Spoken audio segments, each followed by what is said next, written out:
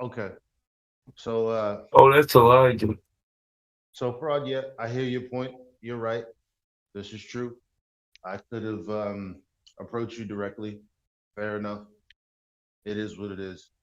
To your point about it being out of character, let me ask you a question, Mike, and please keep it brief because I'm trying to make a point. Um, when will I ban someone? Because Truthfully, it's not a threat, it's a promise because I don't say it often. When I say I'm gonna ban y- you, I do. yeah, Why? that's what I was gonna say. Truthfully, I haven't seen you ban too many people, Elijah. So when you say it, it should be well heard, well received. But do you like can you give an idea of what like in those instances why I would have banned someone when you have seen me do You think they? I think they crossed the line. They deserved it. Listen, bro. it? I Right. So listen. Truth be told, that being I, said, that I've being only said, seen you ban a it's couple. not that being said, it's not out of character. If I'm feeling disrespected, and that is a very what a very high bar. I don't It really is. I don't It takes a really lot. right. So it's You not got out of you got some character. patience. I'm going to. I mean, it shit. If you live in New York, we can meet up. Yeah, it's like it. Have a drink. I'm not threatening you. I'm just saying, like, bro, we're from the same area. Like, I don't A understand where bagel, the animosity comes from. a bagel, and some coffee. Hey, y'all got some good conies down there. I'll come down for lunch, man. Can I get a Coney Island? Got some fucking hoagies, some sandwich shops like we ain't got here too. Whenever I go there, man, I gotta grub. I gotta get the stoner munchies, and I gotta get them fat ass sandwiches. They dip them in that cooking grease and get them all soaked. You know what I'm talking about? It's just the traffic sucks here. Motherfuckers in New York don't know how to drive. No offense. I don't know if you drive. A lot of New Yorkers don't drive because of that. So they agree with me. I went there in my Lincoln MKZ. I let the old lady drive. I let my wife's aunt drive because I was just getting frustrated as hell and people were yelling at me. I let her drive and she just started screaming at people and cutting in. Like, fuck you, don't make me get this guy. I'll make him get out the back seat. Shut up. I was like, damn, the woman's more aggressive than me, but we got where the hell we was going quicker. Yeah, y'all be wiling out. That's why New York rap so gangster, huh? Motherfuckers ain't got time to play. Traffic sucks.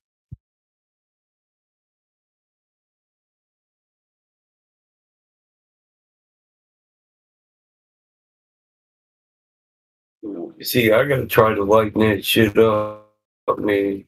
'Cause we can't have all our best people mad at each other.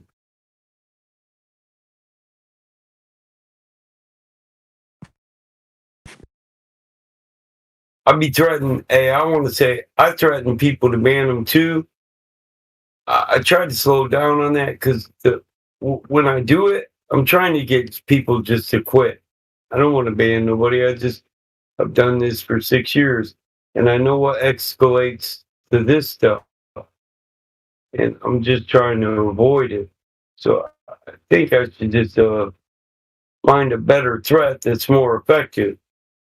Man, a lot of people get really mad that you'll ban them, and then I just want to ban them when it turns into 10 minutes of some other crap. When the point was you was just trying to avoid some crap. How about I just say this? We're trying to avoid some crap here. Can we move on? Would that be better? Can we have a safe sentence? Send a memo out. Oh damn! What? I shared that shit in the wrong damn lobby. What the hell?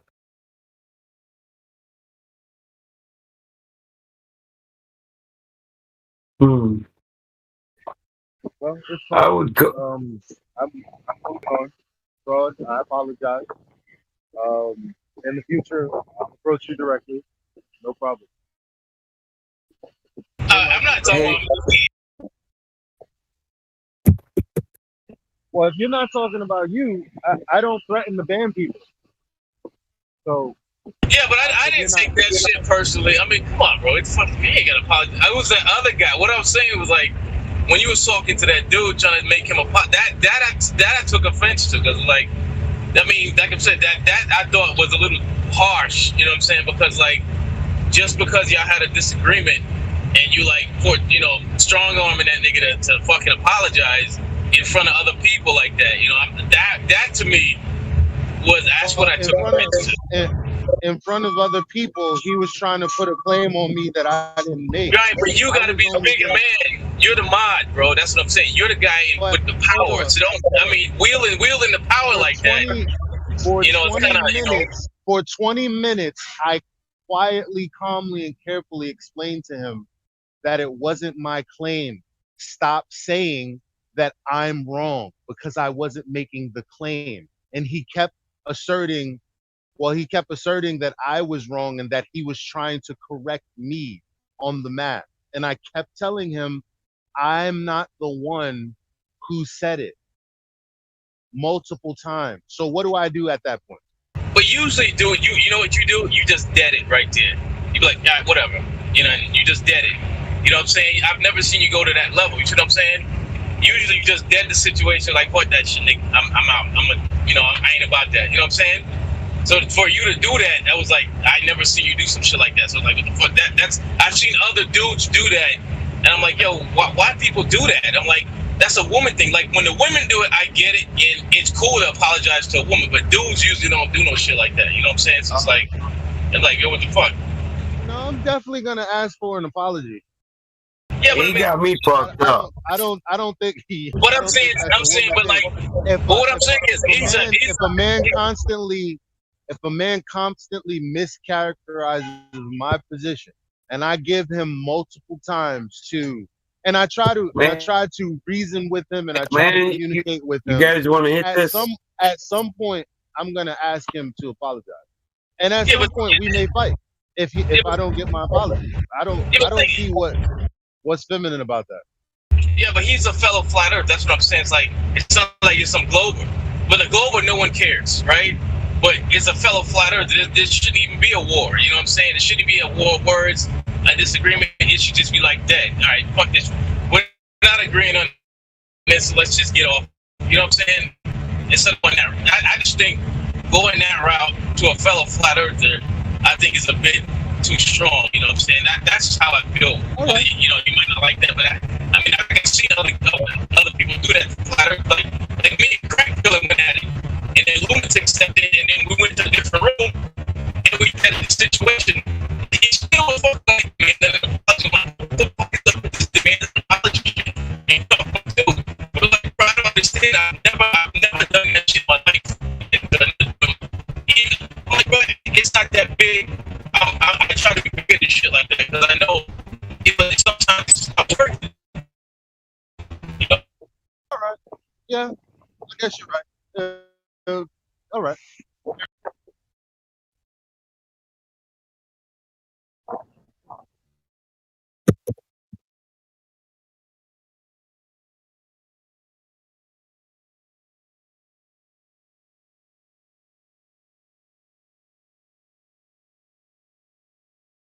That is fair enough.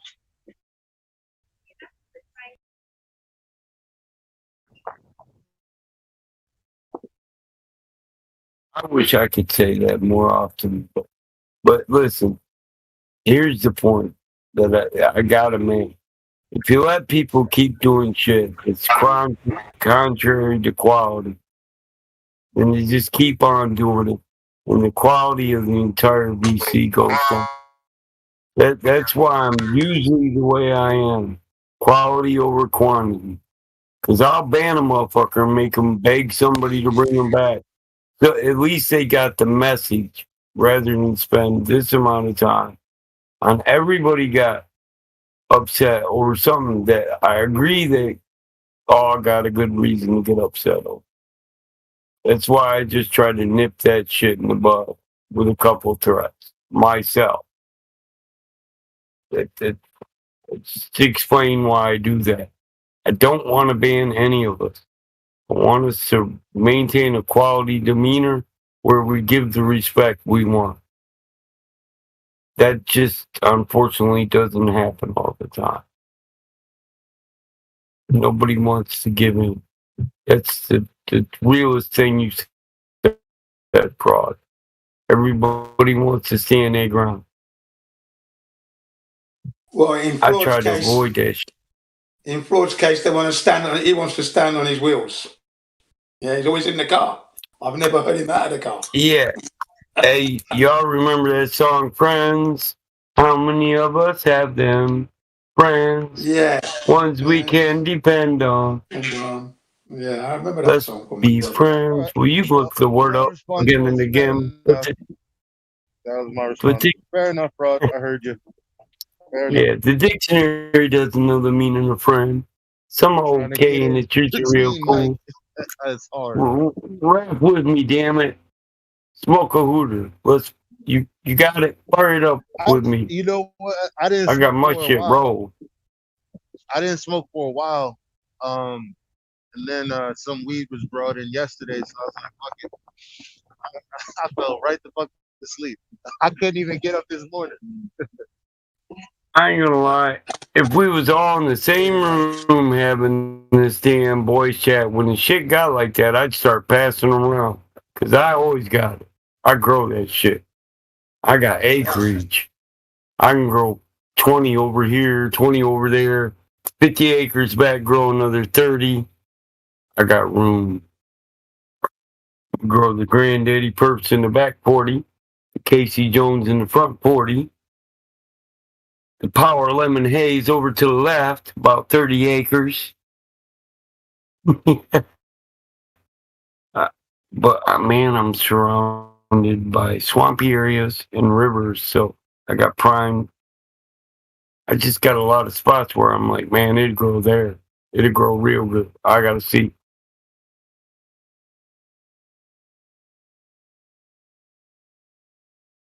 It's all trial and error, right? Yeah. I got this chunky ass lemon haze right now that I grew last year, bro. It's just some of it was froze all winter and it came out better than the stuff I cured and smoked last summer. At the end at harvest. It's all golden looking and shit now.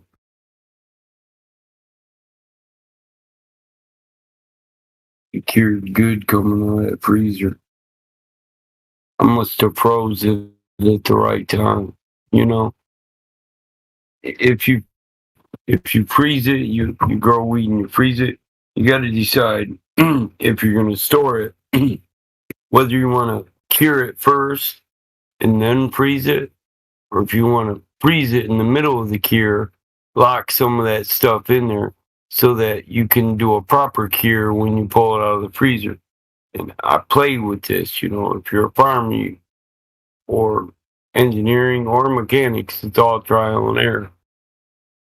It's to try a few different processes and take notes. If you're not good with mental notes, write that shit down.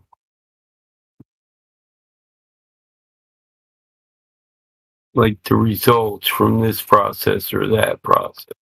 But I found if you want to store weed and keep it fresh and high content, like where your keef still falls off at the proper time once it's been cured, then if you're going to freeze it, don't cure it all the way.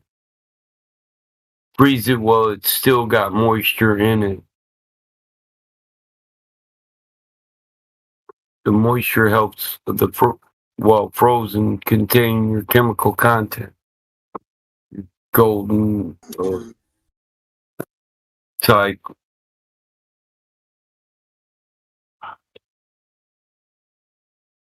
trichomes. Those are the hairs.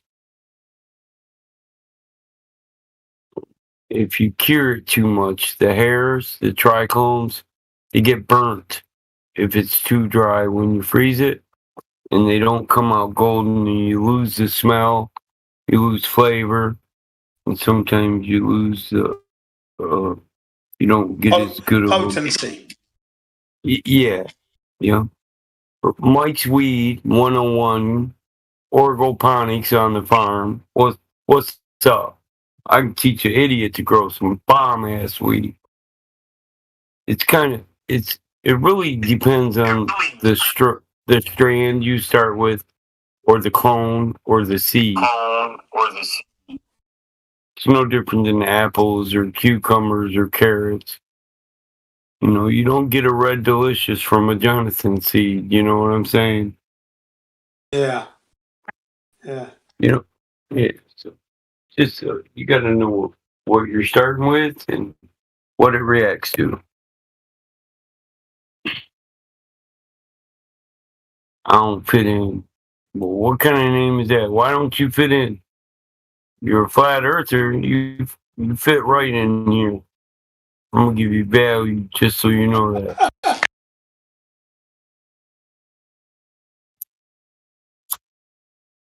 Could we talk about the shape of the Earth? I don't know. I thought you left. Thanks, Battle Mod. Gosh, You're welcome. He's got his second wind. What? Okay, what do you want to talk about? What about it you want to talk? Well, just the riding on eggshells got my attention. Okay. You guys on? Yeah, we have. What did he say? We have. We I want to talk to him. So we have a guy called Judy. Is he verified? Welcome, Judy. Welcome, Judy. Hey, Not gonna lie, it's like I've woken up so don't much this take week. it back. Sorry. It's a flat earth, not a spinning ball. Hey, go on. What's up, Jude? Bruh. Hello. How you doing? Hello. I'm tired. I've just woken up. Okay. Okay. Hey. Should have slept more. Huh? You should have slept more. I should have, but I didn't. Okay. So what brought you here? I'm interested in the different views of like the flat Earth and the concept of the Earth as a sphere. I just want an insight of different points of view and stuff like that. You do have a specific question? No, I've got none. I'm sure to listen. So Are you from Ireland? Yeah. Are you from Ireland? Yeah. Yeah. Okay, that's cool. Nice. I like it. Mhm. Okay. Well, if I can take this one, guys, just for a few minutes. Go If I ahead. get stuck, you can always take over, all right? Okay? Basically, the heliocentric model makes some fantastic claims. Claims that I believed when I was a child, and it was only in 2015 that it was brought to my attention. Didn't take me long to understand, though, how this system is completely not working correctly. So the claims are this, and I'd like for you to see if you agree or disagree. The first claim is that the Earth is 24,901 miles in circumference with a radius of 3,959 miles. That's the radius. Okay? Yep. Now, have you ever seen curvature of the Earth anywhere in your life? No. I'm glad you said that. Right. So the question then for you is, do you know anyone who has measured this curvature? Yeah. No. And you don't know anyone. No, Okay, it's fair impossible. enough. So, okay, good. Then the other fantastic claim is that the Earth is spinning on an axis tilt. Yeah, I think it's actually, 24 degrees roughly. All right, Yeah, you have couple. hot mic. Right, you have hot mic. Writing. I see bits in your hair, you know, if you've been playing. Okay. We don't need to know about his bits in his hair. Go ahead. Thank you very much. You're right. So the second, I'm gonna get her. the I'm second, gonna get her number. yeah, yeah. Good luck with that one. Now the second claim is that the Earth is spinning on a tilt. I think it's 24 degrees. I'll be corrected on that. At 1,037 miles per hour at the equator. Okay. Now, before you answer this one, Einstein said that no optical experiment could be conducted to detect Earth's actual rotation. So my question to you is, do you feel that the Earth is spinning? When you look at the sky, do you think the sky is moving or the Earth is moving? Yourself. I'd say the sky's moving. Yeah, good. This is natural observation. That's what I think. Okay. Do you know of anyone who has measured this supposed speed of the Earth? No. You know, do you know anyone? Nope. No. Well, there you go. Thank you very much. Oh, Now, this is the other fantastic claim. This is the end of the three claims. They make loads of claims, but these are the main three crux. Right. This one is that the Earth is spinning in the vacuum of space. Okay. We indeed have air pressure. But when you see the Earth as a ball in the diagrams they show us, it's a ball in space. Now, how can it be there and yet contain the air that we breathe? Because we have air pressure. And in order to have air pressure, it has to be contained. You cannot have air pressure or any kind of pressure without containment. But yet you see the Earth in a ball spinning in space, no containment, nothing. So do you know how that can be? Nope. Right, okay. So now you've answered all the three questions, and I heard you say even impossible. Right, it is impossible, isn't it? Yep. Okay, well, I'm glad you said that. Now you're waking up a little bit. So, yeah, go on. No, go ahead. Go ahead. Well, I'm waking up in terms of views, but I'm not waking up in real life. I'm so fucking knackered. Yeah. Okay, so basically you can understand where we flat earthers are coming from. We can't measure the curvature of the Earth anywhere. Experiments in my colleague's country, Roger, what I think is in the Netherlands, was it?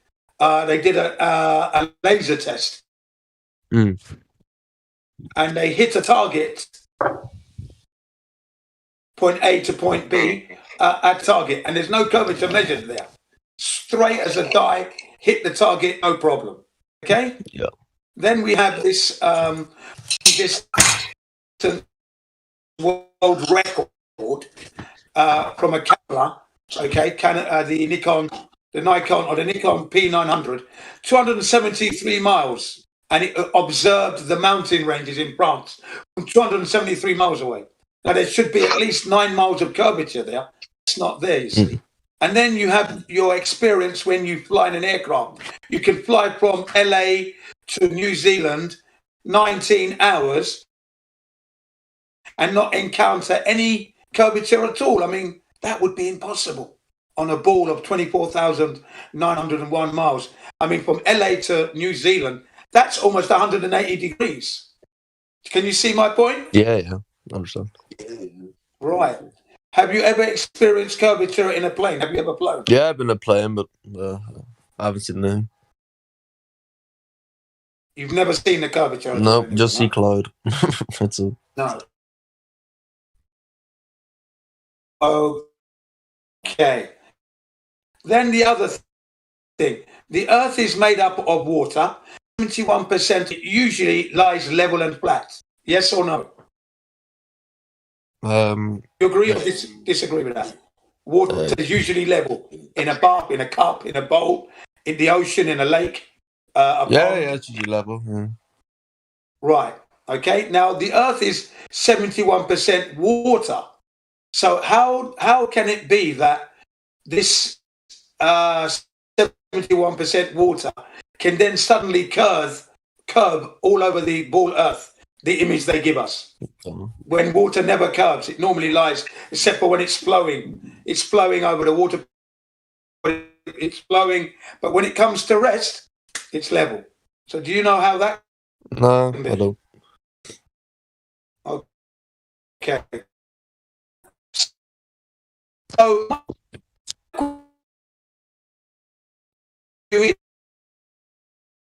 what is your position with the heliocentric model as it's being taught at school, as you learnt at school now that you've had a little look at it? How do you feel about that? Yeah, it just seems a bit odd. Still believe that the Earth is a ball?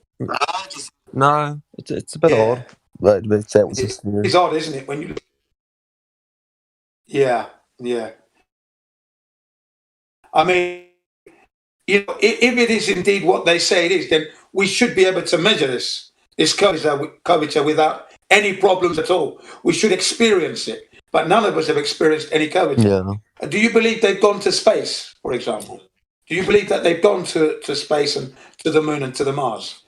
Do you believe that we can I do don't believe that? in the moon. There's a lot of things surrounding the moon landing which don't seem to add up. Okay.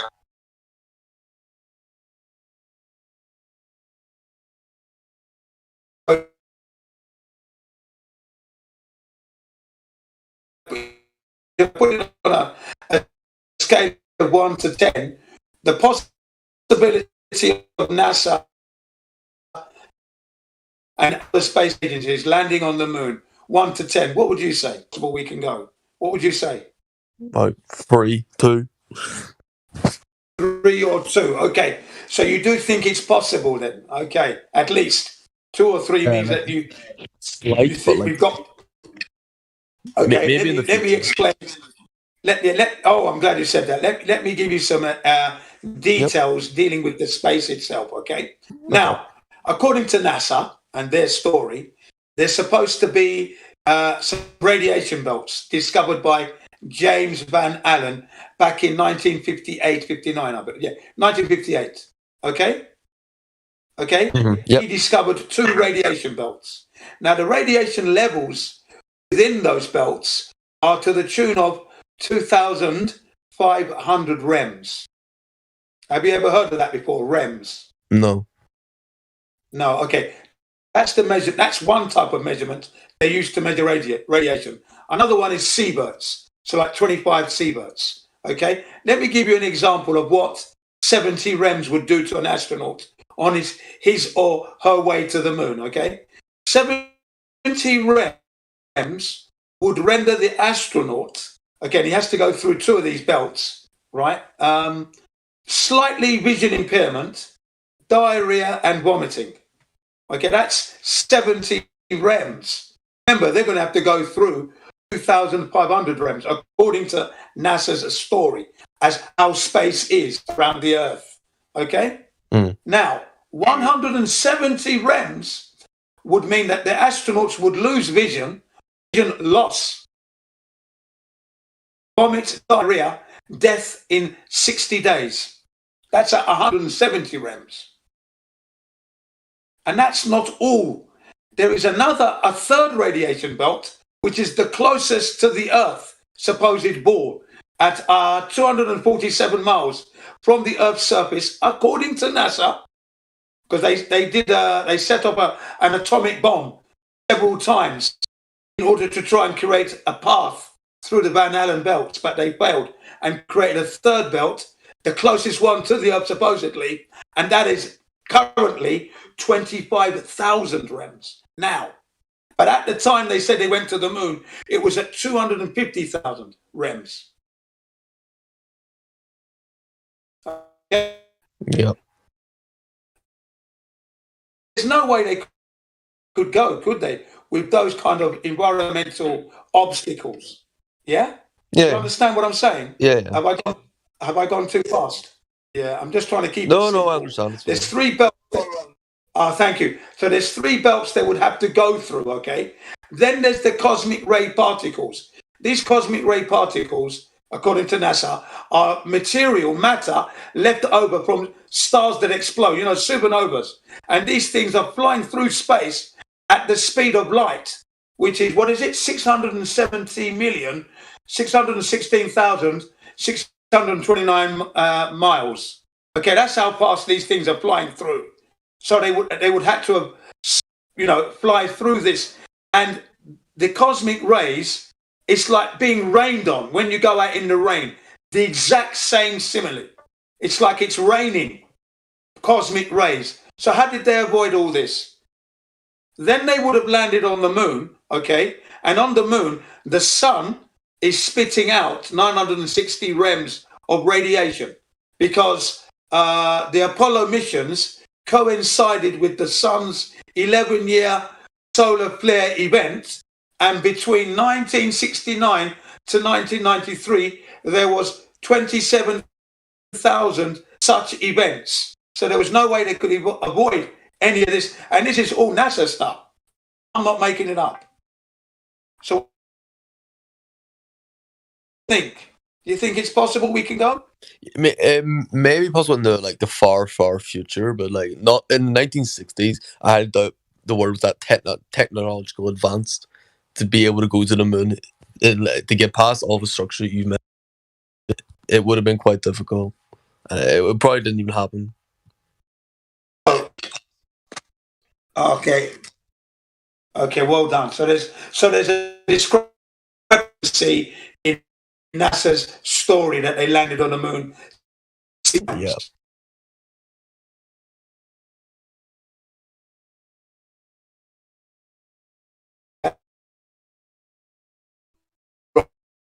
Right.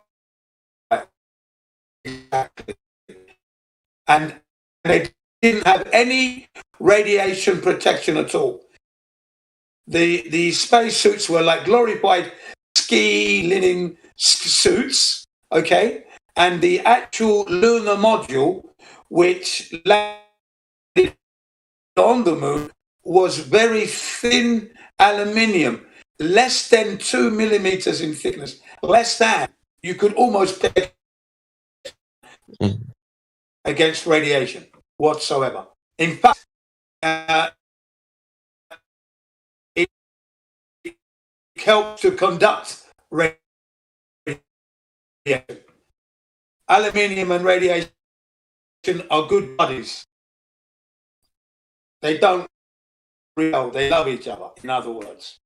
So I don't know how the astronauts would have been able to do landings.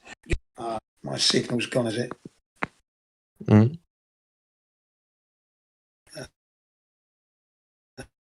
My Wi-Fi. Oh, can you hear me? You have that technology to go to Mars now. Yeah. I don't think they'll be able to go to Mars. If it didn't make it to the moon, I don't think they'll be able to reach Mars. My Wi-Fi's playing up. You're fine. Sorry, can you repeat that? I don't think if they were able to go to the moon, they wouldn't be able to go to Mars either, because Mars, you have to go for exact. Okay. Now another question: do you think that we can float in space? We can go up there and suddenly we're going to start floating. I don't believe that. I'm not sure. I don't know anyone who's been. I haven't been ever, so can't really comment on. Yeah. Very good. That's the answer. Yeah. Nobody knows, and I don't believe we can. No one's been up there to actually prove that that is possible. And I would say that why would you do that? Why? That would mean that people are believing the Earth is a ball. And if you believe the Earth is a ball, then you believe it's spinning, and then you believe that there's gravity or something. Yeah. So yeah. Right. So with that being said, and everywhere we look, we only find a leveled plane across this Earth. Whenever we fly, it's always level, except for when we take off and land. How do you feel about the Earth being flat and not being a spinning ball for yourself? Yeah. Where are you? It makes more sense that it would be flat rather than a sphere, because like overall, like even talking about water, it's always still. It always like moves. Well, it doesn't curve. You know, water doesn't curve. Right. Yeah. So that's the situation. We're not making any claims. We don't know the shape of the Earth whatsoever, because we cannot leave the Earth to look at the Earth. Okay, because if we have air pressure okay, and it's contained, and we're saying it's level, then there has to be some kind of barrier over our heads that's keeping us in. And in order to go to these planets, we'd have to break through that barrier, wouldn't we? Wouldn't we not? Yeah, we would, yeah. Right. So that's the situation we're in at the moment, yeah? We can't prove the shape of the Earth. All we're saying is that what we observe is a leveled plane. What we experience is a leveled plane. We don't experience axial rotation. We cannot find the curvature anywhere. And of course, we're not in the vacuum of space because we do have air that we're breathing. The air is being contained. Yeah. That makes more sense.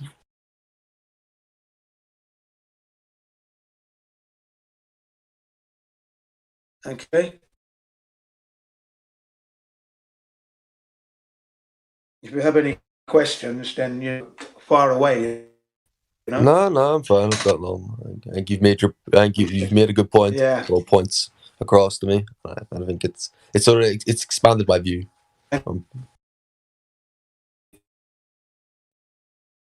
Thank you very much. Yeah. I mean, it took me 5 minutes to understand that it was flat. Yeah. And it took me only 5 minutes is to the Earth being flat, but not join the dots. Do you see that? Yeah, I understand. My childhood memories come back. Right. So all my experiences just came flooding back. 5 minutes, and yeah, it's just that's correct. And the fact that they didn't go to the moon really does speak volumes, because they couldn't have gone. If they had gone, then we would have a real picture. NASA tells us that they don't have a real picture of the Earth or videos of Earth real-time spinning on its axis. We don't have any of that stuff.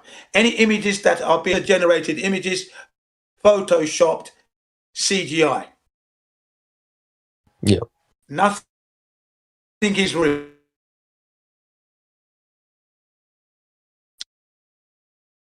I was shocked when I heard that. Shocked. Yeah, I'd be shocked as well. Like you've been brought up in an education system, but it's told you so much that the world isn't a sphere, and then suddenly it's just been all proved wrong. You're like, oh.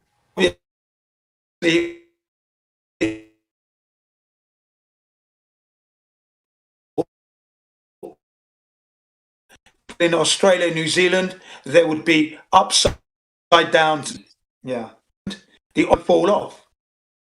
You know, is what we asked as a child. Yeah, and we're told gravity. Now, as a child, when you're in the bath, when you spin the ball and you throw water on the ball, the water flies off, does it not? Yeah, it does. Right, and when the ball is stationary and you pour water on the ball, the water just rolls off, doesn't it? Yeah. So clearly, gravity was evoked or created to explain the spin. Yeah. Because we all know as a child, it's child's play, that water flies off a ball, water rolls off a ball. So in order for them to keep the water on the ball, they had to create this magical force known as gravity. That's what they had to do. Yeah. You know, the Newtonian theory of mass attracting mass, which we don't experience in nature. We never observe in nature anywhere something being attracted to something unless it's magnets. That's about all I can say. What about you? Or some static electricity, sorry. You know, those are two things that come to mind. How do you feel about that? What, static electricity? No, I mean, the fact that we don't see mass attraction, you know, the gravity explanation. Did you? No, I don't have a view on it. I'm not that scientifically, like, I don't have much scientific knowledge of it. Yeah, that's so.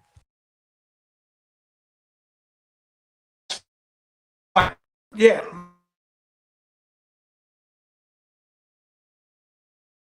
Most people's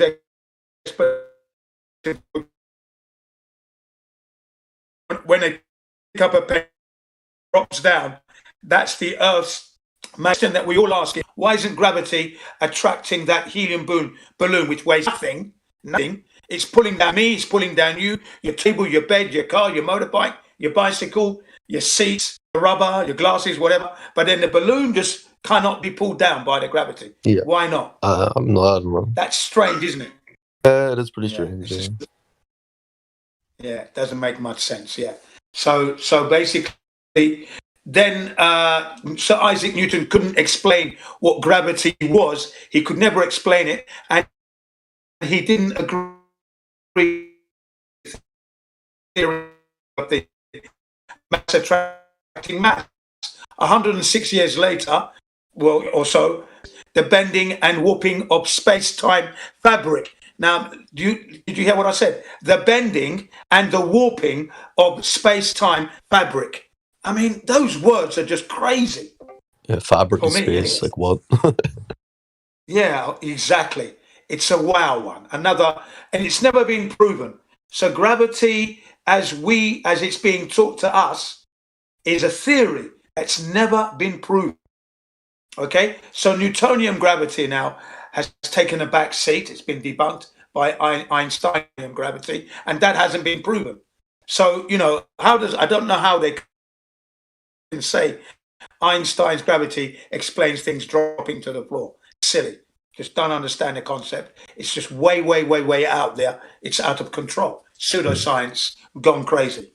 Right. So these are the things that begin to eat away at the heliocentric model, which is only 476 years old when we look at it from Copernicus. Yeah. From Copernicus, it's only 478 years old. My mistake.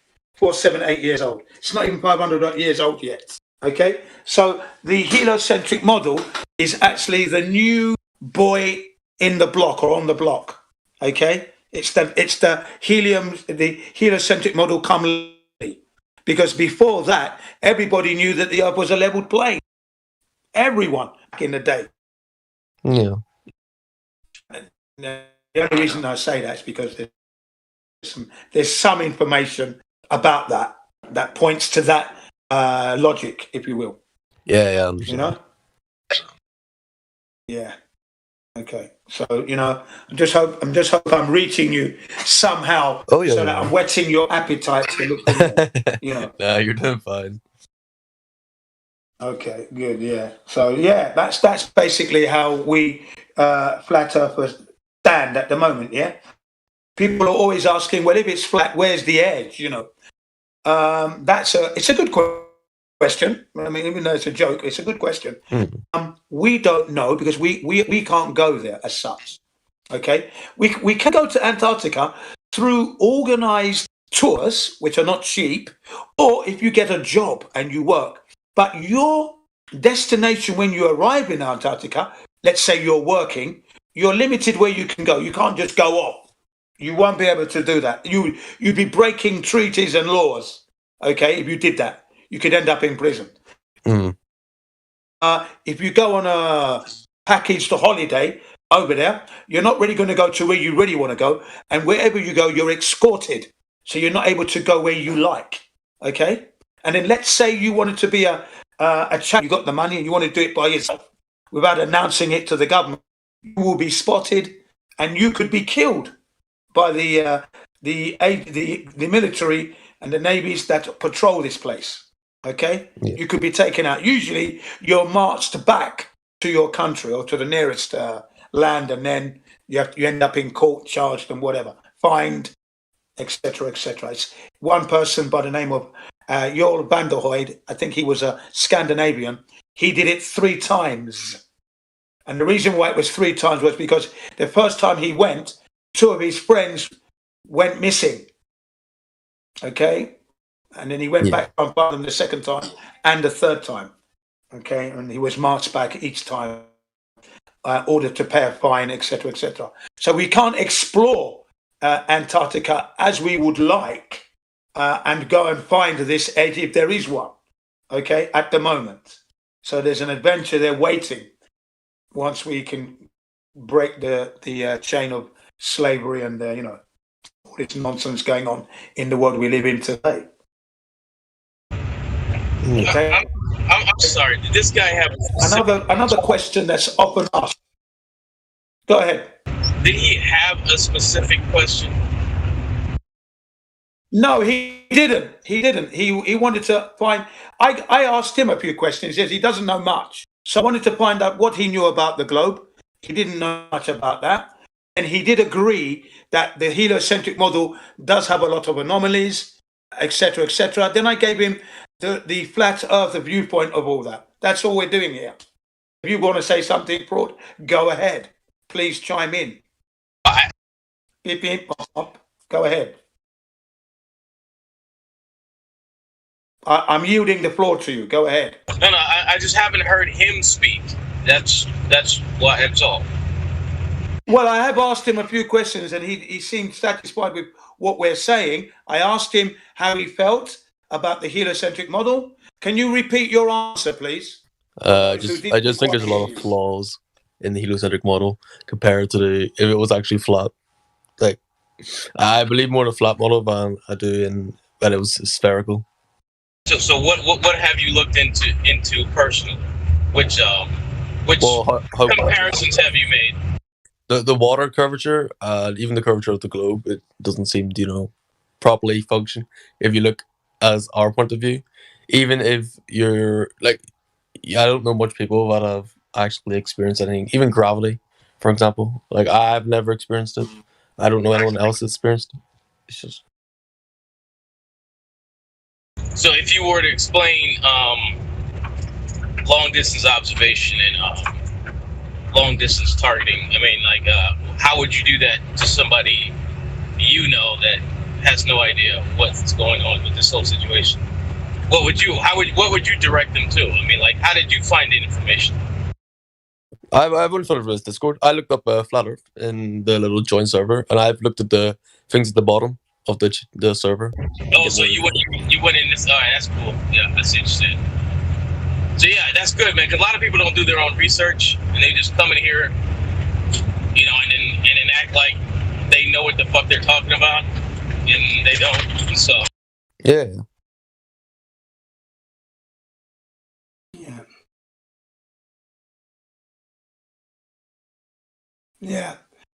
Yeah. So, Fraud, the gentleman, he's a newcomer to this, basically, and he admitted himself that he didn't know much about anything. So I'm just trying to give him the arguments, the anomalies, and then some of the questions that heliocentrists ask, basically.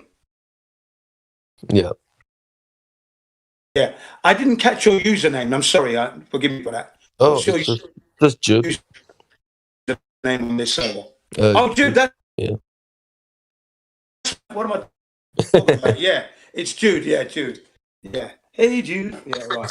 I was singing that song earlier, wasn't I? Yeah. Beatles. Yeah. Right. So yeah. So what you're saying to all of us here is that you're leaning towards because the anomalies in the heliocentric model don't make sense. Yeah. Yeah. Would that be right? Yeah, that's correct. Yeah.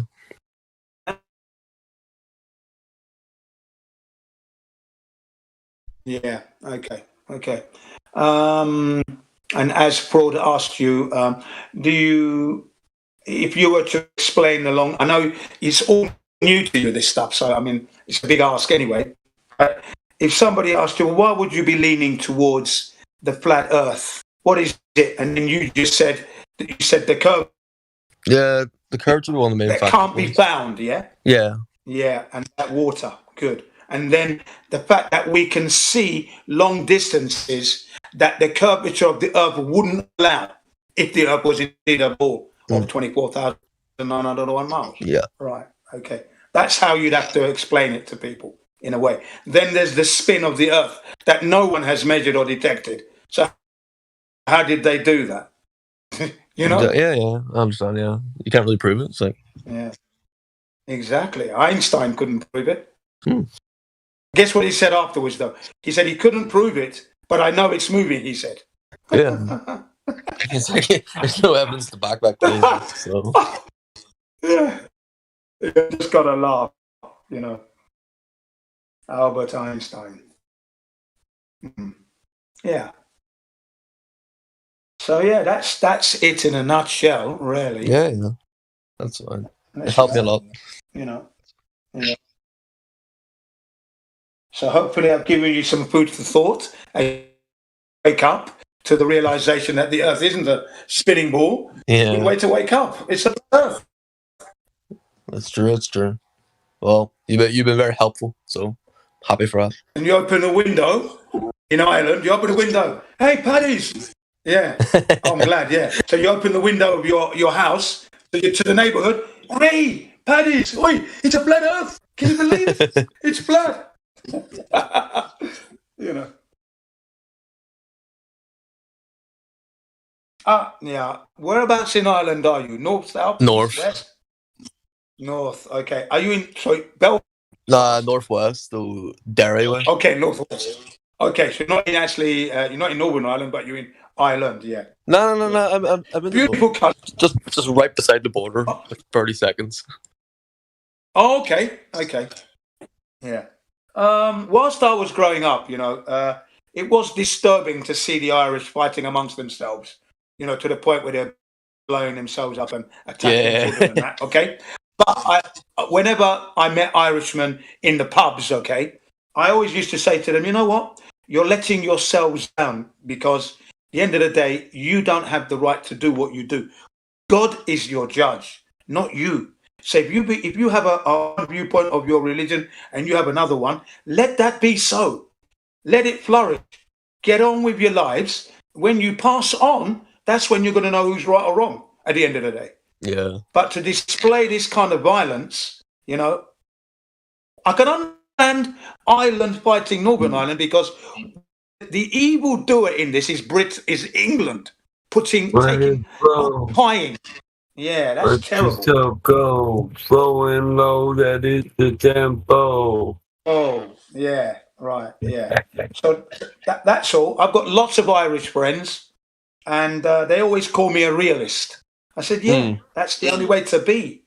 Okay, lots of Irish friends. Yep. Did karate and boxing with the Irish as well in my karate school. So yeah, man, I met a lot of Irish people. I've got Irish friends, like I said, So, I never did go to Ireland. I wanted to go. I never got there. I wanted to go to the Isle of Man as well because I'm a motorbiker. Okay, so the Isle of Man TT was right. I love the Isle of Man TT, right?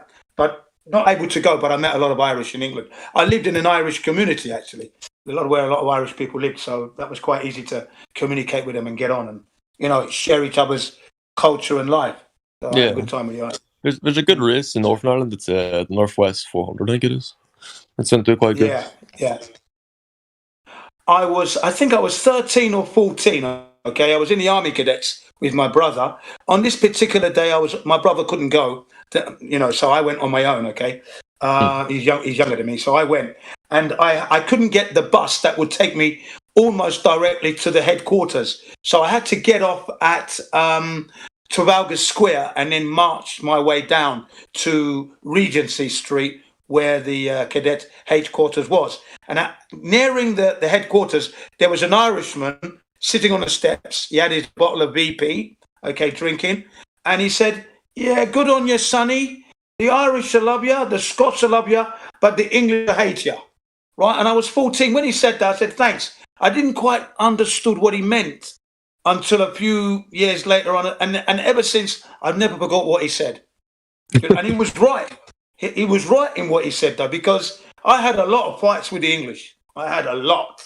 But I never had a fight with the Scots or the Irish, ever. Or the Welsh, for that matter. So it's mostly for the Irish. It depends. Like we mostly look at the person rather than like what their nationality or anything is. Like we're more focused on like how they are. If they treat us good, we'll treat them good. Well, that's right. That's right. Yeah. So I was in the London Scottish Regiment. Right, and then we had the London Irish, not too far from us in Victoria. So yeah, man, I got on. I couldn't believe when he said that because I was in my uniform, Scottish uniform. So he recognised the Scottish uniform, didn't he? He said, "Yeah, good on you, sonny. The Scots will love you, the Irish will love you, but the English will hate you." And and I thought, Yeah, there's something in what he said. You know, not intellectually clever at the time, so I'm trying to work it out. Black boy in London. And I said, and then as the years went by, I never forgot what he said. I never forgot his face. Funny how things can have a lasting impression on you, yeah? Yeah? Yeah. And that was an Irishman that said that. Okay. I'm 59 now. I was 13, 14 at the time. There you go. That's so. Yeah. You've learned a lot from your younger days. That's correct. Yeah, because I want to live real. Ginny's a realist. The Irish are calling me a realist. The Scottish are calling me that. I'm a flat earther today. So obviously, I wanted to be real all the time because I realized that we are all special. All of us are special. There were lots of distraction. I was distracted slightly. I didn't go headlong into it, and that's why. So, I've learned a lot from my, but it's all from other people's interaction with me, yeah? Now, I am who I am because of the experiences I've gained from the people I came into contact with, yeah? That's why. Yeah, I understand. And then, of course, my own desire to do my best, strive for perfection, and that's what I try to do. Even though the system devalues us on a daily basis, it's lying about the earth. It's lying about going to the moon, to Mars. Yeah, it's creating wars that we actually die in. Yeah, we pay the tax for that war, and we're the ones who die in that war. But when you look at it on an overview, no one wants to fight. Everybody just wants to live. Yeah, this is what we're learning. All right. So this is the messages that we want to pass on to the younger generation that are coming up. And they know the powers that shouldn't be know that the flat Earth is a formidable force. They know this. They know it because the secret is now out. It's like a tire that's got a puncture. It's a slow one, but we're trying to rip it out. Get the truth out of that. It's a crash vehicle, man. If you get what I mean, yeah? Yeah, I understand completely, Yeah. It's costing a lot of money that children not yet born are going to be paying off if we don't do something about it. Okay? In NASA, for example, currently receiving round about $61 million a day now. They just had a rise in their space budget because they're going to be putting a James Webb telescope, I think in September, October. Another telescope is supposed to be going up there. Okay, they're not going up there. There's nothing up there. There are no telescopes up there looking at the Earth. The Hubble's not up there. We've had somebody who's supposed to be looking after the Hubble telescope has never set eyes in it. 25 years he's been working there. He's never seen the thing in space. 25 years, and that rings volumes, okay? And they're sending another one up. So their budget this year has gone up from, it was 22 billion, now it's $23.5 billion that NASA has received for this year's space budget allowance. Can you see that kind of money? Yeah, and they're not doing anything. Yeah, I can understand. It could have put somewhere else, like welfare or something like that, but not the space agencies. Yeah. But have you noticed how almost just entering third world countries like India and places like this, or China, now putting satellites up, they're going to Mars. Saudi Arabia is over there now, over in Mars. Israel tried to put one on the moon. I mean, come on. It's become a joke now. Everyone's seen the writing on the wall. It's easy money. Oh my God. Oh, picture me too. Oh my God. Yeah. It's crazy now. So you can see why this is important. One, from a human being aspect, this was created for us. We want to make sure we know what it is before we die. When you know what it is, you know how to treat it. You know how to value it. Yeah? And that's important to pass on to the next generation. So we're the ones that are going to be teaching the youngsters to reconnect with the earth that was created for us to live on. That's something. And then the other thing is all this money that's being wasted that we're paying for. I don't want to pay. I don't pay for a lie. You know? Yeah, I understand. Yeah. Yeah. Named after me, Dad's best friend. Yeah. So I'm just trying to give you an overview of, some of us flat earthers and how we feel about what's What's really his going name? on. Hmm. What's his name? I can do that, Michael. You're named after me. Oop. Yeah. Battle mods. I think you're Oh, hot micing better. sorry. Yeah, sorry, Yeah. I heard you. I'm talking to my nephew. Uncle Mike, can you Yeah. hook me up? I can hear it. Is yeah, he wants to borrow some money. But he's named after me. Yeah, his name is Michael. I heard you say that. Yeah. Yeah. Yeah. So yeah, Michael, I can do that. You're named after me. $50. I think I can. The kid's roofing. He runs his own roofing company. Oh, He right. spent. I got him some equipment he needed, some scaffolding, a new tar kettle. He does flat roofs. He got a big roof, so he wanted all the money off the profit from the big roof. And I tried to tell him, hey, just pay me when you do the big roof. I mean, the kid. This is why I trust him. He pays me back right here and now, and I tell him he can owe me. You know what I mean? Yeah, that's I good. really don't That's give. good respect. Yeah, I don't give a fuck if the kid pays me back, Jen. To be honest, he could keep it. Yeah, of course. I understand that. But But the fact that he shows the willingness to do that, yeah, that's respect. That's a good yeah, that's just it. He's not just named after me. Fuck that. I'm gonna make it on my own. You'll get your money back. Yeah, his integrity is intact, which is the thing that is missing a lot these days. Integrity. It's just not out there. I know. Yeah. It's impeccable. I'm gonna give that kid that money back for his birthday because I wanted to pay for the hot tar kettle. He can pay for the scaffolding. I'm cool with that. But I wanted to pay for the kettle. That I wanted to buy him that for his birthday. But he's like, no, Uncle Mike, I'm doing this because I'm the one that told him. You roofed for other people for 10 years. You can do flat roofs and your own roofs. You just start your own damn business. He said, I ain't got a truck, Uncle Mike. I ain't got a trailer. I'm like, I got all that shit. If you start your own business, I got bonds for shit, you know? Yeah, I mean, you must have really got him excited then by that. That's great news. If you've got the equipment that he can take from you to get him just to start. Yeah. Yeah, like I told the kid, listen, I don't care who you are. I come from a family where knowledge is valuable. You don't work for other people, you work for yourself. You can make a living your entire life off one skill. Off 2 or 3, you can be rich. So, and roofing and hot tar roofs, the kid's not that old. When you can do a $50,000 hot tar flat roof, they're really not that expensive to roof. There's a lot of profit on it, you know.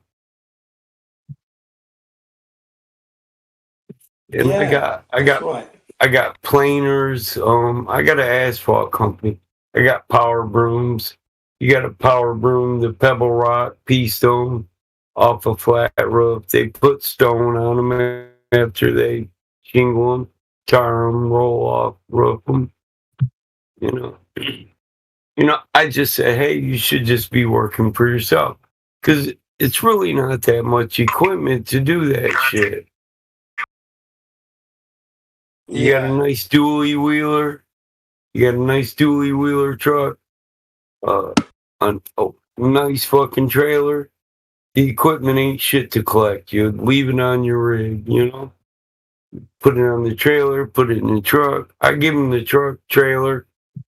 I'm giving him everything that he needed to start up because that was the Yeah, deal. you're giving him a good start. That's what I mean. He must Yeah, be I very said, look, excited. boy, if you're willing to take a chance to work for yourself, Uncle Mike prefers that. It's the family thing.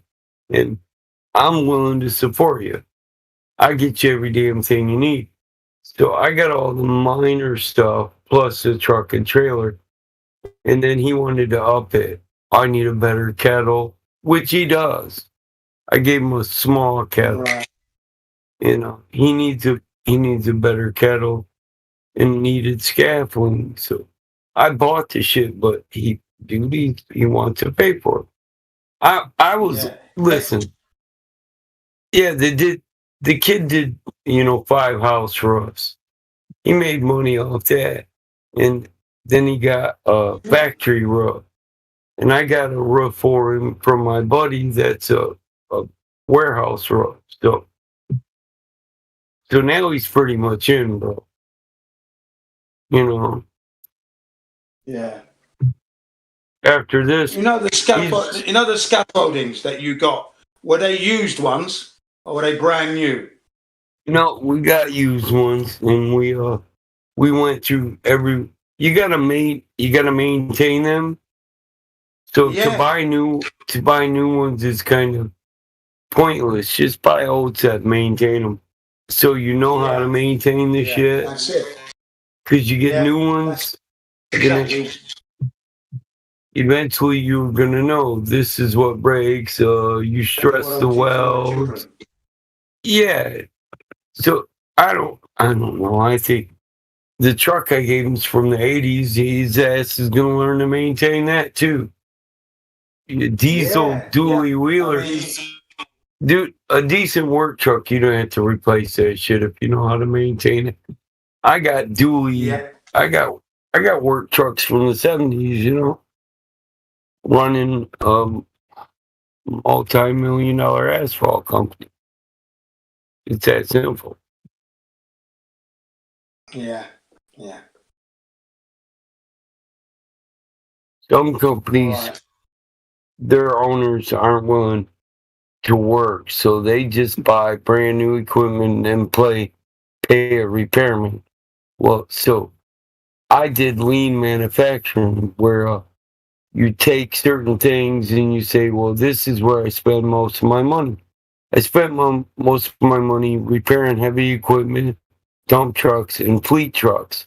So I started a repair service that does fleet trucks, heavy equipment, and work trucks, dump trucks. We got diesel mechanic, heavy equipment repair mechanics. I'm the head mechanic. Some of them aren't certified. They just work under me, under my license.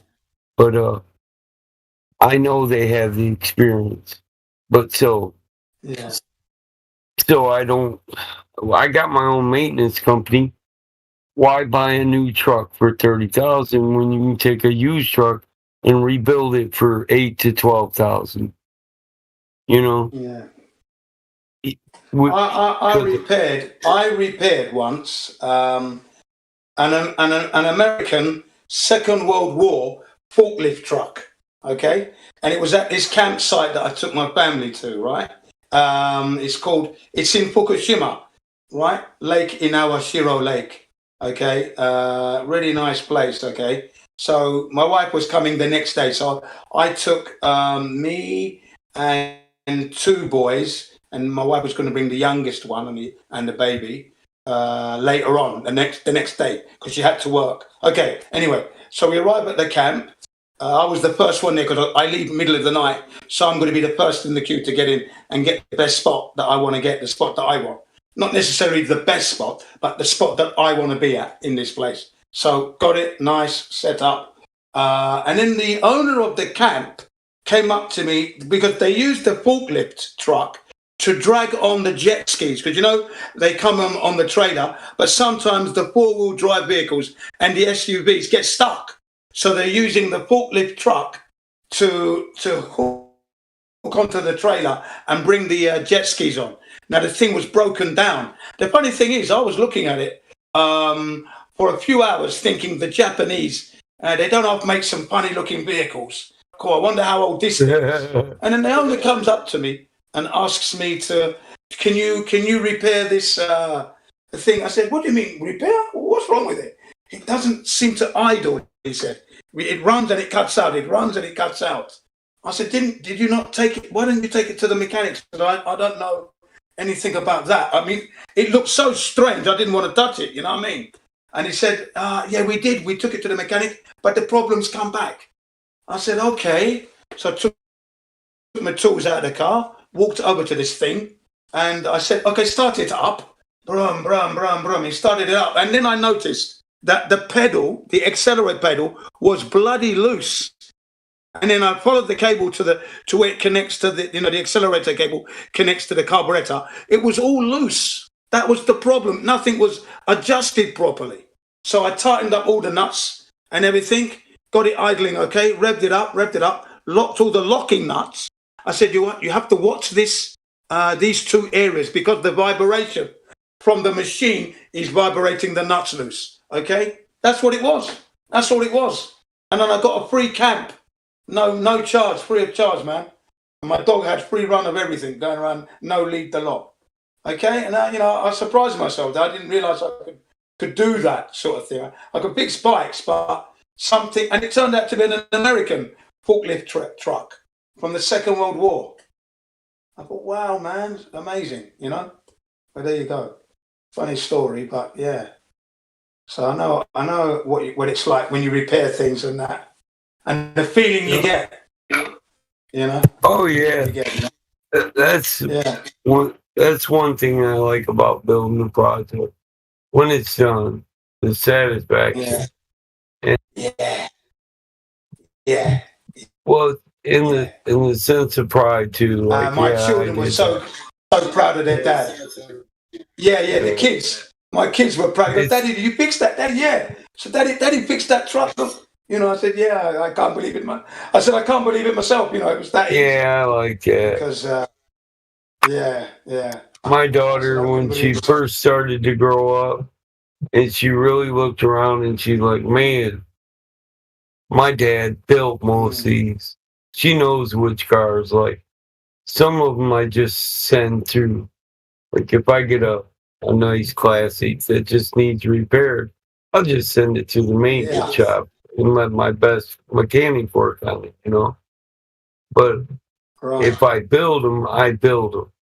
And she knows which ones I build. We go to car shows together now, so I make signs for them that tell all the modifications or whether or not it's true stock. And she likes to read the signs. She likes to be able to say 293 cubic inch V8, 325 horse. Yeah. Of course. 1100 CMF carburetor. Yeah, she loves it. I'll sit down with car guys. On the weekend, we're getting ready to build a project. We're talking cars. And I feed everybody breakfast. They know what time I'm cooking breakfast. I got kids. I'm cooking. All they do is show up early. They wait. They come in early. They know the dog. They know the door's unlocked because I got pit bulls and guns. I don't lock my door, but they'll come in and make the pot of coffee.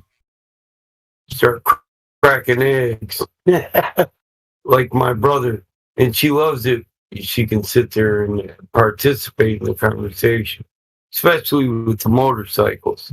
So she's really good with them. She races miniature sprint cars, and they host two-cycle 125cc Honda motors and 250cc. So she knows her stuff. We built the frame. We fabricated the chassis. We built the motor, and I make her help repair everything. And I mean, the kid, everything customized for her. Yeah, she could have a conversation with me and you, bro, because she knows how to maintain her own motorcycle. builder carburetors or just clean them, clean the needle seats. Yeah. This kid knows how to get a jet kit, put a big body valve carburetor, and then jet it to properly work with the motor and tune. She learns. Wow. That is something. I mean, you know how it is. You learn one thing at a time, and then you perfect your ability to do that. Yes, exactly. Because you're homing for perfection, of course. I mean, I've got a funny story to tell you. It was when you finished. Go on. Oh, go ahead. Yeah, sorry. She wants to be like Dad. I'm sure your kids are the same way. They all want to be like. They want to be like us. Well, of course. She's got the engine oil bug and the spanners and that, and it's an exciting world. It really is an exciting world. And the fact that your daughter is interested, that speaks volumes, doesn't it? She's going to be one of those women that doesn't take any crap from men, That's where she's heading. She's heading that way, which is a good thing in this horrible world that we are living in, where they treat women badly. Oh yeah, at times. I gotta worry. Yeah, I gotta worry about her and her sister. I don't have to worry about them getting beat up. I gotta worry about their boyfriend calling me up. Their husband. Mike, she's in jail. She beat me up again.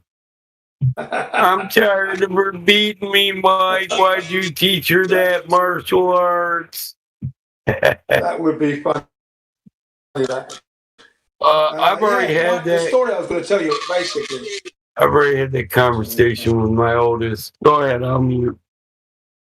Yeah, sorry. Yeah, it was dealing with carburetors. I was riding a Suzuki DR. Okay. Now the bike was. I maintain everything I had. Okay. This particular Suzuki, they actually copied the Honda Dominator 650. It's a spitting image. Okay, but it's a Suzuki. Okay, so I'm riding it. I owned the Dominator. So I'm now on a 350 Suzuki.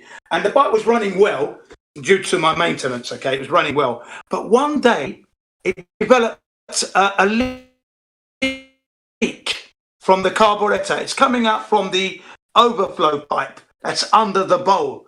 When the engine's running, it's not leaking. When the engine stops, it's leaking. I turn the fuel tap off, it's not leaking. What the hell's going on here? I tap the side of the carburetor. It's still leaking. Oh shit! I've got to make some deliveries. So I switched the tap off, kick-started the bike, did all the deliveries, and I'm outside this man's house, okay? Right? And I'm trying to work out what the problem is. I don't want to get my hands dirty. I don't want to get the spanners out. I'm being a bit lazy. Oh, wow, man, what's going on here? Let me tap the carburetor again. Okay, I'm going to have to get my tools out. All right. Got on the radio. It's in here. I'm not coming in. I've got to fix the carburetor on the bike. I'll call you when I'm ready. So I put the radio down. I now got my spanners out, right? And then this guy came out, the guy who owned the house opposite. He goes, "You're the problem, mate." I goes, "Yeah, it's leaking. The carburetor's leaking. I don't know why. It's odd, you know what I mean?" He goes, "Yeah, because I switched the tap on, it's leaking. I switch it off, start the engine, it's not leaking because obviously the fuel is running. It's running through the carb, so it's not leaking. But as soon as you cut the engine, it starts leaking." So I stripped it down, okay, just took off the bolt to find a little bit of cruddy dirt on the bloody needle. The needle was rubber as well. I thought that's what it was. I showed him. I goes, "That's the problem, that's what it was." So I took the bolt off, cleaned out the jets, put it all back in. So I gave the carburetor just a little service, put the whole thing, I reassembled it, started it, and it stopped. I thought, look at that, all for the one of a horseshoe nail. I almost lost my job.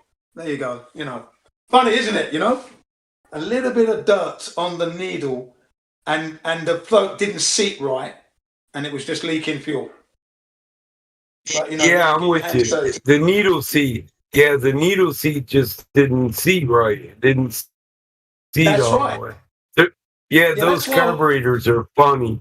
Like the smallest amount of gum, can make them do that. Yeah. So it was just flooding. Yeah, really annoying. I actually tapped the bodywork of the carburetor. maybe something's got lodged in there. I thought, let me just, tap it. Sometimes that works, doesn't it? Yeah? Just tapping the carburetor body, but no, it wasn't having it. I had to take it all out, have a look in there. Amazing how clean it is inside.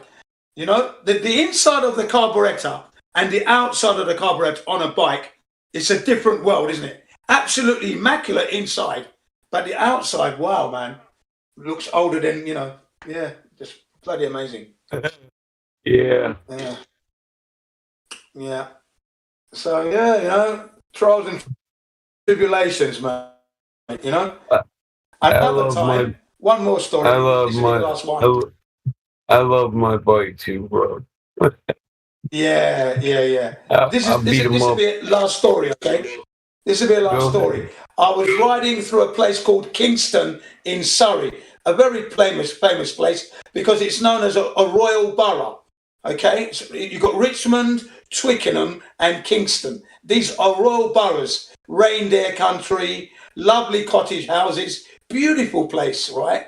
And what happened was that England was experiencing a heavy rain downpour for several days, non-stop, like the heavens have opened up. And I'm riding my bike, and I had to make a delivery in Kingston. So I was riding a Honda XL 250, okay? And I had to ride through the floods, and you're talking water up to your bum, okay? I'm riding my bike through water that was up to me bum, yeah? So I got to the delivery point, and then the engine wouldn't start. Bloody hell. The Honda wouldn't start up, kicking. So obviously it's got waterlogged, hasn't it? Definitely got waterlogged. So I pushed it up a hill, so I was out of the water. That's what I did there. So I was out of the water because it was kind of like an underpass under a bridge. So I pushed it under there, got it up, and then took out the air filter, squeezed the water, emptied the carburetor from the bowl so that the petrol would drain out a little bit, shut that off. And then I spent like 15 to 20 minutes trying to dry the air filter. Then I put it back in, couple of kicks, it started, and I was on my way. Yeah, man. Riding in the floods, The air filter got waterlogged. The engine wouldn't start. Yeah. What a life. What a life. But you do these things on the road, Like dampened vapor log. Yeah. I had a friend who had a similar problem. His air filter was swimming in water. The whole box was full of water, okay? And he couldn't start his Honda before. He called me at home. It was in the afternoon, weekend. So I rode my bike down there and fixed it. I gave the bike a complete full service. New spark plugs, a brand new air filter, put that in, cleaned out the water from the airbox, dried it out, then put the air filter in, changed the engine oil, adjust the chain, looked at the brakes, and then the bike started, it was running. I said, there you go, all right. That's all you had to do, you know what I mean? And don't park your bike under this bridge because it's just going to get water. Also, there was a hole in the airbox where the rear tyre is, right by the airbox, massive hole. So the water's just going in there. So we put a bit of plastic and taped it down. But I said, you might want to get a new airbox housing because that's no good, okay? It's just temporary. The water was just going in. No wonder it wasn't running. Big, massive hole in the airbox, Right where the rear tyre flows, just throwing the water into the airbox, into the hole. It was just drowning. But such is the life of the motorcyclist. Yeah. Keeping people on the road.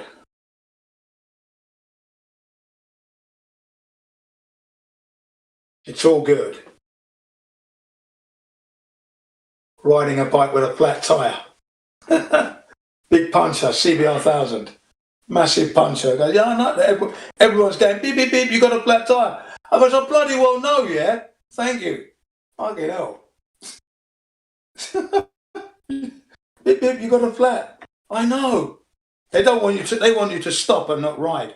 They want you to park up and just wait. Wait for the RAC or the AA motor. What do you call them? Motor organisations. I never was a member, so I just rode it flat to the nearest bike shop and got it repaired. That's what I do. I don't stop. Come on, man. You got a flat tire, mate. I know. Why do you think I'm riding this slow, you cunt? Usually you wouldn't see me to say that, usually. You'd be eating the smoke. Quiet. Thank you. Got a flat tire.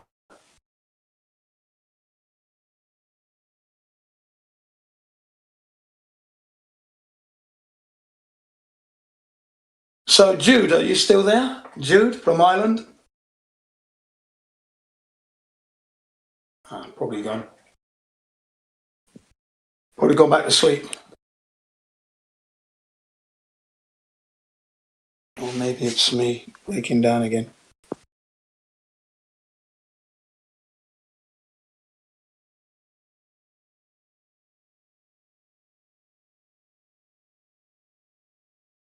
Yeah, he's gone. I don't know. Okay.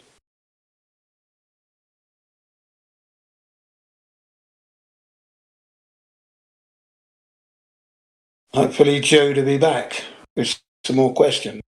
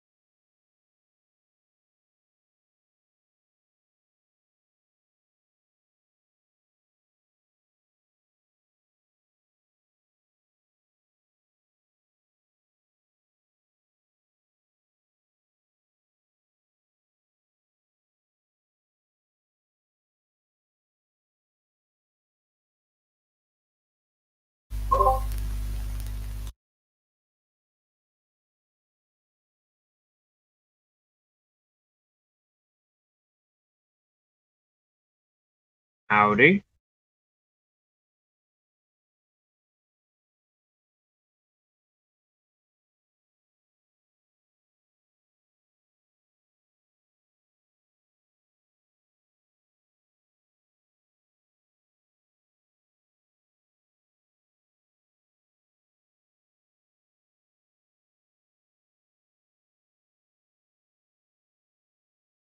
Where is the music? Where is the conversation?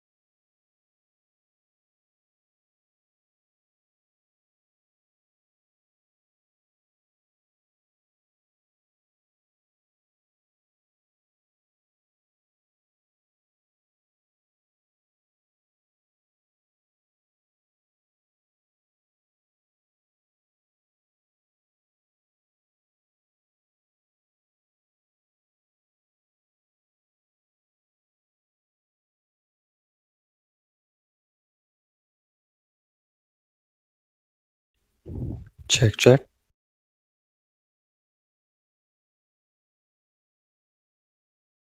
Yippers. Much obliged. Bunch of men sitting around enjoying the silence together.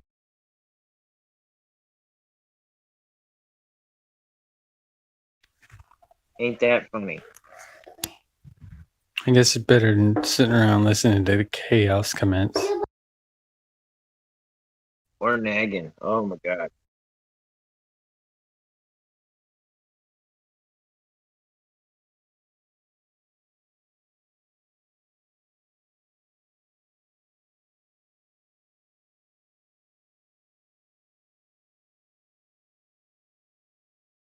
Heck, they were getting into teaching me about carbs. They were getting to the good parts.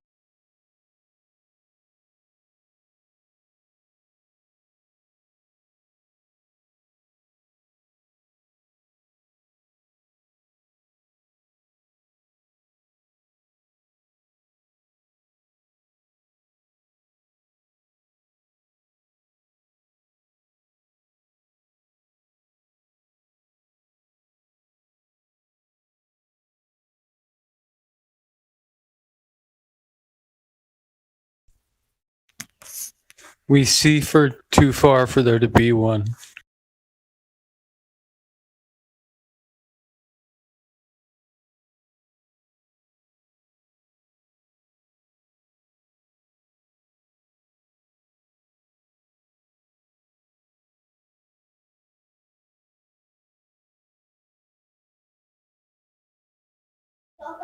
Something you can check yourself.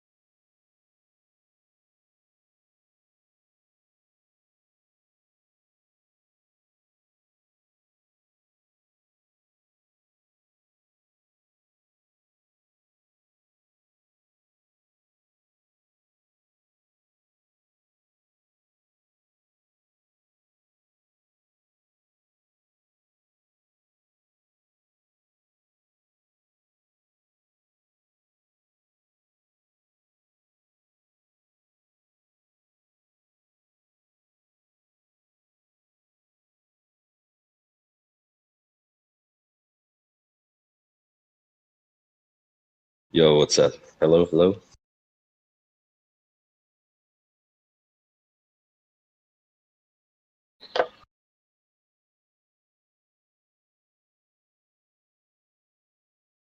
Howdy. How's it going, man? Beautiful day. Oh, it sure is.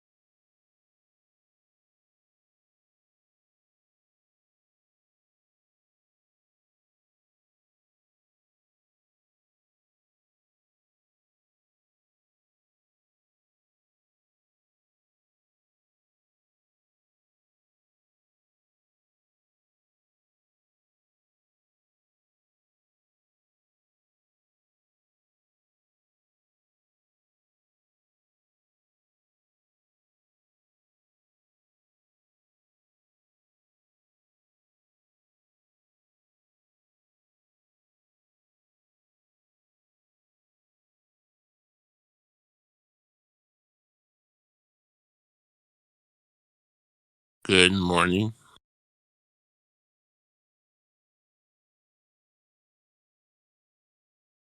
Hello. We have Dreshka. Dreshka? I don't know how Yes, to hi, pronounce hi. his name. Well, what's up, man? Hey, what's up? How you doing? I'm good, I'm good. How are you? I'm awesome. Yeah, it's an awesome day. Sunny. So it's great. So what brought you here? Oh, how do I pronounce your name, Dreshka? Dreke. Dreke. Oh, you're a Dutchie. Ja, Welcome. Welkom, jongen. dankjewel. Okay. So, yeah, what brought you here, Dreke? Well, yesterday I was just YouTubing a little bit about the subject, and right now I'm convincing a friend, and he wants to come over here to debate. So, yeah. Okay. So, what do you think about the topic? Well, I'm becoming quite convinced that you guys are right. Okay. So yeah, that's where I am right now. Okay, Because well, of the video of the sun in the middle of the clouds was a very convincing one for me. Yeah. The thing is, looking at a picture of the sun doesn't prove the shape of the earth, right? So, I would refrain from those kinds of observations. I mean, yeah, doesn't say anything. The most important part of the Earth being flat is that it measures flat. Have you seen the 41 kilometer laser test over the IJsselmeer? No, if you could send it to me, that would be amazing. Yeah, sure. I've just posted it in the live stream. So this was a laser test done on different days, different lakes. How do I view it, actually? Where is the live stream, and then where? Oh, over here. Yes. Yeah, so I tagged you. So it would be measurement 7, right? From Enkhuizen to the other side of the IJsselmeer. Okay. 41 kilometers. Laser was at 3 meters high. The target was at 3 meters high. And it hit the target, man. There's no curvature. Okay. Wait, I'm reacting to this friend of mine. Okay. Of course.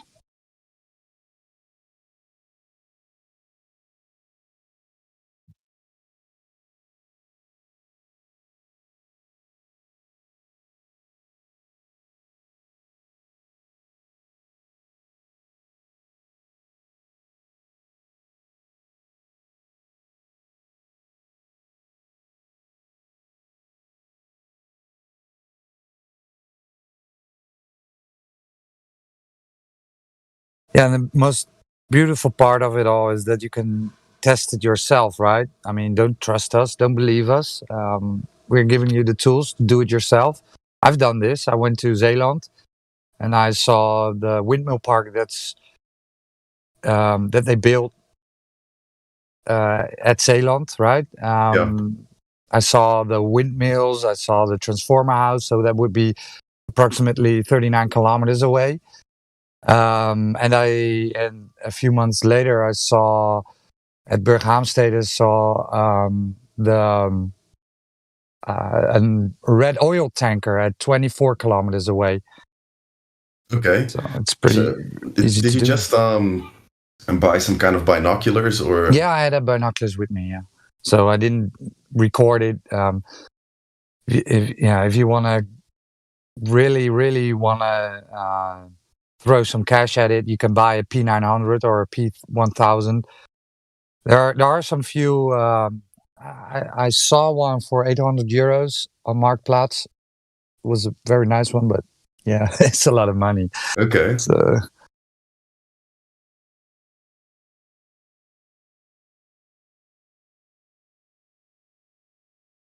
So you are. Do you know the Black Swan? Have you heard of the Black Swan argument? I've heard the Black Swan drop a couple of times, but I do not know what it is. Okay, so I've posted it in the live stream again. So you're looking at 2 oil rigs, right? And this is a still shot from a video. Let me post it, the video, because that would. 1 second.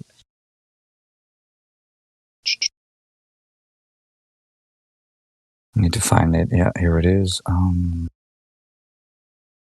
Okay. So this is the video that comes. So basically, in the video, you see the guy on the beach panning around with his camera. Then he drops down on his belly, and he zooms in on these 2 oil rigs, right? So Yes. they tell us that the Earth has a radius of 6,371 kilometers. So these are set dimensions, right? So Yes. when you imagine when you're on a basketball and you're an ant and you have a buddy ant that is walking away from you. So at one point you wouldn't see your buddy anymore, your buddy friend ant, because the basketball would be in your way, right? So you can't look through the basketball. This basketball would get in between you and your mate because Yes. it is curving away from you. Okay, so this would be the same in the globe model, right? So in the globe model, the horizon would be the leading edge of a sphere, right? Would be the point, the physical location where stuff would get blocked by. So boats and buildings would get blocked by this line that's called the horizon in the globe model. Yet when we go out and test it, and this is a prime example of it, you see the horizon. Yeah, usually I ask, where is the horizon in this picture? Can you tell me where it is? In this picture, well, it's like at the bottom of the oil thingies, right? So let me rephrase it. So is it in front of the oil rigs? Is it in between the oil rigs, or is it beyond the second oil rig? Is it behind the second oil rig? Well, it seems to be behind. Right. Right. Behind the second oil rig. So therefore, the Earth cannot be a ball, because if the Earth has a radius of 6,371 kilometers, then every distance to the horizon cannot be more than 1.225 times the square root of the observer height in feet. And you have to recalculate that in meters and centimeters and kilometers, but basically that would be approximately 2 kilometers at 30 centimeters, right? So at 30 centimeters high above the water, the horizon cannot be further than 2 kilometers away. Yet we are seeing it at approximately 15 kilometers away, right? So these oil rigs are at 9.4 miles away times 1.6 would be approximately 15 kilometers. So this horizon, this image proves that the horizon is not a physical location, but an apparent location. Thus, the physicality of the ball, the radius, cannot be measured by looking at the horizon and measuring the radius that way. Yes. So this debunks the radius, because it cannot be further than 2 kilometers at 30 centimeters, 30 centimeters high. Yeah, so wait, I want to bring my friend in. Of course, yeah, bring him in. I don't know who is your friend. Well, I don't know if he wants me to say his name, but well, is he? Well, is I don't know. Right? Yeah, his account should be somewhere over here. He says. Okay. Well, then let him join the live stream, man. Can I mute him?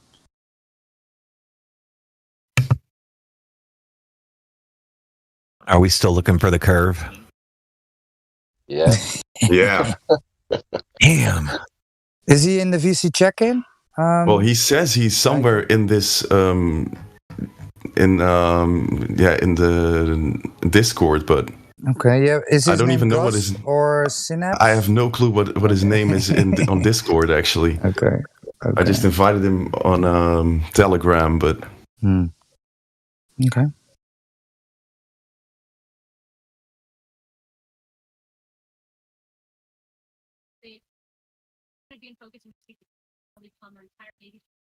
Justin, defense technology saves lives. Well, his name is Dark Ziomax. Oh, he's in live stream too. Well, maybe he should go and live stream one. Yeah, I'm telling him. Oh yeah. Well, maybe I can move him. Well, if you, yeah. Yeah, I just did. So I'm gonna unmute Dark. I'm so bad at this. Oh, he jumped out. I don't know what's happening. He's afraid. Oh, I don't know. Well, it's all right, right? They're always afraid. They know they don't have a leg to stand on. He's telling me that I've completely lost my mind for taking this seriously. Okay, so this is called gaslighting, right? When people say this, right, then they are gaslighting or projecting their own feelings onto you. So they're saying you're out of your mind, and therefore it cannot be true. There he is. So, Dark. How do I pronounce your name? Dark Ziomax. Ziomax. Welcome, Dark Ziomax. What's up? You've been unmuted. You have control of your mic. And you have proof of the curve of the earth. Tell us how we lost our minds. And that's that. Yeah.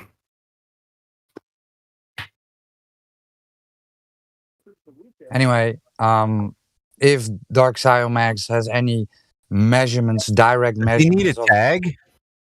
No, he can just talk. I've unmuted him. I can unmute him again, but he should be able to talk. Dark Ziomax? Yeah, there you are. What's up, man? You guys hear me? Yeah. Yes. Oh, finally. No, I was fucking around with my settings, so I just joined. So yeah, I'm having a discussion with Andre. And you guys are convinced. So Dark Ziomax. Chill. Let us slow down. First of all, welcome, right? Thank you very much. Welcome. You're also a Dutchie. That's great. So you've got this server through Drake. That's awesome. And have you ever talked to a flat earther before? No. Okay. So when I say flat earth to you, what is the first thing that comes into your mind? That you literally mean the earth is flat. And I don't mean that condescending, just the name applies. Okay, but I was merely talking about visualization, right? Because usually when people hear the word flat earth, they see a flat disk in space. Is that what you think we believe? Yes. No, that's incorrect. So let me help you, Dark Ziomax. So you can call me Jason. Jason also. Yeah. Okay, Jason. So have you heard about the Flat Earth Society?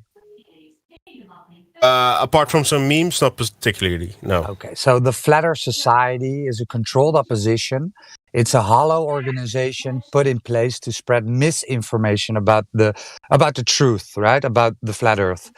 I can believe that. Yeah. Okay. So they will tell you that we are a flat disk flying upwards in space, causing gravity. They will tell you that Australia doesn't exist.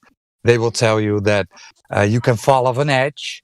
And they will tweet stuff like, we have members all around the globe, right? So, which is completely and utterly ridiculous, okay? The next thing, what is pretty weird, right? So when people want to go do some research on Google, they go on Google and they type in flat Earth, and one of the first hits will be the Flat Earth Society, and people will go into their forums and then read about what they claim, right? That Australia doesn't exist, and the tweet about members all around the globe, and laugh, right? Because this is what they want. They want you to think it's batshit crazy. They want you to think flat earthers are stupid and science deniers. Okay, but if I may interrupt you, I can definitely believe that. Like, there's a lot of false flags, controlled oppositions. I'm completely familiar with all those things. So this is the thing, right? Okay. So let me finish it up, and then I'm going to.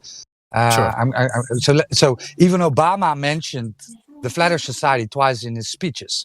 So they want you to think the same as the globe. So they put a story in your mind about the globe, that you're living on a spinning water ball. And then they put a story in your head that flat earthers think we are a flying disc in space, which is not true, right? We don't think that we are a flying disc in space. We don't even claim a shape, right? A shape, flat, is a description of the surface, right? So to sum it up, right? The Earth measures flat, right? So when we go out and measure the surface of the Earth, it measures flat. When we do long distance observations over large bodies of water, like the IJsselmeer, right? The IJsselmeer. So they've done a laser test over the IJsselmeer, 41 kilometers. They had a high-powered laser 3 meters above the water. They shot the laser parallel to the water, right? And and the target at the other side of the water was also 3 meters above the water, and it also hit the target. So sorry, yeah, can you mute him? No, I don't know who is this. Okay, so if you scroll a bit up, one second, I didn't verify you. One second, man, so you can have access to this to the stream. 1 second. Sure. Give me. Okay. Yeah. So I'm gonna tag you. No, he needs to go to live stream voice text. Yeah. So I tagged you. Dark. Yeah, I'm listening. Okay. So I've tagged you. I've tagged you with the PDF of the laser test, right? And I've explained to Drake what this image. So I just want to explain it to you, and then you can ask everything you want, right? So I have it in front of me. Yes. Okay. So Lake Balaton Hungary measurements. Yeah. So right? that would be measurement 7, but you can look at it in your own time, right? Because this is a very thorough test. What they did, they documented everything, temperature, weather. They even calculated with refraction. So this is something you can research for your own. But I wanted to talk to you about the image. I tagged you in the second tag, right, with the 2 oil rigs. Do you see them? It's a bit below the. I see it. Yeah. Okay. So they tell us, right? They claim that the Earth is a ball with a radius of 6,371 kilometers. Okay. Okay. So imagine you are on a basketball as an ant, right? And you have a friend, which is also an ant, and he's walking away from you. At a certain point, you cannot see your friend anymore because he's walking away and he's following the curvature of the ball, and the physical ball curvature would get between you and your friend. Yeah. You follow me? Okay. Yeah, I'm following you. Awesome stuff. So this would be the same on the globe Earth, right? So the Earth, they claim, is 6,371 kilometers. So with this radius, we can calculate where the horizon should be at 30 centimeters high. So when you're at 30 centimeters high, the horizon cannot be further than approximately 2 kilometers, right? So everything beyond that point should be getting blocked by physical Earth curvature, by water, right? Yeah. So if you look at the picture, it's a still shot from a video. It's from a guy that's on a beach, panning around with his camera. He gets down on his belly and he zooms in on these 2 oil rigs. So can you tell me where's the horizon in these 2 in this picture with the 2 oil rigs? I would say the horizontal line behind the 2 platforms. Awesome stuff. Correct. Yes, the horizon is beyond the second oil rig, which is impossible on a globe with the radius of 6,371 kilometers. Right? This debunks the radius. It cannot be further than 2 kilometers. Yet we see it at 15 kilometers away. Right? That is almost 10 times further. Right? So it's which makes the radius of the Earth, if you want to calculate this, almost from here to the moon, right? That big of a ball would it be if this was the radius? But it's not. So think about it, right? And the best part of it is all, but the best part is, and then I'm gonna let you go. The best part of this all, right? Don't trust me, don't trust us, don't trust anybody here. You can validate this for yourself. You can measure the Earth with your own tools, right? We can give you the tools. You can go to the IJsselmeer or to the beach, right? Because we have a massive coastline. You can do this yourself, right? You can validate that the Earth is not curving. There you go. Okay. I have a couple of questions for you, but I'm just more curious in how you reconcile this with maybe other things. So let's say the Earth is a flat surface in that way. Why is it that almost every other planet, star, etc. is a globe sphere, but our Earth happens to be the one that's completely flat? Let me show you, because looking at stuff doesn't when you look at stuff, you can't determine the shape of it, right? So I've just posted a meme with 4. Wait, why not? Why couldn't you determine the shape of the thing? Because you're looking through one eyepiece, usually through a telescope, which doesn't include depth, right? And just by looking at it, you cannot determine the shape of it, right? Well, you just can, like actually. The moon. No, of course. No. Of course. No, wait, not. Just okay, like the moon, right? Just like the moon, we only see one face of it. You will never know what shape it is because you haven't been there to test it. You haven't walked around it to validate it, right? Empirically test it. Just by looking at it does not validate its shape. Yeah, but that's not like saying like I cannot determine the shape of a bone by looking at an X-ray. If I look at an X-ray, I can know exactly what shape it is based on how much light you only passes see through a it. 2D. You see a 2D image on a picture. Right? A 2D rendering of a 3D object. No, you're looking at a picture, a 2D picture, right? That does not confirm its shape. It could have, at the other side, it could have other shapes, right? You cannot determine the shape by looking at it, right? The only thing is, and then we go to the other part. What do you see, right? You only see lights in the sky. So the only thing you will ever see are lights in the sky, right? And the things they show you are not from you, are from NASA, which you will never get, right, with your own tools. So you will have to trust them that they give you a representation of reality. But when you look at reality, the only thing you will ever see is lights in the sky.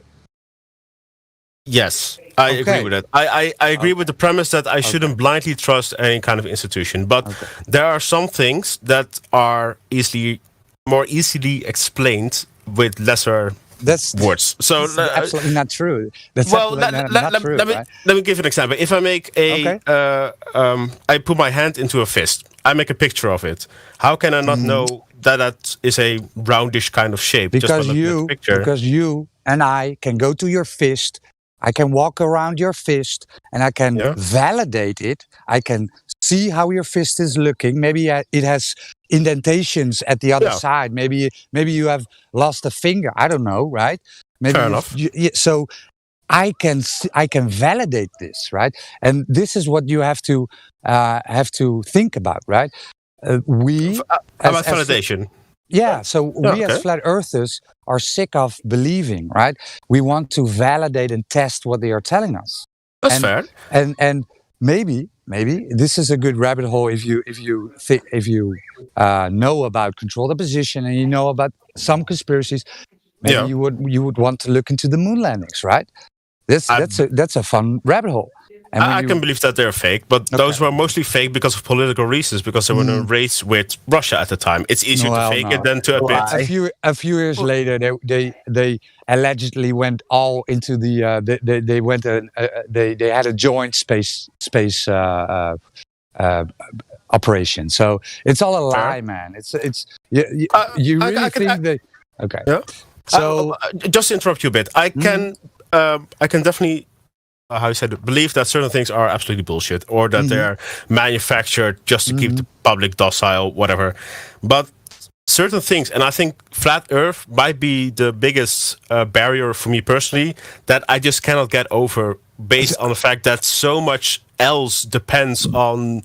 Well, let's say the Earth is a spherical shape, or that it rotates around the sun, or that the Earth is not the center of the universe. But I think most of the arguments coming from flat Earth theory come from the origin of the Bible. No, that's not true. No? No, that's not true. Sorry, who's saying wrong all the time? Me. Why? Me. I'm challenging you to everything you say. That's why. That's fine. That's fine. But just don't say wrong and shout. You are wrong. That you can believe that, but I'm having a meeting with Rat. I'm not religious at all, and I'm here. That's fine, but I'm talking about the origin of it. Yes, but this is again a bit of a straw man, right? Because it's about what, of course, right? So almost all religious books and ancient civilizations knew that the Earth was a flat and level plane, right? So we have the Mayas, the Aztecs, the Indians. So who's echoing? Because it's really yeah, it's annoying. Okay, so but this is so yes, right? So all these ancient civilizations knew that the Earth was a flat and level plane. But it's not only from the Bible, right? So it's not a religious argument. In first, I would personally never use. I'm not a Christian. I believe that there is a creator, but I'm not a Christian. I don't know what to think about the Bible, right? But I do believe there is a creator. But I would never use a religion or faith to prove that the Earth is a flat and level plane. I would go to measurements, right? Because this is the only thing we can ever do, right? We can only measure the surface of the Earth. You and I will never go to space. So we will never be there to validate if it is real or not, right? This is the whole point. Yeah, that's fair. The reason I brought religion into this is the fact that it is somehow... I'm trying to think of how I should word this. Let's say they think like the Earth cannot be a globe because the Bible says so. No, which I don't find a fair assessment, but that's why I brought it in. Why are you bringing up the Bible? And I can because I saw it coming back a few times in the Discord. Well, and one document I quickly read. Sorry, I can agree at certain I can agree that using the Bible as the definite proof that the Earth cannot be a ball is wrong, right? That I can agree with, but measurements show that it is not a ball, right? That's the whole deal, right? So and then you have to deal with what people say, not what. So that would be a subjective thing, right? So people can believe that what the Bible says is true, and they can believe that if the Bible says it's not a ball, then it's not a ball. But that's not objective, right? That's just what people think. Objectively, you can go out into reality, right, to a beach. Surely, I bet you're going to the beach this summer, and then you can measure the surface of the Earth real easily. So that's true. So that will be it. Not to switch subjects, but I want to go back to the previous one where we talked about the moon and that you cannot see it from a 2D image. That's what kind of shape it is. But how would you say that probes, satellites that how you said it, circumference the moon, if I say that correctly, or the Earth, how would they work? Orbits, exactly. How would they work? Because that would be... Well, they don't, right? So let me first of all, 99% of all communication on Earth goes through cables. There are massive undersea cables connecting every part of this flat and level plane, right? So 99% of all communication goes through cables.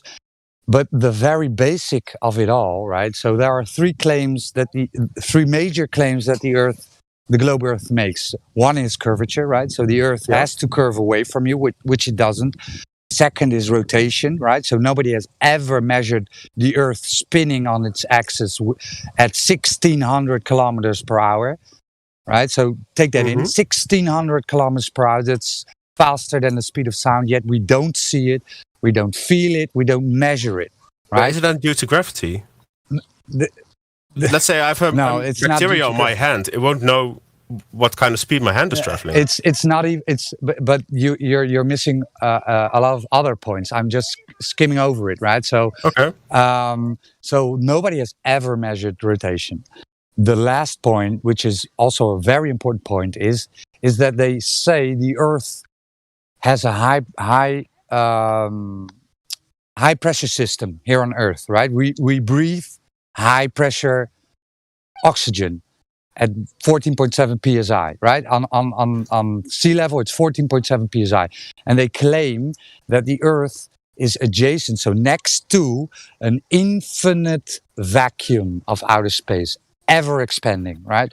So when we look at Earth and what we can do and what we see and what we can, the objective reality here on Earth is that we have to have a container for gas pressure, right? So when you have a bike, right? Everybody in the Netherlands have a bike.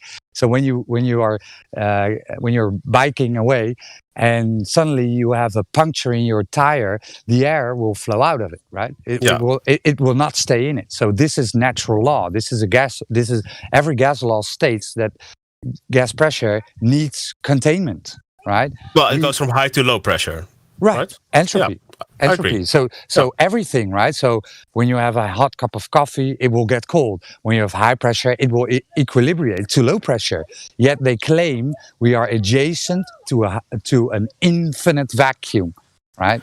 That's true. But isn't air also influenced by gravity, which is the reason it stays in an atmosphere around Earth? No, there is no demonstration of air being pulled down by gravity. There is no demonstration. Air goes in any and all directions. That's true, but if it's not a vacuum, but maybe that's not correct. But the fact that we have Earth with an atmosphere around it, isn't that proof enough that? No, that's begging the question. That's begging the question, right? So that's a fallacy you use, a drogreden in Dutch. So it's a fallacy. Oh, you're Dutch as well. Oh, there we go. So that's a begging the question. So you use the thing you want to prove the thing you want to prove. Okay? No, you prove that it can be. It's a circular reasoning, right? Do you understand this? Circular reasoning. Yeah, it's proving itself. First you need to prove it's a ball, right? Okay. Yeah. Then you can have your gravity. Because in your model, gravity, and then this is probably going to overload you, but this is in the heliocentric model, gravity isn't a force anymore, right? So we had Newton that said gravity was a force. Then came Einstein, and he told us gravity isn't a force anymore, right? It's a whole different geometry for the space-time now. So it's the uneven distribution of mass causing the fabric of space-time to bend, which causes the emerging force, so not a real force, the emerging force of quote-unquote gravity, right? So, but there's a problem. Nobody has ever validated this. So nobody has ever proven that gravity exists. And it sounds strange, right? But there is no validation through the scientific method that shows how space-time is bending. It's just a story, right? And then backed up by math. Well, space-time is bending if you look at black holes in space. Then space and light usually bends around it, right? And then you go to the stories, right? Because you will never, ever see a black hole. They have never, ever seen a black hole. They computed it from data. They even admitted it was a data collection. It's not a photograph what they gave you. You know, with the orange dot they gave you. Yeah. It's data. It always is data, and basically you never can observe a black hole because light falls into it. So why would you believe it? Why would you believe it then? Because it makes sense. And, it doesn't. and I know that's not a strong argument, but it makes sense. It doesn't. It doesn't. And I triggered a lot of people here. No, it doesn't. And then you go into, and this is really the weeds, right? What we call. There are lots of astrophysicists that claim that black holes don't exist, and there are astrophysicists that claim that they do exist, right? So who is then correct? Who is then correct, right? So the point is, astrophysicists, that's pseudoscience, right? Real science, that's determining the cause of an effect, right? And a good explanation would be when we boil water at sea level, right? We know that heat causes water to boil, and we can adjust the heat, and we can figure out when it was going to boil. But at the end, you have determined the cause of the boiling, right? That would be heat. Yeah. In with astrophysica, that cannot be done, right? It's just look and declare. They tell you, I looked at it, and then this is what I think it is. And I have some formulas to back it up, right? This is what they do. It's just a story, right? I can make up a formula for Superman flying. Doesn't make it real, right? No, it doesn't. Okay. That's fair. So that's basically the point. How could you ever validate what they are telling you? You couldn't, right? And the most important part is, the Earth is not curving away. So whatever they are telling you, right? Whatever, the Earth is not curving. So it cannot be a ball. Okay. So, if you don't want to, but I would like to, let's say, change the subject a bit to Sure, why. You can ask questions. No, sure. Why? Why lie about? Why would they lie? Yeah. What's the reasoning behind it? Okay, so nobody cares. And so that would be speculation, right? Nobody knows why a liar would lie, only if they told you, right? So I wouldn't know. Why would they lie? Why? Could be anything, right? So if you would ask me, and this is pure speculation. It would be hiding creation, right? Because when you are being thought that you are a speck of stardust somewhere in a vast galaxy, in the back of some vast galaxy, floating around and created by an accident, right? Because that is what they told you. We've been created by an explosion, an accident. The Big Bang, yeah. We've come from monkeys, right? And you're here living your life, and when you're dead, it's done, right? So that would make you less. Somebody's turning up the music. Insignificant. So that would make you insignificant, right? It's just a speck of stardust. But this would be my speculation, right? Could be millions of reasons: hiding more land, money, control of the population, you name it, right? Well, you probably could figure one out, right? You could make one up, one reason. So, can I try with one? Why did they lie about 9/11? Why did they lie about the Gulf of Tonkin? Why? Right. You're asking. Well, okay. To be clear, I want to try. Just to be on the same page, you're asking why a government organization that gets $50 million a day would be interested in controlling the mind of the population. That's what your question is. Why would a government agency be interested in control? No, that's quite obvious. So why are you asking the question? Why would they lie? What is there to be gained by convincing the public that the Earth is globe instead of flat? Like, what's there to be gained? Like for 9/11, you call that example. That was 9/11, for example, was a simple false flag to have an excuse to invade the Middle East. That's and the thing is, why they have reasons why? Can I try with the Earth? But once you recognize that last point, right? If you're asking why they lie, you do admit though that they are lying. I'm not. I'm just trying to follow the rabbit hole as it goes. I'm just trying to piece it all together. Because you're trying to then jump over the second hurdle or the fifth hurdle in the race when you haven't even jumped over the first hurdle yet. You have to figure out that they are lying. Then you can ask why. And how do you not see that they have lied? I mean, they lie. Can you name any government organization that has not lied? They always lie. I'm not that naive. So why do you? So how do you make a determination between this government organization and a different government organization? Why do you trust them? I'm not differentiating between any government organization because, quite frankly, the whole world believes the world is a globe. Just to say that. What country in the world is what not I'm trying to do controlled by a here, government organization? What countries in the world are not controlled by government organizations? Yeah. So what are you talking about? Just because we were it's all the same elite. We're all taught from the same books by government-controlled books. No, I get that. But what I'm trying to do is I'm not your enemy. I'm just genuinely here trying to learn what really drives flat Earth theory. What I'm trying to do is trying to form a puzzle, and now I've.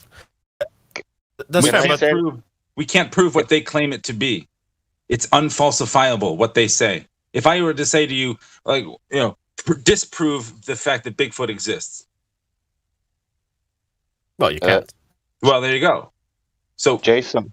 Yeah. I will try to speculate your question, but first it's these things. I think that people here have proofs that they are lying, and then the question is not anymore why. Yeah, we can search and look for that, but that's maybe impossible to find out. Why would that be, But we have proofs that they are lying.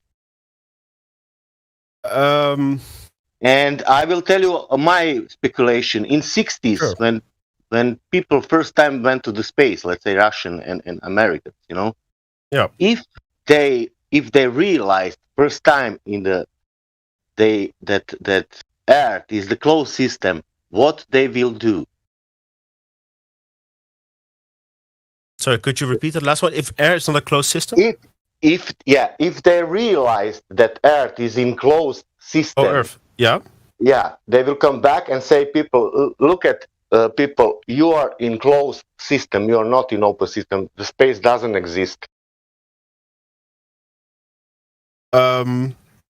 Okay, so, and not to be mean, but your point about that is? My point is about that we are living in closed system, We are not in open system. Let's say a glass dome, for lack of a better term. Or let's say container. I don't care which kind of material it's made. Fair enough. Okay, so a container, yeah. Because it should to be, because we have gas pressure here. And if they went with the rockets in 60s or 50s, I don't know. And if they really realized first time because they send it something in the even I think they had some kind of fish.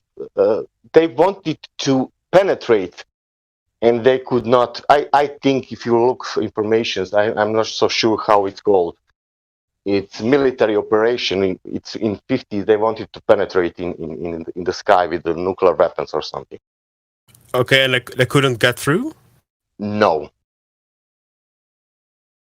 And then they went to the space after that. And then you have agreement also about Antarctica in that years also that nobody can go and research Antarctica also. But the point is, if they realize that we are, and they for sure realize that we are in closed system, because we are in closed system, they will not come back and say, people, listen, you are living in closed system. That will invoke everything, God, everything, whatever you want, but it will not invoke anymore the space and galaxies and the stories what was before. It will stop the motivation to keep exploring. That's what you're saying. Yes. Yes, but if they realize that we are in closed system, they knew it. Okay, now people will know that that somebody put that or made this world for us. It was not made by Big Bang or something. And that information, I think, who knows what else could be if it's something even bigger than that. Of course, that they would lie, and that is for me biggest control that you will have, and it's easy after you have US and you have Russia. If you say you have now India and China, if you want to look at that, but all the time you can say 2 countries and that's it. Maybe now it's 4. But that's it. I think it's fair what you say, because it will be the biggest, let's say, mindfuck ever if it turns out we are in a container, or even if aliens are, let's say, in control of our world and it's somehow in a simulation. That's all true. But that's only. I'm not thinking that's only my, how to say, assumption. It's a fair speculation. I agree. It could be the case. So many things could be the case, but we don't know. That's the point. We don't know, and we're not allowed to find out independently for ourselves. This is the problem. You ask what perpetuates the flat Earth theory, or whatever you want to call it. It's the simple fact that when we go to, I would imagine, I'm going to vote. I'm going to speak for everybody here, almost, that all of us started out on your side of the fence. For 35 years, we all believed what we were all taught in school. Then we will go to try to prove that to be correct, and here we are. You can't prove them to be correct. What they claim is unfalsifiable. You can't. We can't go there to independently verify what they say. That in and of itself lies the problem. Does that make sense? Yeah, no. It's. I get it. I will try logically with you. Are you on top of the Earth, or I am on the top of the Earth, or who is on the top or we are all on the top of the Earth? Well, we're on the surface, if you mean that, or. Yeah, in this moment, let's say you are in New Holland, I'm in UK, somebody is in America. Everybody's on the top, let's say. Everyone is on the top, you mean? On a mountain or somewhere higher? No, I'm saying on the top of the ball. Yeah. Yeah. Let's say like this, I'm in UK, you're in Holland. Yes. And we are, let's say that we have some good equipment that we can watch each other, look each other. Yeah. We are on the ball. Who has the drop, you or me? Oh, who's higher relative to each other? No. Who has the curvature? Who has the drop, you or me? You know that 8 inch per mile square. Yeah, well, relative to each other, we would both have it. You would have it compared to me, and I would have it compared to you, since we would be on the curvature. And where that will finish? Never, because it's supposed to be a globe, so it's infinite. If I have drop from UK to Holland, and you have drop from Holland to UK, that means that some abyss will be in the middle of the channel in the sea. So, sorry, so someone would be between us, who would be in the middle of the drop between us? I'm saying you about air. That's the water. Water should occur between us, isn't? Yeah, basically, because let's say gravity. Okay. That means if I'm looking, if I want to, if I want to prove that how much Earth is curving, that is 8 inch per mile square, and that is going 8 inch, and it's going, and it will come, I don't know, 200 meters drop, 400 meters drop. Okay. The same things, if it's going for you, what will happen in the middle? I don't know. We will have abyss, I think, not the ball. So a nothingness, an abyss, you mean? Yeah. Okay. I will have drop, you will have drop. That will not be a ball in the end. That's impossible. Yeah, I think so too. Or one thing is only possible if you are somehow down and you can see me on the top because I'm on the bulge, you know. Yeah. Only if you can understand me. Let's say that we are looking in the direction of Germany, both of us.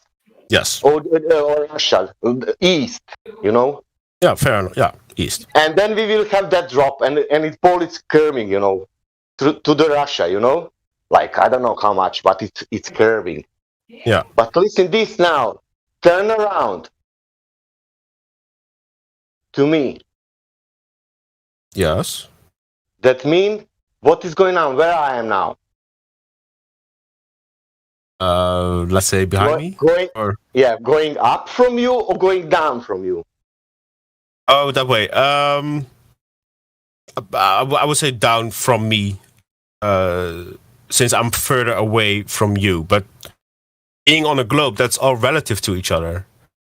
Since I would be higher from, let's say, Germany, but yeah, it's There's no like height because it's a sphere, so it doesn't really matter where you are. It always drops.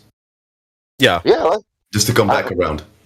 Let's say that we are both on water, because water is curving. How water is curving in opposite direction? If I am looking you and you are looking me, how that water will curve for both of us 8 meters per mile square? How is that possible?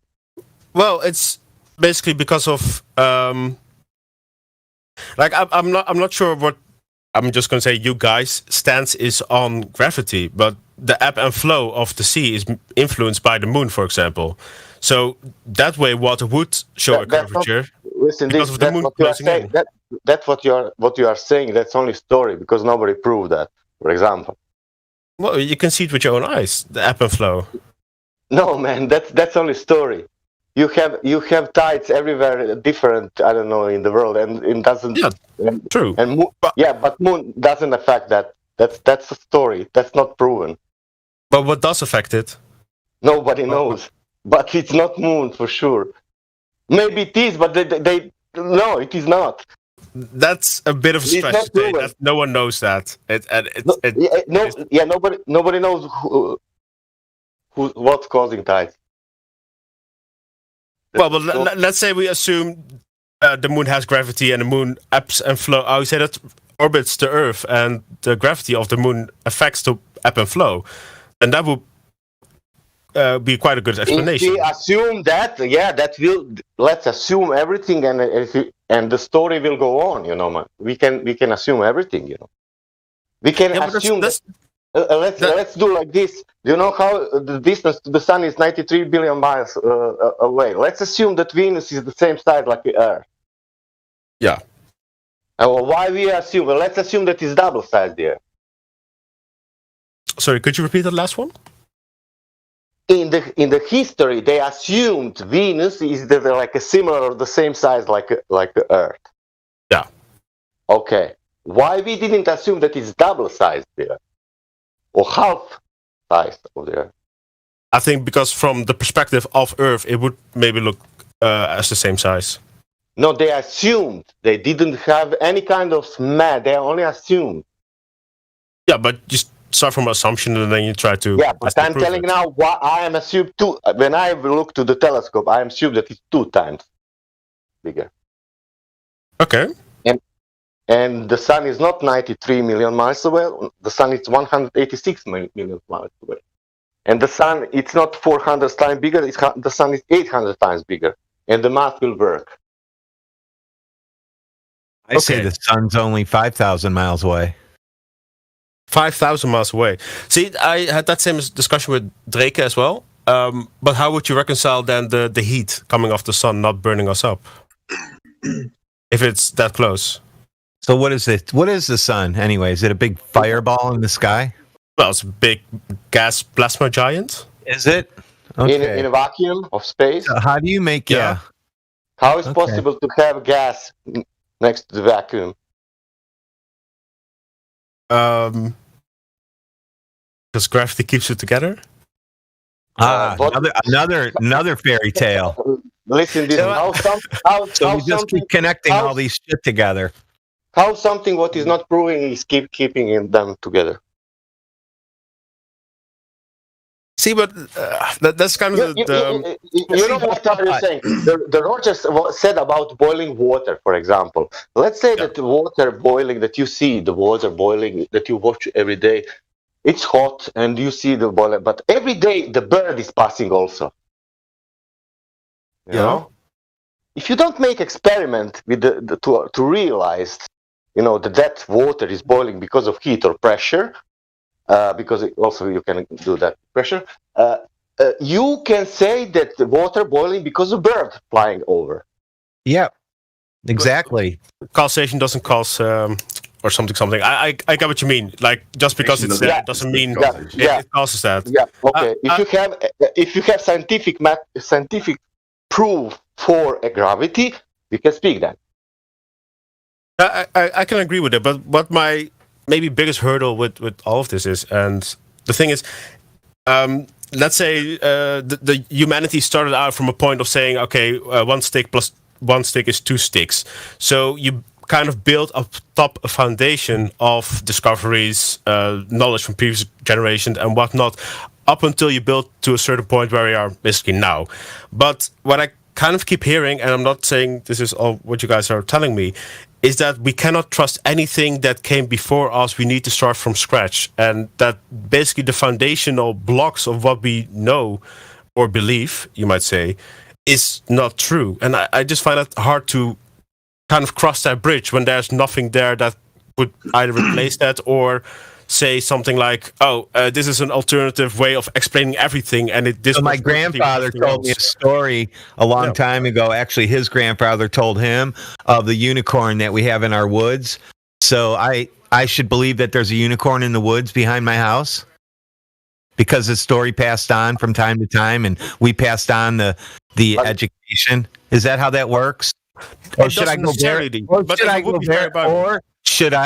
verify it? True. Verify it if you can. True. Yeah. Well, we can verify everything.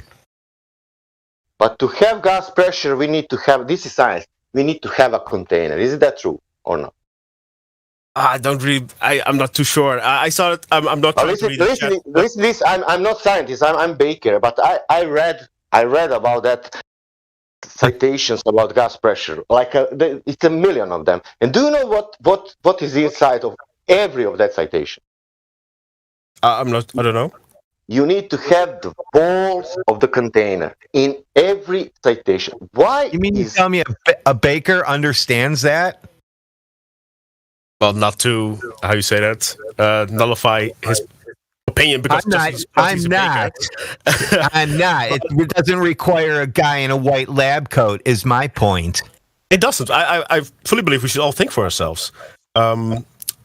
But listen, sorry, I want to finish only. I want to one citation where he's saying that gas pressure and now something and without container and saying something and some scientist said and with that and then experiment and prove it also on small level.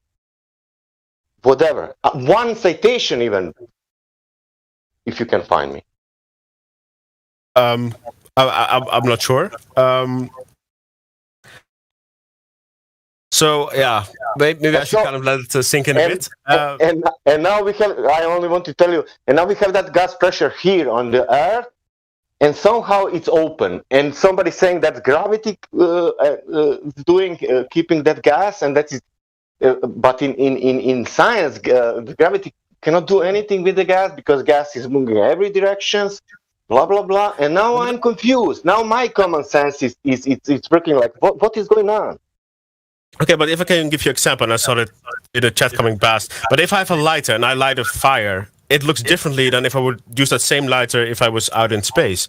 Then gravity doesn't influence that flame as much. And it would look You're in space again. You're out in space again. Oh, space doesn't exist? No. How do you have gas pressure next to the vacuum of space? Because gravity keeps it there, but yeah. Oh, there we go. We're just going down these mystery roads. I get that. I, for example, started recently to learn what actually is space. Do you know what space is? Let's say a vacuum with dark matter in it. What? Whoa. Dark matter. Now we have another thing to pretend to deal with. Dark matter. What is dark matter? Yeah, okay. Well, the scientists, whatever you want to call them. No. So there's no dark matter. Can you show me? No. Can you show me in a laboratory this ghost element? No, it isn't. I, the thing is, it's only an assumption, but it's causing the expansion of the universe. That's basically. Man, I only wanted. I wanted to. It doesn't exist here. Okay, just one at a time, guys. I can't all hear you. I only wanted to distinguish pseudoscience with science, and that will be one first good step. If you know what is pseudoscience and then science, that will be great. That's me. I will feel my question about space is what physics tells us that it is. Not astrophysics, fortune telling, palm reading, not this. Yeah. Physics. In physics. What is space? Nothingness. Well, yeah, basically nothingness. But even nothingness has something in it. No. What is it then? It is a complex assembly of fields with their manifesting forces. You mean that everything down to the, let's say, Planck length is only ever what was it? String theory or strings or wavelengths? No. I'm not talking about panty strings and stuff like that. We got to unwind this guy, you guys. He has got all kinds of shit going on. He's got gravity. He's got dark matter. He's got gases flying in vacuums. All this shit is what we have to unwind from all these people. Okay, first of all, that's kind of disrespectful what you just did. Second of all, like, I'm basically presenting the case of what I'm shocking you into reality, by the way. You can say that, but up until this point, I haven't really heard that much convincing stuff. Other than there are anomalies in your measurements that somehow has to disprove everything. And an anomaly, measuring flat is an anomaly. I would call it an anomaly in the bigger scheme of things. Yes, dude. Dat is echt oneerlijk, ouwe. I told you this dude is wrapped up like an onion right now. Come on. Yeah, you're right for this. Which channel? And he told me that's disrespectful. He needs to be shocked into reality. I have a question. What's your favorite science channel? Discovery, National Geographic, Nova. All of them. You're going to tell me that I'll control opposition. We're not going forward this way. Do you have any favorite channel? Well, okay, I'll call Gus Kazakt, for example, in a nutshell. I'm not everything they say is true, but I think it's a good representation. Goof Kazak? Representation. Yeah, in a nutshell, it's a YouTube channel. Yeah. YouTube channel. Yeah. No, I mean like mainstream media, from mainstream media on TV. I don't watch that. Yeah, maybe Discovery or National Geographic, but nothing more than that. Yeah, so Discovery. So that's where you saw this dark matter stuff. No, various documentaries. Like I've seen come across a couple of times. So they had the dark matter. Like, I'm not arguing either way. I'm not saying that, dark matter is the absolute truth. I'm not. But that's basically what I've heard. And so far, that seems to be, to be... I said I think it's black. I think it's black unicorns. Fair enough.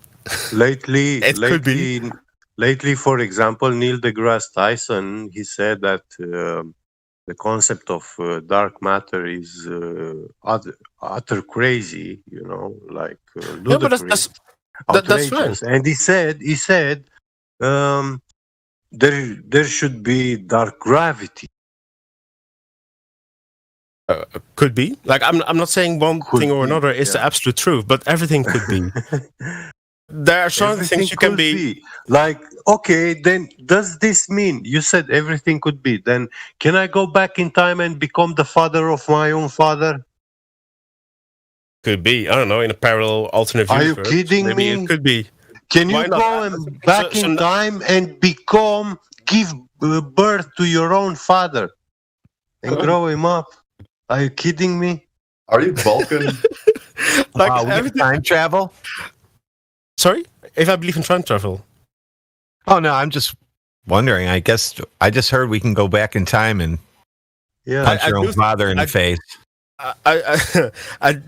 Is it not everything is possible? Not in that sense that you can, I don't know, punch your own dad in the face, but you in can. reality, many things are impossible. Yes, vast majority of things are impossible. Only So a the very people who little told you- spectrum is possible.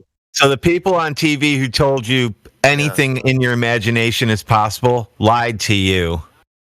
Yeah. Yeah, but he gets that. I get. The thing is only how are you guys so sure that it's impossible? Like I also think it's impossible, but 100% sure. How would you like to go about debating that? Well, right. No, I don't know. The way I would go about debating that, like the only way I would go about debating that is just telling you that you have no evidence to the contrary, because you cannot have evidence to the Pressure next to the contrary. vacuum of space. If you're I making a have claim, you're the one that has to prove it, correct? history. Yeah, but I'm not postulating anything. Yeah, over but here. you Just, are. If you're saying that the one thing is correct and that's what's been claimed. No, but you guys are claiming that it's the proof is on absolutely you. impossible. No, you guys It's absolutely are. impossible through physics. So now what would you like to debate? No, I just said because you guys said it's absolutely impossible. You don't know. I just said physics says so. Yeah, but that's a level. It's a level thing. There That's might it. be another- That's where we live in reality. We live in physical reality. Listen for a second. There might be another depth towards the physical reality that changes things. That's the thing. You just don't know. Like I. So don't now know. there's a magical I assume you're unicorn right. reality. No, it's just I just don't know. I'm just but telling I could you, say I the same don't know thing. for So a now level there's some deeper. magical flat Earth somewhere in space. And it's the only thing. Like I could say the same thing. Be flat. Okay. It's like you can ridicule everything. You measure flat Earth flat. Yeah. That's what you say.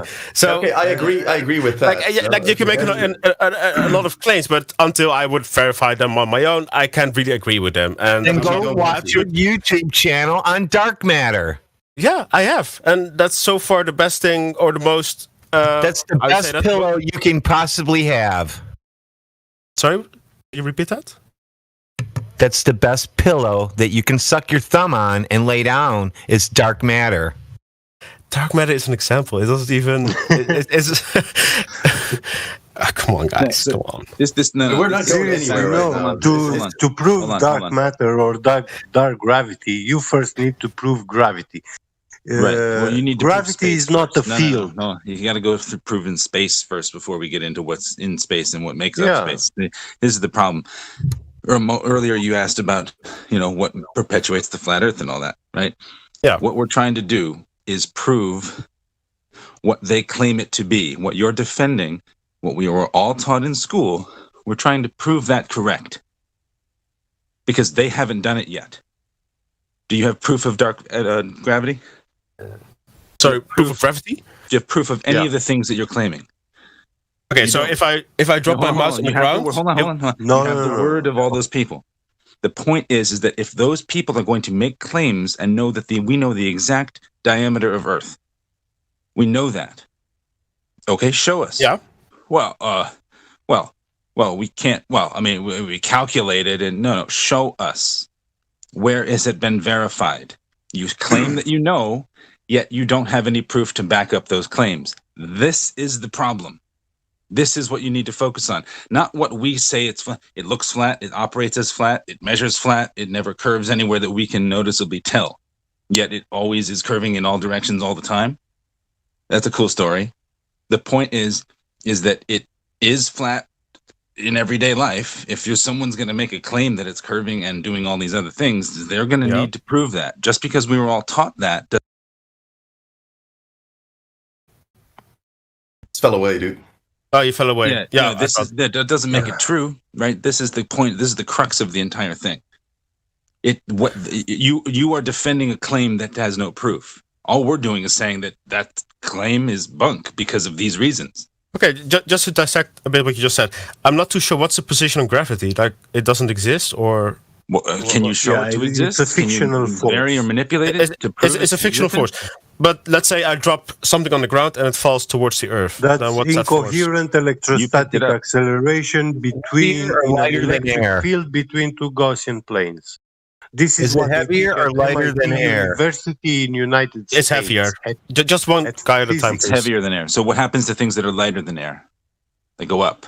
Things that are heavier than air go down. If you drop a basketball in the bottom of a pool, is it going to go up or down? Well, it floats if it has air in it. Right. So it goes up. What's pulling it up?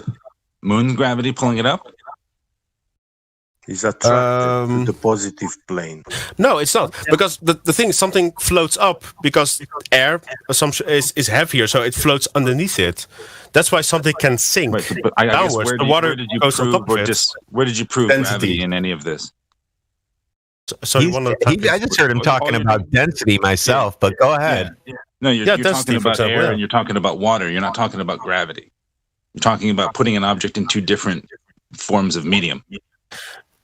No, but gravity basically dictates that the heavy objects go towards the center. No. Whatever You just said mass there is. Just a moment ago, you said that things that are lighter than air go up, and things that are heavier than air go down. Gravity is not determining that. The air and the object are determining that, not gravity. No, but it does indirectly influence that, because if something heavy falls towards the Earth, then how would you know the gravity is doing it? The air. So air works on light objects, and gravity only works on heavy objects. Yeah. No. You're misinterpreting what I'm trying to say here. No. How are you proving that claim? How are you proving that because I can let observe go of it. something, it was just sitting there. I picked it up and moved it. Yeah, but I see the effect of something I just did, and then effect. I is can not determine. cause. Oh, that Cause and effect. We see the effect. We need to come up with the cause. How do you determine the cause? By varying, manipulating the independent and dependent variables. You were told that in school. That's why you believe it. Yeah, but why does it drop? Why does a hammer drop towards the earth? Okay, let's use this for an example. Let's use this for an example. Ready? Can you guys hear me? Okay, so we take a glass of water, okay, and we put an egg in it, and gravity pulls the egg down, right, to the bottom of the. Okay, that's gravity pulling it. So now we add salt to the water, and the egg floats. I changed the density of the water, which caused the egg to rise because now it's in salt water. So what happened to the gravity? Well, no, they say the salt is anti-gravity, actually, when they claim. Bro, dude, just come on. Can you just quit it and just start explaining things? Because the question was not, I am not even trying to defend gravity. I just want to hear. Just got your gravity crushed. Dude, don't deflect off of that. Dude, you are explaining towards Jason, not towards me. I'm just jumping in. I'm because explaining to all the viewers and listeners. Yeah, okay, but can you just explain what your theory is, why things drop, and not just constantly just bashing gravity, just explain me what density. Why do you think density. Okay, thank you. Wow. Okay. That was just the only thing what I was asking, man. I just want to know. Okay, I also thought, okay, density, fair enough. The denser object goes down. Fair. I agree. Well, I don't go along with this one with density, but I go with incoherent electrostatic acceleration in an electric field between two Gaussian planes. The ground is negative and the sky very high above is positive. And in between you have an electric field charges. The atmosphere has a voltage which increases with altitude. The higher you go in altitude, the voltage increases in positive charge. And the ground is negative. Zoom right over their heads. We are attracted to the elements that belong to the negative plane are attracted to the negative plane, and elements that make the positive plane are attracted upwards to the positive plane, like helium. Can you prove that, though, scientifically? Then how do you explain magnets? Doesn't opposites attract? Well, or am I missing something? Helium in its liquid state, like superfluid helium-4, is flowing upwards, is climbing the walls of a container is in. So it will leak out. It cannot be contained without energy. I mean, you need an energy input to hold it here. So helium the tanks, electricity. when you try to store helium tanks, liquid helium in a tank, you need a special machine, a condenser, to keep it always cool down. Because if you just bottle it and seal it, it will explode. It will because it becomes warmer with the hot atmosphere. Yes, and it will take the gaseous state. It will boil like even explosive. I mean, helium-3, for example, is the biggest and strongest explosive known to mankind. It's the most powerful weapon, and also the rarest element. So in helium is not found on Earth. Yeah, I think that's true. Yeah, it's coming from Earth. This is how we get it. Yeah, it's being pumped from Earth. Okay, sorry. I just want to go back to quantities. It's coming in large quantities. The further you go towards the north. Actually. Okay. Can I go back to what the previous? I don't know who said that, but about the example with the egg in water, and then if you put salt in it, it stops dropping. But can you make that same example? Let's say you have the Dead Sea or the Red Sea, and then basically you just float in it. It's hard to dive into that. But isn't that the same principle that there's so much salt in the water that increases the density and therefore you cannot the medium? Yes, the medium changed. Element salt. Yeah. Yes, and change. Yeah, but the medium become more denser and therefore you cannot sink to the bottom, but you're still on top of it. All these elements are governed by superior nature governing laws. Magnetism, electricity, and electrostatics. These are forces. I get that. The forces govern, and also thermodynamics like hot, cold. Yes. Yeah.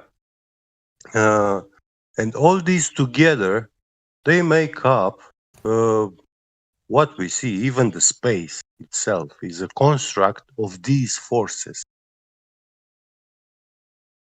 Yep. Sorry, I get that, but what's the point of what you're saying?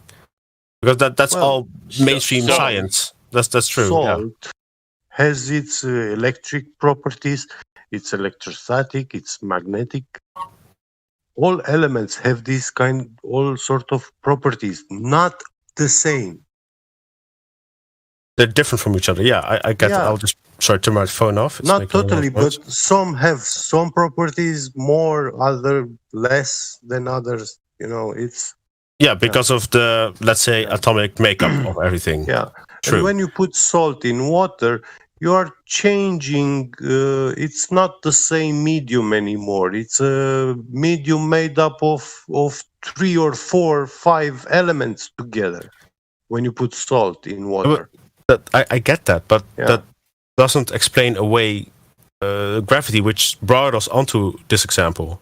I just made the egg float by changing the density. I just made the egg float by changing the density of the water. So did I make anti-gravity? No, you didn't. But you made it more there is no gravity to manipulate. The thing is, you know, the number one requirement for gravity. The number one requirement for gravity to exist is to have anti-gravity, which the scientific That's just not true. You're not going people, they don't accept it. Yeah, but you're not going to deny anti-gravity. The thing what he wants to hear, like, because you don't have anti-gravity. Gravity is not a field. To be a force, it requires to have a field in which a force is manifesting, and to have the field, what are the basic constructs of a field? Let's say a field of influence. Is that what you're trying to say? No. Yeah. But gravity has a field of influence. No, it doesn't. Gravity is a directional force. Gravity it does not have an anti-force. I want to know how I only an attraction force. It is not a repelling force. Tell me how I can put two balls on a table and use my fist to not touch them, but use gravity to move them just because they're close to me. Yeah. It does. It would influence. It would come close to. Oh, so they would. No, so it doesn't. perfectly flat surface with perfect balls. They will eventually just roll towards each other. You're saying? Yeah, very slowly. Yes. Same thing if you have two stars orbiting each other. Eventually, they will crash into each other because of the gravity. Now we're talking about. Now we're talking about the imagination again. So you can't let go of space, can you? Okay, you are done. Okay, guys. Can I just make it easy? Radwen, like I think you're the guy I'm kind of trying to talk to, but I sometimes hear like 3 different voices all saying different things. But let's stick to the subject of if gravity would not exist. But then again, you're saying like everything, it's all imaginary. That's not an argument on its own. Saying something is imaginary. It is imaginary what you are talking about. So how is that your argument? The whole it's because I can observe it. In the same way, like we're just talking about. You tell me when the last time you observed 2 stars colliding. I can observe unicorns on a screen. Does that mean? Can you disprove unicorns for me? No, but okay. Let's say I would make a simulation in a game engine or something. No. I have a game engine. Do you know how many animations? Do whatever I want with a game engine. That's true. Like I study games actually, but I know. But to prove that it's maybe then it becomes if it's possible or not. But you're building the game engine to suit whatever you want out, and you're begging the question. You want the game to be spherical stars colliding, so you build it that way. So your game engine will never happen. Back engineering what you want. It's called affirming the consequent. Like you already have your outcome. Then again, I agree what you just said. But then again, if I want to witness something on Earth, I would maybe need to simulate it. If I observe it from afar and I want to bring it closer by, No, you go closer replicate and you properties. actually record it, and then you can make simulations based on what you've already recorded. But you have to. It's got to be based on something real that you can observe. Okay, so you're going to make the surface of the Earth. Yeah, you're going to make the surface of the Earth in your game. So we're going to measure 20 miles straight ahead of us. We measure that it's flat. So now what do you do with your game? You still make a ball with a bunch of flats on it then?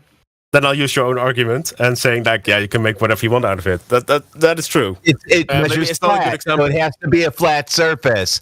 You can't have a curved surface, a curved flat surface. A curved flat surface? No, that's kind of impossible. So how many sections of hundreds of miles of flat land does it take to curve around a ball? Depending on how big the ball is, I would say.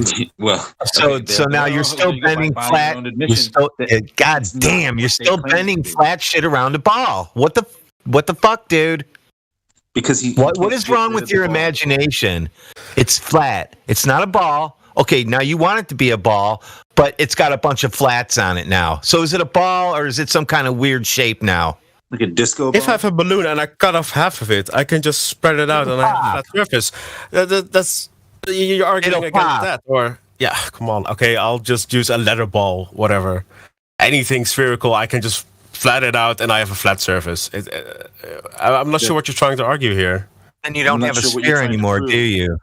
You have a flat surface. You just projected it on a, let's say, 2D surface. You're trying to jump ahead and use your imagination on all kinds of shit.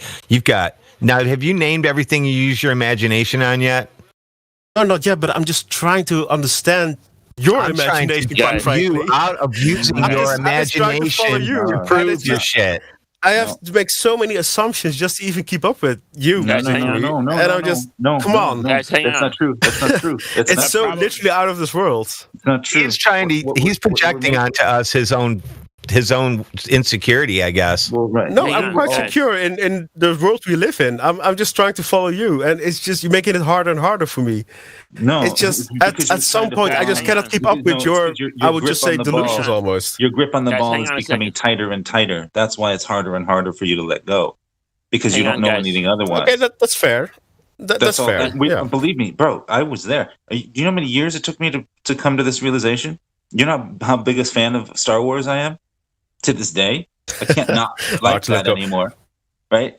Like letting go of space, it's the hardest thing because we believe in space and the universe and planets before we even believe in Santa Claus in this realm.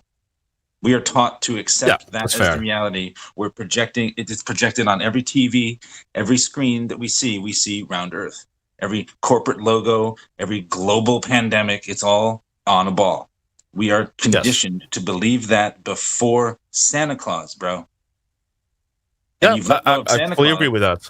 So it's going to take even longer for you to let go of this. It takes a minute because you've been so indoctrinated. This is how it is. We were all tired. I get that. We're raising many. You have many layers that you built upon that have to be torn away before you figure out that you've been lied to the whole time. You can't prove gravity. You have to be able to manipulate it. So that's just a fucking imagination unicorn. Okay, so we get that out of the way. You can't prove a curve because we measure everything to be flat, but you still want it to be a ball, so you're making flat spaces around the ball, which doesn't happen. We don't see the bend where the flat bends into the next bend, so that's out of the question. Water doesn't have these hexagon shapes all over the top of it, so it's just flat. So how many times do you need to go through your imagination to justify outer space?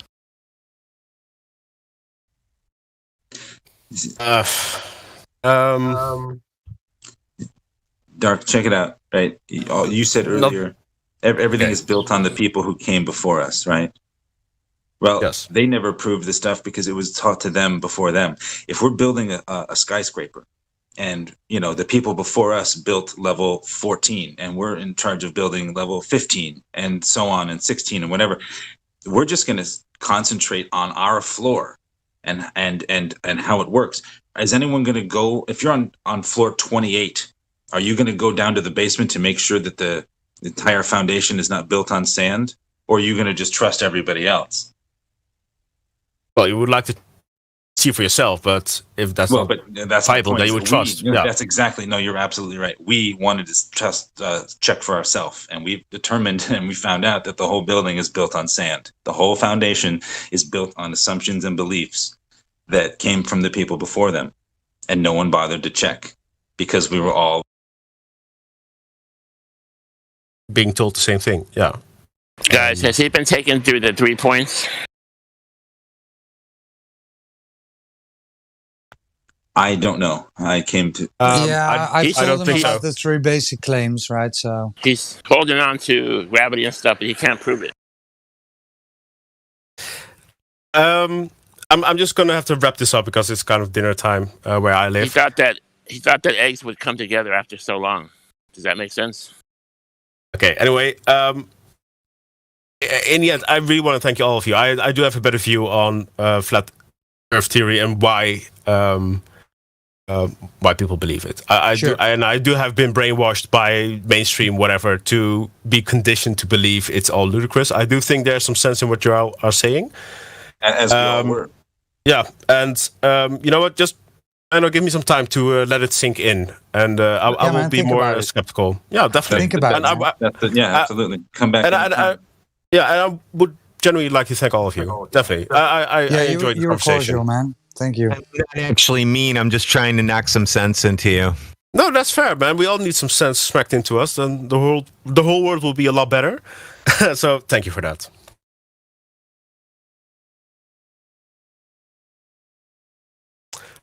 Okay, everyone, have a good day. Thanks. Have a nice evening, man. Enjoy your weekends. Cheers, you too. Bye-bye. Yeah, man. Bye. Bye. Oh, it's our holiday here in the United States. Bitches. 3 days off. Couldn't even insult me today.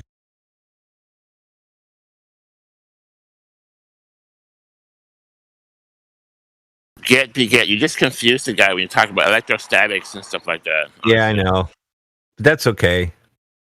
That's why that's kind of for that's for like advanced. Oh, sorry. No, that's all right. It's just that that's like advanced shit. If you really want to talk about how things are moving, that's most likely the exact reason why the positive and negative, then moving through the medium. That is why, things have a positive charge, things have a negative charge, and that doesn't do the manipulation, it just orients them. And to be fair, he did ask, well, what is it that's doing it? And we can speculate, but we have to say that, well, this is just speculation down the weeds, but that's not important. We can all speculate. The important thing is that it's not what they don't have proof. Then So the we important can spend all thing day. is we can just show gravity has nothing to do with things moving through a medium just by using that example. And then if you want to go in why things are oriented, then you can bring in the positive and negative plane, because that's exactly most likely the reason why things are oriented.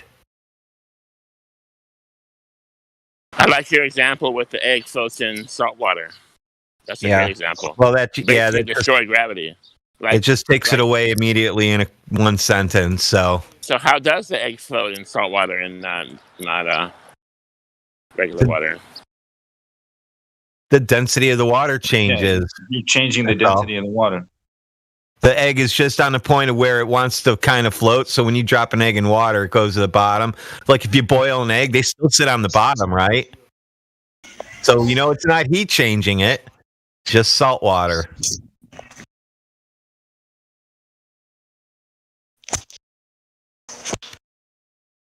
Unlike noodles, though, why do noodles float when they're done?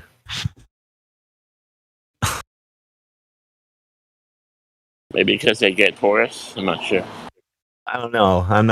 I make them. I don't understand why I know when they're done, though. When I make handmade ones, I know when they're done. It only takes like 1 minute or 2 minutes. Yeah. You make your own pasta by hand? Yeah. That's awesome, bro. It's can you so send me a easy. recipe how to do that? Because I like to do that. I've never you can done just that. just I always you bought just my want pasta. yeah, you just want to use the egg recipe. Egg and flour. Use that one. They're perfect every time. Eggs are healthy for you, right? Not like they say. The eggs are good for you. I don't see why they're bad for you. The Don't believe all that cholesterol bullshit The whole stuff. medical industry attacked eggs back in Of course, when- because they're in the probably 70s. good for you. They wanted you to get on pills. cholesterol medicine. Of course. So is butter. I only use butter on everything. And we cook only with butter, or sometimes she uses vegetable don't use oil. because of not wanting the butter flavor in something. But for the most part, everything is done with butter. Like I turned her on to steaks. Like when you're cooking, use some butter. She's like, "Oh my god, that's such a good flavor." I said, "Yeah, no, that's how those steakhouses get away with. They have the best steak in the world. Secret ingredients."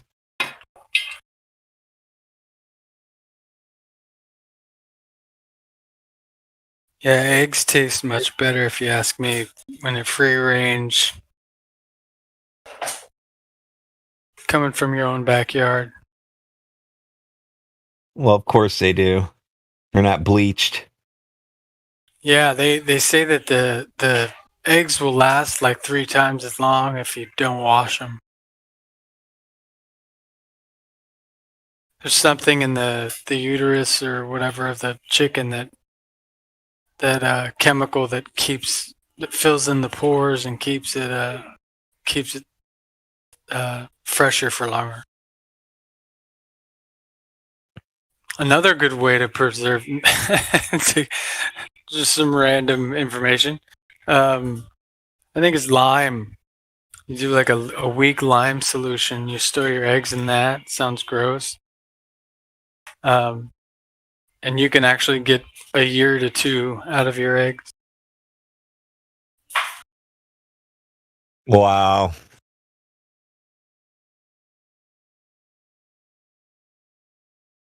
And somehow must completely enclose that egg. All the pores in it. You ever heard of DSMO or DMSO? It's a supplement. Yeah, I've been curious about that. That's supposed to do the same type of thing where it just encapsulates whatever it is and helps to distribute it throughout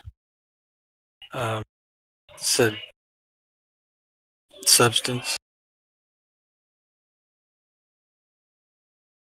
I say like if you encase meat, for instance, in DSMO, and you freeze it and then you microscopically look at it afterwards, there's no evidence that it was ever frozen. It's completely as it was before you froze it. What are you doing? Robbing a bank? Sounds like you're cleaning out a safe. Sorry, it's my daughter playing. I mean, I wouldn't know what that sounds like, but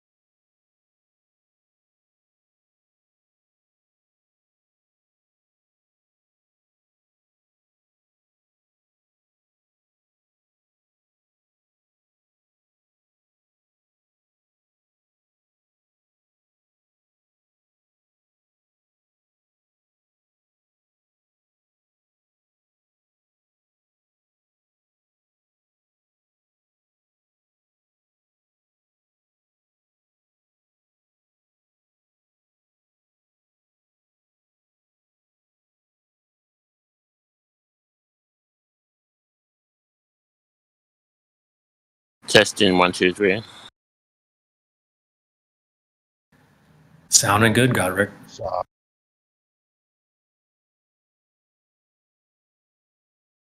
And that guy was really holding on to his gravity. He's like, yeah, eventually the two objects will come together. Yeah. Given enough time, because gravity. I'm going to make a simulation so I can show you that two objects come together in my simulation. And that's proof, right? But it's the Space Force. Yeah, why would they have Space Force, right? There's no space, obviously. Proof.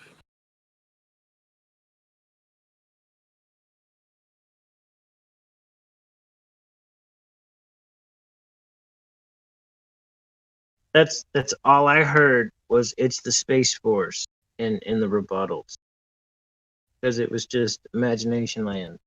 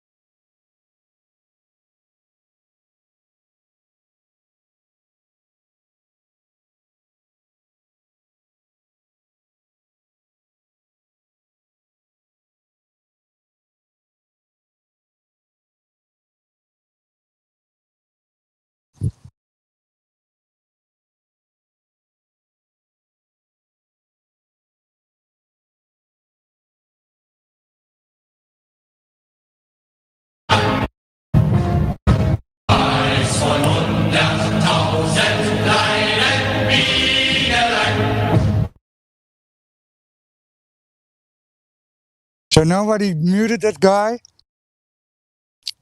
Come on, guys.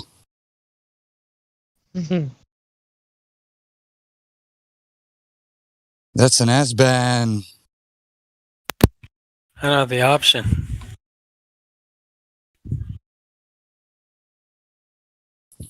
I just fell in the room with some German march music. What a motherfucker. Yeah, at least it's original, right? I thought that was you. Yeah. Did you figure out the dark gravity? So, tricking Prestige. Yeah, you were kind of funny, but too bad, right?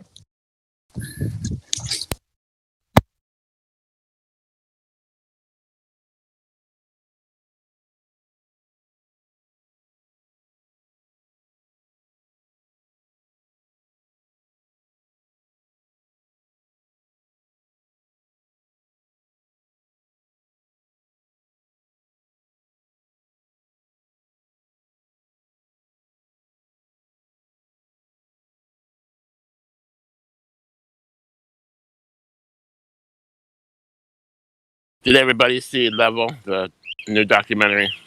Yep. Eric Dubay. Yep. Have you heard about Bart Brel? Have you heard about Bart Brel? No, what's that? So Is that's there new? Is it new or? Yeah, well, new. That's the guy who made the documentary "A Funny Thing Happened on the Way to the Moon," right? And he copyright claim striked something Eric Dubay because he used 7 seconds of his documentary. So apparently he needed to take it down, cut that 7 seconds out, then re-upload it again. What a douchebag. I know, right? Total piece of shit. So the new one is okay though. The new one. I guess so. I just got it off OGD's channel, Level 2021. Just What right now, 7 seconds was he in? What did he say in his 7 seconds? I don't know. He copyrights everything, man, and constantly. I don't know. He's just all over the place. He's gonna disprove the moon landings, but say we still went. But isn't it up to 30 seconds is part of the fair use policy? But it is on YouTube. And you can use as many clips as long as none of them exceed 30 seconds. So if you're commenting on somebody else's work and you add something that is transformative, I think then it's even more than that. I've never heard of someone, saying that it's copyrighted for less than 30 seconds. Yeah, but I think it's not commenting, but he used it, right? He used 7 seconds of his documentary. That's not. Yeah, but if he uses it to illustrate his point or anything, I think 30 seconds at a time is the limit. Maybe, but then I can imagine if somebody copyright if somebody makes a strike, right? You have to go through all these hoops to get it. So then just cut it out 7 seconds. And in that time, that's why people do that maliciously, because in that time they remove your video. So that was probably done maliciously.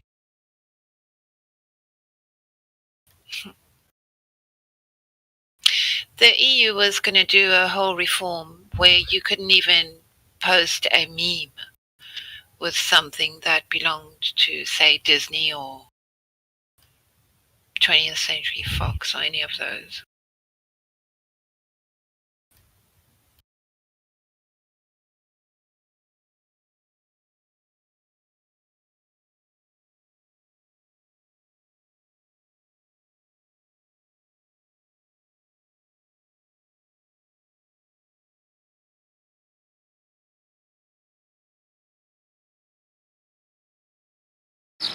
You guys see that Disney? It spells wicked backwards. You see that?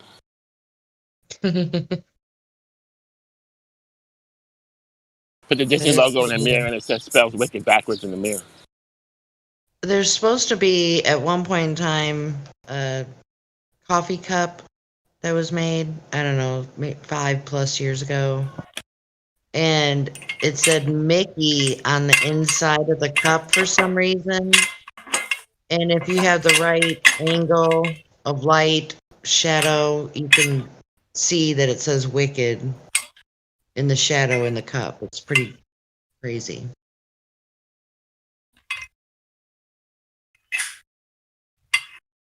I'm pretty sure I can Google it. Hold on.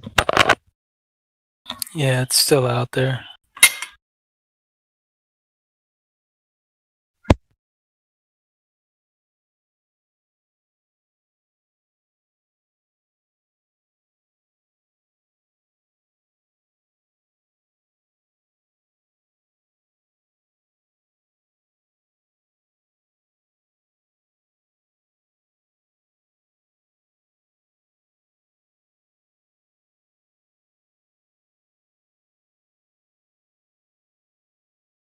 Sorry, you're right. It was Mickey backwards. It was wicked, right?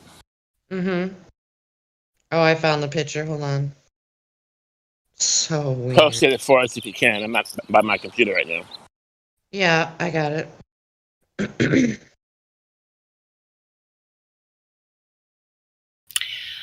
I've just seen the weirdest thing. A bus turned up in Chinatown in London and said that people can get the jab without an appointment. And literally thousands upon thousands of Chinese people are standing in the square waiting for it.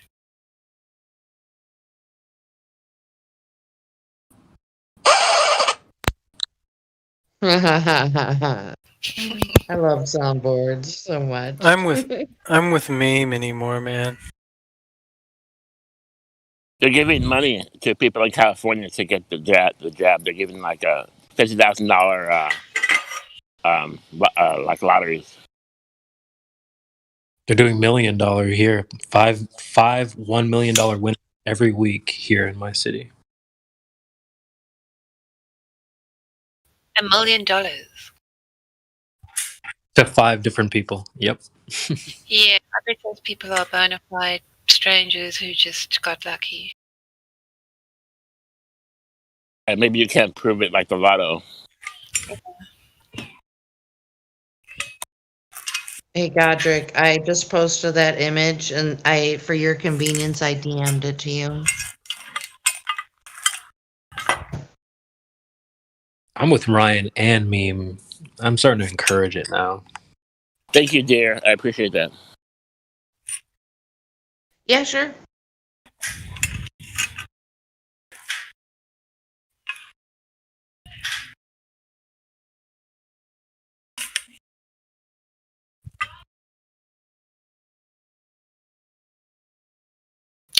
And I see Fauci Ouchie is in the hot seat. Gee, what a surprise. Finally. I think I read a headline or something in regards to that. What was it that he said he's in hot water for? For the gain of function research that he funded. The what? The gain of function research. Because the whole topic is now being rehashed, and it has taken this long for them to say it escaped from a lab, and there's a high probability because people were getting shoved off Twitter and places for saying that last year. Oh, okay, I remember now. He used the phrase "I'm not convinced," quote unquote. Gain of function research is giving a virus more capabilities than it normally has, giving it additional sections, abilities, infectiousness, that sort of thing. Gain of function is making a virus effectively stronger, or giving it a different ability. So the same they might have done that with the Wu flu. And the way it came out was a researcher who benefited from this American taxpayer money. She put a post up that said she completed her research and she got credits for it, blah, blah, blah.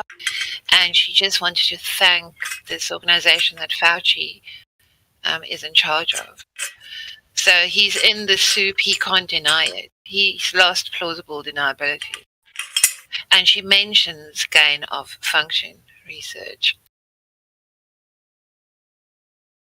It is interesting. Hmm. I still think it's the 5G. It sounds like maybe they're gonna throw him under the bus. He's a Jesuit operative. For all intents and purposes, he's good to go. As long as he serves Mother Rome. And I see Hannity, he talks about Biden before he goes to bed with his sippy cup. Because he's so decrepit. He needs a nurse. They're injecting him with something to keep him nice and spry. Oh, yes. Probably some B12 or B12 shots.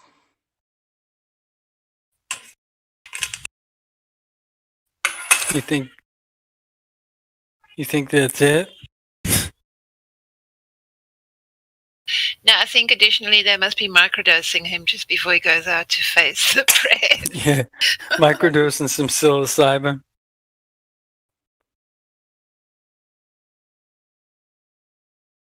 Or it could be just, that adrenochrome, right? There you go. Yes, that adrenochrome is something. I'm curious. I'm sure Biden would take it to be like, give me that adrenochrome. I gotta make a speech. That was a joke. That was a joke, by the way. I'm not curious. I can't even get up steps, man. Give me that adrenochrome. I need my chrome, man. Come on, man. Just one more hit. I promise that'll be it after that. Gotta make a speech in 45 minutes. I need my chrome. Well, at least Dr. Jill is always on standby. Google adrenochrome. Okay, so I heard a guy talking about the Incas, and they're one of their rituals at the end of the harvesting season, when all the crops were in, and all. You need to go poo poo? Huh? Sorry, guys. I'm talking to my daughter. They would then have this festival, which could go on for 2 to 3 weeks. And history books teaches you about these festivals, but what they fail to mention is that the whole festival was an adrenochrome festival. And the way they did it was they would have this whole like preparation for the festival. There will be fruits, because this festival was everybody doesn't work. And it's like an orgy of food, drink, and obeisance to their gods.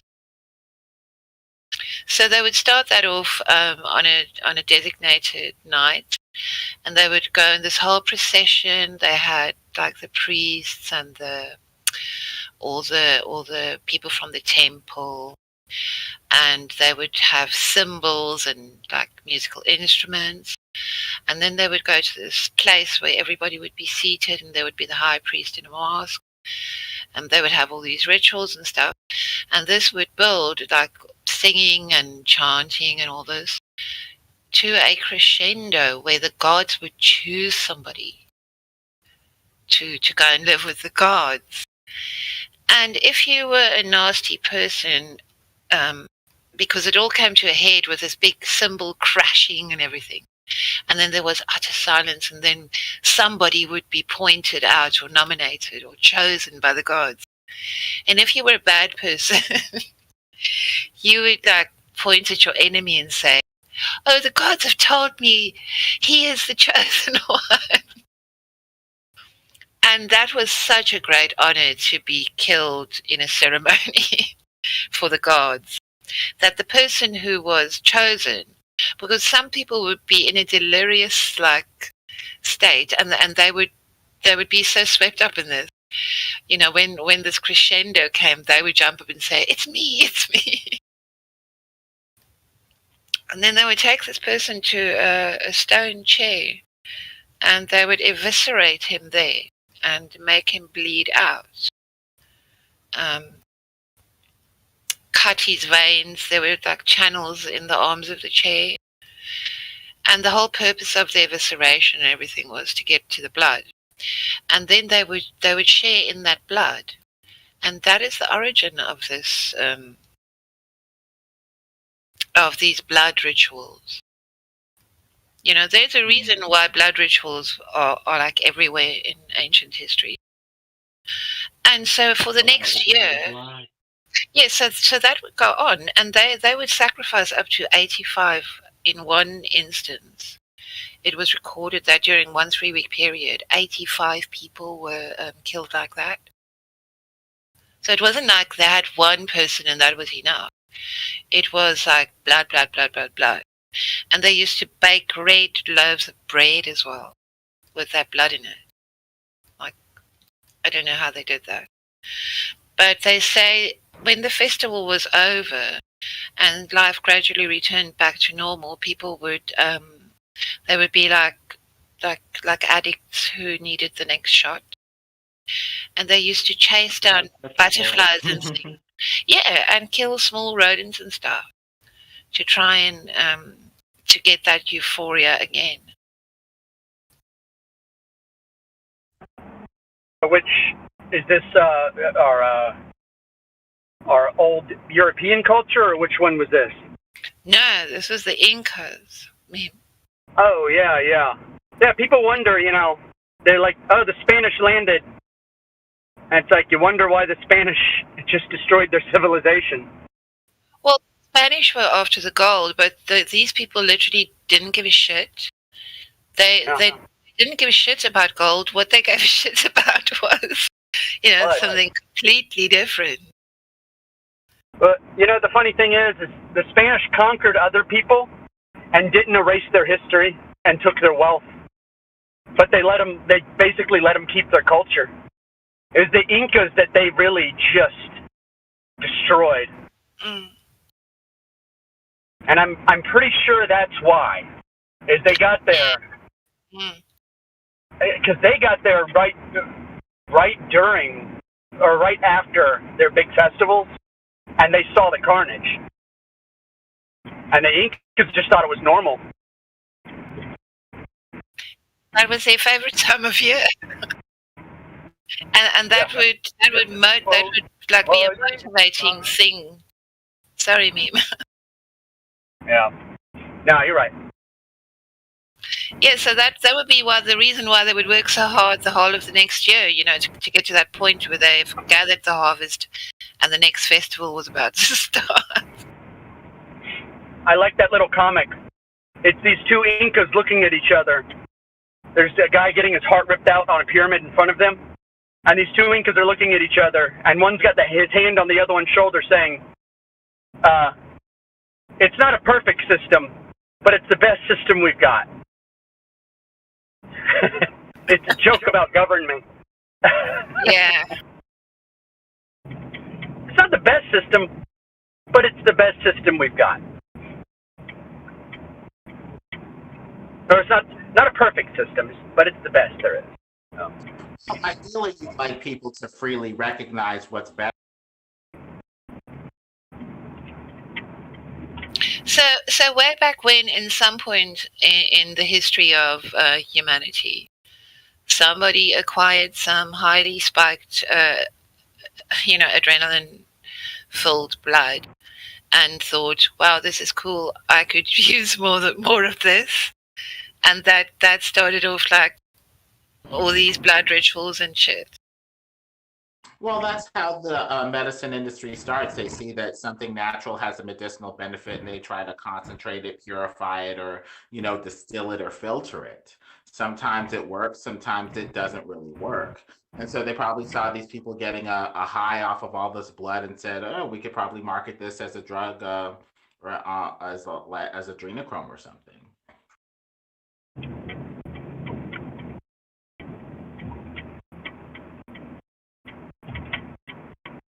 Or we can control the world with it. You know what the Greeks used to do? Is when they would have their games and the athletes were real sweaty, they would scrape off the sweat and everything from the athletes into a paste, and they would sell that as a like metabolic enhancer and aphrodisiac. Olympic. Because it had all those endorphins and stuff in the sweat. Well, during ecstatic dances and ritualized dances in different places, say that if you dance for a couple hours, you can just, rub the sweat on somebody and they'll be in an ecstatic state automatically. Like there's something in that sweat that just sends somebody into an altered state.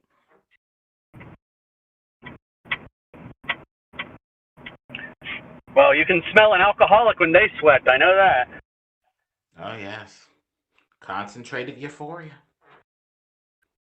That is an interesting line of study, the sorts of products the body can make under certain conditions, be it adrenochrome, euphoric sweat, musk, or stuff like that. Urine, different things. Musk. No, musk is a big one. Musk turns somebody has people a on, musk seriously. gland. Like there's a musk gland in somebody's anus. I've sprayed musk everywhere. Watch out. Elon's sweaty musk.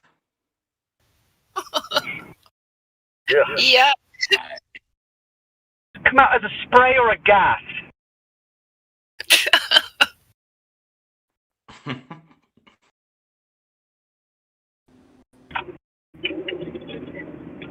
I think that you can put certain products in your urine. Allegedly, Dave was talking about a tale of somebody who had an allergic reaction, and he was implying, based off of what he was saying, that you make whatever you need in your urine. And so the guy had an allergic reaction to a bee sting in the forest or something, and he, got some urine, put it under the tongue, and supposedly abated his allergic reaction with that urine. Okay, well, I was a couple of years ago. I was we were tripping out in a very natural setting in South Africa. I was with some friends, and the evening, the dusk was just set falling, and we all took acid. And it was so amazing because the African night, when it descends, the sounds of the insects, the crickets, the frogs, the weird sounds that nature, it's a whole symphony. And so there were some people nearby. But it was a place where people went and spent the night. You could lie down at the river. It's a big river there, and look at the stars. So just nearby there was a little girl, and she got stung by something, and we had all this food laid out. We were all organized, and we had some babysitters as well who just stayed with us and didn't trip. And there was a jar of pickle, and so I was already feeling the effects, and everybody was freaking out. This little girl was running around screaming. Something had stung her right in the nape of her neck. And I had and don't ask me how I did this, but I grabbed this jar of pickles and I opened the top and I just splashed some of that vinegar on that sting, and she immediately kept quiet. And everybody was amazed. Yeah, the vinegar in it. It just came to me. Don't ask me where I had that information. Do you know what I do when I get I work outside a lot. So you know what I do when I get dehydrated? I will chug pickle juice and milk. Pickle juice and it cures it every single time. Oh, I let me tell you something. I will knock out a gallon of milk in the morning. I drink a ton of milk. That's about good. But the pickle juice will curdle it in your stomach. It doesn't to me. Well, I don't drink them at the same time. If either is present, both of them work for me. Like I always, whenever I'm working, I always have a jar of pickles in my cooler. I guess it makes some sense. Vinegar takes on a lot of stuff, like it's kind of absorbent, like it absorbs the essence of the pickle or the cucumber. Yeah. Well, there's another thing too. Is when I was working with Mexicans, taught me how to survive in the heat doing concrete over the course of 20 years, and one of the things that I brought in, I saw what they would do when they were getting overheated. And I knew what it was. They were creating electrolytes, like the stuff they would eat and mix together. And this kid, he had the heat stroke on the job. He's a really dark brown kid, turns pale white, starts getting red splotches, falls down. We pull him over to the water cooler. We spray off his arms, because you're not supposed to spray the core body. Spray off their arms for the blood vessels to cool down and put cooler blood into the core. And we made him drink water mixed with salt and sugar. Yeah. And about 30 minutes later, he got up. We didn't let him work, though. We sent him home. Yeah, I mean, that's why you give that to babies as well if they have diarrhea or anything. Yeah.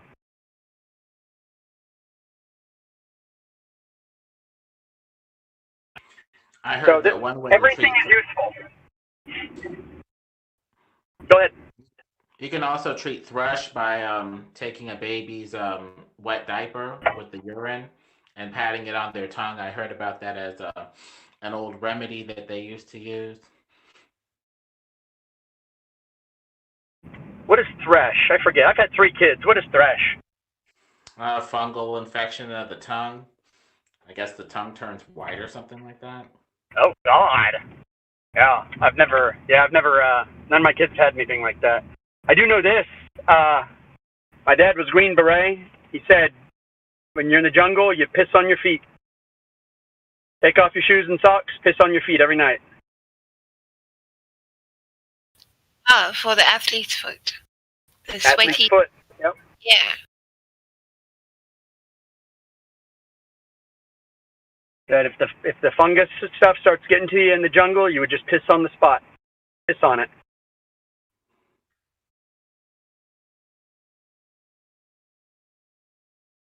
The human body is powerful. Yeah.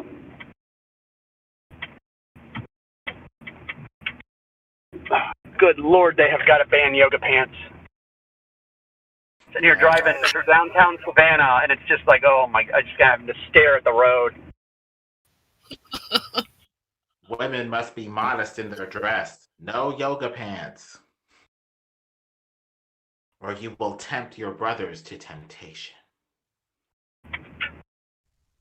Is that like a personal attack or something? What? It doesn't leave anything to the imagination. Men are weak.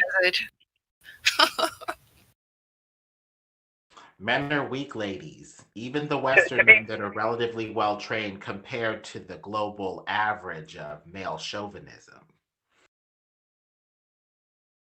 To be fair, a nice sundress is far more intoxicating than yoga pants.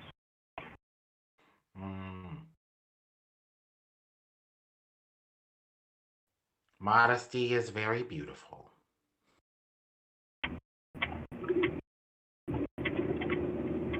How dare you? Dare you? What was that? I love that gif of Trump walking up to the podium with her looking on in disgust. Great. Yeah, my president is Trump.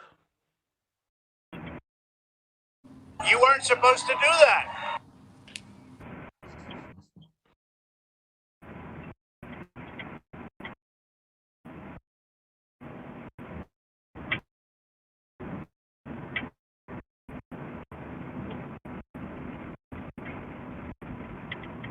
Let's look down into the dockyard.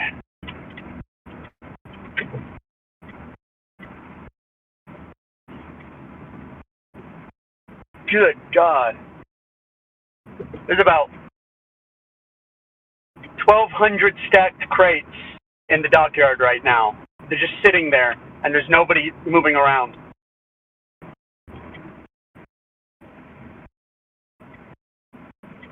I've never seen them stacked. I've never seen them that packed. I have never seen that. Every crane is packed along the docks. Stacked all the way up. We have stuff, just nobody's taking it anywhere. Yeah.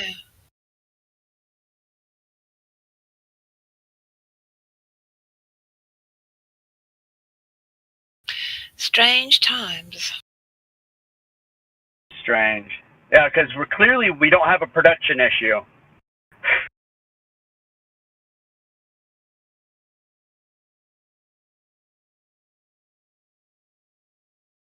Well, if the STEMI checks keep rolling in, then people are going to say, why should I? Why should I work? Got everything I need.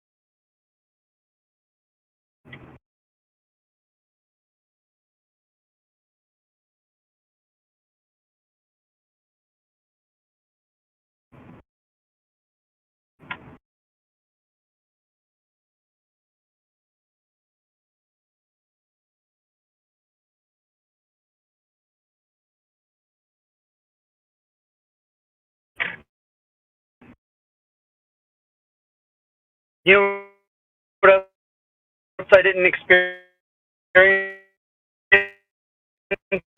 at all? I don't know if y'all can hear me.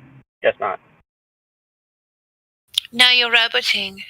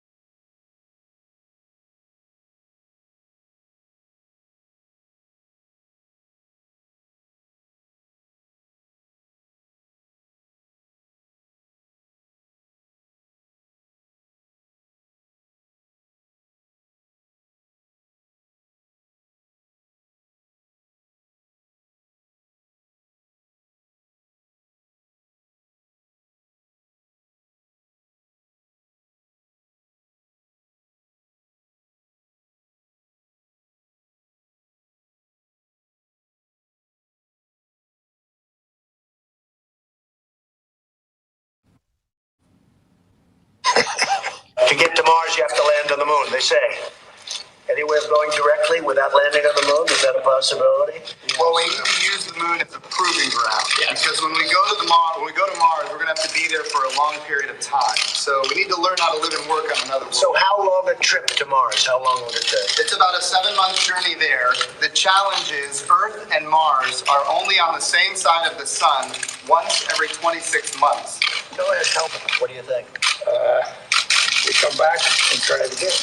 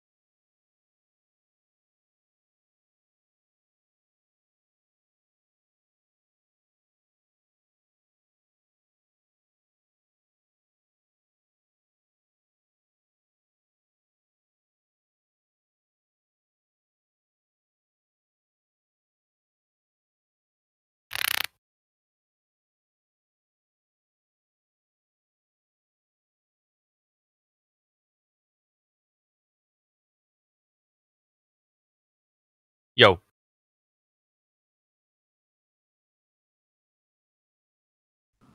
Hello there. What the? Yo. Yo.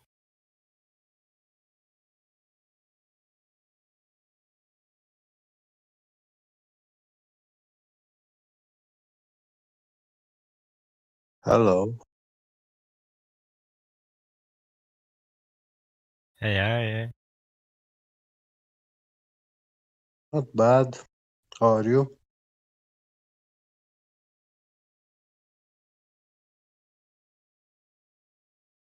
Hey.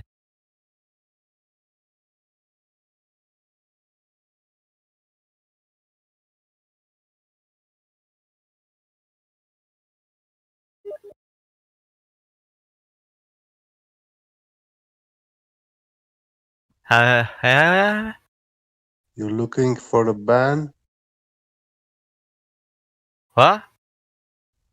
Exactly. What's the problem, man?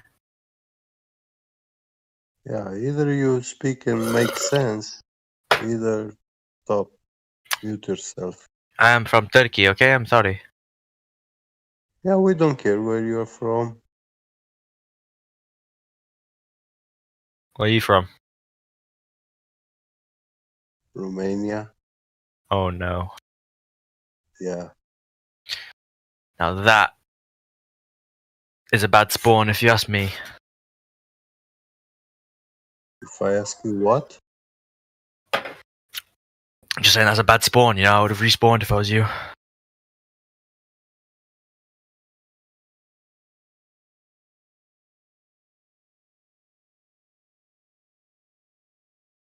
You live in a video game. Holy fuck. Yeah. Your mic is amazing.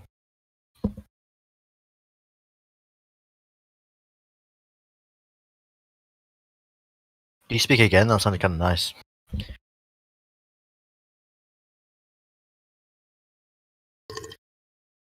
You have a voice fetish? Yep.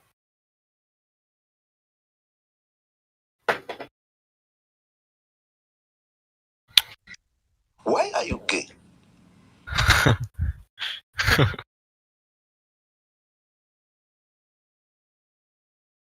Do you think you live on a spinning ball? No, I'm not a Glober, no. Not a Glober. So you believe you're living on a spinning ball? He's a spaceman. How's space doing for you? Never been, I don't know. Get a ticket for Mars yet? Not yet. When you saving up for it? Yeah. Part-time job at McDonald's should get the ticket soon, no?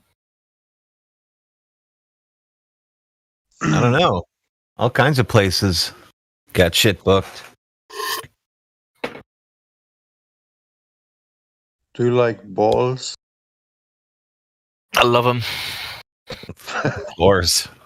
No wonder. What? What about back holes? Say that again? The back holes, you like them too? Black holes. You saying black or back? Both. Yeah, they're great. See. So you got VC verified to do what? Why are you guys jumping on, man? I didn't do anything. I'm asking you why you got VC verified. I can't remember. It was like a year ago. It only took like 2 seconds anyway. I doubt that. Oh, I sat in the that channel thing, and then someone joined, and they said, "Yo." We spoke for about 30 seconds, and then he was like, "Yeah, you get to go." So.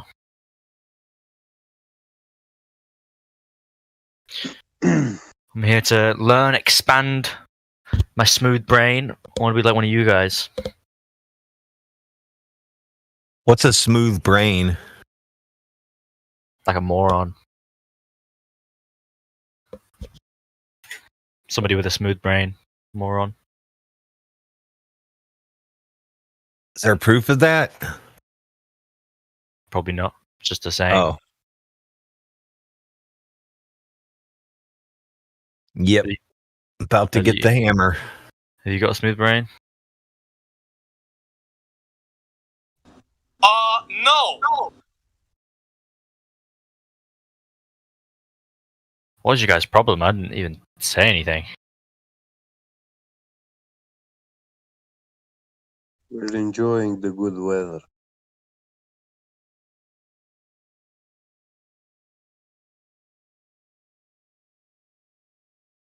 Is there any Globers in here right now? Only you. Would that be you? I said I wasn't a Glober, but, you know. Prove it. I've been to the edge of the world. Definitely a global. Troll.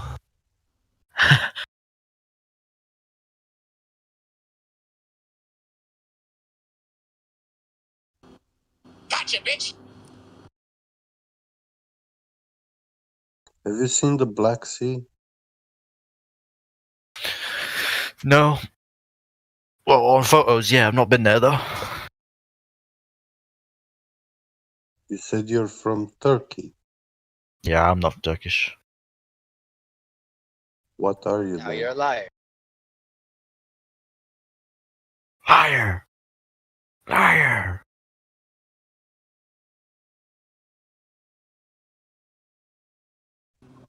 Liar!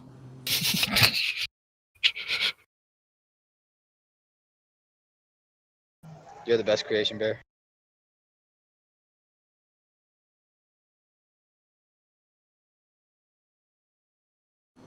No need to thank me.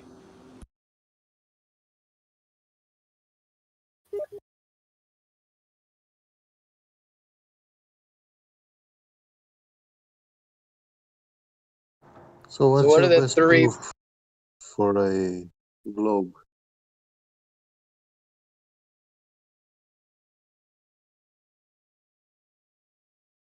Oh, he's from the UK? Ah, that's why. That's me. So he's got plenty of water, huh? Hey, I guess. Pretty much surrounded by it, aren't you? Mm-hmm.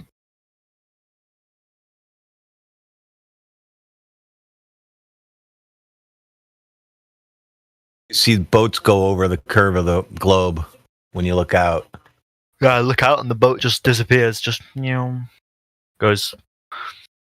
Where is that point? I don't know. What do you mean you don't know? Should be able to figure it out.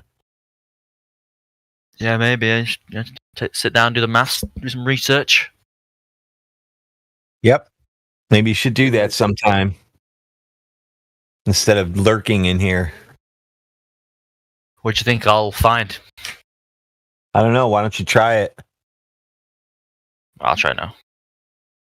Is the Earth flat? Measurably. Gonna ask Google if the Earth is flat. Yep.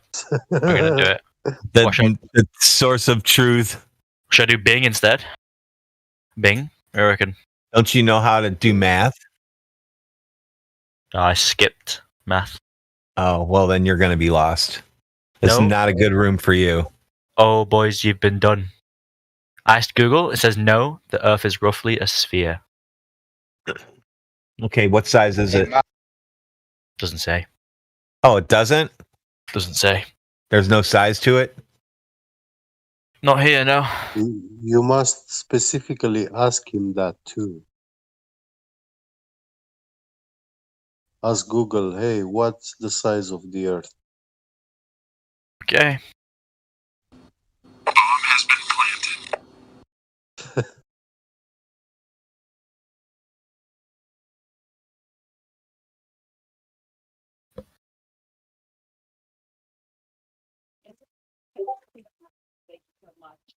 This create 3.6 million jobs that still not returned to the hotel industry since the pandemic began. And one of our next guests says that Amazon is partially to blame for that. The CEO of Pebblebrook Hotel Trustee is live to that.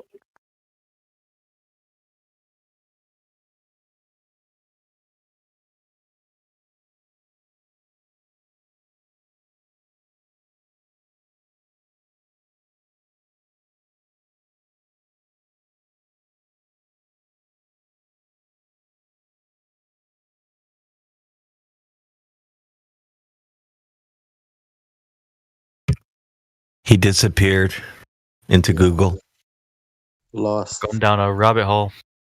Lost into Google. That's why it's called Google, because there's so many possibilities. Mission failed. Does your ball have a radius? It does. good. 6,300 kilometers. There you go. There you go. So you should be able to tell me where the boat goes over the horizon from where you're standing. Now get the Earth curve calculator and tell me what that point is. Okay, just for you. No, just for you, actually. I already know this. GitHub Earth curve calculator.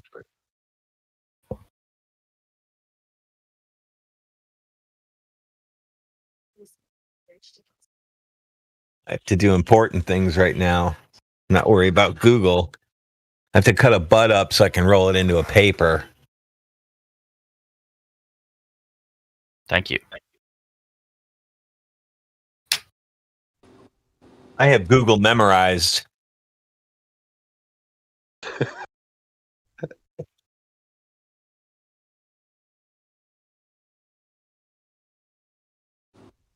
You know, I'm something of a scientist myself.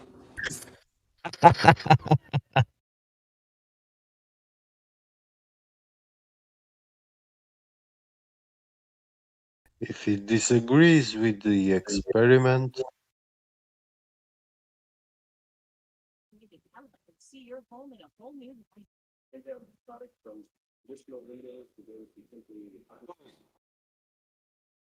What are we waiting on? What happened? We get lost? I think he's Just getting throw in. the pi number. Did you get the pi? No, I'm just throwing numbers into this calculator right now. Perfect.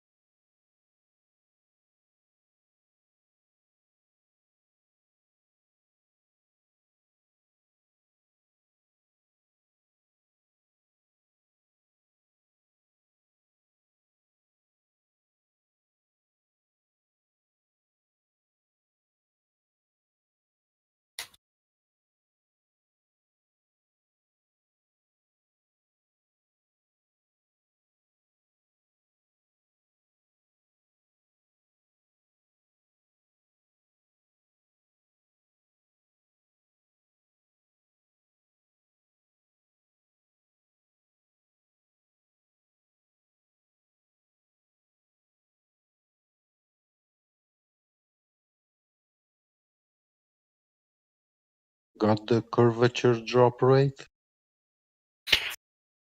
Not the drop rate, but apparently, if it's 100 miles away, and my eyesight is 10 meters, eyesight level is 10 meters. It should So be. 100 miles away you came up with. I'm just 10. Actually, switch it to 10. 10. It's giving me 1.81, sorry, meters. Obscured.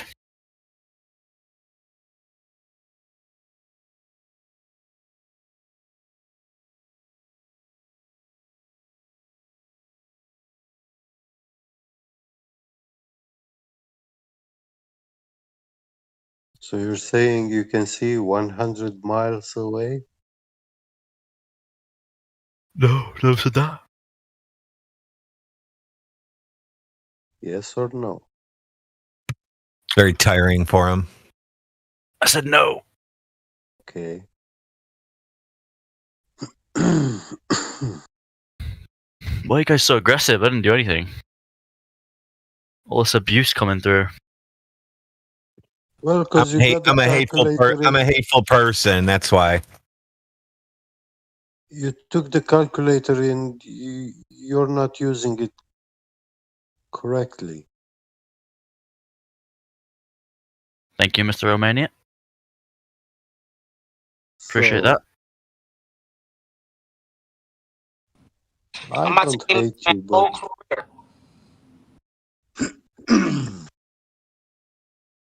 why not tell us what you did there? I just did. I read it out loud. Maybe you weren't listening. So, what your observers hate?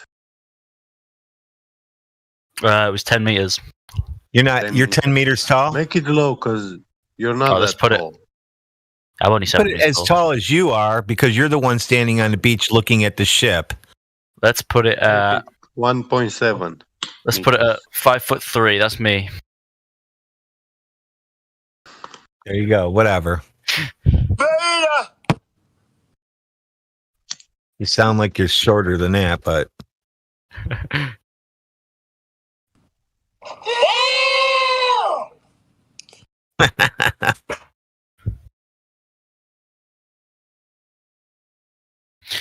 I never said you guys were wrong, you know, with the whole curvature thing. You just jumped at me. you did it wrong. Did it wrong? Yeah. You're the one looking at the boat. So your height, looking out, put that in and redo everything. I'm not doing it specific to the boat, you know. I never looked at a boat. I was joking. You've never seen a ship or a boat? Never been to the ocean.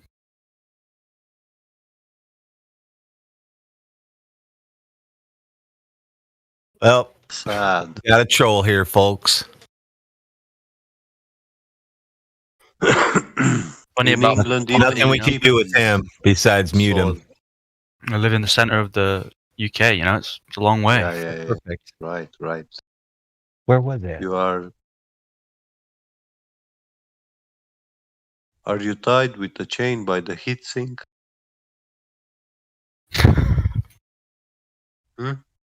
What? Say that again. A chain to the heat sink. Yeah, did they tie you on the heat sink not to go away? That's good. That's good.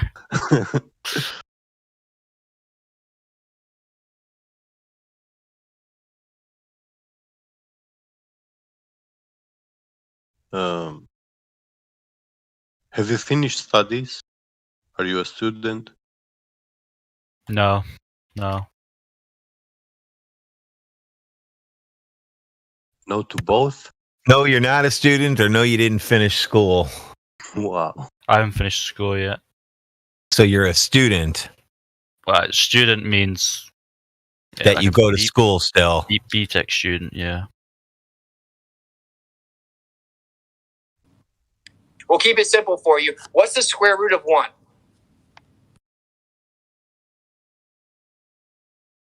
Uh-oh. Uh-oh.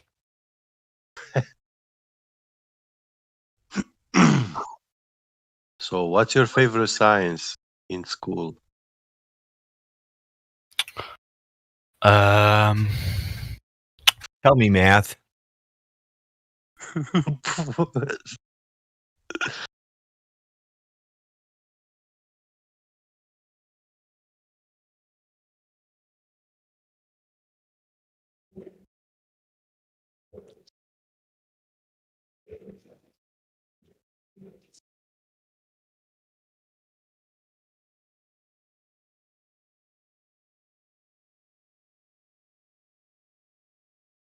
We'll keep it simple for you. What's the square root of 1?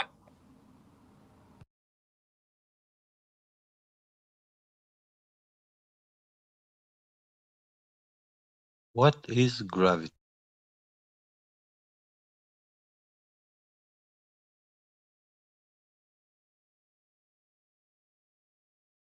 I have no idea. Okay, next question. Yes. Like what it is? I don't know. Mic check. You good, Roger? It's sunny. It's a sunny day. Sunny. Sorry. Yeah, I sounded like Roger then? How weird. Yep. I don't know. With my right ear, I can't distinguish between the two of you. That's because your vestibular system is disturbed from the spinning of the Earth and the going around the sun and flying through the vacuum of space at 66,000 miles per hour. There's so many factors, yeah. Plus standing up and sitting down and moving on top of all that spin. I'm surprised you just don't walk straight into a wall every time you stand up. Yeah, you know what? Every time I come on here, you guys bring up topics that makes me think about things like, so think about that. So if there's all these different motions that you're used to, how could your vestibular system know the difference? And still be able to tell you every motion. Maybe it cancels everything out. Yeah, I've never seen medical information or scientific information that shows how that's affecting the ear. Never. Did you know when you go in a circular motion, it's acceleration? You don't get used to that. Yep. Mm-hmm. So back to the topic. Who were we talking to about the square root of 1? I never heard an answer. Who was He that? didn't answer it. Were you asking me the whole time? Of course. Kind of felt like We it need, was just we a need that troll. number from you. So 1. Oh god, 1 minute, 1 minute. Oh, good. What? 1? Okay. 1. Very good. Okay, so what's 1 times 1.225?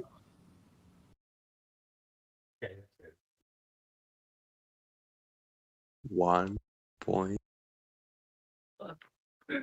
Here, here's the eggs. I gotta roll over here. Shelf full.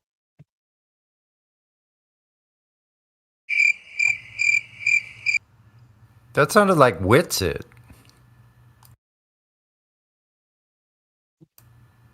That must be my mistake. Sorry.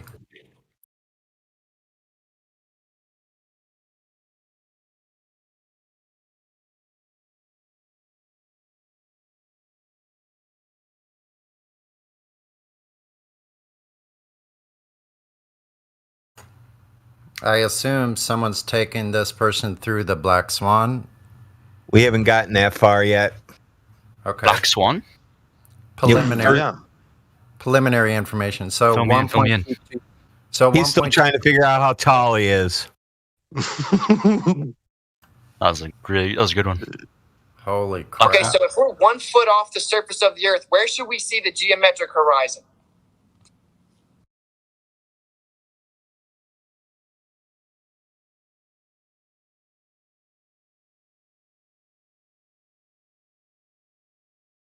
Did you get the question? We want me to do it? Throw it in. If for an 1 foot observer, where Just under how far 2,000 should meters. be for a 1 foot observer? How 2 far kilometers, is the almost. geometric horizon?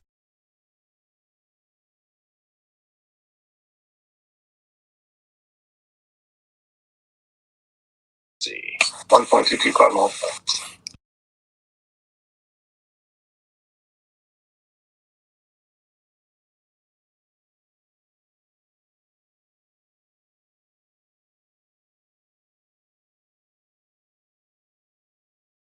Have you seen the Black Swan picture? I don't think so, no. I don't think he's in the text chat, is he? Yeah. If he was, he would have seen a lot of stuff go by. No, which one is it? God, there's so much. Right above this chat. Oh. Yeah. This is pounds. the voice, and the next is the text. Hashtag live stream voice text. Whoa. Kim. Not everyone from the UK is like Nick. I hope not.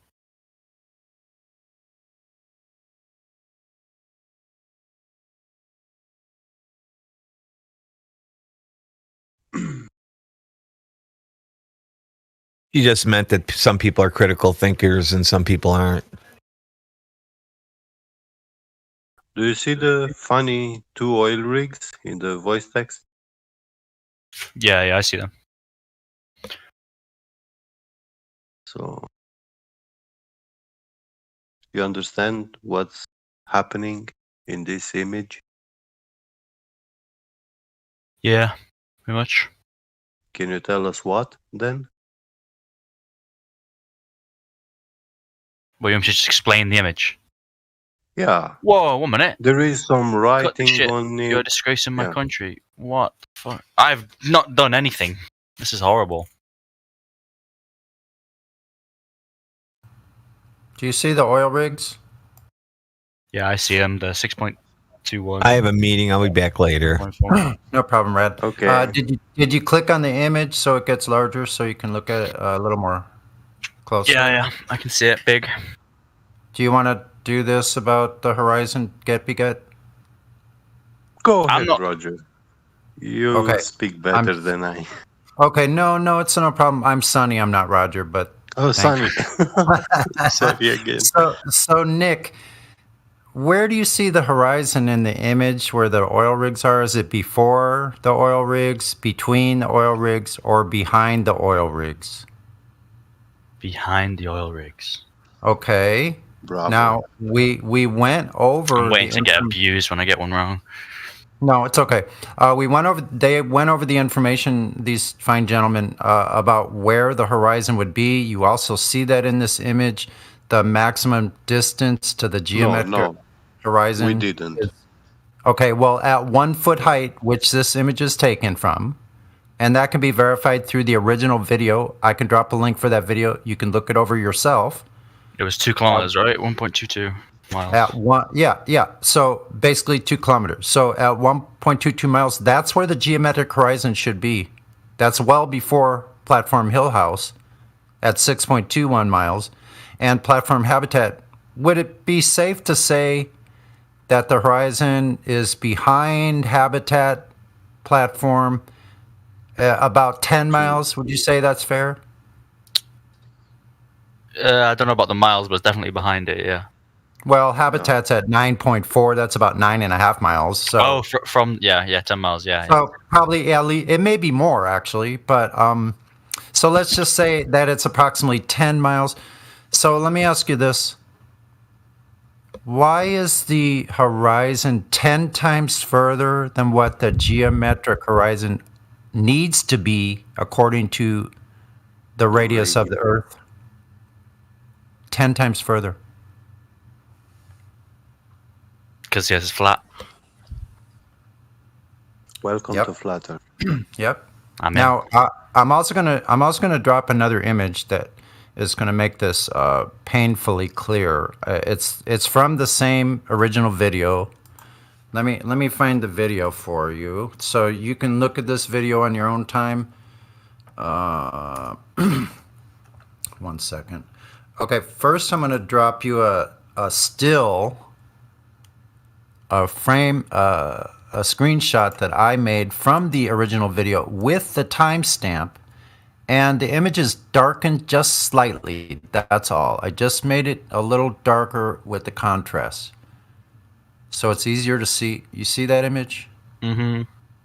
Okay, it has the timestamp of the video, which I'm going to put the link for the video. You can look at this yourself. You can actually make your own screenshot if you want. So you see the timestamp in my image I made. Here's the original video. You can look that over on your own time. So now to drive the final nail in the coffin of this globe Earth, I'm going to drop another image. Where is that image? One moment. And this image I'm looking up right now is another screenshot that I took of that original video. I don't know if I can find it.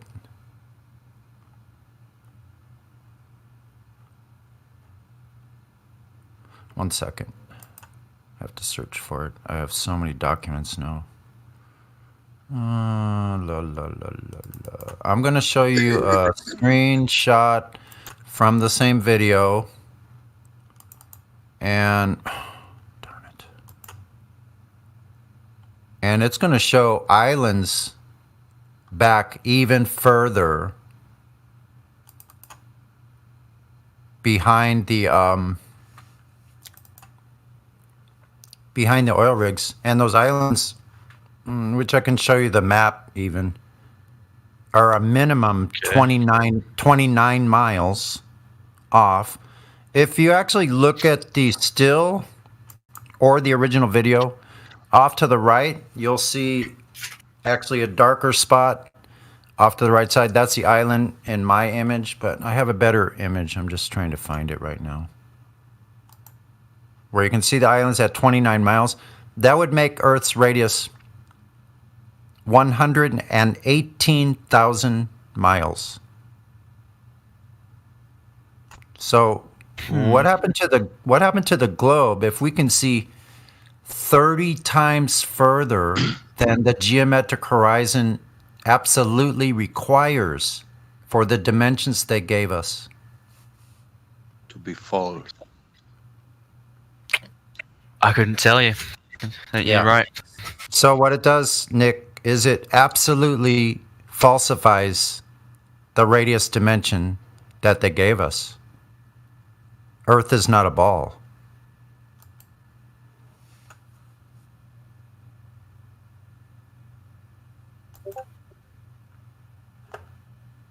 What do you think about That's it? the end of the argument. Yeah, sorry. Go ahead.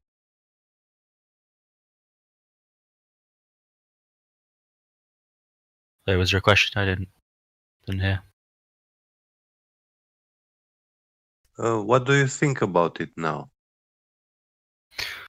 Same as before, really. I didn't come in here as a big glober. You guys put that on me. Yeah, that's good. But we would like to hear your opinion. Like, do you still believe it's a ball, or you understand why do we say and claim that it's flat? Yeah, from this, I understand. Yeah, I'm glad you're honest, Yeah. So there's a Creation Bear put it in the voice text. Thank you, Creation Bear, once again. A couple of images. The second one shows the distance to the island I was speaking of, which I'm still looking for my image. I have to dig through some things.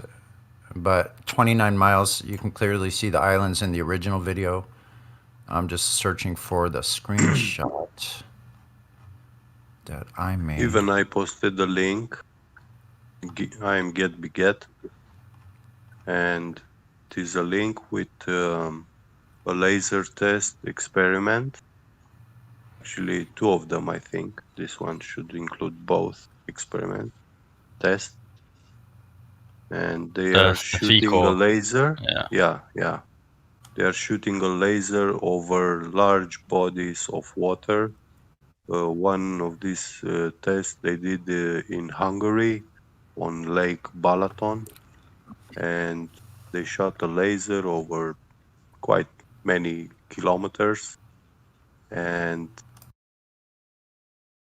the laser was visible on the other shore of the lake, right in the target where they were expecting, like as if it was flat.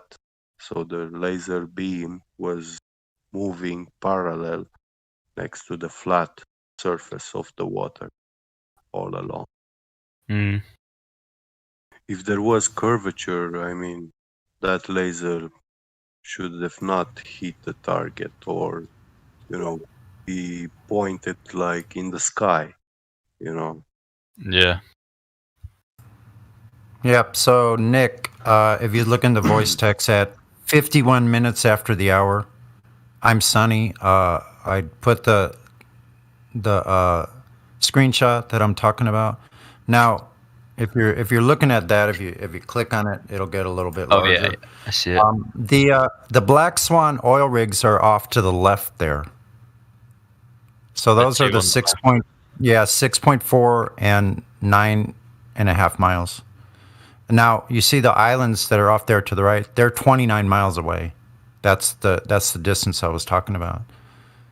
So even at the last oil rig on the left side, which we clearly have discovered that the horizon in that Black Swan image with the two oil rigs is at least 10 miles, which makes the radius, which would make Earth's radius 10 times larger than they told us, or somewhere around 39,000 miles instead of 3,000.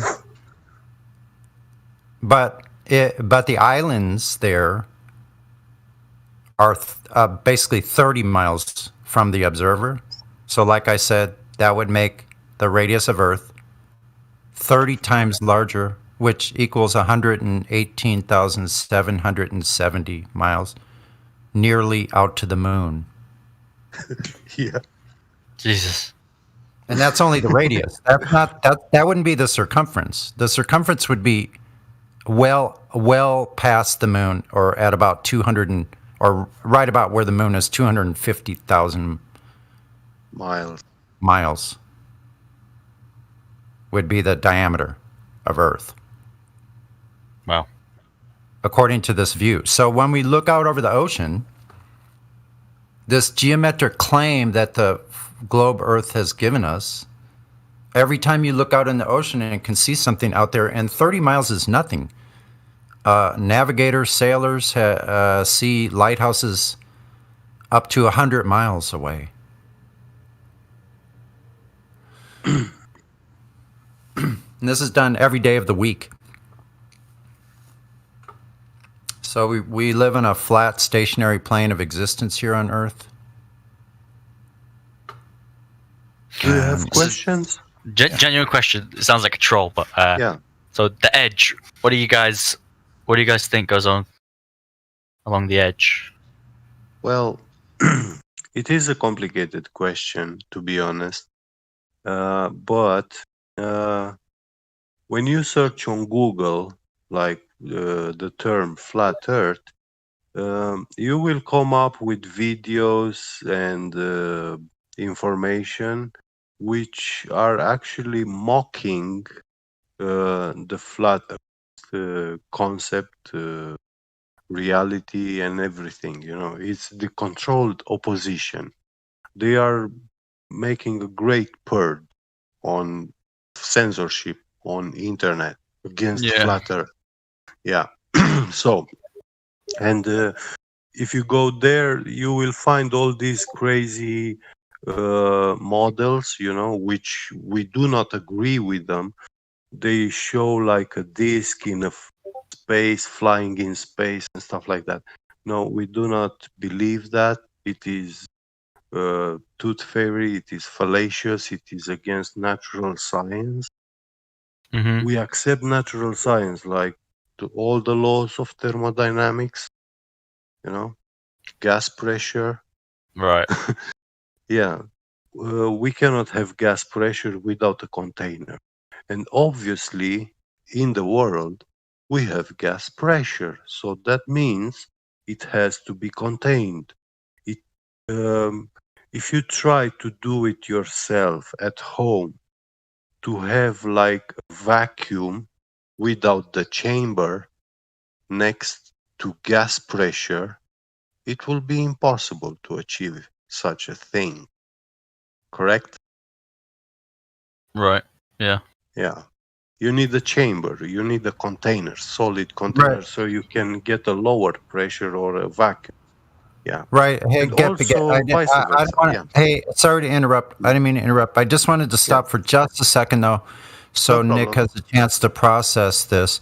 You understand that we're not the Flat Earth Society, right? Yeah. I know you. Yeah. Right. And yeah, so you may have in your mind an image that you might have seen somewhere, like a disc in space or something like that. Yeah, I've seen that a lot. So is that where you kind of got the idea of an edge? Yeah, but sort of. Yeah. I mean, Yeah, it must yeah. be something. Well, see, yeah, just so you know that no one in here, no actual real flat earther claims an edge like that. That only comes from the Flat Earth Society, which we consider them to be a controlled opposition group that puts partial truths and then mostly lies and distractions and fallacies like what gets anti-Jews as well, right? I'm pretty sure. I've heard all kinds of weird stuff. I don't know. You weren't supposed to say. You weren't supposed to do that.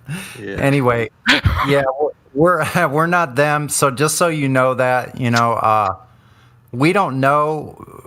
Like, if you're thinking of flat Earth as an object, which that's what we're all used to with the globe Earth, right? They told us this is a spinning globe. That's an object. It has a shape.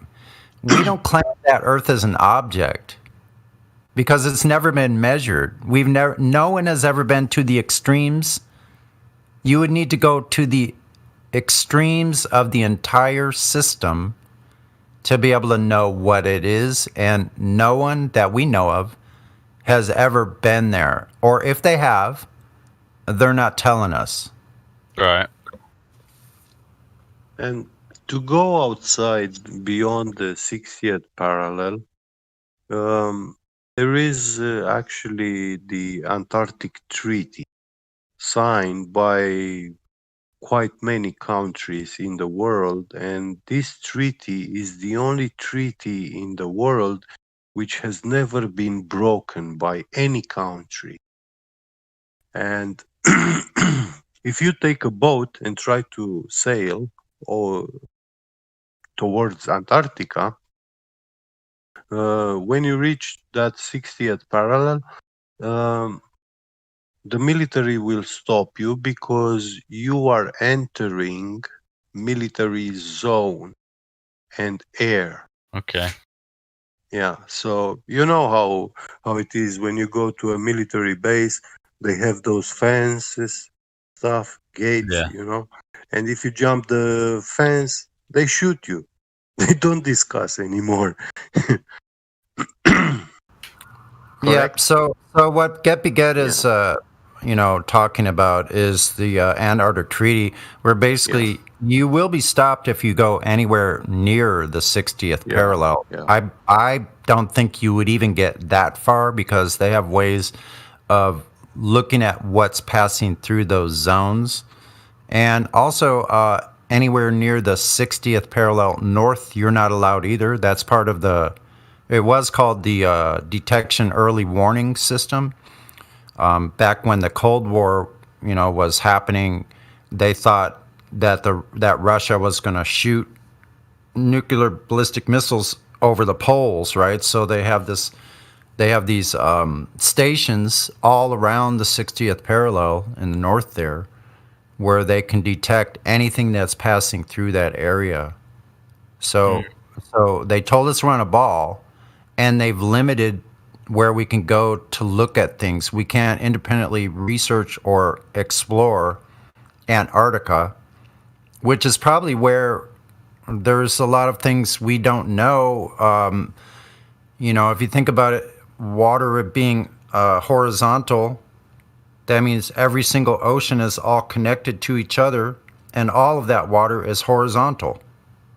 So if you go out on the plain towards the ice shelf, which you're going to run into going south, and this is also evidenced by many explorers like Captain John Ross, Captain Cook, that traveled along the ice wall on their ships, and they logged up to 69,000 miles and over 3 years of travel, never found a way into or through the ice. So if you look at the numbers that these navigators reported, 69,000 miles, that's the furthest Captain Cook got was 70 degrees south. But so if you're looking at, let's say, 60 degrees south, and you have a distance of 70,000 miles, and it's supposed to be a ball with a circumference at the equator of 24,000 miles, how could you have nearly 3 times the distance at 60 degrees when it's supposed to get smaller as you go south? There you go. And another thing, one of the latest expeditions to Antarctica was made by a Swiss doctor, and this guy had the backup, governmental backup funding, from the Swiss government, and he hired people like from Russia, from all these other countries. The crew was made like from people from all sorts of nations. It was very hard for them to understand among each other, but when they were hiring them, they were questioning them if they were if they believe they live on a globe Earth or if they are flat earthers.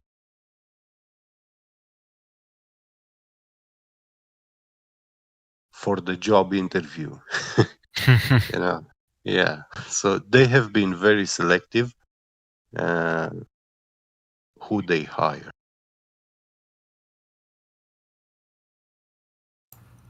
So, Nick, I was just curious. It sounds like you're actually listening to the information that's being provided.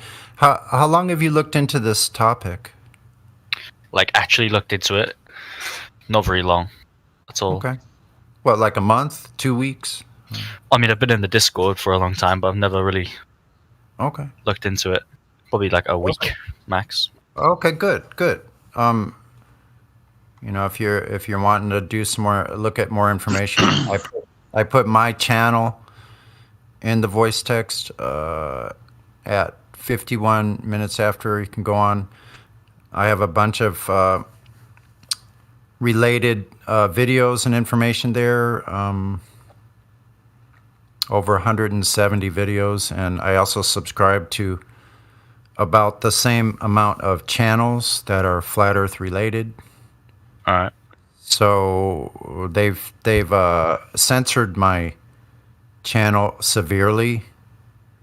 They're limiting the amount of subscribers. So that's what's happening with us. They take out videos every week. They take off 2 or 3 videos from my channel. That's on a daily basis. They delete entire channels. Yeah. So I've been watching that for 4 years. Especially now, they're censoring quite a bit. But you know, that information is there for now. Feel free to look at that. And also, I don't know if anyone told you the information down below. This live stream is additional information you can look at. There's beginner videos and live stream too. Yeah, I know. If you go all the way to the bottom, you'll find it says additional information A through M, but it's basically way down at the bottom. All kinds of information about long distance observations, laser tests that have been done, infrared photography. So I'd recommend you take a look at that and find out what interests you in this topic, and then look at that information. If you have any questions, you can ask one of us for additional information. There's a wealth of people in here that have done lots of research for up to 7 and 8 years. We're still waiting for any proof of the globe. We've talked to scientists, PhDs, rocket engineers, pilots. What do the pilots say?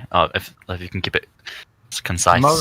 Most of them, if they're being honest, they're saying we don't make any adjustments for any curvature in any of our flights. We fly flat and level over a plane, and it's not rotating. It's a stationary flat plane that we're flying over. Wow. Yep. You said you were a student, right? Yeah. So you take physics classes, right? No, this is like I don't know. School's weird in the UK. You choose like 3 to do.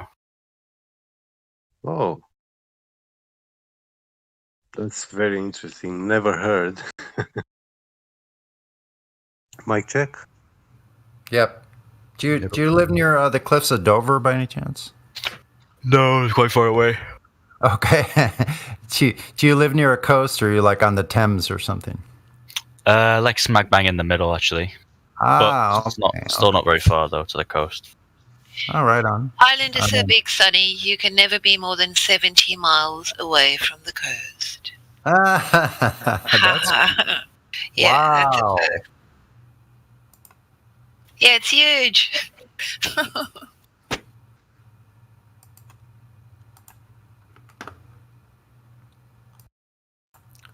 So I would suggest if you go to the coast, I know it's not easy to find a clear day in England there, but if you can go to the coast and find some place where you can see a lighthouse, I know people here have told us they can go to the coast and they can actually see Calais. Really? Yeah. Yeah. So What's the if you can difference see to Calais? Calais, and I don't know how far the distance is, but if you look at the curvature calculator and you do a couple of observations and see how far, there should be a certain amount of drop over distance. If you're seeing these things like lighthouses or beaches or buildings, they would be far, far under the geometric curve edge. So you can do this yourself, actually. Yeah. Well, it was good to learn all this stuff, but I need to go now, so... But thank you All right. for the information. Yeah. Good luck with your Absolutely. You're very investigation. welcome. Thank you. Yeah, keep searching for the truth, and I think you'll find it. Come on back here, ask us any questions. We're here 24/7. So, All right, will do. Peace. right on. Have a good one. Please be great. Yeah, it was making no point to tell him about gravity.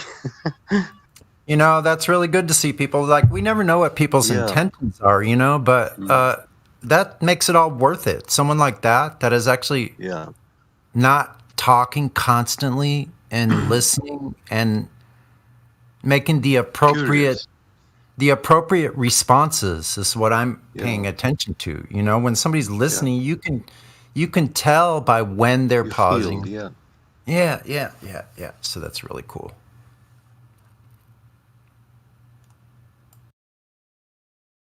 How is your garden, Ariel?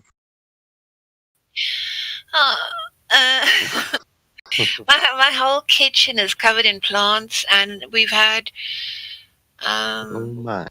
maybe 4 days with actual sunlight. 4 So- days. It's been raining, it's been grey, it's been overcast, it's been absolutely dreadful. Like really depressing. I've seen these machines couple of days ago. Yeah, and if you put them in your garden and turn them on, like they take a little bit of electricity, but they generate some sort of electrostatic charge in the air, and they make all the clouds and storms go away. What? Yeah. Yeah, it's that thing that looks like it looks like a conch shell or a bugle or something. Yeah. Yes, I've seen that. So I've It's on a actually, platform. Mhm. I'll go and look at that again. Yeah. But so I've got some plants outside. I keep dragging my plants in because I'm growing like quite a few special things. And the season here has been absolutely awful. The farmers, I saw they interviewed nobody talks to the farmers, but I saw a clip where a farmer was standing in a field and he said, these plants here behind me should be at least 3 times the height that they are. So according to the Metropolitan Weather Office here, April was the coldest that it's been in like 100 years. Yeah, And in May- Romania too. And May has been the same. So I don't know what the heck is going to happen with crops that are standing in the field. It's just dreadful. So my plants, my plants are doing okay, but it's because it's like having a You child. take care. Yeah, then it's outside, then it's back inside. My whole kitchen, my windowsill, every surface is covered in plants. That's nice. That's nice. I have plants growing in my kitchen table too. And you know what? It's been really cool here too, even in California. And so I was going to make a funny statement. It's global warming because it's been so cool. Yeah. Yeah. Exactly. No, it's been really unusually cold, and I love the sun. If it's out for 15 minutes, then I'm outside. I don't care about anything else. But it's literally you see the sun for 15 minutes and then it's gone. So I don't know. They could be seeding and doing stuff in the. They don't have to necessarily be doing it above your head. They could be doing it miles away. Putting stuff in Well, the air. in I don't Romania, know. on 1st of May, I was usually going by the river, and you could have a swim. Like the water was very fresh, not warm, but neither cold. Very, very fresh in May. But this May it was so cold you couldn't go.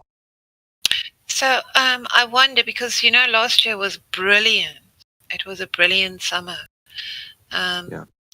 So I wonder if the summer this year is just late in arriving, so it will stay for longer. Warm for longer. Yeah, until December. But you never can tell. You never can tell. So I don't know what my plants are going to do because they've been affected. They're smaller than what I expected them to be. But it's fun. It's fun anyway. They will make it. They still have plenty time. Yeah. But they will be a little late. That's all. Yeah. I'm just thinking because inflation has been creeping up. It has, There's no denying it. The food prices. If there's a really bad season and the crops, the yield is quite low, then that is really going to affect people who are struggling. When they go to the supermarket and they want to buy food. Quite frankly, I just want to give up this life and go and live on a farm and just grow and grow stuff. I'm not interested in anything anymore. I don't see the point. I just love to see plants growing out of the ground from a tiny little seed. It makes you feel the time. What? Sort of. When you plant, when you do gardening, you plant all these seeds, and it's like it gives you a feeling. You feel the time going by, looking at them, see them growing. Yeah. Yeah. Sometimes I'm growing these tiny little they squash, and I used to have them in South Africa, and you can't buy them here, so I have to grow them. And I get up in the morning with it on the kitchen windowsill, and I can swear that they've grown like overnight. Yeah. I should take some photographs or Oh, if you do that, like filming or video record, like a time lapse, yeah. you will see that they move a lot. Yeah, I set up my camera to take a picture every, I don't know, 15 seconds or something. I need to research that. But it's great fun. One picture an hour. You think? Yeah, maybe. that will be in one day, like 24, 30 pictures. You have to think also like your memory card, how big it is and how. True. No, my memory card's okay.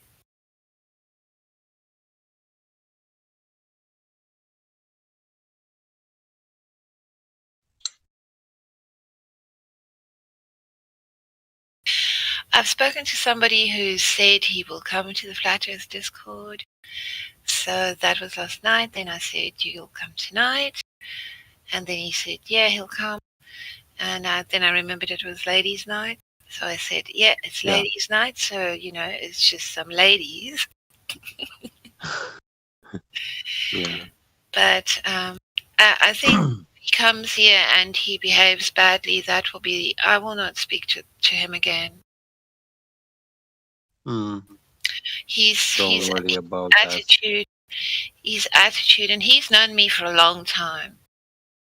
But his attitude towards me just changed when I started talking about Oh, that about us? maybe it's time for him Yeah. to. Don't worry. So now I really don't know what to think of this. It's the reason is because we used to talk about everything, and when your heart is full with something, then that is what your tongue will speak. And how can I spend time with this person if there are things that I'm not allowed to talk about suddenly? Yeah. And Very good. flat Earth is everywhere. It's a thing that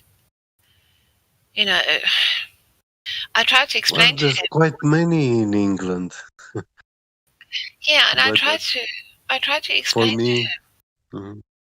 that flat, seeing this, doing this work, doing a discovery to see if you find something that is true for you in this. It's not a belief.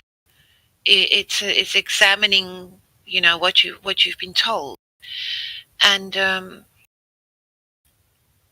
I mean,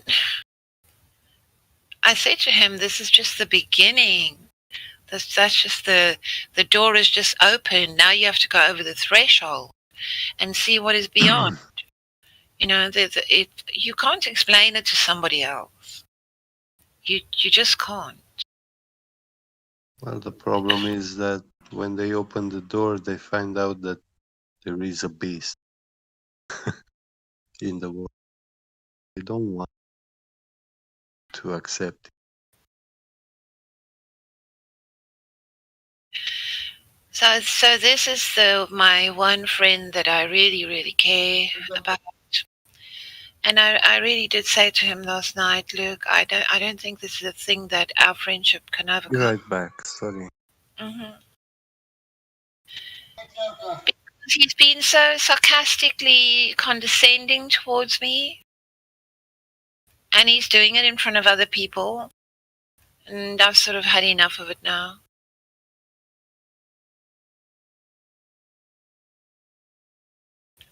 So yeah.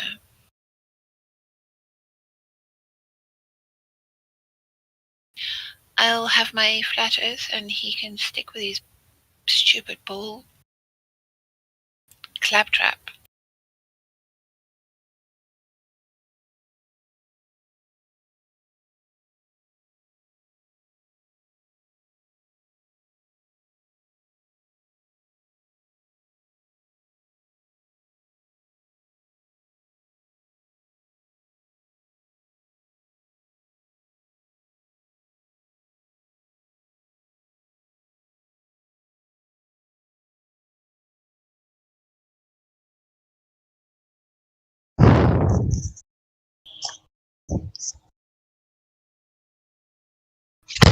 Any spinning oblate paroid dwellers in here right now?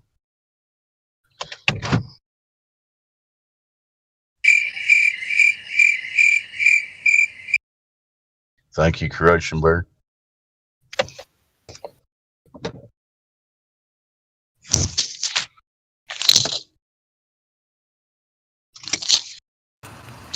No. It seems like we have a lot more people listening to the information and going off to do more investigations. So if they're able to critically think for themselves, I predict there's going to be thousands and thousands and thousands of more flat earthers. I hope you are correct, Sir Sonny. Flip through the list. All I see is crazy globe deniers. So, as you were, I got nothing. Yep. And you know what I'm going to do is I'm just going to keep believing that that is true, because I think our beliefs are the most powerful thing that we have besides our voice. And so I believe it's going to happen, and that I think, and then more people are going to start believing it too. And that's going to cause it to actually happen. Power and positive thought manifest reality, all that good stuff. Right? Yeah, it's not easy staying positive, but I want all of you out there listening, anybody who's listening, to have hope. There is hope here. And I haven't always been the most hopeful person. So that's coming from somebody who used to not be very hopeful. I've got more hope in spite of a lot of things like seemingly conspiring against me as a human being. I still have great hope. I have more hope than I've ever had for something better. Sounds good, man. I have many days where I need some of that hope. I know what you're saying. I'm just sitting here nodding. Go ahead, Ariel. I'm just sitting here nodding my head in agreement.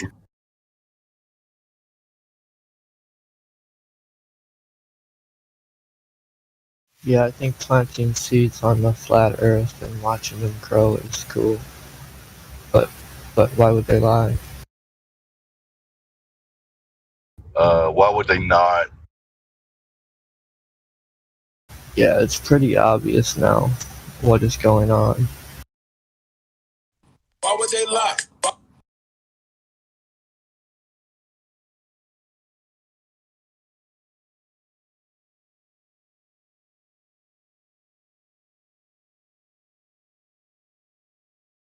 It's pretty obvious.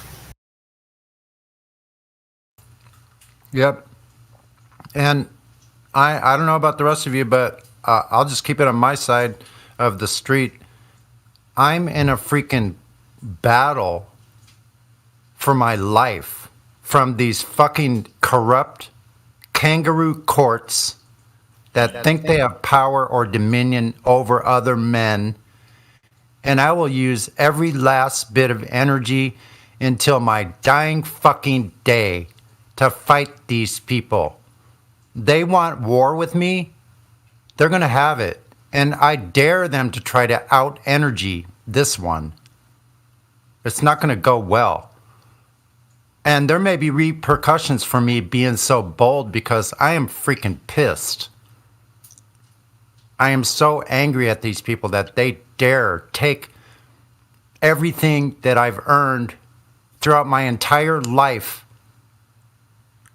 and can just take it away from me without due process, without anything. So if they have repercussions against me for using my pen and my words, go ahead.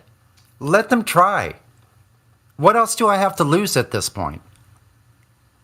They can go ahead and try. And if anybody else out there wants help in validating credit, these ruthless credit agencies, if you have debt that's been signed off, I will help you figure out how to do this. We'll do it together. We'll send letters to validate debt, certified mail. We can do our own law here. So they wanted to do this to me. They're going to have a formidable foe now, because I will make every last moment, like I said, in fighting them.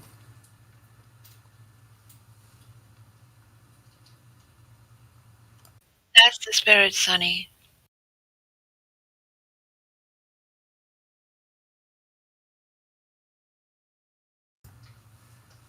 Yep, because they could take my property, they could take my money, They could take my life, but they cannot stop my spirit. I'm not going to let them do this. Yeah, I'm literally repulsed by these people. Yep. So start studying your Constitution, your Bill of Rights, the Magna Carta, whatever we have available to us. We need to start utilizing this. We need to start fighting them because they think they got us over the barrel. And they do because we gave them our consent. Now's the time to rise up and say, I don't consent and I will not comply.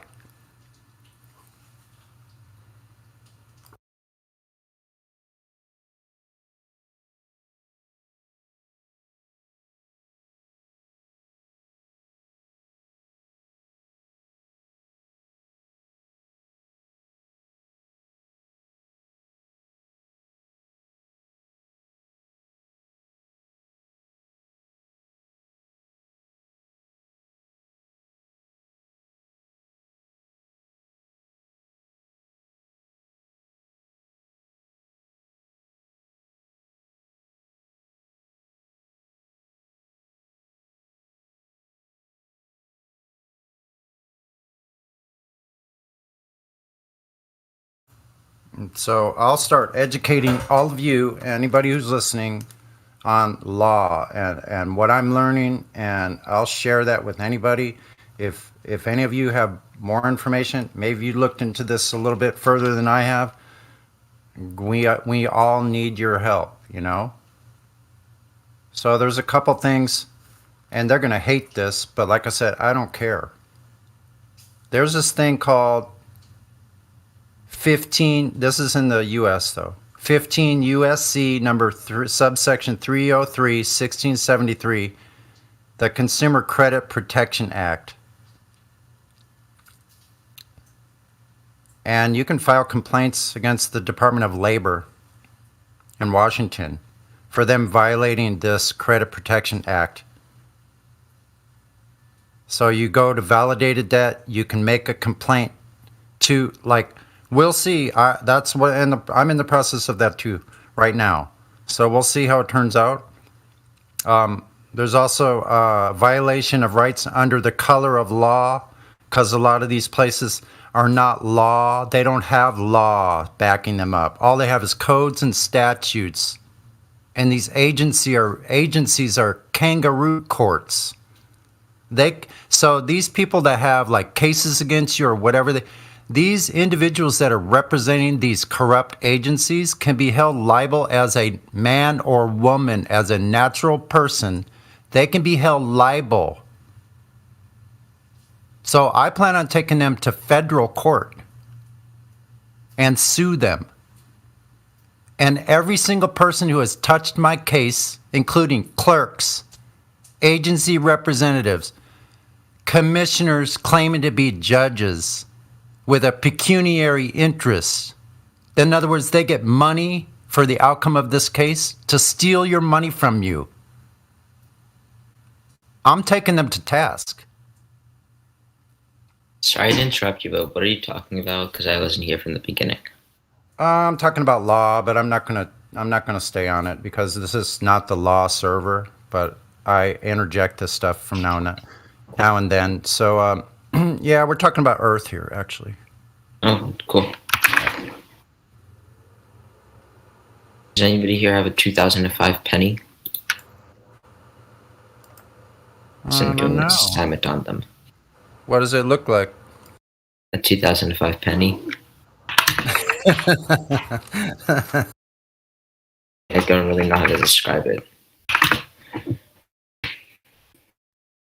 Enter in a fraction. So what is 100 divided by 12? That's 8.3. Why are you asking about a 2005 penny? Because I'm doing it for an assignment. So you came to a Flat Earth Discord to do that? Pardon? Hello? Hello? I said pardon, I didn't hear you. Why did you ask that in a Flat Earth Discord? What's the shape of the Earth? I mean, you guys were here, so I thought I might as well ask. It's what? Because you were here, like, people were here, so I thought, like, well, what's the harm in asking? Nobody was talking, so I might as well make some conversation shit in here. Okay, I'm trying to. What do you think the shape of the Earth is? It's like, What'd you say?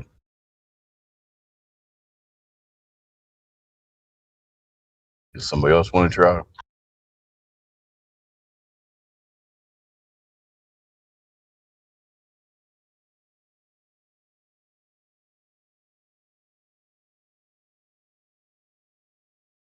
Yeah, I guess we're not supposed to talk about it. Like, we're not supposed to talk about the Earth being. okay, yeah. What was your question again? I forgot. Am I cut out? Am I still here? Yeah, I had to tap out, so I couldn't hear. Okay, I was just asking you, what do you think the shape of the Earth is? I think it's a flat. It's not a cuboid. I think it's a flat circle. I think it's a flat circle. What makes you think that? Because how else would gravity be able to work? Because things would just fall off of it. And I was talking to somebody else in like one of the lobbies before or earlier to this. You're talking about gravity and or like quote unquote gravity and how it works. Now, Sir Isaac Newton didn't agree with the theory and how it worked, but people just twisted his word and made people believe that. That's why I mainly believe that. Because how else would like water be able to stay on a sphere that's circling, like how they say thousands of kilometers a second? How would it be able to stay there? Slow down for a second. Before you get in too deep here, it's okay if you think it's a globe. You can say that. I don't think it's a globe. All we want is honesty. Okay, if you don't think it's a globe, that's fine. What's three main reasons you think it's flat? Because first, how would water be able to stay on there? Second is actually a good one. Go ahead. Second one is what's it called? Sorry, I had two main theories that I was talking about earlier, which is the ones that I can get off the top of my head. The second one was how gravity works. Is like how is like a strong force of mass able to pull something that just doesn't make any logical sense. And then I don't have a third reason because I haven't thought into it that much currently because I'm doing a test at the same time. Like I said, all we ask for is honesty. So how long have you been looking at the subject of flat Earth? I've been thinking about it for like the past couple of like months, but I got into the server like today. You're looking at it for 2 months. Are you aware of what the three main globe claims are that we were all taught in school? No, I don't exactly remember at the point because I just told you I'm doing a test, so I can't really focus on it. The main reason most of us are here because we tried to prove the claims of the globe and we failed miserably. The three main claims of the globe are that it's a ball. Would you agree? So a ball should have curvature, correct? Yeah. So do you know when, where, how anybody ever measured the curvature of the Earth? No, I don't know that. Okay, the second claim that the Earth is in motion, it's going somewhere, right? Yeah. Has anybody ever detected the motion of the Earth? Can you repeat that last part? Do you know of anyone that has ever, and how they did it, what method they detected the motion of the Earth, that the Earth was in motion? No. Okay, fair enough. And the third main claim we focus on here, our gas pressure system, we're all breathing right now, right? Yeah. So we have like 14.7 psi gas pressure here at sea level, generally speaking. So how can you have gas pressure next to basically nothing? They claim space is basically nothing. And we need a demonstration of gas pressure existing next to a vacuum or nothing without a container. You know anything about that? I think I just your mic wasn't making like not your microphone. I just don't think I understood that last part. But from the basic premise of it about like the gas pressure and how like it's just a vacuum and how can there be pressure, that makes more sense to me. I think my mic's messing up. Somebody else wants to step in here. No, it's not your mic. It's just you sound a bit not messy. It sounds a bit mushy.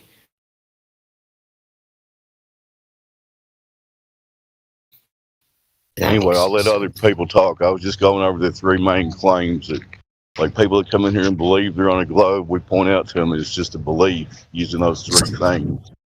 So you said you mentioned gravity. Cool car. What? What do you mean by gravity? I don't understand what you're saying. I don't know if that's just me, but you mentioned gravity. No. It's your microphone. It's your microphone. Nothing else. I don't know how to describe it, but your microphone has a lot of echo and it sounds very, very robotic.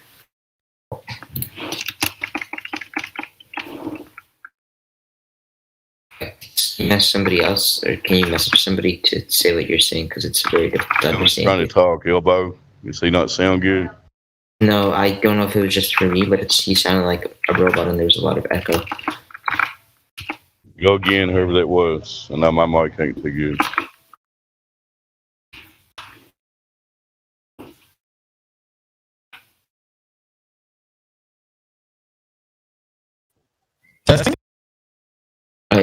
I could record your microphone for you and just. Hold on. Can anybody hear me? Yeah, we can hear you. It just sounds weird.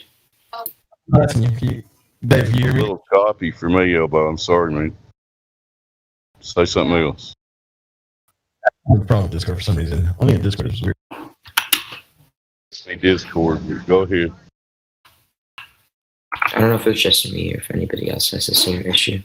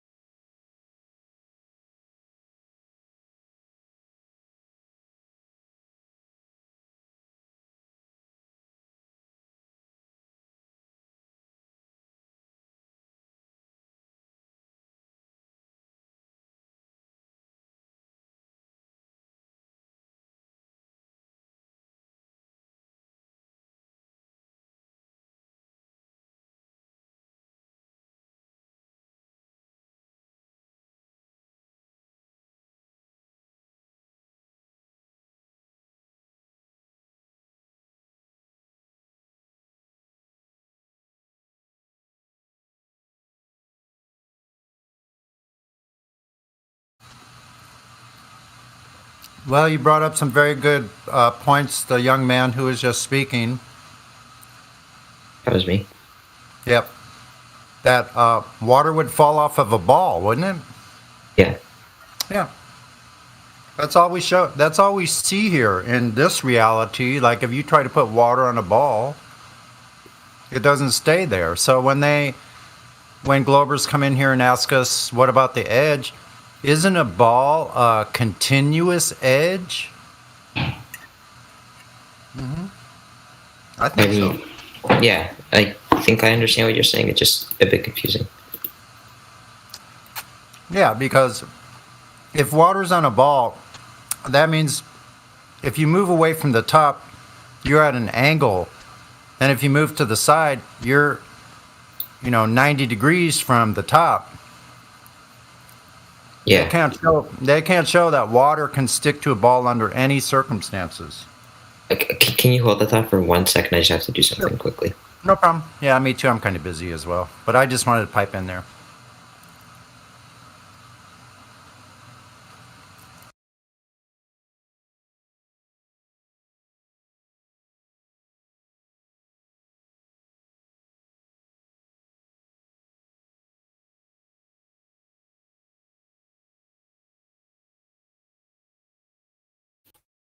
I'm back.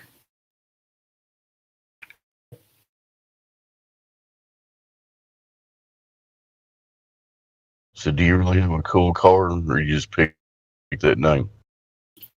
Can you repeat that?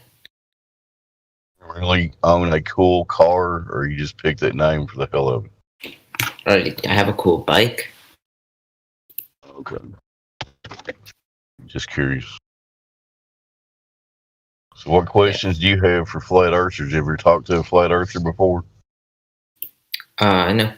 Do you have any questions? Oh, actually, no, I have. Or not really, but I was talking to somebody who said that the world was a square. Or like it's not a sphere, it's a square. Somebody claiming to be a flat earther told you it was a square? Yeah. Okay. Well, That's hard to not believe. that's not a flat earther. I just want to tell you that right away. Yeah. Well, And- Sorry, go ahead. son. Yeah, and then they would have to show the same evidence that we ask Globers. We need to have the measurement. If it's a cube, that means that horizontal to us, there's going to be a place where the wall goes vertical. We need the location of where it goes vertical, the measurements of that. Thanks. Yeah. Okay. I mean, I haven't talked to them in a while, but yeah.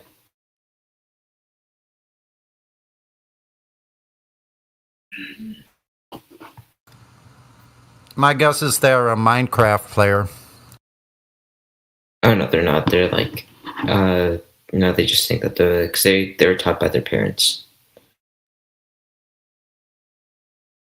That's mainly it.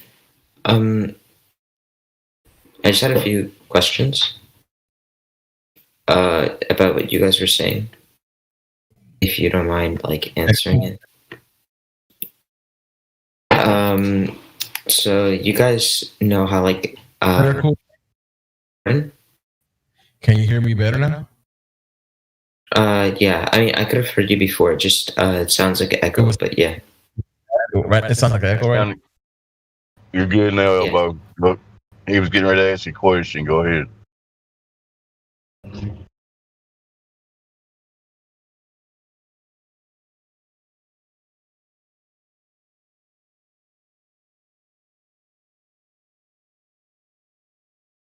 Ask your question, cool call.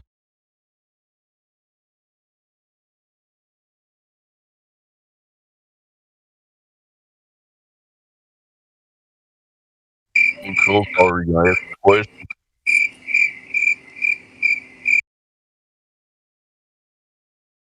What?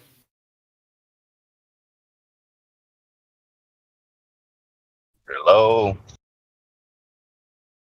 Bueller. English, motherfucker, do you speak it? Say what again? Say globe one more time. I dare you. I double dare you, motherfucker. Say what again?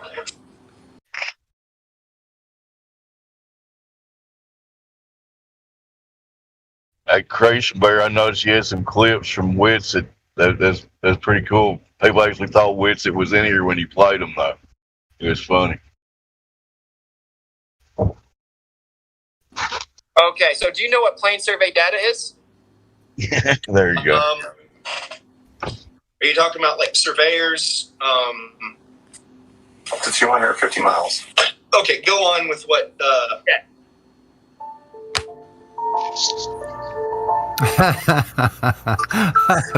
I actually thought that was you, Creation Bear, before. I'm like, that sounded like Witsit. Yeah, you actually thought Witsit was in the room, didn't you? Several of us did. Yeah, and then I saw Creation Bear light up, and I'm thinking he just sounded like Witsit, and I was going to say, Creation Bear, you've been hanging out with Witsit an awful lot, huh? You're sounding just like him, man. No. Speaking of Witsit, shout out to him. He did a stream last night from Gatlinburg, Tennessee, in front of Ripley's Believe It or Not Museum. And in front of the museum is this giant spinning ball, and with water. It's like a water fountain ball. It's not specifically a globe, but it was perfect for him to stand in front of and point out to people how ridiculous the globe is. Y'all should check it out. It's on his channel unless they deleted it already. But he was literally flat smacking strangers walking by this wet spinning ball out front of Ripley's Believe It or Not. Everybody should check it out. It's pretty funny. Why I watched them last night, and his connection cut off when he was getting in a really good debate with that dude.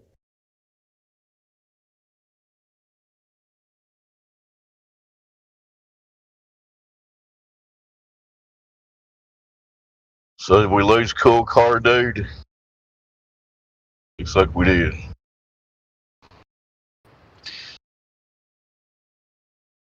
He did say he was doing some homework or tests or something. I hear you now, El Rico, but you're still Elbow, you sound like you're echoing. Like your headphones are next to your mic and they keep on echoing. Yeah, you got a slight echo.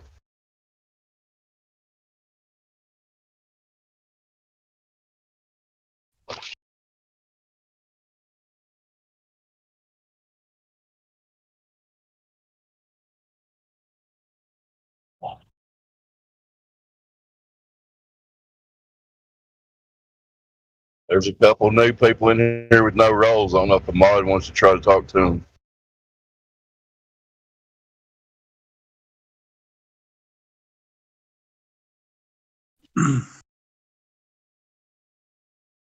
Skinarf, I guess it's Francesco backwards, looks like. No roles. Zach.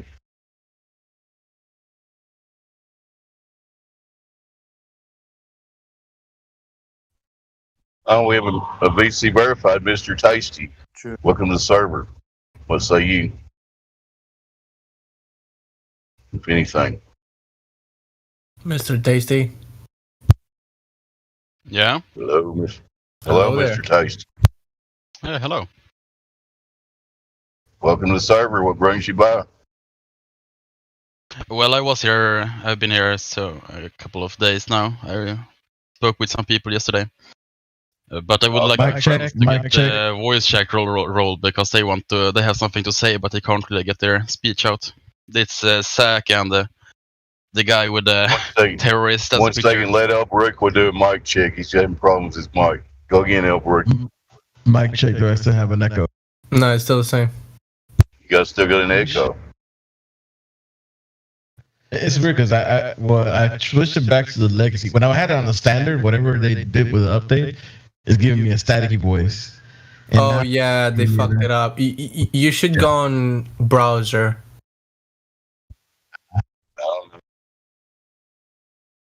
I appreciate it.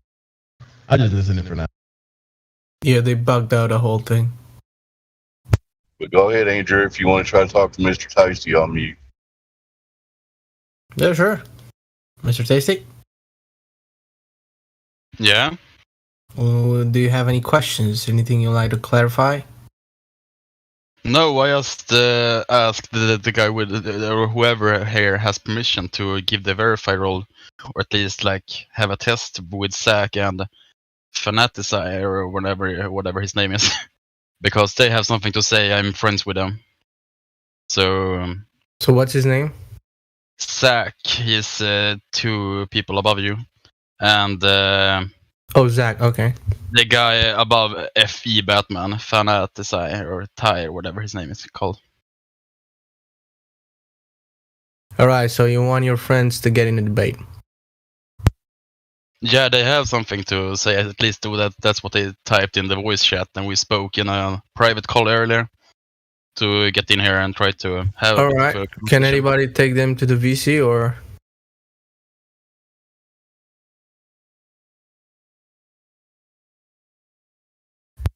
Anybody here that could Hopefully do that? somebody can. I'm driving. I can't do anything right now. Sorry. I have one question though. Alright, I've sure. heard by a friend that flat earthers think that NASA do their studies or their videos at least underwater because the zero gravity thing. Is that true, or where do you guys think NASA do their videos? So one reason why that is a thing, it's because we've seen those so-called bubbles. Literally, if you analyze them and you look at them objectively, they genuinely look like bubbles. And so the logical result out of that is, okay, they're filming on the water. That's how you just fake the whole thing. One of the ways. Yeah, There one of are the ways. It several doesn't ways, really yeah. mean that they're doing it all the time, right? We can't really presume everything at the absolute states if we don't have proof. But it's pretty clear proof that at least for sometimes they've done it. Now there's all kinds of technology that you can use. You don't need water. You can just use strings and CGI. Nowadays, technology is so evolved. You can just CGI the whole thing.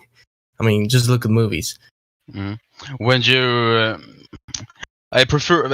I guess you haven't never seen SpaceX or NASA shoot a rocket up into space, but you know when they like board a ship and they shoot it up, you know, like normal civilians are allowed to see it flew up into space. Like where does that go? Yeah, and if you actually they shoot up, how do you know they're shooting up into space? Yeah. Right.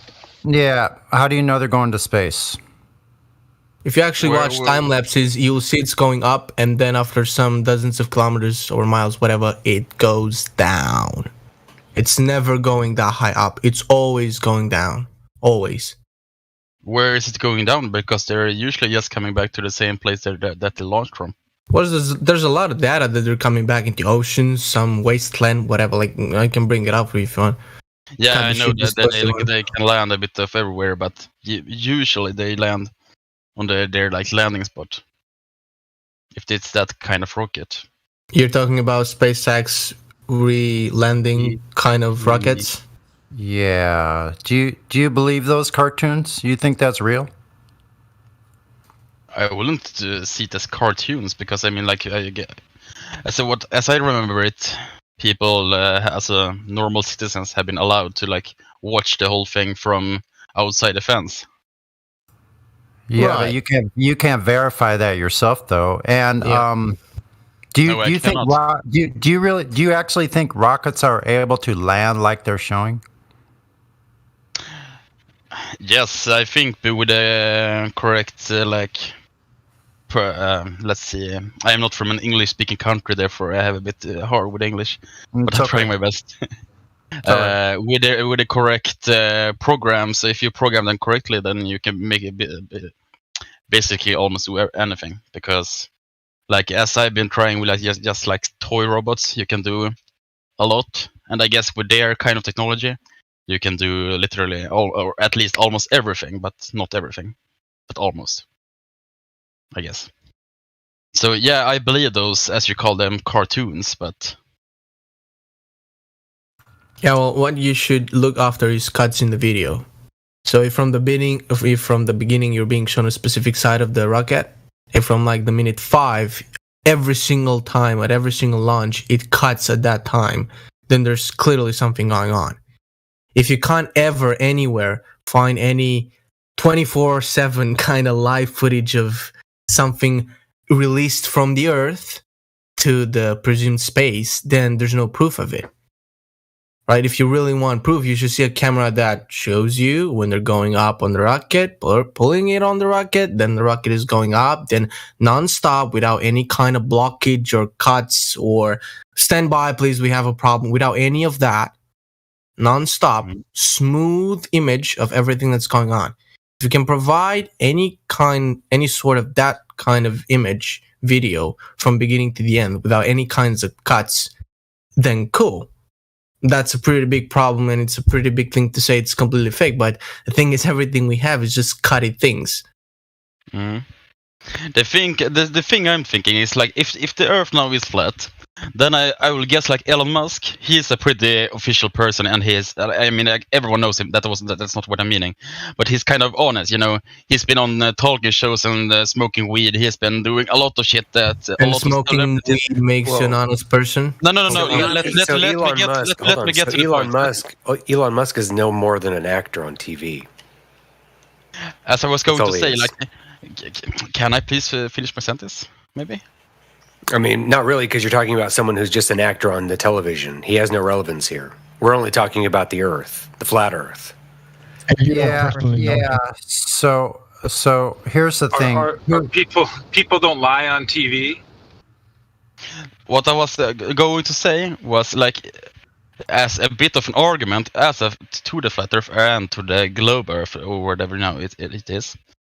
Like if like official persons that are kind of a bit of they speak the truth as we think, at least, wouldn't like him or anyone else like provide the data that the Earth is flat or the Earth saying is. officials don't lie? The officials lie about things Gulf and Tonkin? Wait. You know you're committing a fallacy called appeal to authority. You're appealing to authority. That's a fallacy. Elbow, you have a weird echo. Yeah, I can't understand. Are you saying that I'm No, doing what he said is right that now? you're using a logical fallacy. It's called appeal to authority. That's what you're doing now.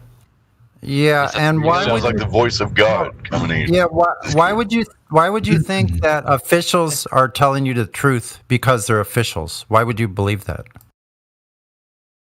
I didn't mean like I believe it, but I mean like if someone important, or not important, you get my point. Someone that is a bit more known in the world than the rest of us will like point mean out people that on Earth is TV? flat. People on TV, people on social medias, people that have been doing. Okay, that's an appeal to popularity. Do you realize that's an illogical statement you're making? It's basically kind of a question, not a state, but Yeah, I'm telling you, it's illogical. It's not logical George W. thought. Bush lying? okay. Oh well, that's your opinion. So I would no, it's not opinion. It's fact. So here's the thing, Mr. Tasty. Do you believe that? Do you believe that SpaceX is actually going to space? I do believe they're going to space. Yes. Okay, good. That's what I wanted to ask. Now I want to ask you a couple of simple questions, if I could. Can you tell us when, where, and how anybody before the age of flight has measured the curvature of Earth? Wait, can you say that question again?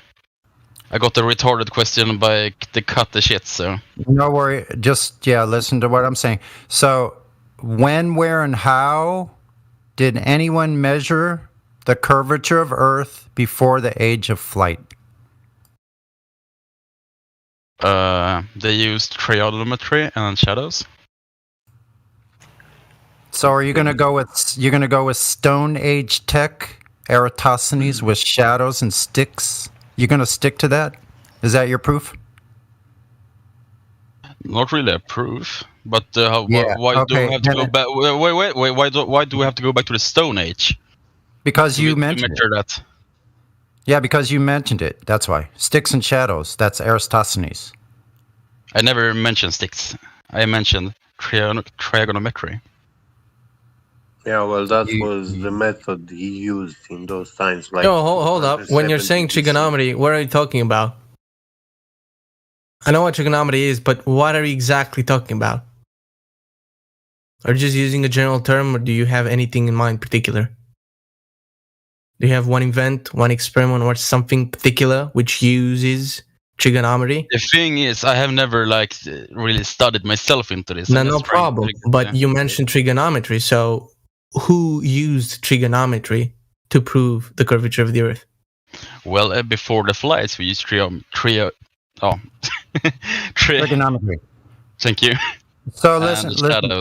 So I hear what you're saying about trigonometry. Let me ask you this. Is math able to prove anything?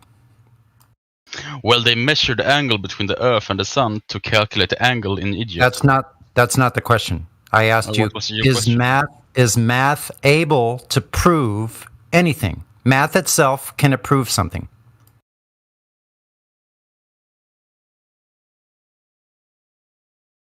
Well, I will probably say yes.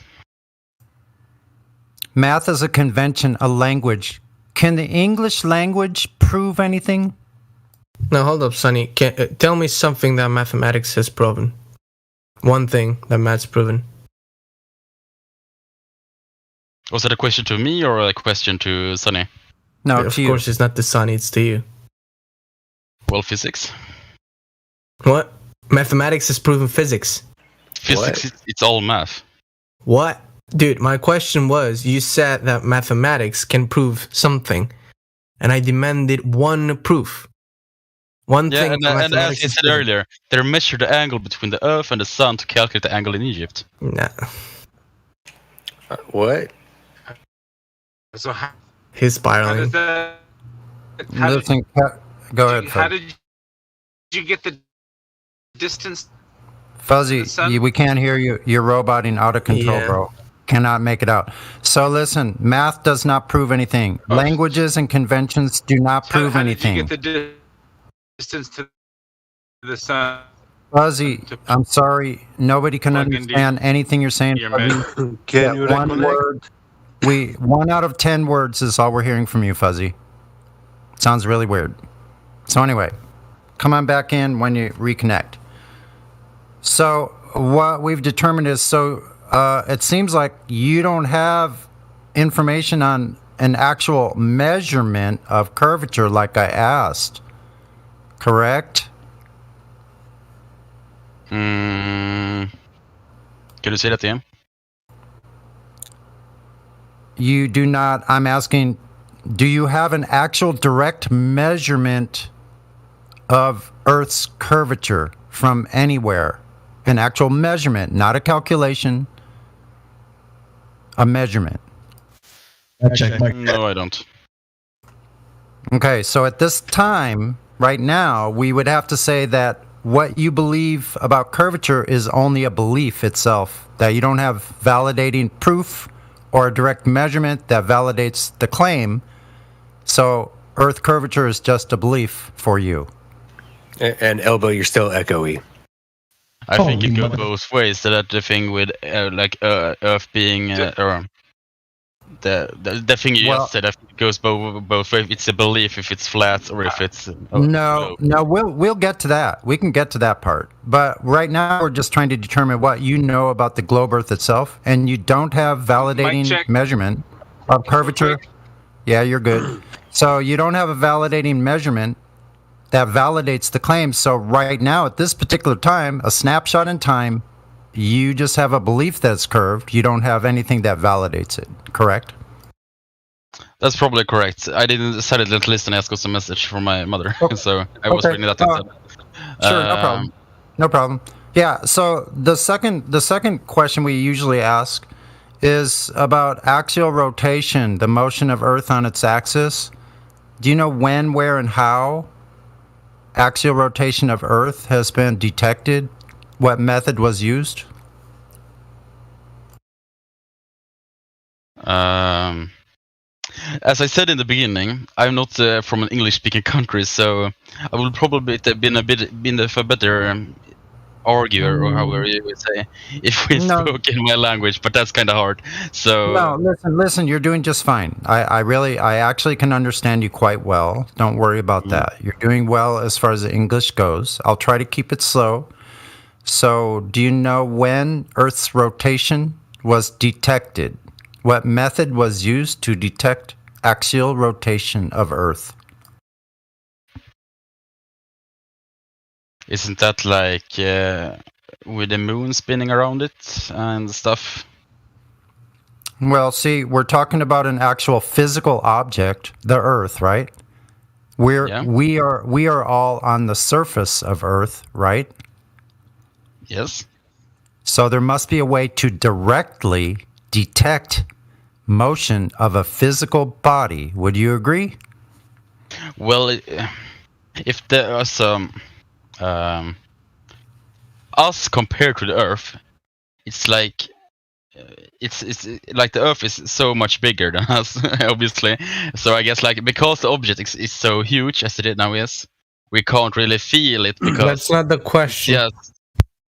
Well, I'm trying to get my point proven because we can't feel it because it's so big. Therefore, we can't really see it with our own eyes that we're actually spinning around. If we are now doing it. So we'll get to if you can feel it or not. So regardless if you can feel it, people have been using light interferometers for more than 100 years to detect motion of physical objects. So if you don't have a validating detection through some kind of technology that detected the motion of Earth, which is a physical object, according to the globe, Earth, that detection of that rotation is just a belief as well. And actually, interferometers show that is stationary. It's not moving. Yeah, we'll get into that.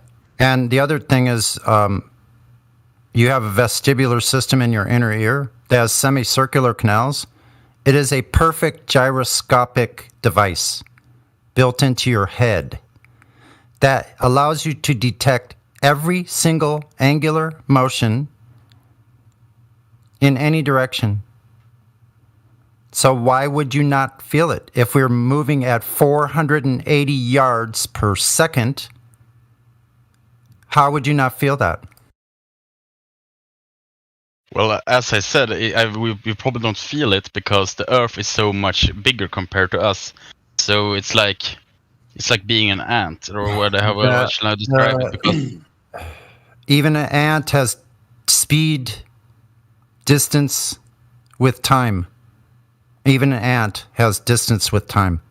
So us as human beings, we have a detection device in our balance detection and motion detection system in our vestibular.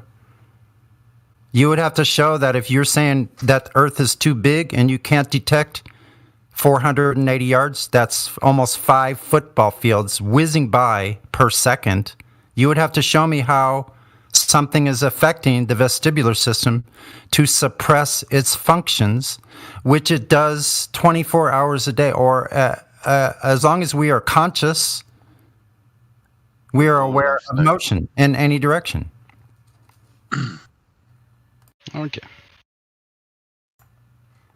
Okay, so you don't have a curvature, you don't have rotation, so those two things are just a belief. So now you talked about these SpaceX people going to space. Is space a vacuum? I mean, that's what they say and what you can study, but I don't know by myself because I haven't been up there. Okay, great. That's a good point that you haven't been up there. You can't verify it. So I want to ask you this. We have gas pressure 14.7 psi at sea level here on Earth. I'm sure you'll agree to that. So we have gas pressure. PSI in Sweden, but I will try. Right. So you can convert to whatever your barometer says in metrics in your area. But in the U.S. and we have 14.7 psi, pounds per square inch at sea level, and we are told that gas pressure system on Earth exists adjacent to a vacuum of space. So I want to ask you, how can you have gas pressure next to a vacuum without a container? Vänta, va? Can you take that again? Yeah, I'll make it more simple. How can you have gas pressure without a container? Because of the gravity?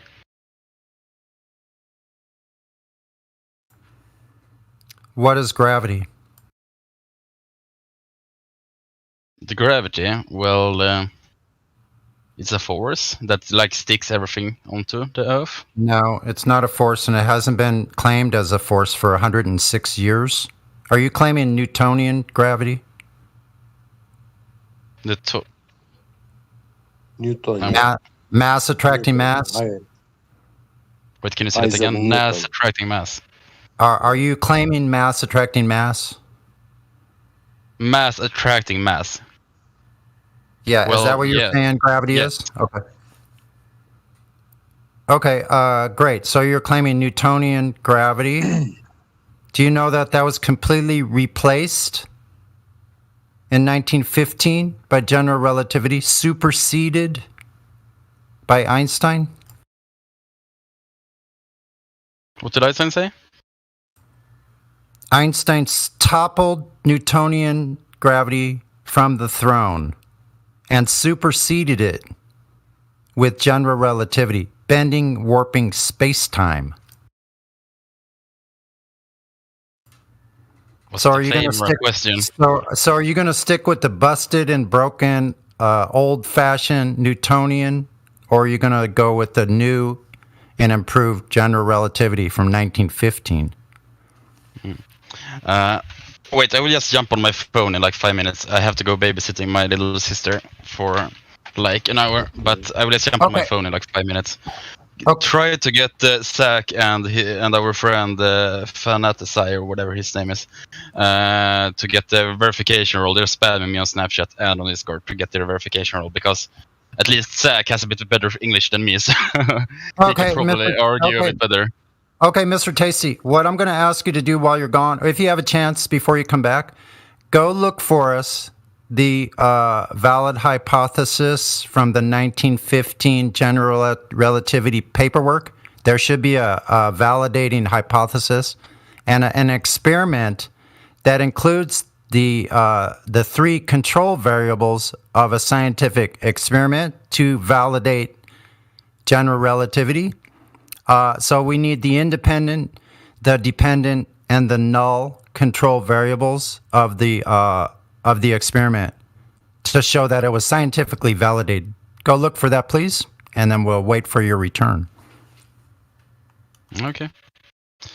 Can you type that to me on Discord, because that was a bit of a sentence to type on Google. So. Oh, the experiment for that proves general relativity. Sounds great. Well, I'll be back soon. Yeah, take your time. Well done, Sonny. Yeah, and I also want to state, just for the record, for anyone else listening, Newtonian gravity, if somebody's claiming Newtonian gravity, it says nothing about gases containing gases. Yeah. True. Well, so they don't even have a claim. His friend Fanatic T is here. Has no rules, so I can unmute him. Thank you, Roger. So Fanatic T, are you there? Hello? Hello? Salam alaikum. So I don't actually know anything to say, because I to be honest, don't really care. You do you, I do me. I'm just listening, but I just want Zach in here. That's all I want. Okay. Hey, so yo. What do you want? Sorry? To Zach to be able to speak. That's all I really care about. But you don't really care? And you just I mean, I just want to be... I listen, you know, maybe sometimes I question a few, but no, I don't really... you do you and I'll do me. That's kind of my thinking, like... Okay. But there is one question, actually. Yeah, 1 second. Have you read the rules when you entered the server? I might have forgot. You might have forgot. I might have forgot. I'm sorry. Okay, so I'm gonna tag you in the VC check-in text, right? And I want you to read them. And do you agree with the rules? Sure. Okay. So you think you can have a civil adult discussion about the shape of the Earth? Yeah. Sure. Okay. We're just people like you that are talking about the shape of the Earth, right? What is it? We are just people, human beings like you. We are talking about the shape of the Earth. So if you can manage and have a civil discussion, then we would like to talk to you, man. I sure diddly do. All right. So great. What do you think about the topic, Fanatic T? You don't really care, but do you think you're on a ball? I mean, I don't believe in it, but I see a bit of flaws, but you can probably... Believe in what? Believe in what? To be honest, I think it's round, yeah. Okay, round like a plate? Not like a plate, no. Oh, yeah. So more like... so we like specificity, right? We like... Ball. So like a ball, right? Yeah, I just don't see why they, like, the government or whoever would lie to us. I don't see a point. So, Fanatic T, wouldn't it be more important to figure out if they lied to you, right? No, I think it's more why they would lie. Why would you? That's non sequitur, right? Why would you first want to hear why they lied and then learn how they lied, right? So you have to figure out first that they lied, right? A liar wouldn't tell you his lies. No, Okay? but my question is more. And if you want to know why they would lie, then I advise to you climb up the ladder, right? Become one of the few that know why they would lie, or else it would all be speculation, just guessing. Why would they lie about the shape of the Earth? I mean, we can give you a few suggestions, but that will be just speculation. We try to keep it to empirical truth, right? So what we can validate, what we know, not what we believe, what we know and can know. So that would be testing the surface of the Earth to figure out if it is really a ball that they say it is, right? Wouldn't you agree? Sure, but so yeah, but why would you believe you're on a ball if all you've ever experienced is a flat, non-rotating plane, right? Whenever you walk at your front door, you never see a globe. You only see flat water, flat land, right? You don't see the Earth moving. You no, feel but that's because it's so big. Yeah, that's what they all say, right? So I'm talking about what you experience, right? What is objective reality to you? So you don't experience a globe, right? And they tell you it is a globe, but they don't show you any empirical evidence, right? They show you pictures that are composites made from data, which they even admit, right? They admit they make these pictures for you. So how have they proven to you that you're living on a spinning water ball? Well, I just don't see why they would lie once again. That's the thing. No, but like, So if I listen, so if I have so you have a girlfriend, right? And if I have a video of your girlfriend cheating, and I go to you and I tell you, well, I have this video of your girlfriend cheating, then you say, no, man, I don't want to see it. Why would she do this to me? Why would she? I don't want to see it, but I want to know why she would do it, right? Well, you would immediately look at the video, right? Because, right? Yeah, but okay, and then you would ask why, right? What did I do? So that's but why that's I'm not saying, really the same thing in my opinion. It is. Not the same thing. It is. You don't want to hear why it's a flat level plane. You only want to hear why would they lie about it. I mean, I kind of get your point. Okay, but I don't feel like it's the same thing. No. Yeah, look, it's real simple. Would you rather try to investigate motive, which can never be proven, or actual evidence? Which one is it? I mean, a bit of both, but probably why? To be honest, Okay, I don't really care how. Bro, listen. So if you're a detective on a crime scene, like I wrote in the voice text, have you ever heard of a detective asking for the motive before looking at evidence, or denying any actual evidence until they have a motive? No, I understand what you mean, no, but still. Yeah, I get what you mean. I'm probably not the best to argue with because I don't know that much. But listen, so your answer is no, you never have. So why are you doing that now? It would be more wise, logically, if you're asking about information, to ask, what is the evidence? Instead of, what is the motive? It's illogical to ask for motive before looking at the evidence or the facts. Yeah, I get your point, but ask how they're lying. How they're lying? Yeah, but how are they lying? Yeah, good. Thank you. Okay, sure. If you want to know how are they lying, how do you guys think? Oh well, isn't scamming the most profitable business in the world? Which is, I don't really know, to be honest. Is it the space? No, scam. The scam. Oh, well, fair enough. But I feel like take no. That's everything. get back. told him about how they're lying about radius, how they're lying about rotation, and how they're lying about vacuum into space. Well, they start in kindergarten. When you are very young, they tell you it is so big you cannot see it. It's curved, but it looks flat. Yeah. They teach you to lie to yourself. That's what they do. So they lied about the size of Earth. So they told us Earth was a ball, right? Yeah. So a ball has a specific dimensions, right? Wait, how do you mean? Do you know the size of Earth? What the radius of Earth is? Oh no.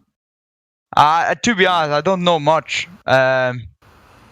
Okay, I'll tell you in kilometers. It's 6,300 kilometers approximately. Oh, that's a lot of kilometers.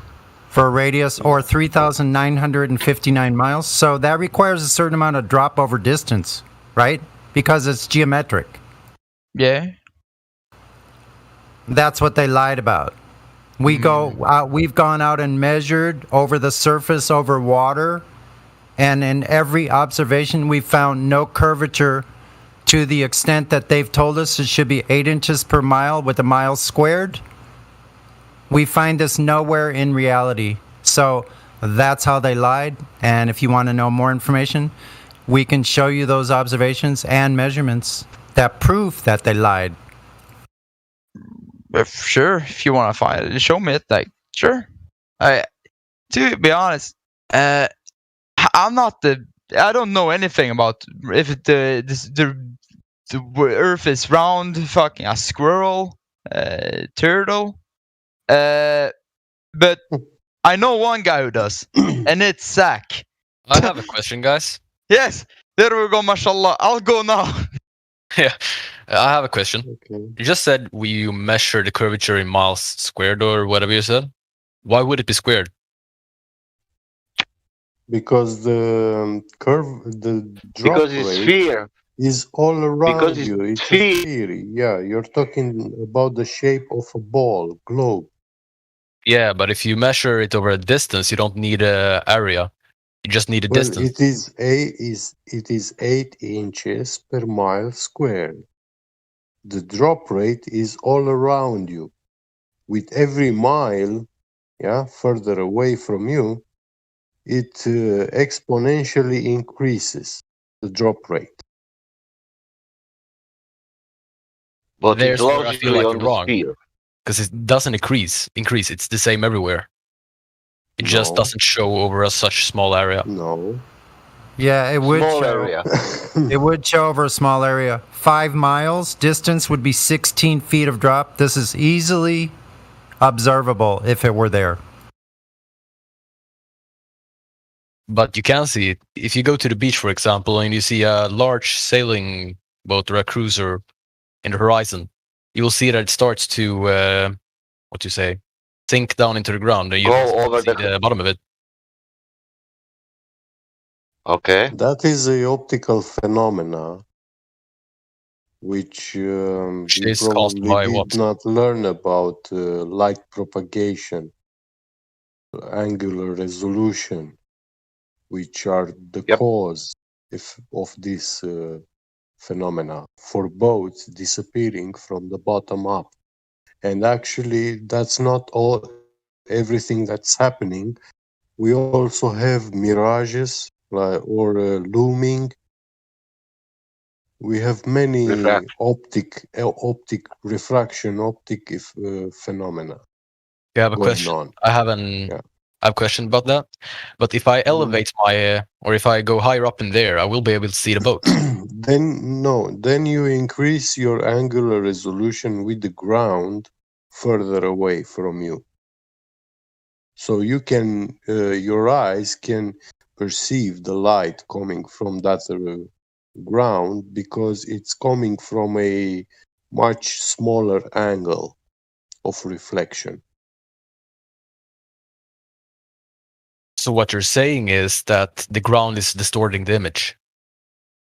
No, I'm saying that when you are at the Earth's surface, yeah, the light which makes you see is the light which is cast from the sun. Yeah, it's the light source above. And this light is coming down on the surface of the Earth, is reflected 180 degrees, yeah, in all directions, yeah, and that light comes all this distance to hit your eye according to your position where you are, yeah. Yeah, that's correct. And from the ground to your eye is a very small angle, yeah. Yeah, that's a very pointy angle.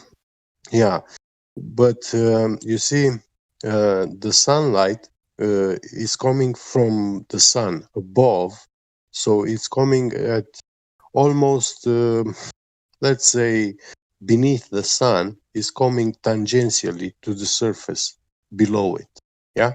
Okay, I have a question about that then. Now, the most of that light is being reflected back to the sun, but also in all other directions on 180 degrees. And the closer you come to the ground, light intensity is, you have loss, the smaller the angle with the surface of the ground. But when you go, when you view it from above, you increase this angle with the ground, and more of that light is coming to your eye. So you can see it much easier, in much more detail. You have less light loss. But when you are at the surface of the ground, then the light is reflecting like at 90 degrees angle, come to your eye. You understand? Yeah, I understand what you mean. It's angular resolution.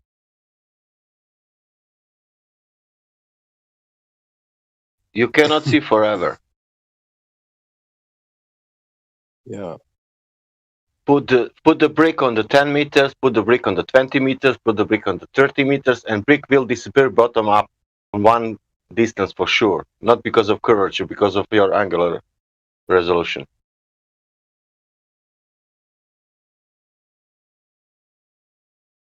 But so the distance, I there's just one thing I can't quite wrap my hand around, and it is that if it is as you say it is, that is because it's a 90-degree tangential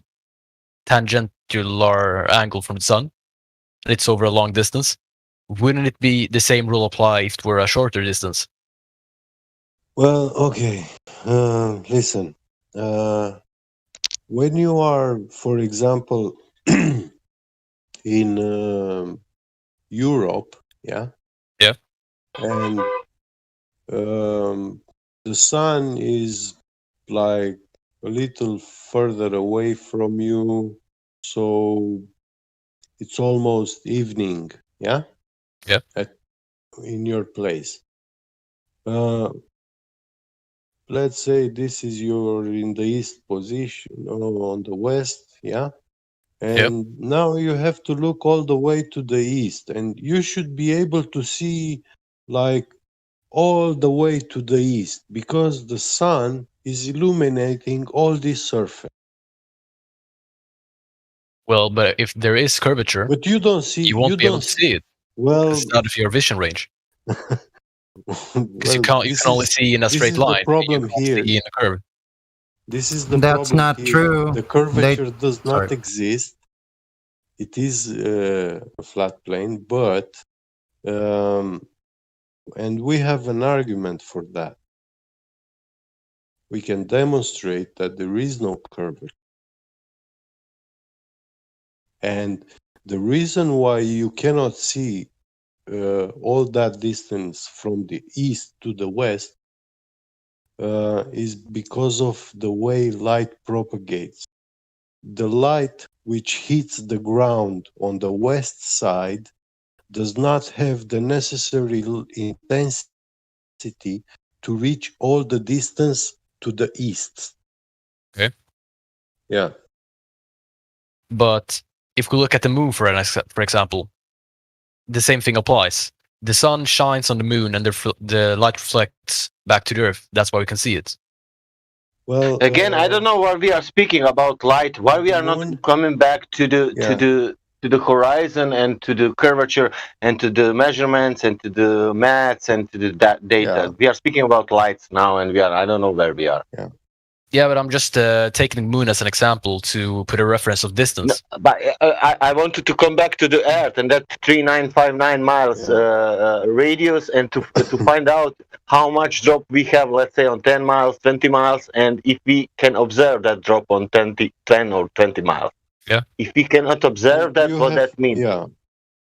You have to agree what Sasha's saying here, because what he's saying is we cannot establish the shape of the floor in our room by looking at the light bulb in the ceiling. No. Or measuring the light bulb in the ceiling, correct? Yeah, besides, you don't have any verifiable information on the distance to the moon. How was that measured? The size of the moon, when was that measured? And whether or not light is reflecting from the sun off the moon. You have no information to validate any of those claims. We're going to stick to the surface of Earth. Right.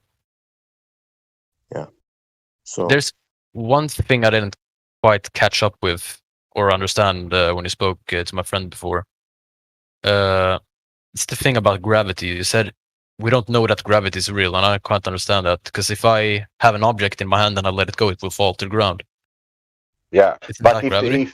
if you have no a scientific experiment for something what is not proven, how you will call that? I don't quite understand. If it's something not scientifically proven, what you will call that? How you will call that? That's just theory. Yes, that's gravity. But Yeah, isn't so it it's a on- proof if I let an object go, it falls to the ground? Isn't No, isn't you're not it proving. gravity? No, you're just seeing the effect of something. You haven't shown the cause of the effect. Well, larger mass attracts. You're telling me that scientific method for proving gravity is dropping some stuff. Well, it shows the results of it. And it's falling down. That's scientific experiment you are telling me. Yeah, it's how I would prove gravity. But let's just say that okay, gravity doesn't exist. that means that people who came to idea to prove gravity, they said, let's make an experiment. What shall we do? I think that we need to drop something. Yeah, let's drop. Let's see what will happen. It's falling down. Okay, gravity. Yeah. But yeah, that's just that's just the way things I've learned so far. Listen this water boiling, and I'm watching how it's going and it's vaporizing and boiling, and I'm thinking maybe it's heat, but I see every day a bird flow over that water, and I'm saying water boiling because that bird is flowing every day. Flying Every day over that water. Because of that, water is boiling. I don't quite understand right now. Can you say the same thing but a bit slower? Well, it's like when you do in the morning a tea, yeah? Yeah. And you watch on the window and you see a bluebird flying. Yeah. So every morning when you mean see that a bluebird shouldn't be able to fly because of gravity? On the window flying, it's the cause for the tea, for the morning tea. So you mean that the water vapor should be pulled downwards too, then? Yeah, what the vapor is doing? Yeah. What helium is doing? When I drop the helium, lower density, that's why it floats over. And okay, what you want to drop to prove gravity? Well, I have a couple of sticky notes on my desk here right now. I just dropped them, they fell down. Is that more dense than air where you are dropping? Well, it's not about density in this case. It's the gravitational force. Why is this case is not density, and in the case of helium, it is density?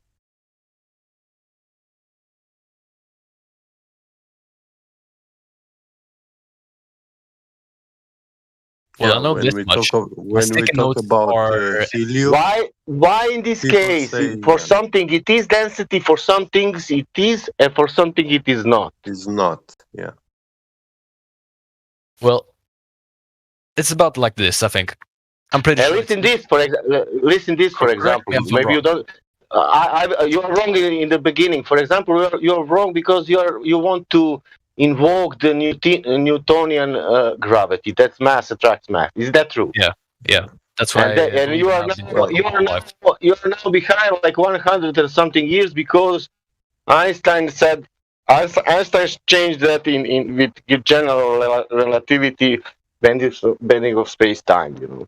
He debunked the Newtonian. Now, when you are saying this, you know, Einstein is angry and saying, "What are you telling? That's not true." And all modern science is saying that that gravity is bending of space-time. That is not mass attracts mass. That is not a force. Did you know how that? It's done then? Why is my stuff falling to the ground if it's not gravity? What's making it fall then? Okay, I can how is it possible that we have two gravities in the last 100 years? Because there has one to be gravity falling down. Because it's obviously how is possible that before gravity worked like mass attracts mass till 1915 was mass attracts mass, and 1915 started space-time started to bend. Mass attracts mass stopped to work. Bending of concept, but do you understand me? We had mass attracts mass till 1915. Then that mechanism stopped to work, and somehow concepts started to bend. Okay. Because also that second thing is also you cannot bend the time. Yeah, That's Sasha, can I tell him about the gravity a little bit? It's pseudoscience. It's shortly. I know, but to tell him. Doesn't exist. What's making the things fall then? Yeah. I don't understand that part. I will tell you now. Can I? Okay. First, no. He said I want to interrupt. Who caused it that thing drops? Fall down. Well, that's what I'm trying to find out. If it's not gravity, then what is it? If you don't touch that thing, it will fall down or will stay there. Well, if I hold it in the air, it's not falling because I'm holding it. But but if it's just resting on my desk, it's not falling because there's. Okay, I have another question. Let's say weight. The object with the same weight. See something we fell down on the same rate.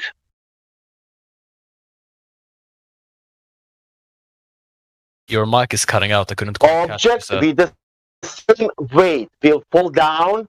Let's take two objects with the same weight, and let's go 1,000. Then 1 kilometer up and pull down that object. That object will fall down in the same rate? Yeah. 9.8 meters per second. Are you sure? Yeah. Okay, I will take a sheet of paper. 2 sheets of paper, the same one. Okay. One I will leave it like that, how it is. And another one I will how to say, squish it in my hands. Yeah, crumble it. They will have the same weight because it's the same sheet of paper. You know? Yeah. They will not fall down on the same rate. Do you know that? Yeah, I know why too. It's because of the shape. Resistance. Because of the shape. Change in volume and the aerodynamics. Because of the shape. Exactly. Only. Yeah. Your crumble paper is more aerodynamically shaped. That's why it's going to fall faster. Yeah, but the thing is, the one thing is only one thing. If you have these things, we can speak more. This is the thing. Scientific I have paper. I can do the same experiment. Proof for gravity. Yeah.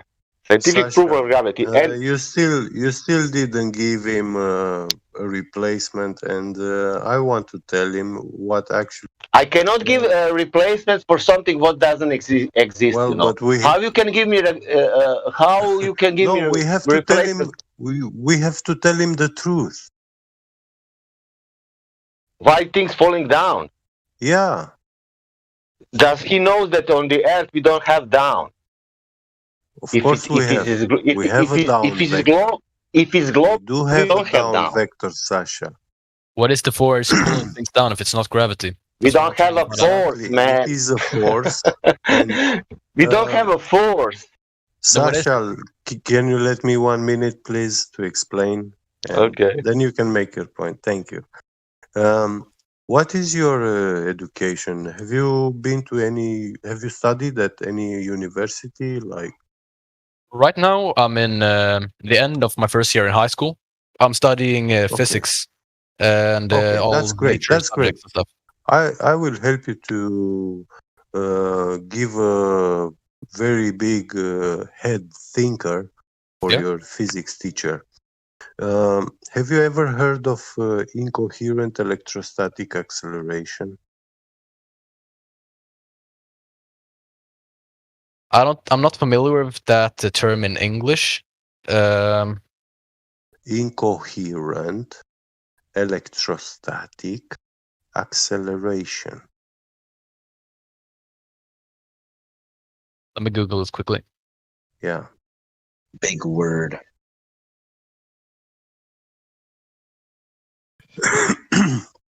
This is a force. It's not a joke. Okay, yeah, I see what it is now. Yeah. Okay. Now, do you know the MIT University in USA? Massachusetts Yeah, I have heard of it. Institute of Technology is one of the most prominent universities in United States and very famous all around the world. Yeah. So, at this university, at the physics classes, they do not teach gravity for the down vector, but they teach incoherent electrostatic acceleration in an electric field between two Gaussian planes. One plane positive, the sky, and the other plane negative, the ground. And when you've learned about electricity at school, they told you that the ground is negative. It has a negative charge. Okay. Yeah. So, this is how you explain it. And you can also check the parallel between the gravity force equation formula and the formula equation for the incoherent electrostatic acceleration. And you will see that is one and the same formula equation, but the incoherent electrostatic acceleration is actually a vectorial formula. It means I have them on paper in front of me now. Field, yeah. It means They're quite similar, yes. Yeah, it means that they are taking place into a field. You know, so you have the electron charge, positive or negative, and this dictates if the electron is moving along with the electric field, or negative, it's moving against the electric field. Is attracted in the other way. But gravity is a unidirectional force in this equation formula, and it is called a force, fallacious. And the problem with gravity, to be called a force, you need a field. A force can manifest only in a field. Get straight. Sorry? Can I ask you a quick question? Yes. Did you go to MIT college or whatever? I'm sorry?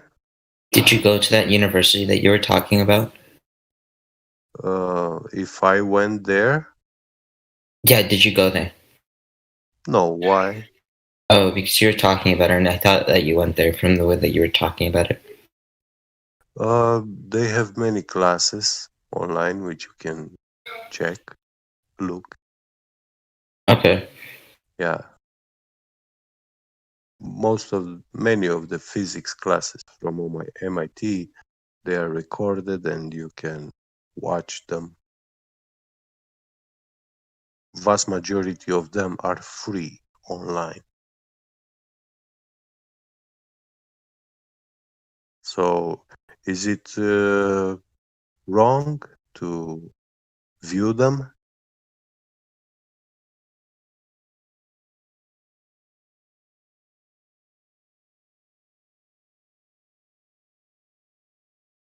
Mic check. I think he's server muted. I can hear you. Yeah, we can hear you. I think that one of the other guys is server muted, the guy who you were talking to. Oh, yeah. Me? If you could server mute him so we can get his opinion.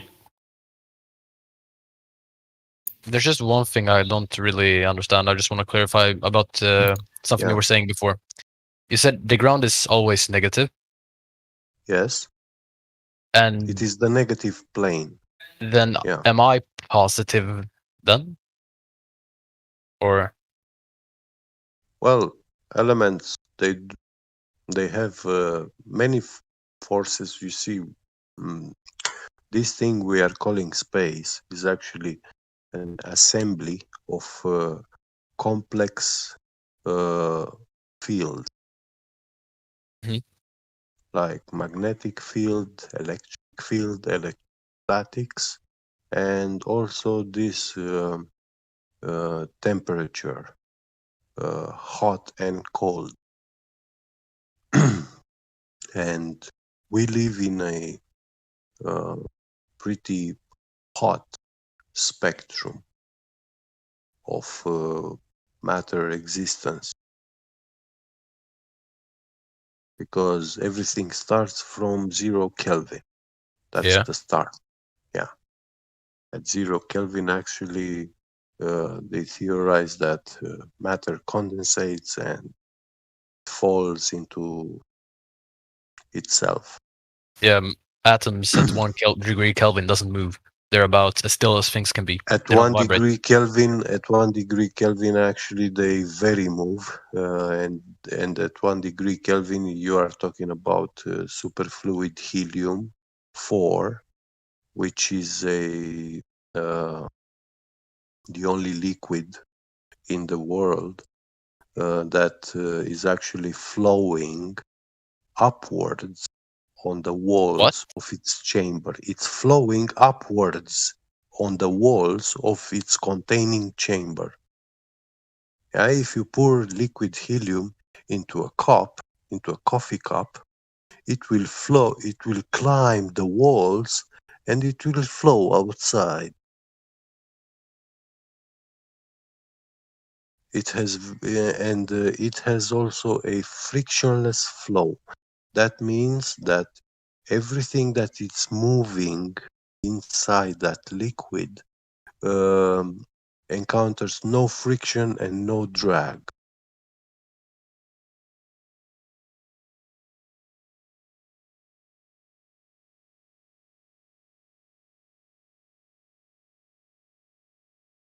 But how does that work just because it's colder? I don't quite see that relation. Yeah, well, that's where the super natural powers are, at the very cold and not at the very hot.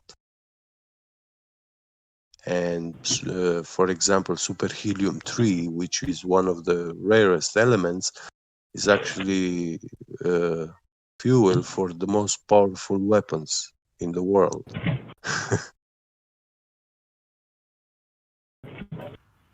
So I think a good point, that's a very good point, Get Beget. So I think what Get Beget is saying is if gravity is a force, why isn't it affecting helium-3 or helium-2 that Get Beget mentioned?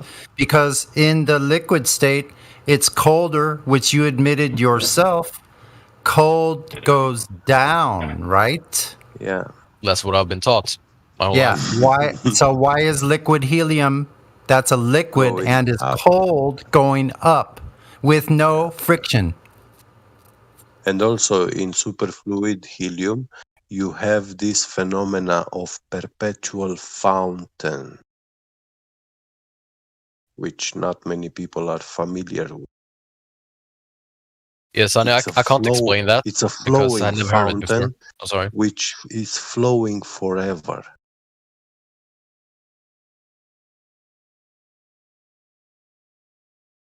Yeah, I've seen one of those. They're pretty cool. Yeah. So it's a very cold liquid. It makes sense if the positive plane,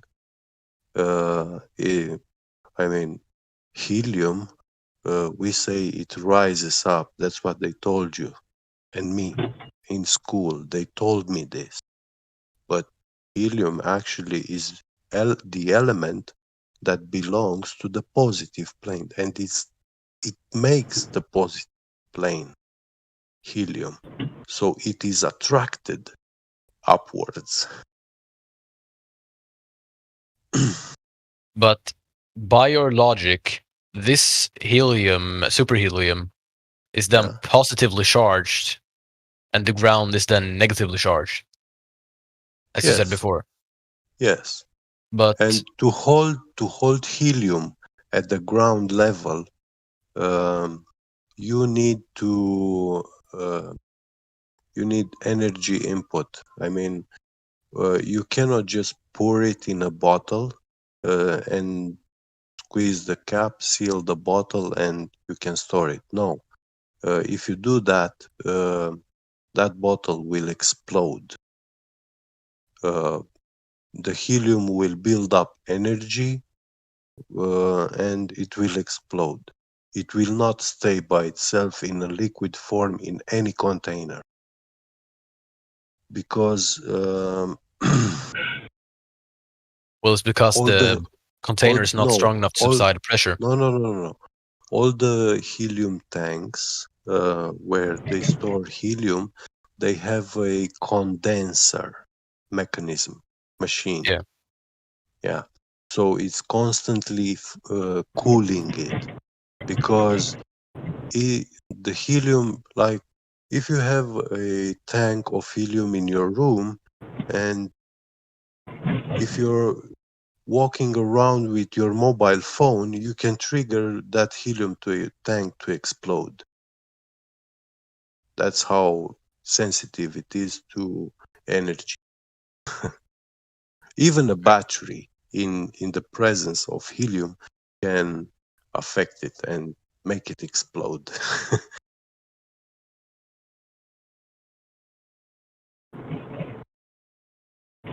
So That's just giving me ideas now.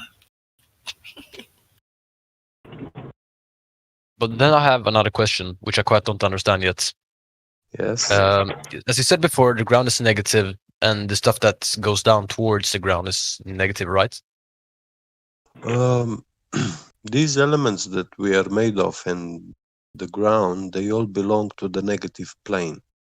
And only very little known elements can, like helium is known to belong to the positive, yeah. Okay. But we found, like in 1990s, scientists have found that oxygen, liquid oxygen,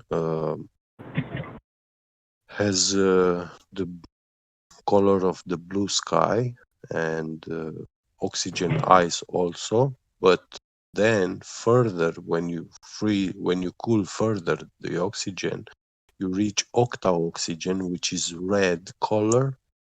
And in 1990s, they found the metallic state of oxygen, and it is the only super metal known to mankind. It is a dark, transparent metal, and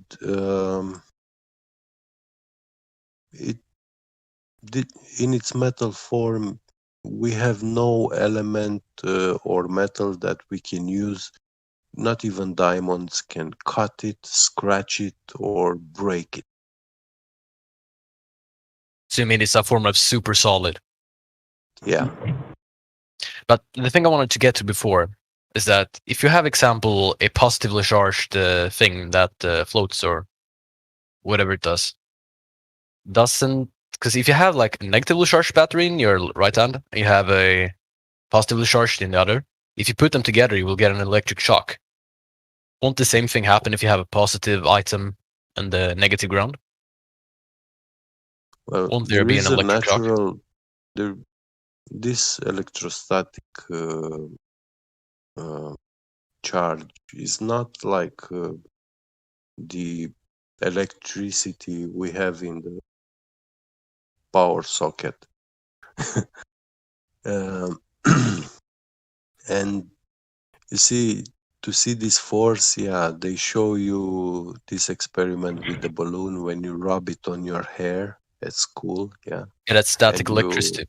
You can attract some paper from your desk and stuff like that, or even you can put it next to a stream of flowing water, and you will see that the water is always attracted. Exactly, it bends. Yeah. It exchanges electrons. You see, it doesn't matter which charge. You can charge that balloon with positive electrostatic or with negative charge. The water is always attracted, the stream. That's it's just very because hard there's different to charge. explain why. Yeah. But if you do the same experiment with like an hourglass, yeah, where you have sand flowing, yeah, and when you bring the balloon, you will see that some particles of sand are attracted and the others are repelled. Well, that's because they have different charges then. Yeah. Yeah. Well, it's all sort of atoms, yeah, or whatever they are, those very tiny little things, yeah, that make the elements that we know. Yeah, elemental particles. They make up have protons. they have many properties, and yeah, I advise you go to quantum mechanics and learn more about. Yeah, we'll study it more in high school in 2 years. It's in my high school plan. But there's one thing I want to get back to. The thing about water in the balloon is the reason because the water bends is because the exchange of electrons. There's a differential in the charges between the balloon and electrons. Yes. When you rub it against your hair, you move electrons. You create an electrostatic charge on the balloon surface. And the thing is, the reason why it bends is because it wants to neutralize. See, that's the thing I'm trying to get. If you follow the same logic as you just spoke about, and you put it and you apply it. Let me finish. Yeah. And if you apply it to the ground, as you said, then wouldn't stuff just stick together and wouldn't be able to separate it? Or wouldn't there just be a massive electrostatic shock?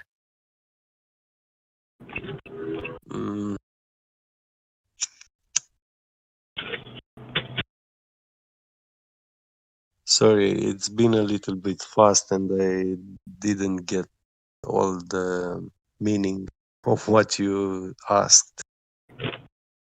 Can you repeat? Yeah, sure, for sure. But following your same logic as you just used, explaining the water experiment in a balloon. Yeah.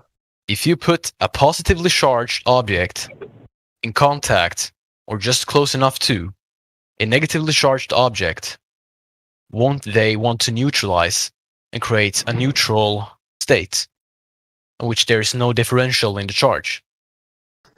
And what happens then? Is it just negated to the force pulling things down? Okay. You see, when I said about incoherent electrostatic acceleration, they call it a acceleration. Yeah. And you see, it's not. I mean, this is the most simple way to see this force in action, a manifestation of it, a kind of manifestation. But you can also manipulate it. For example, when you glue together two opposing magnets. Yeah. And I take another two magnets of the same size, weight, model, yeah?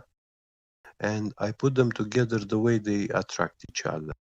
And when you drop them from a height, in the same time you drop them, which one will hit the ground first? Well, the one facing ground. But that's not the same thing. You're kind of switching Sorry? subjects here. This is not the same thing, really. I'm trying to tell you that, well, those magnets which are glued together with the opposing poles will always fall the last. You can even compare them with the same weight of metal like iron or steel, yeah? And you drop them together, the magnets with the opposing poles will always fall the last because they fall at a slower acceleration rate. Opposing magnetic fields affect directly this down vector. Also electrostatics, charge, and yeah, even electromagnetism. With electromagnetism, you can achieve very strong opposing magnetic fields. Okay. So then I have another question, one question and a counter argument for you. So, following the same logic you just used, if you put two negative poles together, they repel. That's common knowledge. You can try it yourself. Yeah. But if for example, a coffee cup I'm holding in my hand right now, it's negatively charged because it sticks to the ground, as you said before. Correct. Or wrong? If you change the polarity of your coffee cup. Well, yeah, it sticks to the ground because it has the same charge, as you said before, the same electrocoherent acceleration.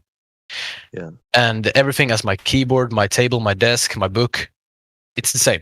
That's because it sticks to the ground, following the same logic you used before. Yeah. So why do they not repel? Because you said the magnets, you put the same charges, the same poles together, they want to repel. And they fall slower to the ground, I believe you said, correct me if I'm wrong. Well, they are because not they have the same poles. They are not repelled by the ground. They fall at a slower rate. So obviously, if you want them to levitate, you need to create a stronger opposing magnetic field, like using supermag. Yes, if you do that, they will levitate. If you want to That's achieve because that. magnetism. Yes. Yes. Well, but magnetism and electrostatic coherence, as you said before, that's two different things. Magnetism is directly related to electricity. And not quite. Magnetism is what we believe is caused by a particle or a force which we are not quite knowing about right now. Electricity, on the other hand, it's a different thing. It's electrons. One side, which has more electrons, will want to flow to the other side, which has less electrons, to neutralize. Exactly. They want to neutralize. But this is not the same thing as magnetism. It's different things. In the atom, which one is positive? The electron, the proton, or the neutron? Course. It's the proton. That's why they stick together. Yeah. They want to neutralize. And then you have a nuclei, yeah? Yeah. which is the negative. Yeah. But then there's another thing I found, which I don't quite understand about which you said before. If there's a positive and a negative, there has to be a neutral one. That's why we have the neutron and the proton. What happens to a thing if it's neutral and not positive or negative? Will it just float? In the atom, most atoms, they don't have one electron. They have many of them. Yes, 5 depending on the positive, atom. 10 negative, another 2 positive, another 6 negative. Yeah, on layers. Depends on which atom, but sure. If you have a... Yeah. And also the nuclei composition, it's not the same. Some atoms have a bigger nuclei, some have a smaller. And according to these complex assemblies, this element has many properties, but by default is belonging to the negative plane. No matter how much you want to play with it, if you take a metal and you put it, let's say gold, and you put it in superfluid helium, it will become a superconductor.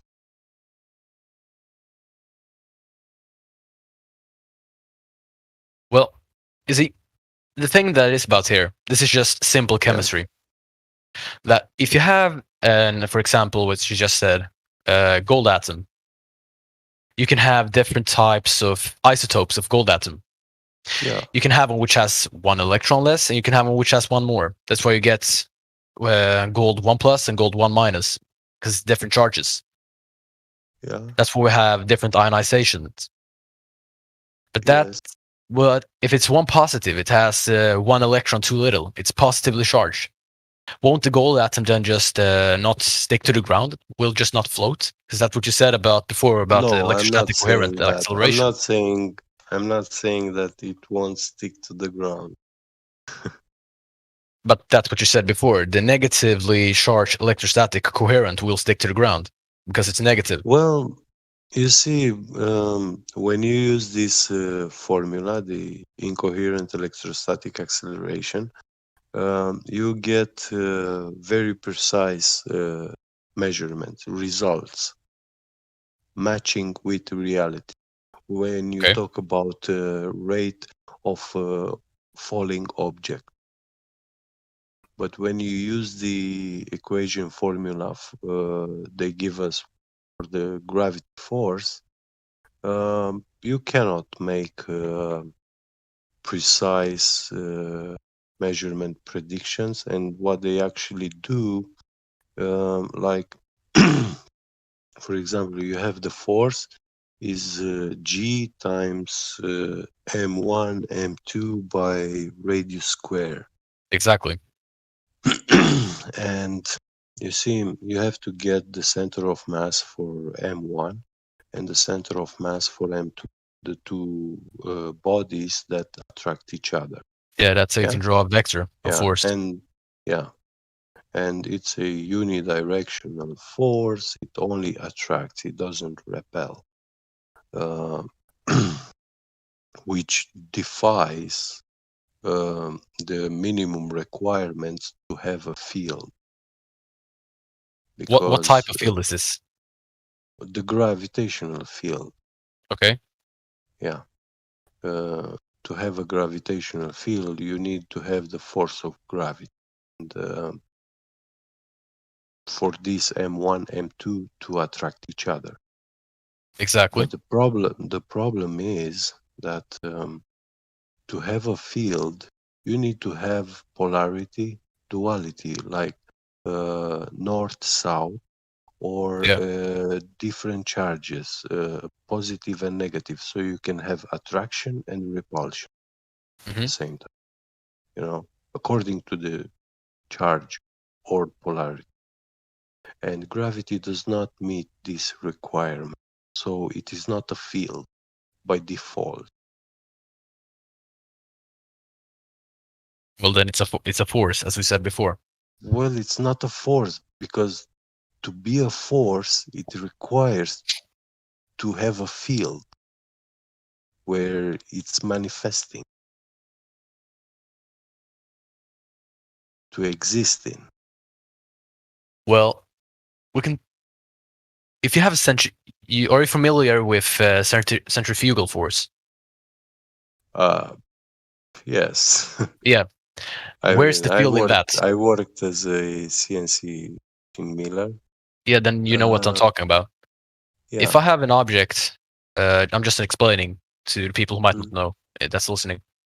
If you have for example, a metal ball and you attach a string to it and you just spin around, yeah, the metal ball will fly out because centrifugal force pulls it out. That's just what it is. Where's the form of what you said before, field, that's causing this? How can we measure that there is a field? There is no field. It is you have kinetic energy input. Yeah. Yeah. So it's when you inflict kinetic energy, you achieve acceleration. Yeah. Yeah. And with acceleration, you increase the kinetic force of that object. Yeah. So, I mean, if a feather is falling on your hand, it does nothing. You just feel a slight touch. But if I shoot a bullet through your hand, it will punch a hole. Exactly. Because the bullet has a high kinetic energy. And a small area. Yeah. The force is equal to the, what you call it, kinetic energy divided by the area. Yeah. And you see, they taught me also school that they call it mass. But it's not mass, it's just energy, kinetic energy that is making the objects, matter, element to move. And we also, they gave us this concept of space-time so we can understand and explain motion. Okay, I have a question for that. Yeah. You said sure. There is no mass. There's only kinetic energy, as you just said. How do you calculate the kinetic energy without having a mass? Because the current formula, as it's known and taught in school for kinetic energy, is mass times speed square divided by 2. That's how you get the kinetic energy. How do you calculate it without These it? formulas, I'm I'm not denying them, you know, but the way they gave them to us is not. You have to go back to how all these people wrote all this science, you know, and packed it for us, you know. Not all of it is true. Okay. But it doesn't matter when it was discovered or invented time, or whatever you for call example, it. The rule still applies. Time. Look, for example, time. Time does not exist. It is a concept. It is just we invented it so we can easily explain life or motion.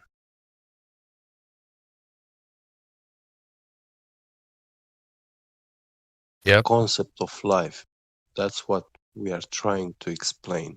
Yeah, because we need a reference frame. Yeah. But it's not a force. It doesn't exist physically. We only have motion from A to B. Exactly. Yeah. And at 0 Kelvin, that motion stops. All motion stops. The vibrational energy in the atom's nuclei stops. Yes, because it doesn't have any more energy because it's cooled down At so much. at 0 Kelvin, you have no more motion. Nothing moves anymore. And I don't know what's happening there, but it's something weird. Okay. But what does that have to do to the relation of mass not existing? Because if I lift my book, which I have in front of me right now, I can feel that it's heavy. I can feel weight. I know. But if it's just kinetic energy, what's applying this weight? Because if it's just kinetic energy, it's just energy flowing in one direction. Well, all these assembly of forces make you feel exactly like that what you feel. It has a temperature, yeah. Yeah. And those elements at that room temperature behave like that. If you increase the temperature with 100 degrees, that book will start baking itself, cooking. Well, yeah, it's because it's reached the point of temperature with instantaneously. Yeah, it will starts to burn. dry very, very quickly, you know.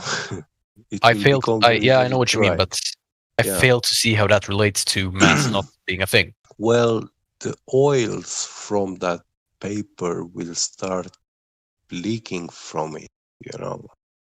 You are Well, if it's in an oxygen-free environment, the book can't ignite, and yes, the oils from the Yeah. paper will start to leak out of it. That's just because it can't combust. It needs for fire to exist. It needs some fuel, a material to Yeah. burn. For example, wood, and it needs a and reactant. oxygen. For example, oxygen. But if you take away one, So- it can't ignite. That's true. But how does that relate to mass not being a thing? Well,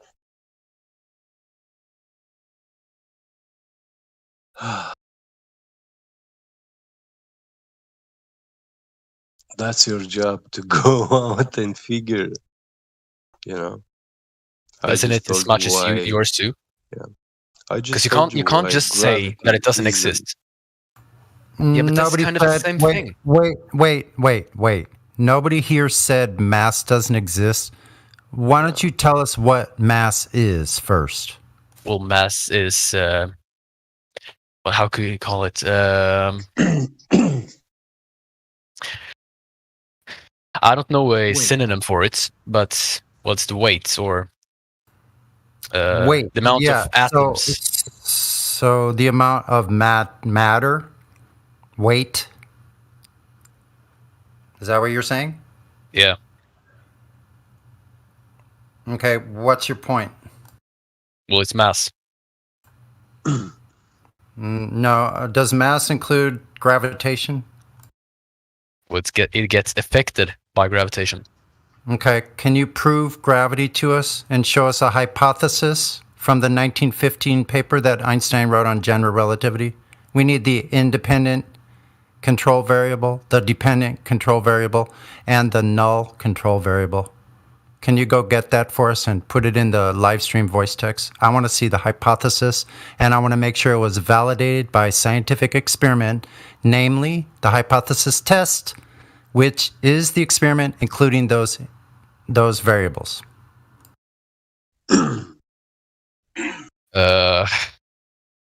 I can't quite do this right now. Okay. Because I don't know where to find it. Okay, But why don't can you you go do the same for meeting about the electrostatic acceleration coherent, which you spoke about earlier?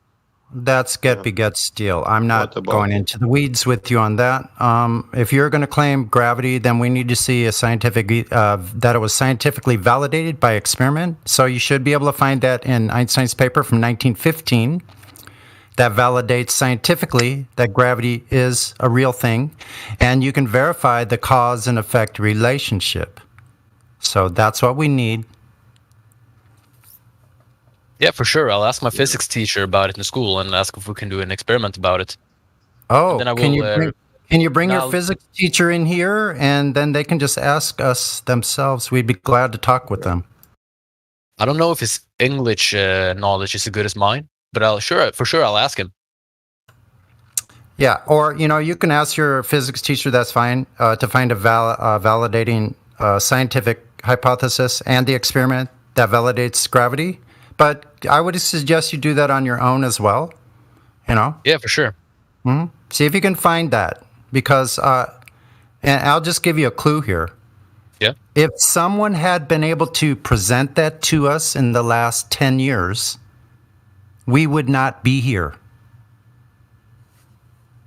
But go ahead and look anyway. Yeah, I will. I will ask him and ask for a tip. Can I say something real quick? Yeah, for sure. Do you guys know about quantum mechanics very much? No, I'm not too familiar. I know a little bit, but it's not my field of expertise, really. Fair enough. Well, basically, quantum mechanics kind of blows what Einstein's general theories of relativity are out of the water. True. By destroying the structures of Newtonian physics. Yep. Newtonian physics relies on gravity being a thing, but in quantum mechanics, they haven't been able to prove gravity. So, you don't have to necessarily agree with me that Newtonian physics was blown out of the water by quantum mechanics, but quantum mechanics is proving things at the atomic level, and so more and more things are being explained and disproven by quantum mechanics, and it's kind of destroying the fundamentals of Newtonian physics. So I would suggest, if we're going to look for gravity, we should look in quantum mechanics instead, because either way, you're not going to really find anything. Unless I'm wrong, but no, you got a good point. You can find supersymmetry, you can find entanglement, you can find very weird, strange phenomena, just like I was saying about the superfluid helium. Right, Godzilla, you have a really excellent point, because it not only destroys Newtonian gravity, but it also destroys Einstein bending, warping space-time as well, because you're going to have to include consciousness into the equation. Yeah. They haven't figured out how that works, but in quantum physics, it's my understanding, I could be wrong, maybe Get could tell me if I'm wrong or not, but in my understanding, they are doing actual real scientific experiments and showing results in quantum physics that they are not doing in astronomy, cosmology, or astrophysics. Cannot be done in experiment because they don't have a valid independent control variable.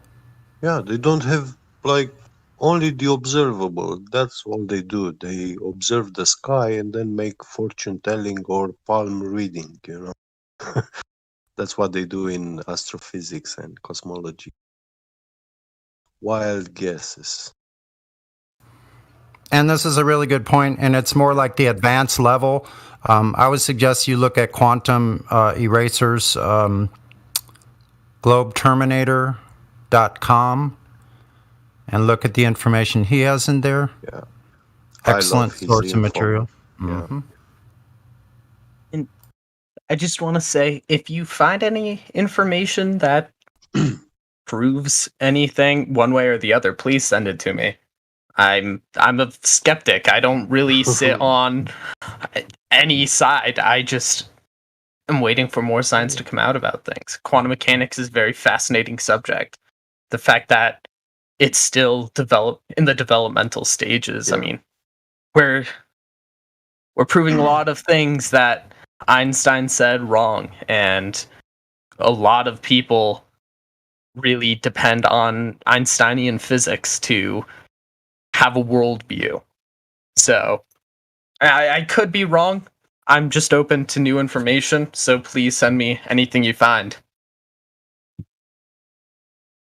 Well, quantum computing is a thing. Quantum programming.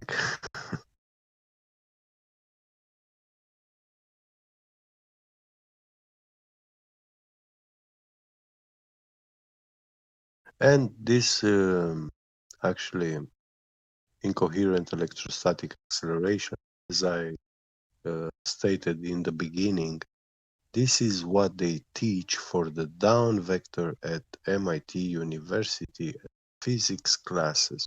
Physics teacher explicitly say that to the students that they are coming from a educational system where they have been given wrong information. Gravity is not the down vector. Gravity belongs exclusively to astrophysics, which he doesn't deny it. Like he's saying is a different kind of science. That's all. They still keep it on a pedestal, in a holy place.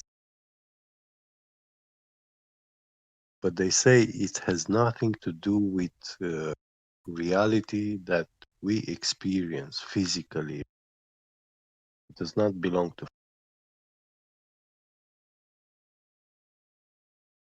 You can play with gravity on computer simulations and all sort of in cyberspace, not in reality.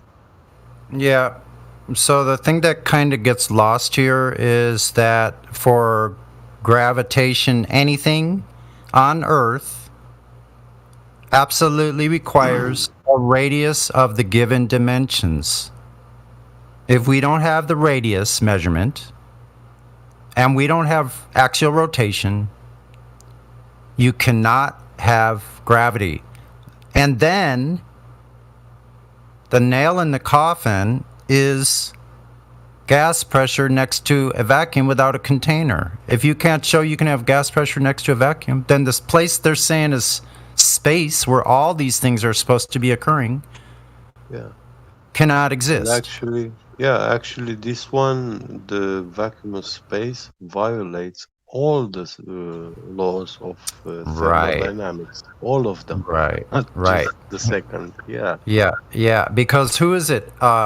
Eddington, very famous gentleman. Eddington said, if your theories violate the claim to violate the second law of thermodynamics, you're going to go down in flames into utter disgrace and shame. Yeah.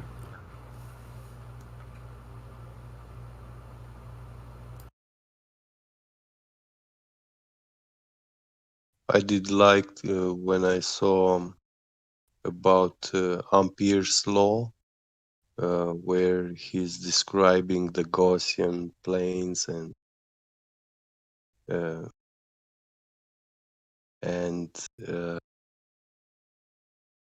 from Ampere's law, the positive plane must be something physical element, a natural physical element. It cannot be vacuum space. But in physics, when they teach Maxwell equations formula, they say the lesson. I think the lesson's title is how Maxwell fixed or corrected Ampere's law. And what Maxwell did was actually replacing the positive plane, replacing it with the vacuum of space. Like all this positive charge is coming from the vacuum of space. So for Ampere's law, for Maxwell's equations law to be true, it means that if you make a vacuum chamber, then you can get a positive charge out of it. It should be generating positive charge. Like nothing to give you something.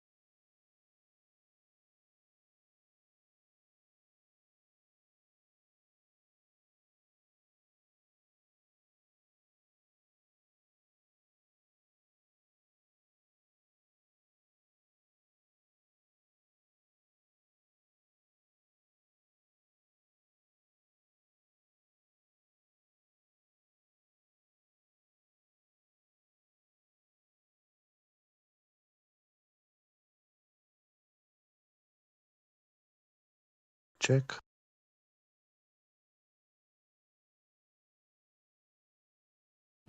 Yep. Loud and clear. Thank you.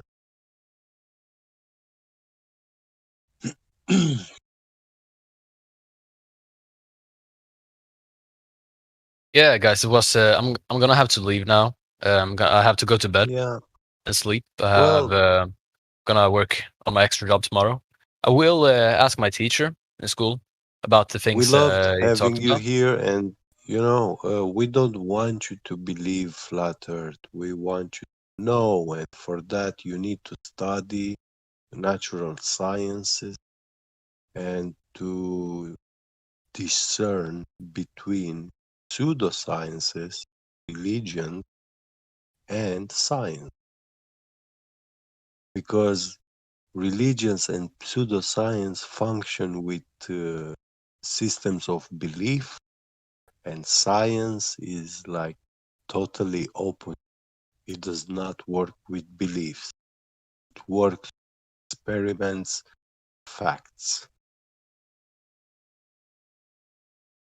measurements. Yeah, it was a real pleasure talking to you guys. I will be back when I have my answers I've been looking for, and I will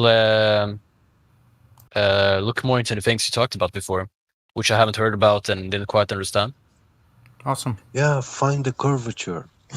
Yeah, I will try to. I will try to make my own experiment about it. Yeah. Or you can, Good luck. It will be you can fun. even simply see if anybody has ever like measured curvature on Earth before the age of flight. That's something to check out. It's very important. Yeah, I did find an article about Have you it, but I'm seen- gonna try to have you repeat the experiment. Have you seen the laser tests? No, I haven't.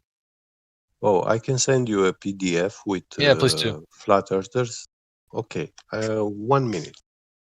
Yeah, I will take a look at it in the morning. I have to go to bed now. Catch you guys later. It was nice talking to you.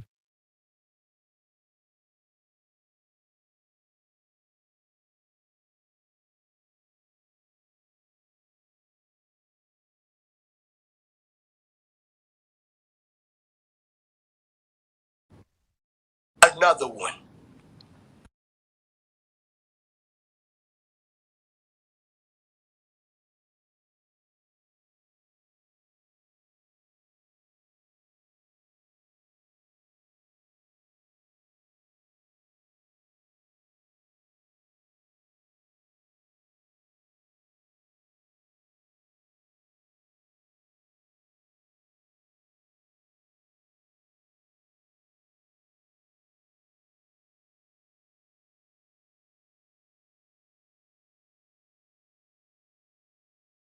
Well, that was it. They have to go to school.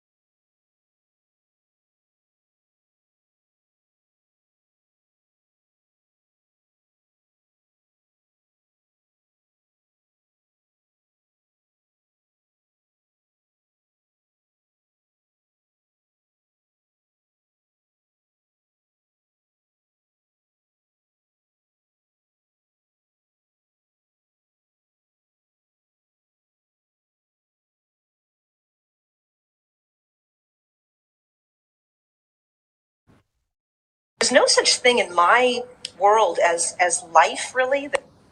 What? Bro. That we're very complicated rocks. I actually think of myself as a very complicated rock. Bro, what are you talking about, man? I am made of things like iron and copper and manganese. When you sit down on a mountainside and you're there with a rock, those are your cousins too.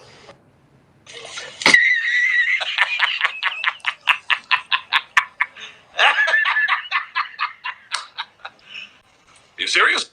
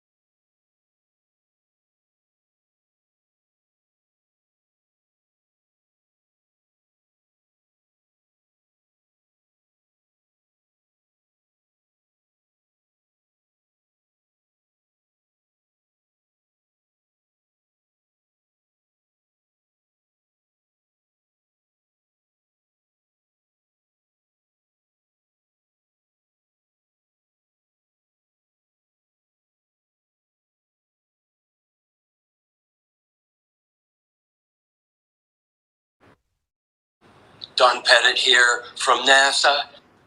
That we've got a toilet that you use, and then a machine that goes chugga chugga chugga chugga chug, and then you go to the galley and you make yourself a cup of coffee.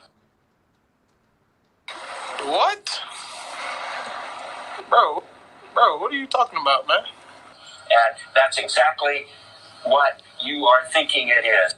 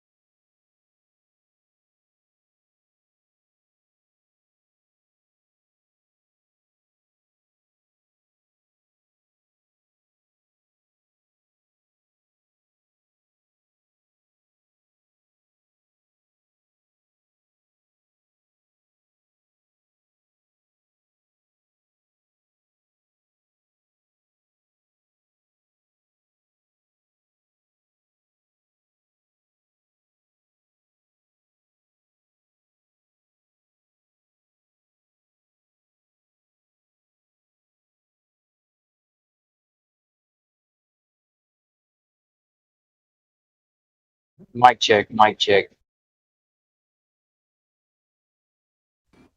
Loud and clear. Sounding good. Appreciate it.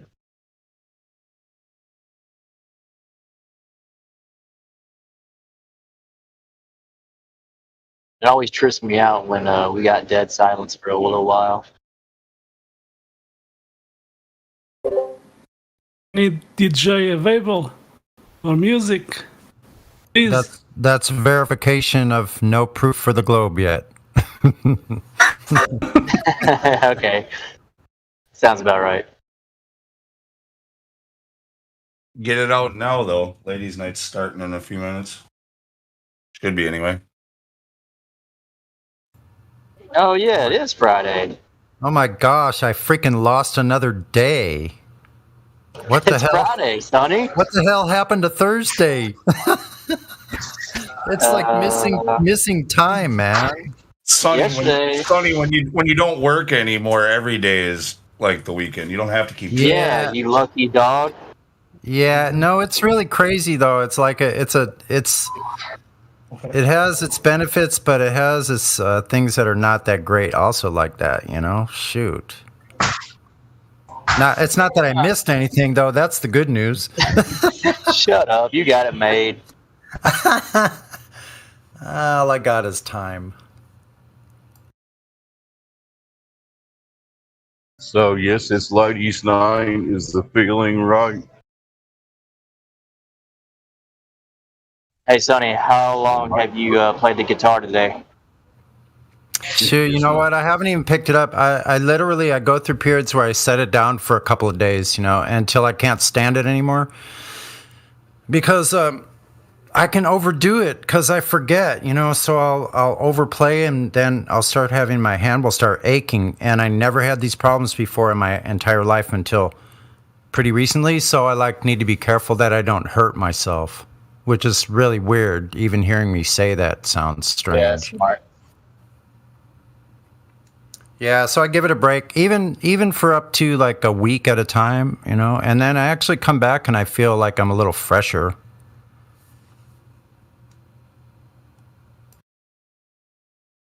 Yeah, it's always good to step back from anything. I do that with drawing. Oh yeah, I heard you talking about art, and I just heard the conversation, so I didn't see any of the images or the drawings, but it sounds like you're quite good. So that's amazing. Yeah, I'll send you some if you want. Yeah, you could. You don't have to overdo it. Maybe send me a couple of best ones or something. You know, like that's. Yeah, I'll send you a couple.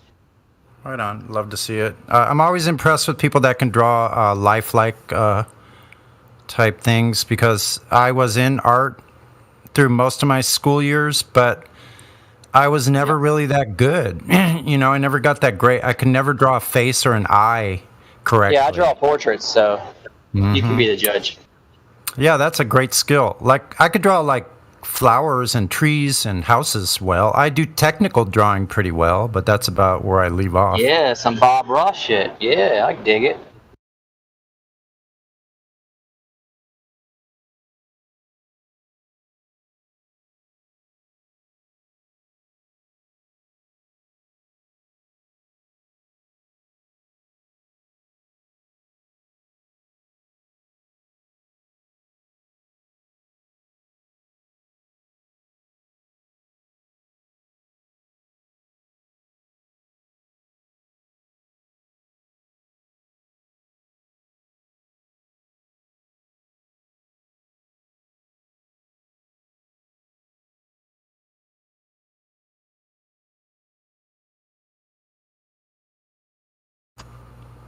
"12 minutes to ladies' night."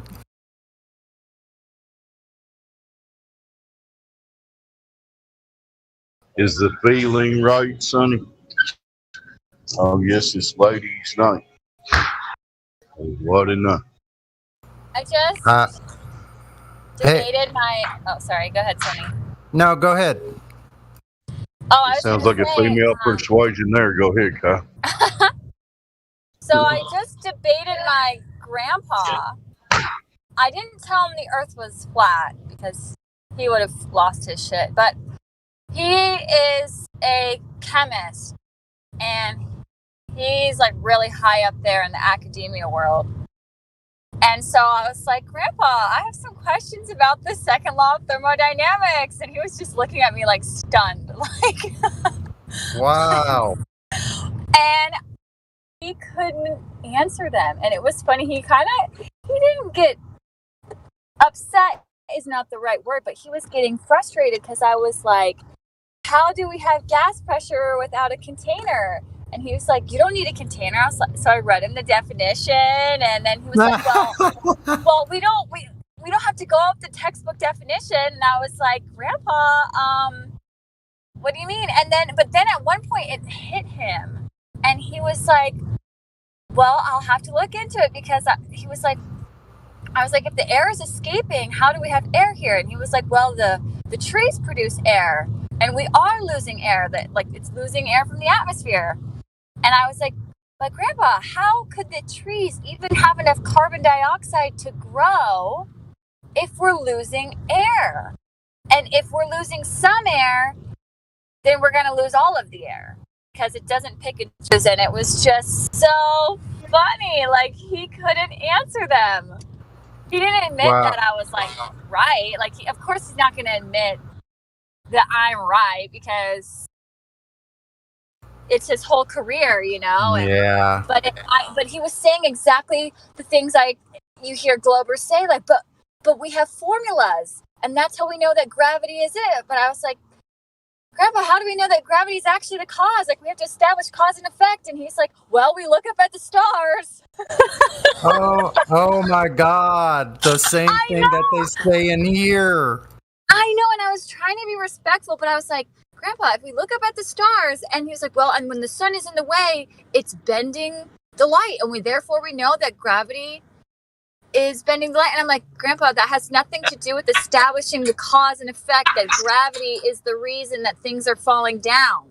You're looking at the stars and the sun now. Like, this has nothing to do with establishing it. And it was just so funny because he couldn't. Then did you dismiss him? Did you then dismiss him as a silly old man and tell him it was time for his nap? No. No, he was like, well, I've been, I'm a chemist and I have friends that are actually scientists and blah, blah, blah. And I was like, but I'm talking about natural science and we need to use the scientific method. And how can we tell the difference between, an idea versus an actual established cause and effect relationship? And it was so funny. At one point he was like, well, we just can't know things, and science finds truth with a lowercase t. And I was like, whoa, laughing so hard because you can just hear the brainwash, like we can't actually know anything. And I was like, yes, we can. That's why we have the scientific method. And it was so funny because he was losing the debate, but he couldn't admit that I was winning. Wow. Think about how much more knowledge you have about the subject than he did at your age. Yeah, I know. And it breaks my heart because he's super religious as well. And I wanted to tell him, I was like, well, Grandpa, I don't think we have like a atmosphere, but we could have a firmament.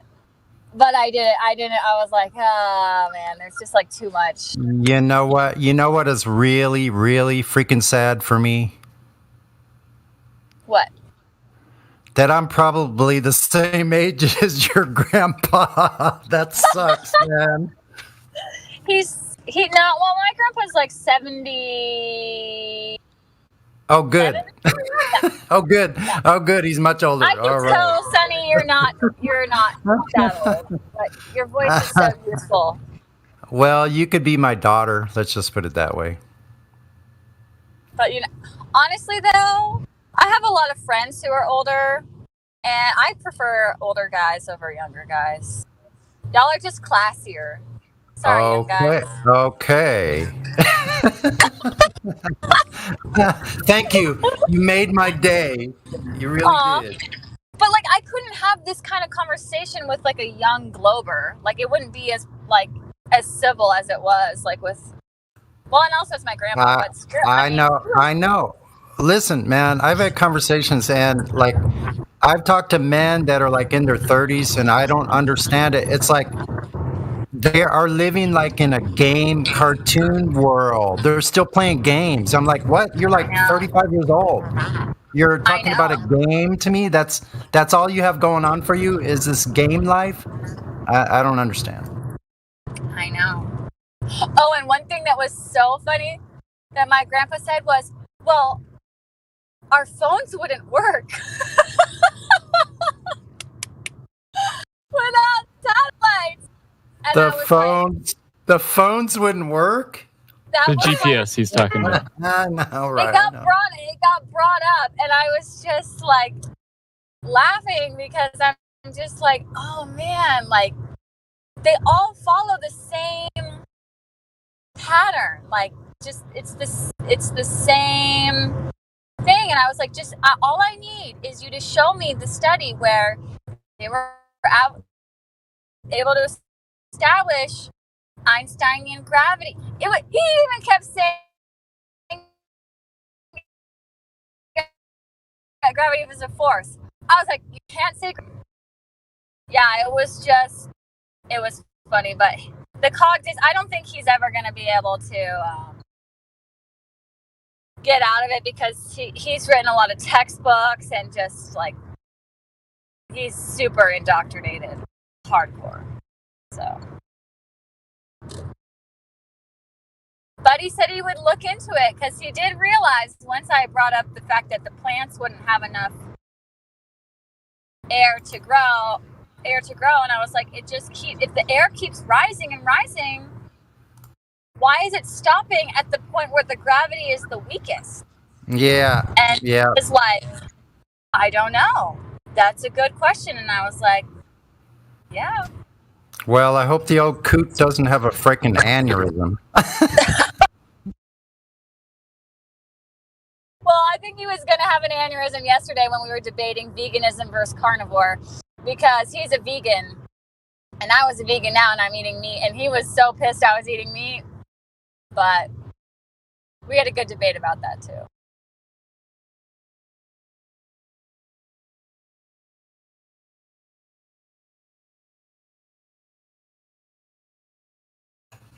That's good, though. That was a good discussion. I like hearing that. Shoot, I was going to try to do a live Flat Earth Discord promo, like maybe I could do it. I might have time. 4 minutes. Let's see.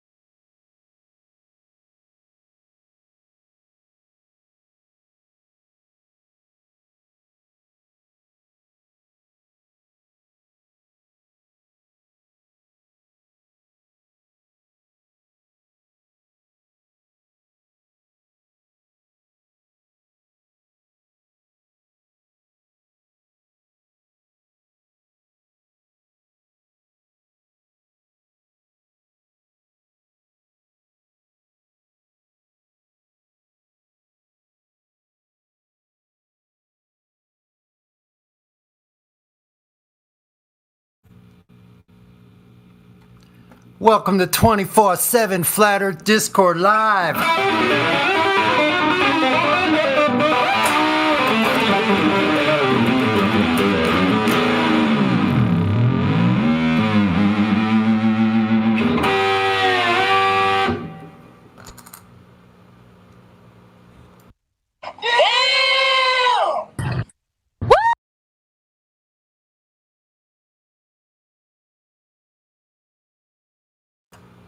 That was awesome.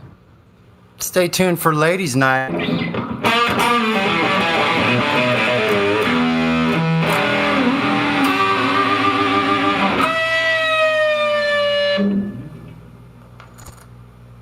Wow, is that Sunny playing live?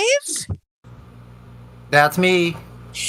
I'd heard that you played, but I think this is the first time I actually got to experience it. How exciting! Thank you.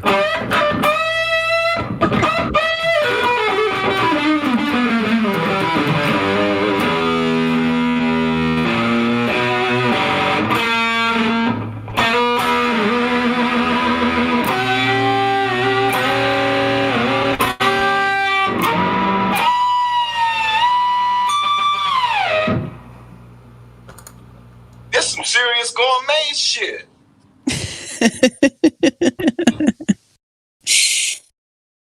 Shred. It's Ladies' Night. It's Ladies' Night.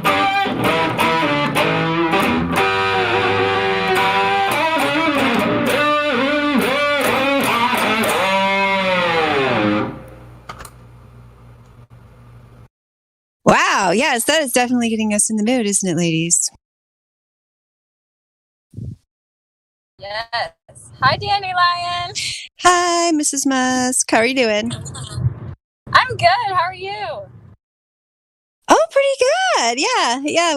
We've had like the weirdest weather here in Michigan. I don't know, like if that's been like that for you, but it was like 70s and 80s. Felt like it was the middle of summer just like a few days ago. Now it's like in the 40s. We were just out planting some seeds anyway because it finally rained, so it like broke up the soil because it was really dry and hot. So it is kind of nice to have a break from the heat because I could have the windows open and feel the breeze coming in, and it was nice. How about you? That's I'm driving through Utah actually right now, so sorry for the background noise. And it's like 100, and I'm sweating. So I'm. Oh, so you would appreciate this? Right, yes, you would appreciate this. Would feel like a cool mountain breeze for you, even though I don't have any mountains, but still, it's very refreshing. And the plants really appreciate the rain. I could totally tell the difference after the rain. They're much happier now. My Jerusalem artichokes like literally tripled in size in 2 days. It was so wild. And how is Level Up? I'm doing all right. How about you? Good. How's your husband doing? Better. He has to have some unpleasant tests done, but he's feeling okay. Thanks. Yes, most tests are unpleasant, but some are probably more unpleasant than others. Well, lower GI, then an upper GI. Yuck. Yeah, that does sound unpleasant. Yeah. And Lulu's here, but she said the first hour she might not be able to talk too much. And I don't know if we have any other ladies. Sounded like it was pretty silent when we got here. Have you folks been talking to anyone, or what's been going on today?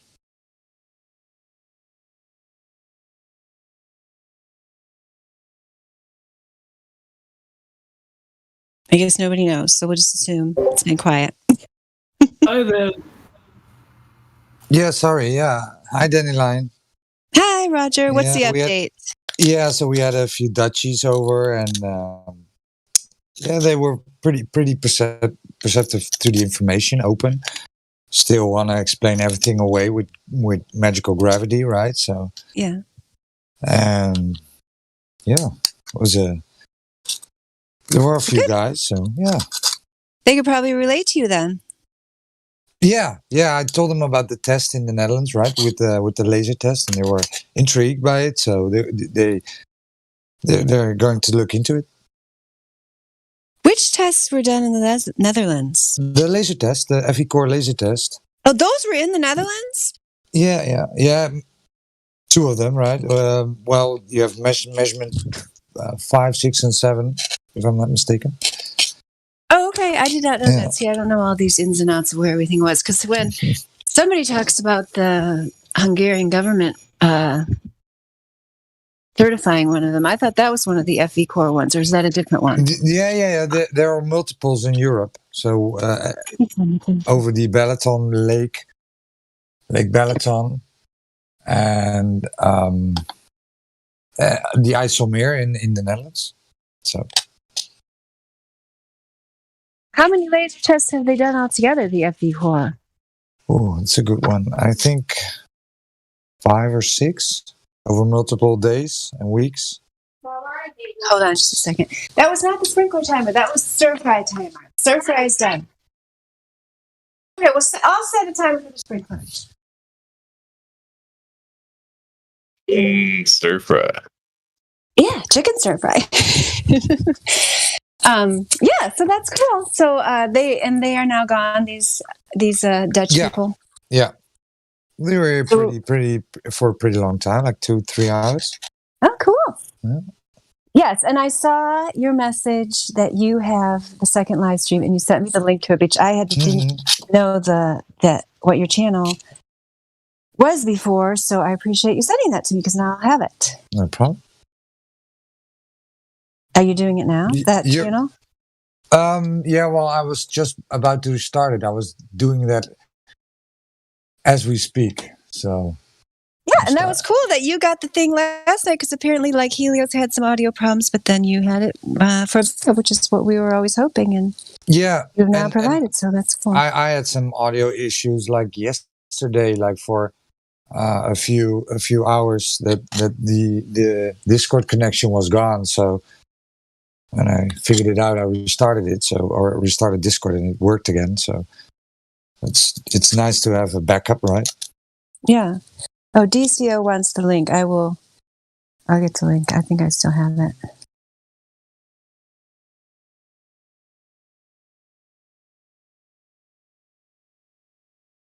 Yeah, I'm still ironing out everything. Easy does it. Yeah, well, you're more adventurous than me. I wouldn't have the slightest idea how to do that. So I appreciate people who are able to do it. All right, I think I got the link now. I'll put it in the live stream to Roger's live stream. Wow.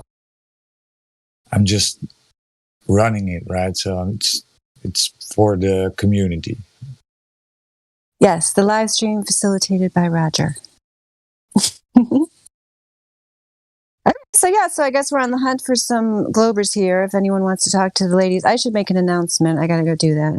I just ran in the door, so I'm kind of behind the times. But the other thing I wanted to mention while we're starting out here on the ladies' night, last ladies' night of the 5th month of the 21st year, the 21st century. Next time we see you for ladies' night, it'll be June. May went quickly for me. Don't know about all the rest of you. And let's see, tomorrow, I assume the Precious Metals takeover is happening again at 1:00 Eastern tomorrow. Unless anybody's heard anything differently, I think that's going to be a regular event. So if you have not listened in to that before on Saturdays, it is a highly recommended experience. Our silver and gold members have been doing a great job. And then it's a way for other people to just kind of like the same principle as Ladies' Night, just to have some inspiring some different voices and people who we may not hear from as much, to hear from them and get to know them. And then the hosts, CI, Redford Bear, and Tap have been doing a great job coming up with questions for guests and for members of the server, just to continue to spread the message that the globe model is a complete and utter failure. And then tomorrow, there's also supposed to be another event at the Chatterbox, formerly called the Chessboard, and I'll put an invite to that server in the live stream. They were going to make like a promo for that event. It's like a Flat Earth Q&A type event, but I haven't seen one, so I assume it hasn't been made yet. As far as I know, that is in 24 hours. from now, and I will put the link to the Chatterbox server. So I think that the chessboard, I don't know, I think they got like taken down or something. They're the same people, Corvo and other people that used to be on the chessboard. They have a new server. It's called the Chatterbox. Same initials, different words. Probably the same idea. They are like, I don't know exactly what you called them. I don't think they have a specific theme. They're just more about like socializing, maybe debating and informational topics. Like they cover other conspiracy topics, but Corvo, I know, tries to be like, maybe have like a balanced view, like, trying to do many different ideas. So he's not necessarily advocating for any one idea, but he's invited us to his server several times, and he invited us again. I think Wolfgang Hope is organizing this event, which is tomorrow night, 24 hours from now, 5 o'clock Eastern, last I heard. Oh, and Ildico's here. Hi there, Ildico. Just Kim is here. So I know some of you guys are really into crypto, so I'll just tell you that Truth Prevails, one of our ladies who's not here yet, has been nagging me for literally months, possibly up to a year, however long she's been doing it, for me to buy some. She finally convinced me to buy some. Not that I'm going to sit around and talk about it all the time, but, I did buy some, so that was fun. Now I feel like, I'm part of the group who does that, and we'll see if anything happens with it. I don't know. I don't really have any other exciting announcements about the server. I mean, I gave you 2 pretty exciting ones: Precious Metals and event at the Chatterbox. So, does anyone else have exciting announcements of any sort? I'm going to try to find the image for the Precious Metals takeover. Here it is. I found it.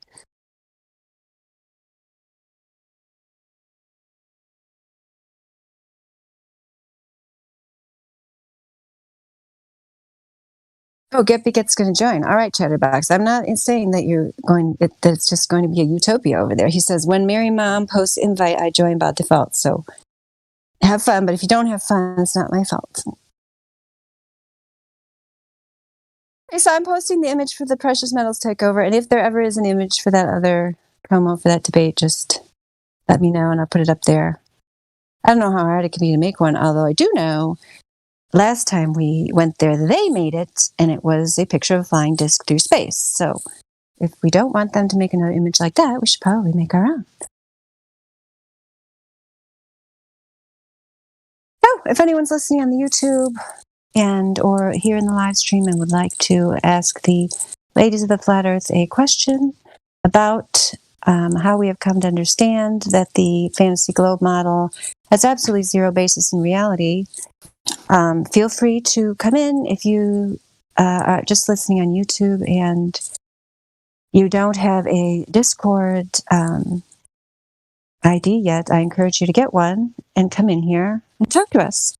If you're in the live stream, you don't have any roles, so you can't unmute yourself, you can go up to the VC check-in, ping a mod, gold or silver, and get a VC verified role so you can hear and ask your question.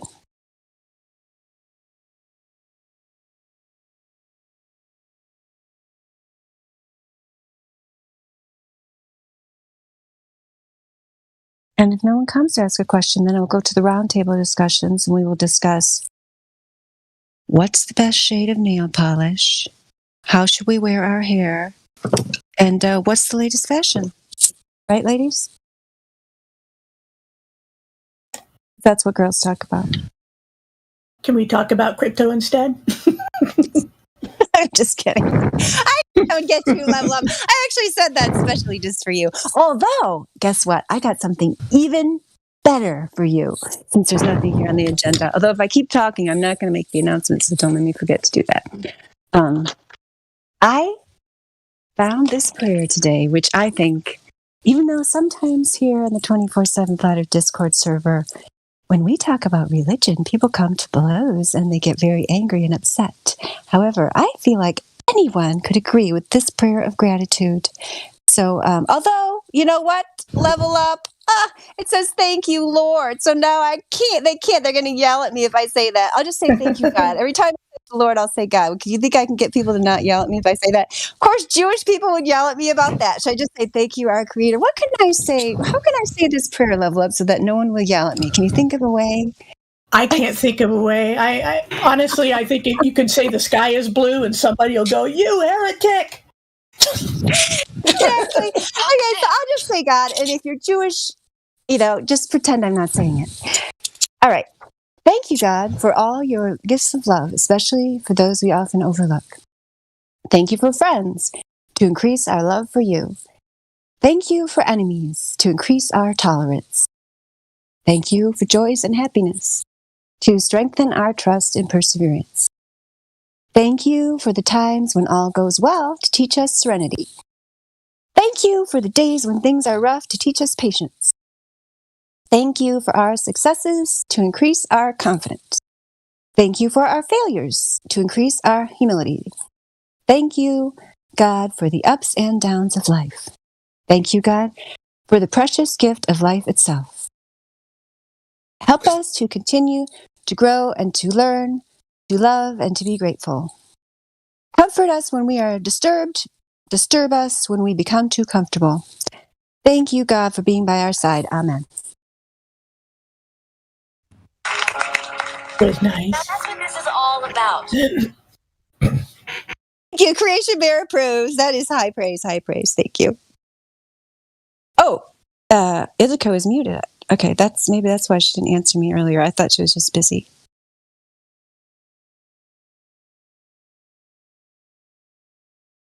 Okay, Ildiko, now you're unmuted. Oh, good. Hello. Hello, how are you doing? Fine, how are you? Nice to hear you. Yeah, you too. What you been up to? Well, I'm inching closer and closer to getting this Costa Rica adventure of mine going.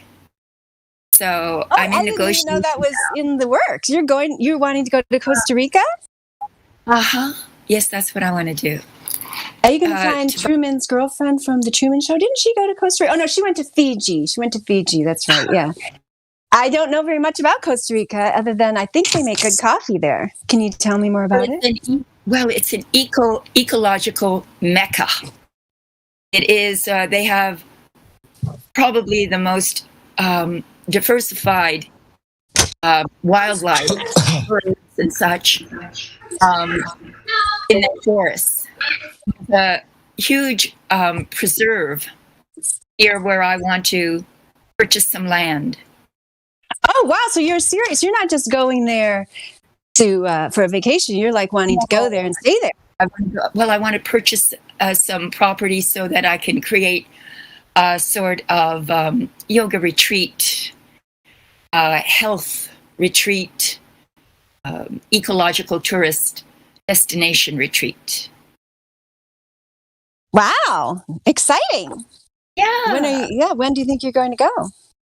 Summer sometime. I'm just talking with the gentleman. I've just got him to agree to sell. He's got about 50 acres, and he can sell a little of it to me at least. So I need to go and see it, and to have a real experience of the place. To see if it's right for me. But I think it is. But I think it is what is right for me. A beautiful area. Good. So you're going to go there before you buy it. You're not going to buy it sight unseen. That makes perfect sense. Yeah. Yeah. Good for you. Yeah. No, I like did you see this meme that Miguel Souza posted where it's like the horizon above 100,000 feet and he's got that girl I think she's been in several different ones of their scripted crises. That is very funny. I like that. I gotta save that one. I missed that. So other than that, I'm just doing everything I usually do. And how about you? How are your children? Oh, they are doing great. They are. Yes, they're looking forward to summer, for school being over and then just being able to, enjoy the summer. We're getting close to that point. And your weather is good now? Yeah, it's been good. Yeah, so I can plant whatever I want now because the last frost is gone. So we planted this. Today we planted nasturtiums, which I really like because you can eat the leaf and the flower. Have you ever eaten nasturtiums? I've eaten flowers, that's for sure. You might have eaten one of these, and they're orange. They're usually like orange and yellow, and then the leaves are really cool. They're round, and the leaves taste very spicy. Delicious, actually. Yes, you can put them in salads, and they grow like very easily, like from seed. You know, some don't grow so well from seeds. Like my son wanted to plant this other one. I'm trying to remember what it was called, but it said in there you have to plant them in summer, and the seeds in summer, and then they come up the next spring. Or you can sit there and like put them in the freezer and take them out and all this stuff to like simulate them going through the frost. Because some flowers are like that, like they want their seed to go through a simulated or actual winter before they'll sprout.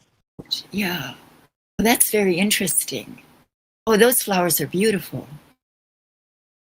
And it's really nice to be able to eat a meal that is very colorful. Yes. So you not only eat with your mouth, you eat with your eyes. Absolutely. Yeah. Yes. So I hope you have a good evening, and I'll be listening. Okay, good. Good. Glad you're here. Good.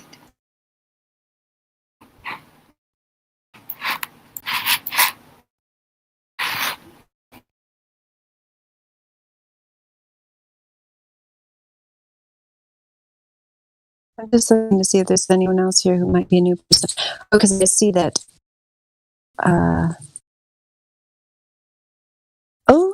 Aksek Narf is server muted. So I don't know if he misbehaved or if it's worth the risk of unmuting him. Hard to say.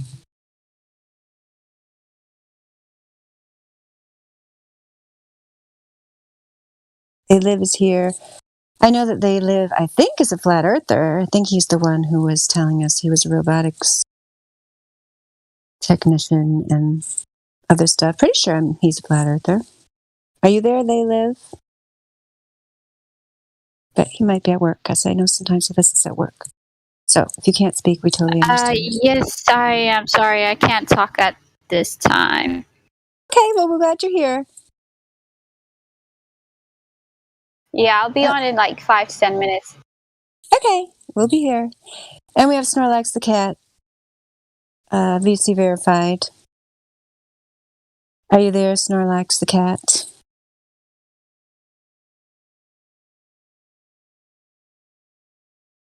Even if you just want to say hello, we won't nag you, we promise. If you don't want to talk a lot. Well, some people might. I can't speak for everyone. Some people might nag you.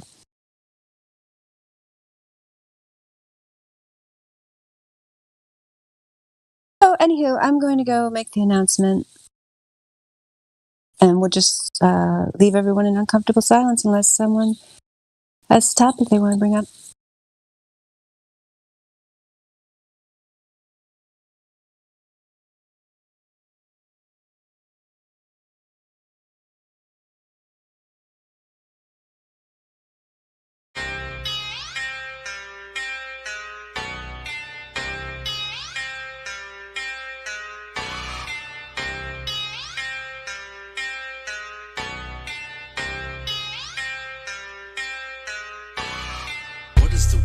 What is the world that we're living in now that we know we're not spinning? What is the world? What is the world that we're living in now we know coverage is missing? What is the world? What is the world that we're living in now we know flat earth is winning? What is the world? What is the world that we're living? It's like a brand new beginning. We know that most of y'all sitting there wishing, probably just itching for us to go away, completely dismissing things that we say like our minds have gone missing. Meanwhile, you're really the only one shifting reality as if it was switching, like it was some type of fantasy pitching. Next up to bat, but you wind up just whiffing. Nothing but air, you just can't do no hitting. Running around saying that water sticking to outside the balls, your logic is slipping. I understand that you might think I'm tripping. Pay attention to the words that I'm spitting. Only thing that really needs any fixing. Your view of the world and the way that you're thinking. No need to go always screaming and kicking. No reason to think that Earth might be tricking. If it was spinning, then we would see drifting. If it was curving, the ships would be sinking. Logical fallacy, keep on insisting. Probably just listen. How about you try some form of consistence? Ships disappear due to angular distance. Makes a lot more sense that the curve's non-existence. Why the persistence? Why the pursuit of unending persistence? Fighting a war like a soldier enlisted. Really seems as though you got it all twisted. Why not just be a bit more optimistic? Lies you've been told, the veil has been lifted. Now you've been gifted, given permission to take a position. Not in opposition to the world that we're living. Create ignition, start up the engine. Choose to accept it, now this is your mission. Tell us why the damn curvature's missing. Maybe just call up a mathematician. Give him a listen. Have him tell you about his presuppositions. Talking about how it's not superstition. A vacuum in air pressure juxtaposition. Make a decision. Tell us how this model came to fruition. You have the right to enact your volition right up to the day of mental acquisition. All I could do is provide ammunition. Can't take the heat, stay the fuck out the kitchen. Judgment Day or to the last demolition. You can see this is an act of attrition. On the condition that after admission, do you a favor and start the forgiving. Then go out and share your newfound position with everybody who's potentially victim. Falling for the global prisoner system. So many flaws, no woman can list them. Shout to my beautiful parents, I missed them. Taught me to think for myself, I could kiss them. Now to the day that I'm able to whisk them away in my arms, I will reminisce them. Yeah.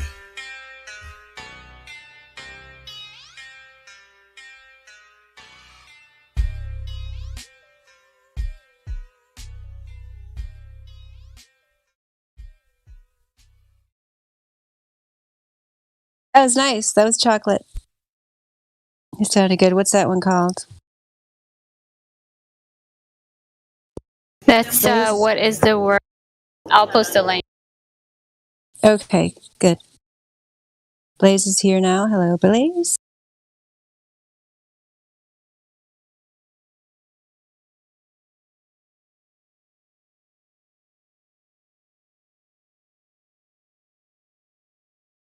My announcement says it's loading, but it's like taking forever. I don't know if it's Discord or my internet or what. I'm going to try to redo it, I think.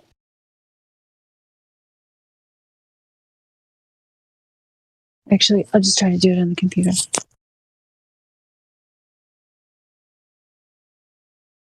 Sure. Hi.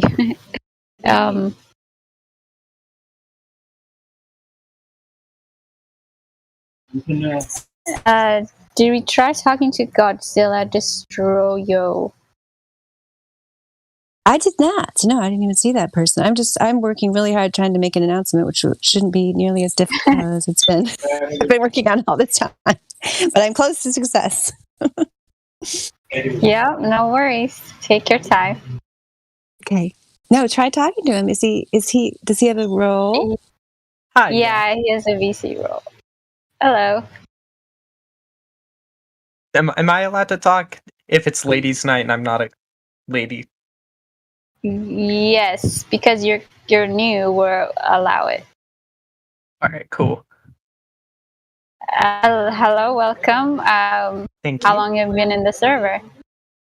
I would say not even a week, maybe a week at most. Okay. So what do you think of the shape of the Earth is? Well, I mean, it's hard for me to define it. I'm open to the information that everybody is presenting. I think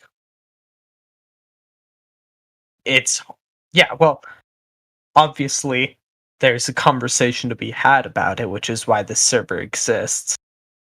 I'm more so interested in the proofs both sides give. Well, not both sides, it being Earth is round, the Earth is flat, but the conversations that are presented by discussing the validity of the round Earth idea.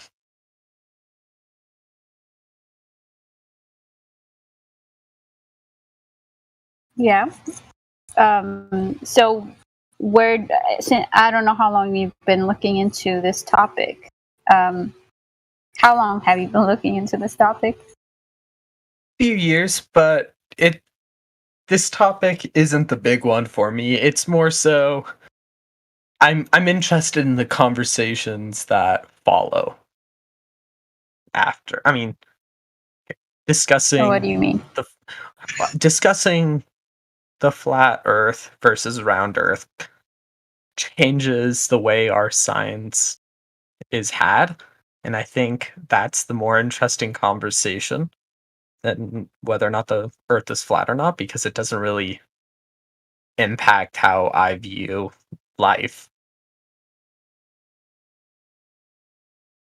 Oh yeah, definitely changes the way science is. I mean, for sure, that's part of what we're doing around here. We're trying to say, let's go back to the times when science was actually an objective procedure where we took measurements, made observations, tested our hypothesis in reality. Let's get away from the time when science became whatever the popular feeling of the day decides it wants to be, or whatever the political party in power decides it is. Let's go back to the time when scientists actually had integrity and ethics and weren't just looking for the big buck. Let's go back to the time when instead of throwing billions of dollars away to the organization known as NASA, which has been proven to be disreputable, lies to us on a daily basis, and is not actually carrying out science at all, but it's continuing the scientism or pseudoscience of the globe religion. And let's just say the emperor has no clothes and let the chips fall where they may. We are totally on board with you. We want science to be science again. Absolutely. Let's make little hats. Make science science again. Definitely agree with that. I mean, I think both sides present interesting viewpoints. To me, what's fun about it is listening to both sides and letting everybody change the way you think about, different opinions. I mean, why do we need to attack other people for how they think when we can discuss what is and isn't real? I think politically we're in a really interesting time, very scary, interesting time because of cancel culture. I think it's sad that we are so against differing opinions and canceling them, because what's the scariest part of having a conversation with somebody you disagree with? The fact that your opinion might get changed? I don't see anything wrong with that. For sure. Yes, and absolutely. Since and we have many people here, Godzilla, who are very afraid of the topic of flat Earth, and it's almost like they're sticking their fingers in their ears and just saying la la la la. They just will not examine the evidence. They go, and these are mainly young people. I don't know how young you are, but not to say people are like this, because I think the Discord is kind of a self-selecting sample of people who possibly, I have no idea, because I'm only here because of flat Earth. I would never be here, believe me, just to find people to play games with or whatever. But probably these people are more into the online culture, the gaming culture, and so on. So they might be less likely to be going out and spending a lot of time actually observing reality. I was talking about this just the other day with some newer flat earthers who were saying, some of the things people come in here with that they believe, they say, oh, ships disappear because they go over the curve. These are people who haven't actually spent any time on the water, right? Because even before we realized the globe model was a lie, we never thought that. I live on the Great Lakes. Never in my life would I think that, because you travel around and you see, the way it is obviously because of perspective and because you can't see forever. But people come in with these misconceptions that are in the popular media, and they just cling to them ferociously, even when you try to show them 27 different ways that's even the hardcore, pseudoscientific entertainers, a lot of them will not claim that. For example, Neil deGrasse Tyson, of course, the man who loves to lie to children and make money, profit off of his lies, Bill Nye, the lying guy, he says that apparently. I haven't actually seen this, but I've seen... that might be it, because when I was growing up, there was no Bill Nye the Lying Guy. So maybe a whole generation has been brainwashed with this guy about the ships, because if you actually go out on a boat and travel, you don't think that. So what you're saying here is you are open to getting the facts about the flat Earth, and has anyone presented to you the concept of the long distance observations and the laser tests and why these demonstrate the flaws in the globe model? Has anyone here on the server explained that to you? No, but isn't that similar to what the there's a documentary on, I say documentary, but I feel like it was more so mocking the flat Earth view on Netflix, where they tried to do that experiment, right? Where they used a strong laser pointer that they put over the one of the Great Lakes to try to prove / disprove the flat Earth theory or round Earth theory.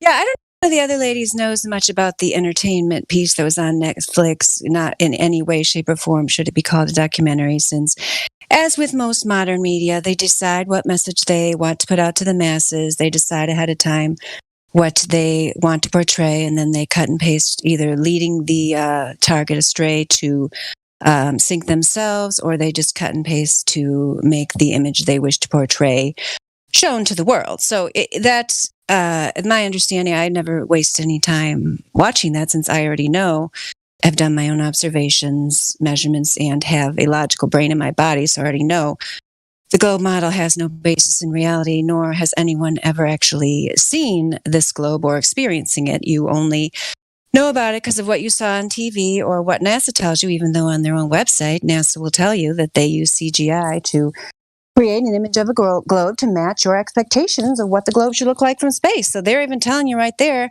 they don't go up there and take a picture of this alleged globe. So a little bit of fishiness right there. But anyway, I don't know if any other ladies know anything about, he's asking about the Netflix entertainment piece. Does anyone else know about that? I will say real quick, I do agree with you. It's really weird that the image that we consistently, well, I say image, but images about the Earth are extremely skewed because of the biases of NASA. I think it's really disappointing that they try to claim that they're so pro-science, but they hide so much information from us. It is Photoshop, but it's has to be. That was Robert Simon, data visualization designer from NASA, telling you that the globe image is Photoshop because it has to be. Just a minute.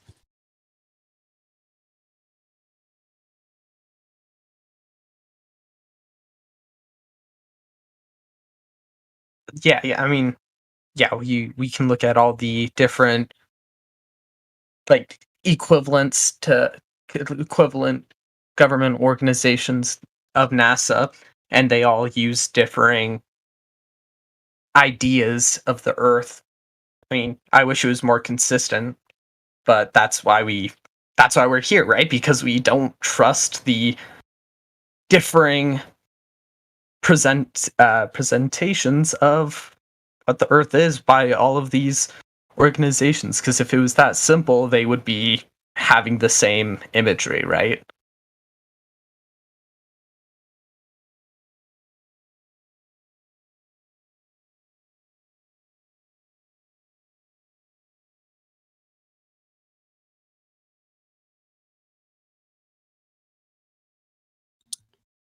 Yeah. I'm a woman, I have a vagina. Oh, that's awesome to know. Yeah. Am I cool yet? Yeah, now you are. So, Godzilla. Sorry, but that's... Actually, I'm not. He should be. Anyway, yeah, so the NASA images, quote-unquote images, would at least be the same, and we should be getting a consistent yearly photographs, not just CGI images from NASA, in my 100%. opinion. Yep.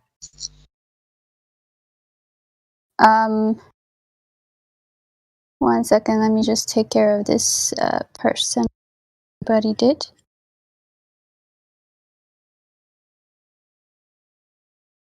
Okay. There we go. All right. So back to you.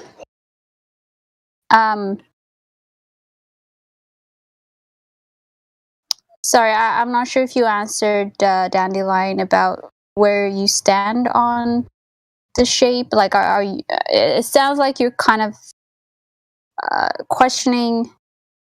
I would say everything. I'm a healthy skeptic. I'm listening to both sides. I think there's major flaws with how all the different space organizations. I mean, the fact that they're not all consistent is very red flaggy. I'm obviously not able to go out into space because I'm a regular person, and so I can't objectively say that the Earth is round or the Earth is flat because I haven't been able to test it. I mean, unfortunately, I'm in a populace where I just can't go out and make those experiments happen super easily. Well, here's something. Have you ever, I guess, seen or measured or know of anybody that has measured the curvature of the Earth? Like yes and no. Which is why I'm here. I think there's a discussion to be had about it. There's nobody I personally can point to that has. But, personally, in your life, have you seen curvature or detected or know like somebody that has?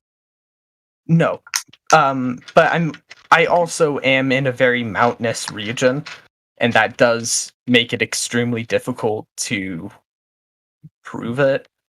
But I have been in airplanes, I have flown around, and I can't say that there's a curve, but because I feel like, well, we can look to how strong eyes are. I can only see as far as I can. That doesn't, just because I can't see further doesn't mean that there's a curve, or that it also doesn't prove that the Earth is flat, which is why I'm in here and I'm a skeptic. Yeah. Yep. No, that's I just. Sorry, go ahead. Oh, I was just going to say that you sound like really nervous about the whole concept. It's like, the thing of it is you haven't ever experienced anything but a flat stationary Earth. Like, I understand where it's almost like you're putting the same burden of proof on just accepting reality the way it's presented to you, the way you've always experienced it, which is no motion, no curvature, and that we see too far. I mean, it would be bonus if you want to go out and see something and say, oh, that's too far. But the thing of it is, it's the globe model that if you sit there and contemplate and think about it, like I said, you can't go to this alleged meeting of outer space, which cannot exist the way that they say.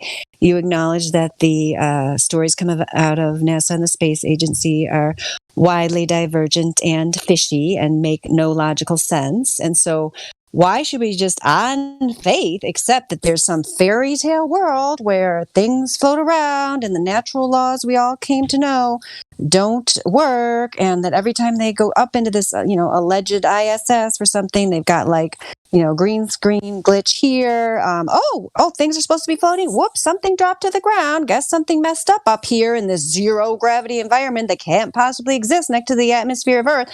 I mean, you making it sound like you want to stay in the middle, which is fine. We accept it, right, Lulu? He can stay in the middle if he wants, but realize you can't. It's not the same as other things where where you hear oh, here's one person's story here and over there, and I don't know who it's a he said she said, I just don't know. It's like you got people getting billions of dollars confessing on their own website they're making it CGI and they can't go up there and take a picture of it. You got them defying natural law. You got ISS glitch after ISS glitch. You got no way did they possibly go to the moon. You got whistleblowers here and everywhere. You got whistleblowers being slaughtered, like the first NASA astronauts, Gus Grissom and company. And then on the other side, you got flat earthers and other people who aren't even I don't even call themselves flat earthers. They're saying, hey, I just took this picture in Canada and it's, hundreds of miles away. Hey, my name's Joshua Nowicki. I regularly take pictures across Lake Michigan of Chicago and it shouldn't be there. And there it is. You got tons of people putting up amateur weather balloons, 100,000 feet, flat horizon. So, you got two things that are not the same. You got a monolithic corporate government entity that just keeps getting more and more monolithic all the time, agreeing on the Antarctic Treaty, all these tons of nations of the world that claim to be fighting with each other in other areas, saying, but nobody can go to Antarctica. We can all agree on that. And it's a globe, guys. It's a globe. Keep the billions coming. Keep the billions coming. So one of these two groups has gotten together and decided to portray a false reality to you. Which one is it? Is it the people who are telling you something that has no bearing whatsoever on what you personally observe Godzilla every single day and what you've experienced your entire life, who happen to be profiting billions of dollars and hoarding all the resources around the world and controlling the media and so on?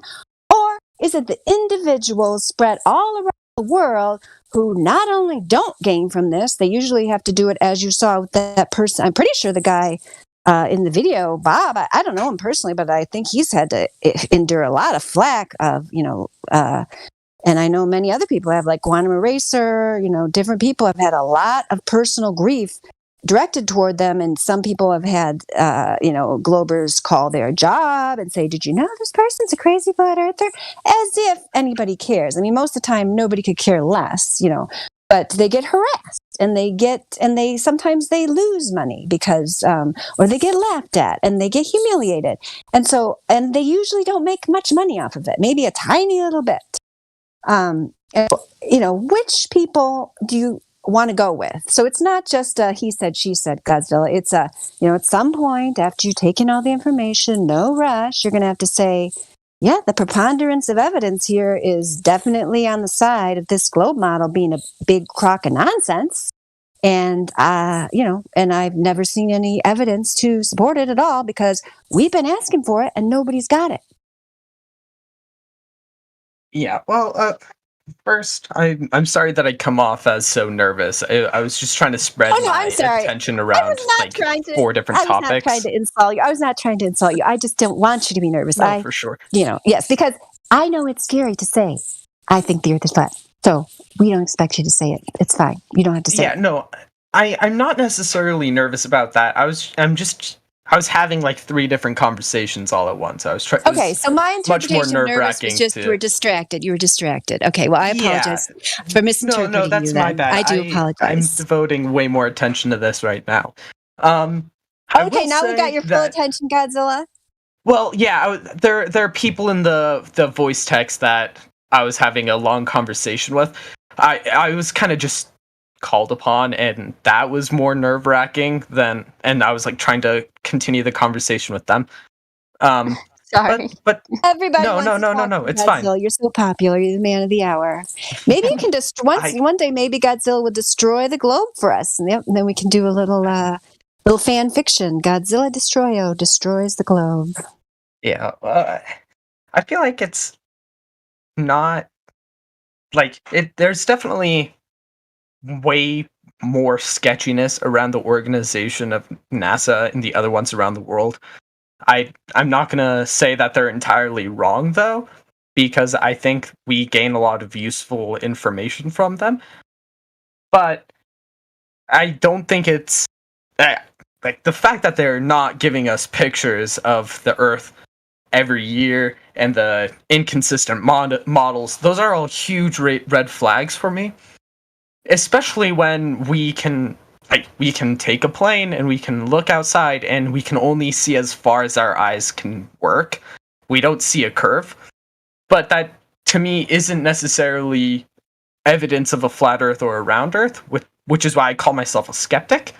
I don't know anybody personally who has proven whether or not the Earth is round or flat, but the people that I see online, like the Netflix, I'm gonna call it a mockumentary because I feel like it had a very much so mocking tone of the people, the flat earthers trying to do their thing.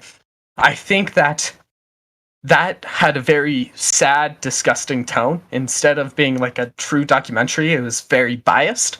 But I will say the science that they were doing, it held up, and the laser pointer test should, in theory, have proven they take a target and measure the angle that it's on, so that if the Earth was flat, the laser pointer that they would set up on a tripod, if the tripod was also flat, should effectively point right at the middle of the target at the height that it was on. The test that they did was done at a human level, and we are not perfect beings. And so I'm Zilla, not are you going to make me have to go watch this? Every time somebody brings this up, it's just, I mean, I already know the Earth is flat. There's been a ton of laser tests that work perfectly fine. There was some kind of technical problem with that. If there's any man here, he wants to unmute and tell him what the technical thing was, because that thing just bores me. It's like, but if the fact that actually convinced you makes me sad. So I don't know if there's anyone here who wants to tell him the technical. I mean, I've heard it said. It's like, oh, whatever. Indio knows it. I've heard him say it before. Some technical problem was with it, so he used one that wasn't the right kind to use, and he didn't actually use the one he's intending to use. Okay, no, I'm saying it. I'm saying there was a technical problem with the test, and so of course that's the one they're going to put on TV. They've done a whole bunch of, like Roger and I were just talking about, they've done a bunch of laser tests. They're documented. Level Up says you need the link to the FE Core video of the laser test. I mean, I can give you a link to the FE Core final PDF report and so on. I mean, I understand that documentary influenced you, even though you're saying you're not. Yes, please. Are you going to be our guest star? Tell them about that. Tell them about the Netflix. That the laser test performed on Lake Balaton in Hungary, they have received the governmental confirmation for this laser test. Like, they verified it. Yeah, so we got a verified laser test, verified, reported, verified by the Hungarian government, or you have some kind of clowns on Netflix obviously trying to make fun of flat earthers and succeeding. I mean, it's up to you. I mean, you can go for the evidence or you can go for the fluff piece. It's your choice. I also posted the video for the FE Core. It's like an hour long. You can watch it whenever you have a chance. Yeah, for sure. What I was going to say is that all of these tests have been done by people, and people are not perfect beings. And so I think there are a lot of human errors, and so that we need to rely on robotics, which are objective beings. I mean, not objective beings, but robots are true objective things. If they I'm not going to be relying on robots Godzilla, sorry. Objective things. Wait, what? Well, I mean, robots are programmed. What is? By okay, people. I agree, but mathematics in robotics should allow for them to effectively calculate the positioning of a target across a lake and calculate the curvature, if there is, done through robotics without human help. I mean, you can put into a computer how to fix the target and the laser pointer to get a flat. Do you know what an actuator is? Yes. No, but like I'm saying, what is an actuator? Okay. Look, like I was saying. Do you know what backlash is? No. Do you know what backlash is? I know what backlash is, but you guys haven't even let me finish what I was saying. You haven't even let me finish my original statement. I only want to know if you knew about the Netflix thing, but you do not, so that's fine. Let's let him say what he's going to say. Okay.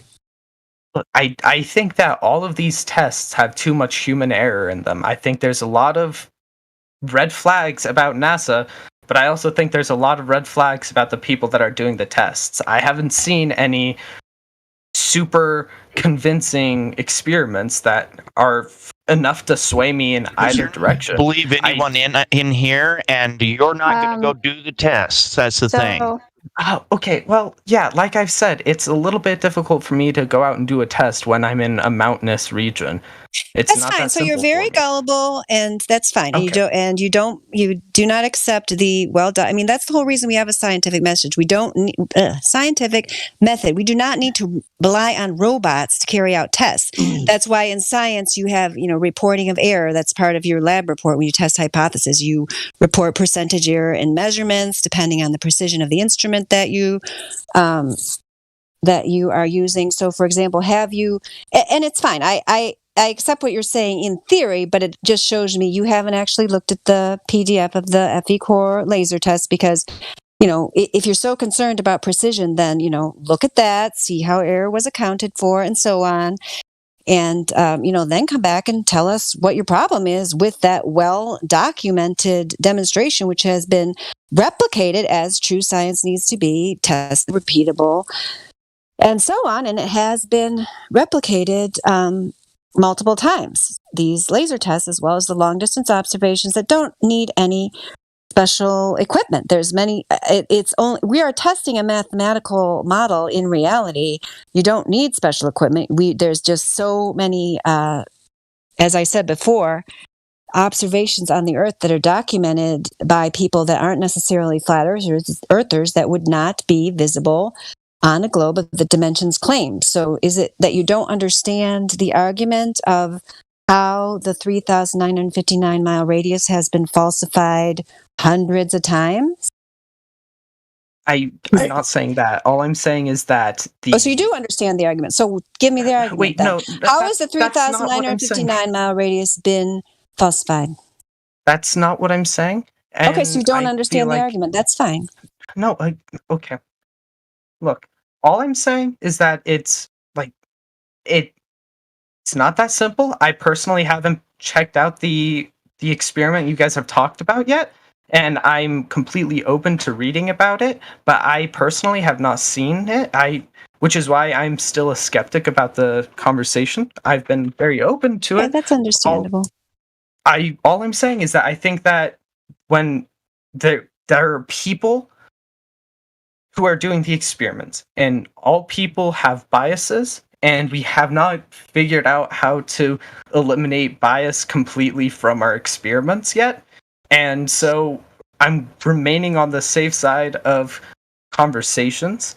I'm not strongly leaning either way, but I feel like you were completely interpreting what I was trying to say. And I will you do me a apologize for favor making before we it go on? Will confusing. you do me a favor and bookmark the FE Core experiment that I just put in the live stream and look at it later?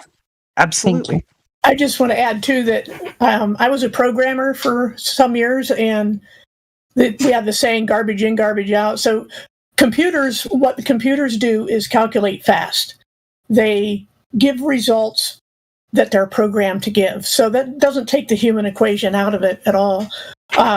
You can be just as objective by cross-checking, having some other person check the first person's work. That's how science is supposed to be, where one person does an experiment and gets a certain result and repeats it, and then other people have to do the same thing.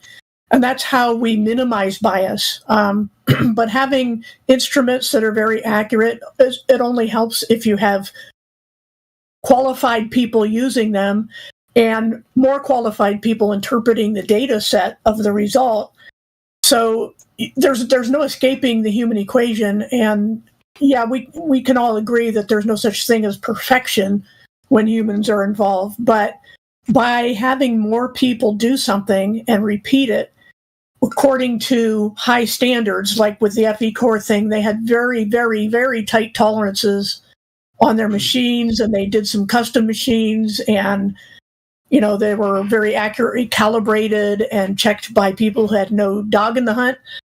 And you can't do any better than that. I mean, there is no science, so-called, in the world that does better than that. Yes, I agree. We're not able to do better than that right now. Those people who checked this laser test were actually these kind of people who are topologists or topographists. Those who measure the long distances of land before they start the construction. So Yeah.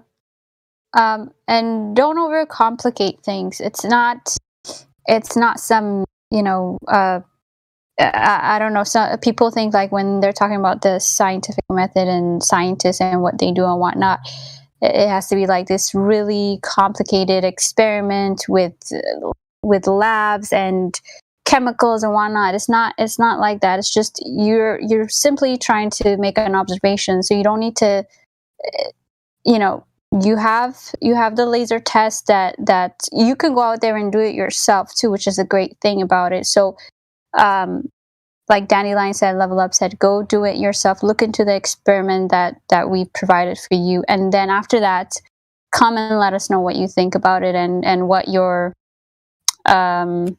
not opinion, but basically if you also do your own observation, what your records and results shows, because that's the only way we can get anywhere really. And I get why you're taking this position, because you haven't looked at both the NASA side, you can verify theirs obviously, and you haven't looked at our side, which you can verify for yourself. So you're in this middle position, which is okay. We're not trying to do anything and try to get you to force you to come to any side, but like Dandelion said earlier, your everybody's objective reality is a motionless flat plane when you go out. Nobody has ever really experienced any curvature. Nobody ever experiences any motion. So you have to be just naturally and logically, you have to come to the first conclusion of being on the flat plane side, So it's just that's just the default position, if that makes sense. I follow what you're saying, and I will read up on the FE core, but I will say that I have skepticism about all human done science, and because I think that we are not objective beings, and I think when we create an AI that's able to do science, it will be an objective thing. And but it won't be an objective thing. Like Level Up's told you, it is based on how you program that certain device and that whatever you're trying to calculate it. So it is the programming. Even if you build this AI, right, it's not gonna build itself to calculate, and unless you program it, it's not gonna build itself to be calculating curvature or not curvature. You understand that? So there's never going to be such a thing as an objective. I mean, there is, AI, which is why we follow the scientific method, but there's not going to be an objective science in a way. I agree. That's my bad. Nothing with. All right, guys, please, guys, please. All right, go ahead. I absolutely agree, but I think soon, once the technological singularity happens, that once the AI is able to develop its own code, it will become closer and closer to a true objective being, as close as that we're going to be able to get to. And I think those scientists, those experiments that they commit to, that they will do, I think those are the closest that we're going to get to truth, and I'm just waiting until that happens. I get that, but you're never gonna get there. Then you're never ever gonna get there. Sorry, dude. There is no such thing as an technological singularity. I mean, it's always changing, and I was in some early AI programming. I don't know how many decades ago, but it's not all it's cracked up to be. I mean, there's some pretty good software, but it's still programmed by people. The AI, it can do unexpected things because code is complicated, and that's the only reason. That's why you have troubleshooting, because your code doesn't always do what you think it's going to do. It's not because it's smart. It's not because it's developing its own thoughts. It's because you didn't program it as well as you should have. And so there isn't going to be a technological singularity that's going to save us from our imperfections, because it's always going to come from us. You see what I'm saying? If you're going to wait for that, you'll be waiting forever. And it doesn't make sense for you to be waiting for the thing that we're creating. Shouldn't you be just going based off of what the creator is doing? meaning like not as the creator, but like us humans as creating the robots, we should know better than the robots in a sense, right? So I don't know why you're waiting for that. You should really rely on your senses as well. I don't know. There's like this thing nowadays where people come in and say, "Oh no, I can't trust my senses." Like you can use your eyes and know that what you're, unless you have some type of mental issue, you know what you're seeing is what you're seeing. So like trust your senses too. When you see too far, maybe that's because you know it's just flat and you're seeing too far. I mean, yeah, maybe, but I guess I don't know what to say. I believe the technological singularity will happen, and I think that the AI at the point where it's able to alter its own code I think that will exist, and I think it will be doing objective science. I know that it's really hard to comprehend that, and so I might be wrong and it might never happen, but I feel like I need to hold some healthy skepticism when it comes to humans performing experiments until that point, because it's just like space. Yeah, but that's not a healthy skepticism. Now you're just talking about your what is it called? Denial? Deluded? I don't even know what it is. I'm sorry to be the one to tell you, Godzilla. Somebody's got to. You don't even know me, so I know you aren't going to hold a grudge against me for the rest of your life for being the first one, apparently, to be honest with you. You are not level-headed. You are not even-handed. You are not objective.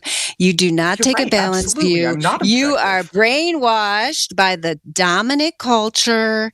You think AI is going to save us. You trust a robot programmed by people more than actual people themselves who are the mind who's creating the thing. And we're trying to explain to you how the flat earth science is actually scientific and being honest about their errors and exploring the natural world where we actually live and not stuck in la la land.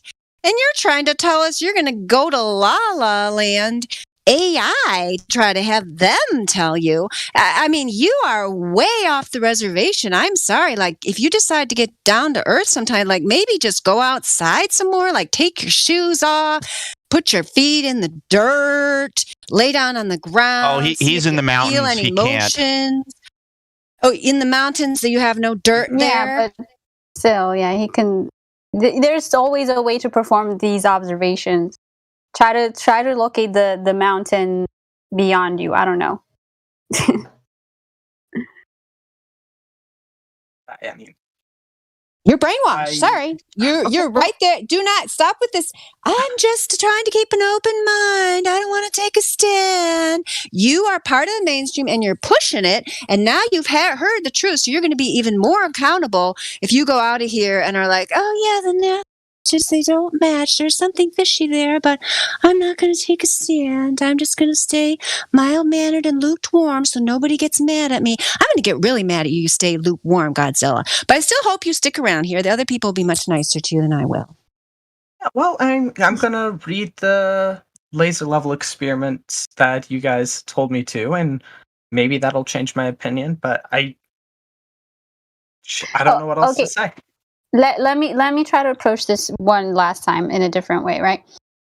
When you measure something, have you ever measured anything like your desk or the floor or something in your life?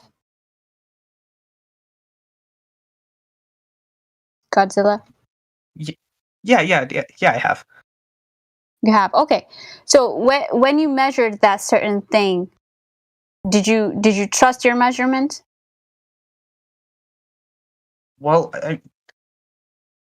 yes, I did measure, but like my desk is not at the atomical level. No, I didn't ask that. I asked, did you trust your measurements when you measured your desk, and it was that it would be close enough that it would work? Yeah, I believe that.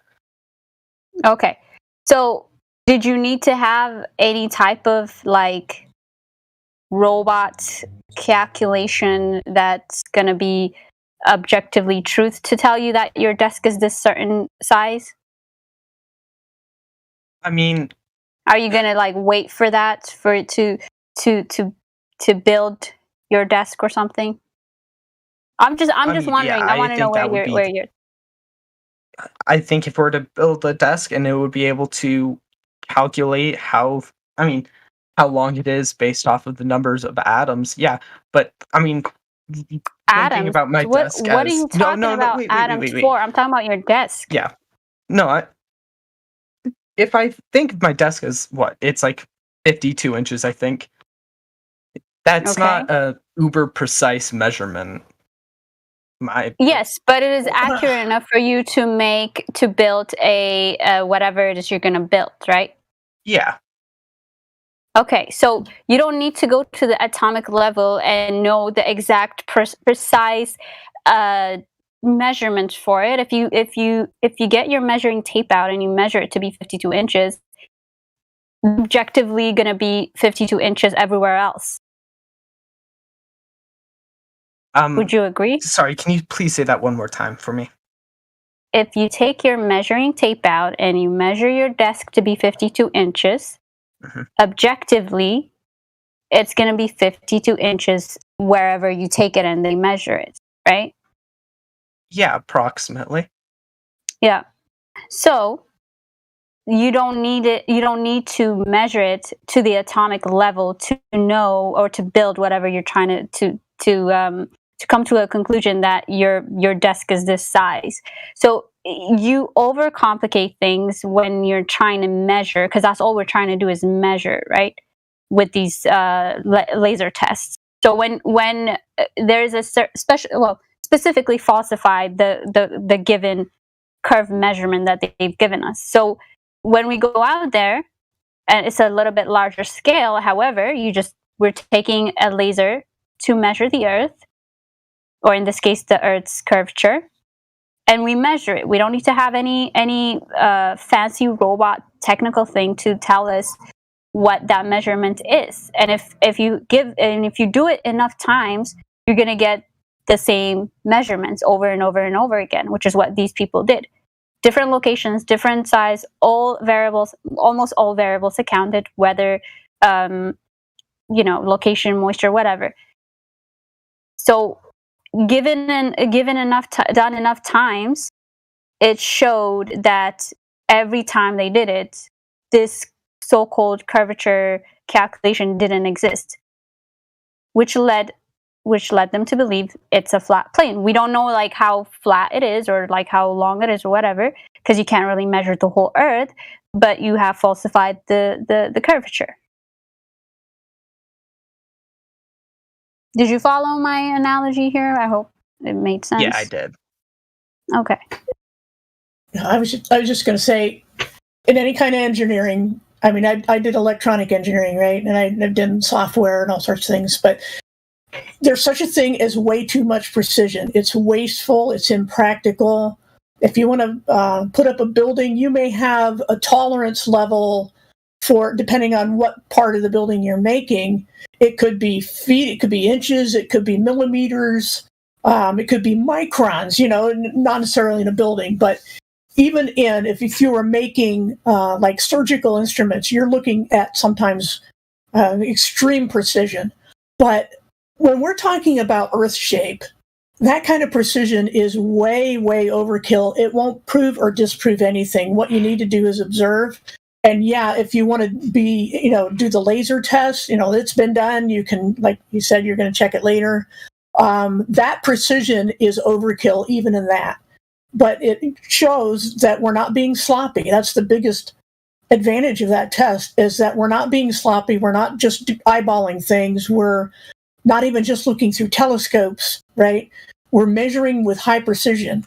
And what that measurement shows, it confirms what we've seen with our eyes, which is that there is no curvature. And that's the point. I mean, if you go on and on talking about atoms and microns and that kind of precision and saying nothing is knowable unless you get down to that level, I hate to tell you this, but even when you get to that level, you know even less.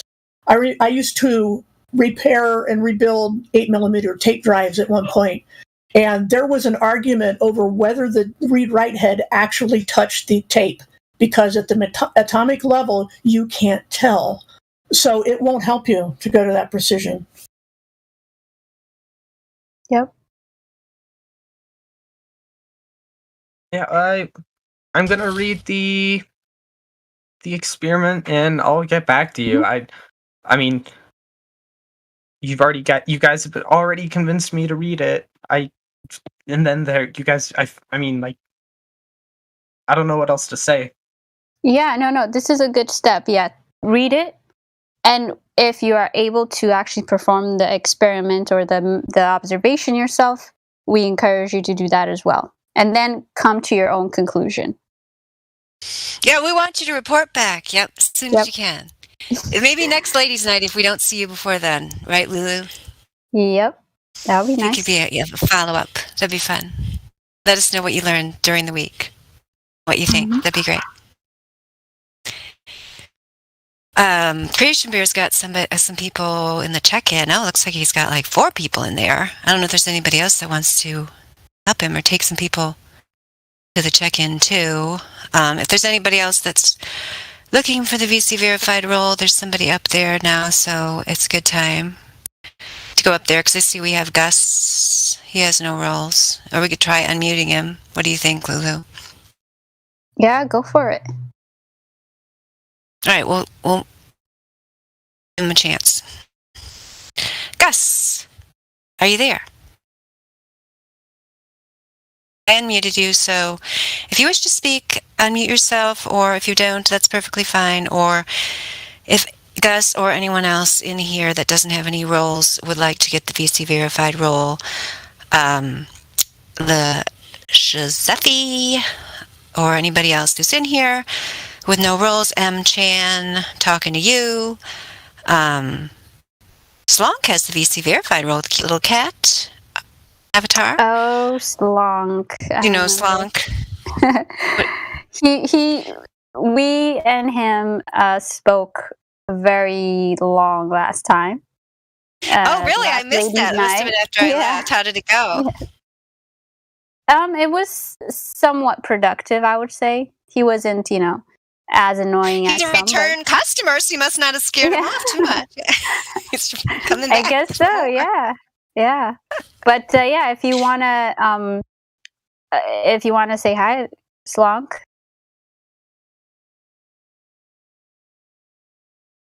Well, Slonk is putting gifts in the maybe later. Okay. Voice text, yeah. And I don't know what his gifts are. Ryan Gosling, cereal in bed failure. Laugh at this user gif.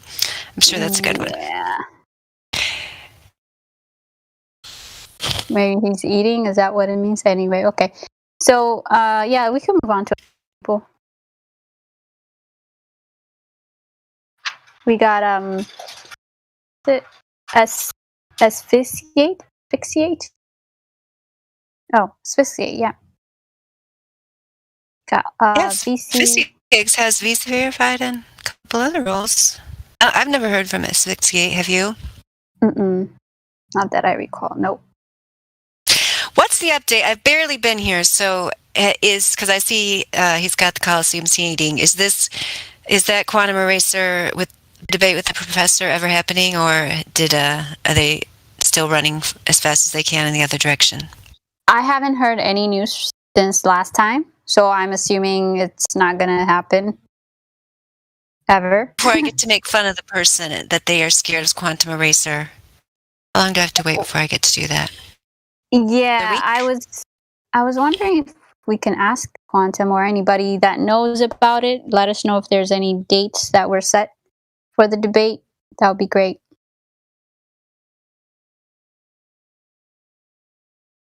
As far as I'm concerned, it's never happening. So yeah, but at some point we got to say Stanford professor afraid to debate Quantum Eraser. Fact. I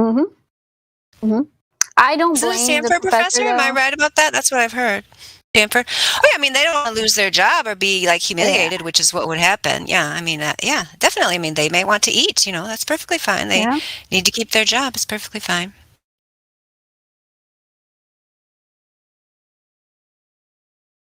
Because most and I think a lot of people don't understand that these so-called professionals will not do a live debate on this supposedly settled topic, right? Mm-hmm. Yep. I just heard Professor Dave is chickening out once again, and although claiming that no flat earther has met his challenges, and then when even though multiple people have met the flat earth challenges. I mean, the only people who believe in Professor Dave are like little teenage boys who want to believe in space and who want to continue to have their rocket ship toddler bed after their feet have outgrown the other end of it, and Professor Dave lets them keep their space dreams. He's the only person I know of that could take that dude seriously. Certainly no real scientist would take him seriously. Oh yeah, no, he's a joke. Oh, Creation Bear is ready for somebody to VC verify all the dudes in check-in. Yeah, I can do that. Oh, and a 68 says, I'm pretty much a flat earther, but I'm learning as I go. Been looking forward to ladies' night since speaking to Panto Math. Just don't feel like to speak at the moment. That is understandable. You do not have to speak, but thank you for telling us that, Asphyxiate, and welcome to the server. Okay, I'm going to go up there and VC verify those people. Okie dokie. I see Cafe Mocha. Hello, welcome, girl.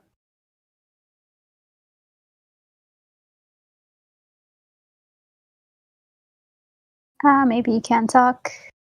Blaze, hello, welcome.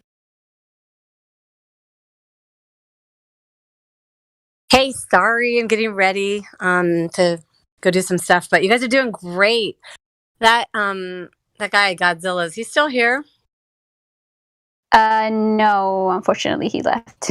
I mean, it's so interesting because like no one's denying that the earth could be round. We don't know, but a sphere is distinct, you know?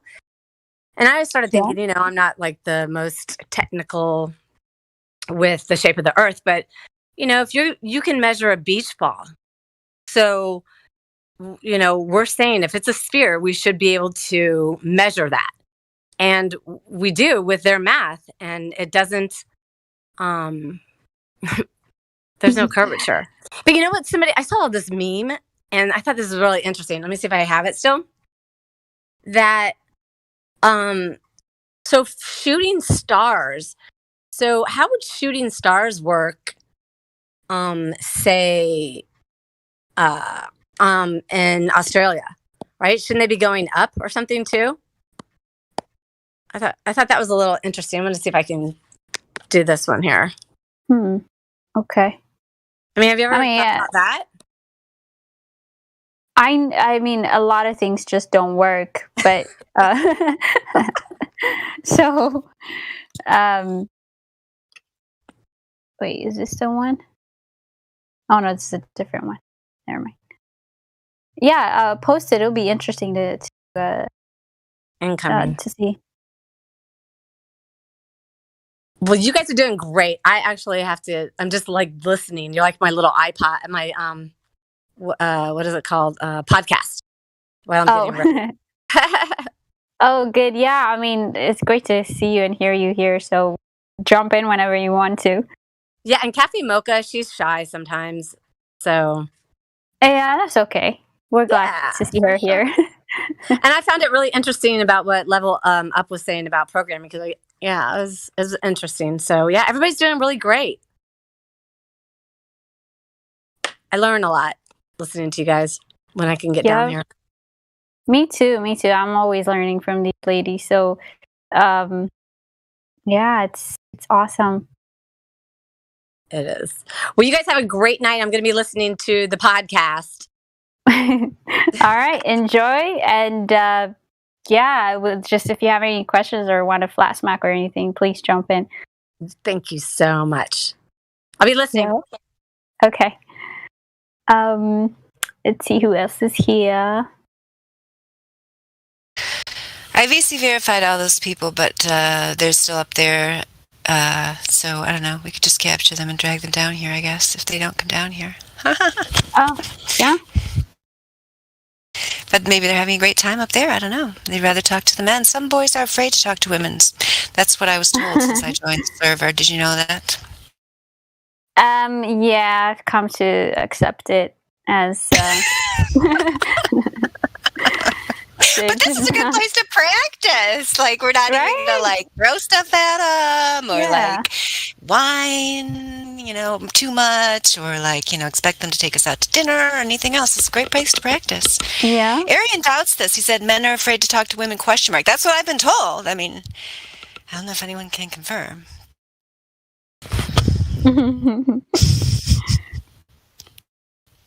See, Slug agrees. Women are scary. See? Yeah, see?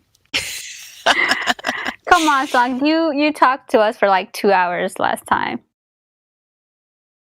Arian's afraid he's going to make us cry. That's why he doesn't talk to us. He says, to be fair, women can get quite emotional at times. That's what he's worried about. Yes, we're unpredictable, Lulu. Do you think that's true? It's dangerous. Yes, that's why Godzilla had to run away. That's why he likes the AI. Makes perfect sense. Somebody who's into the robotics is like, oh, these women, they're unpredictable. You never know what they're going to say. Their emotions change too quickly. I can't handle it. Can we just deal with robots instead? He wants a Stepford wife robot. Next time he comes back, I'm sorry. Was I already too mean to him? But if he comes back, remind me to ask him if he wants a Stepford wife. Oh my God. Did you ever see that movie? Yes, I have. Did you see that? Makes sense now. No, I seen I want to say the new one. Yeah, the new one. Yeah, that's much racier. The old one was nowhere near that racy, but yeah, they're both good, I think. Both, you get the same idea with both of them, same concept. Yeah, then they live agrees with me. I'm sorry, I shouldn't make fun of him when he's not here. I'm sorry. Yes. What were you going to say? No, I said we should have Stepford husbands. Sometimes men could be, I don't want to say emotional, but like emotional in a manly way. I don't know. Well, they do anger have is an emotion. That is true. Anger is an emotion. They just have different emotions. Yeah. Football games, no, they're not emotional, right? Oh, Ask Dad Anything says, unpredictable, he agrees. And then he says, that's what makes women awesome and terrifying. Look at this. We're getting all kinds of opinions now. Yeah, I'm taking all of them as a compliment because, Yeah, why not? Right? We're in charge, so you can take it however you want. Yeah. Thank you, fellas. Yes, we are. All I read is awesome. All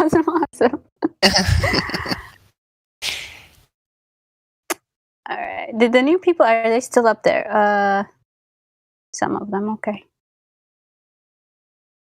Let's see. Yeah, I'm not sure if any of them came down here because I gave them the role, but I didn't memorize their names. I don't think they did come down here. Oh, we do have M-Chan. How do you say that? McCann? All right, I'm gonna unmute you.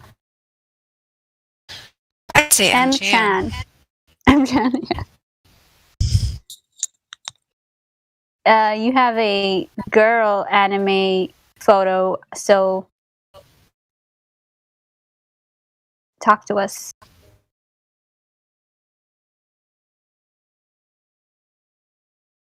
No. All right, if you want to talk, just ping one of us.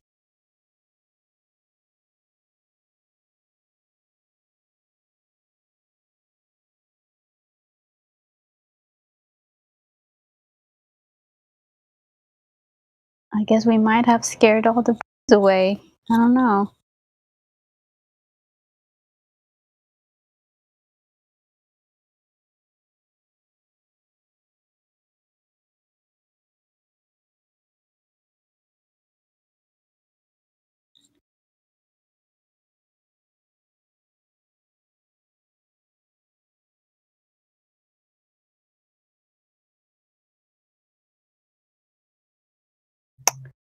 Oh.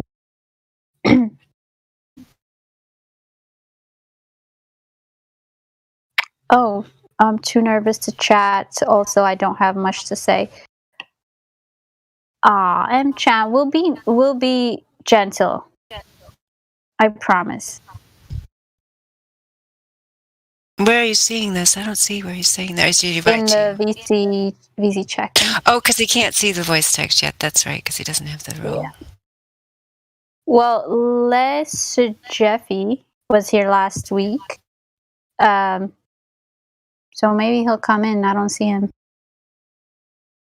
He was here, yeah. Doesn't look like he is right now, but you're right, he was here.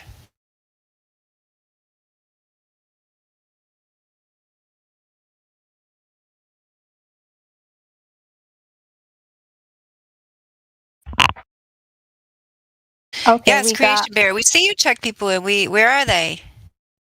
We do have Jake. Oh, they're in here. Oh, yeah, Jake T. Good, yeah. I am Baymax. Okay.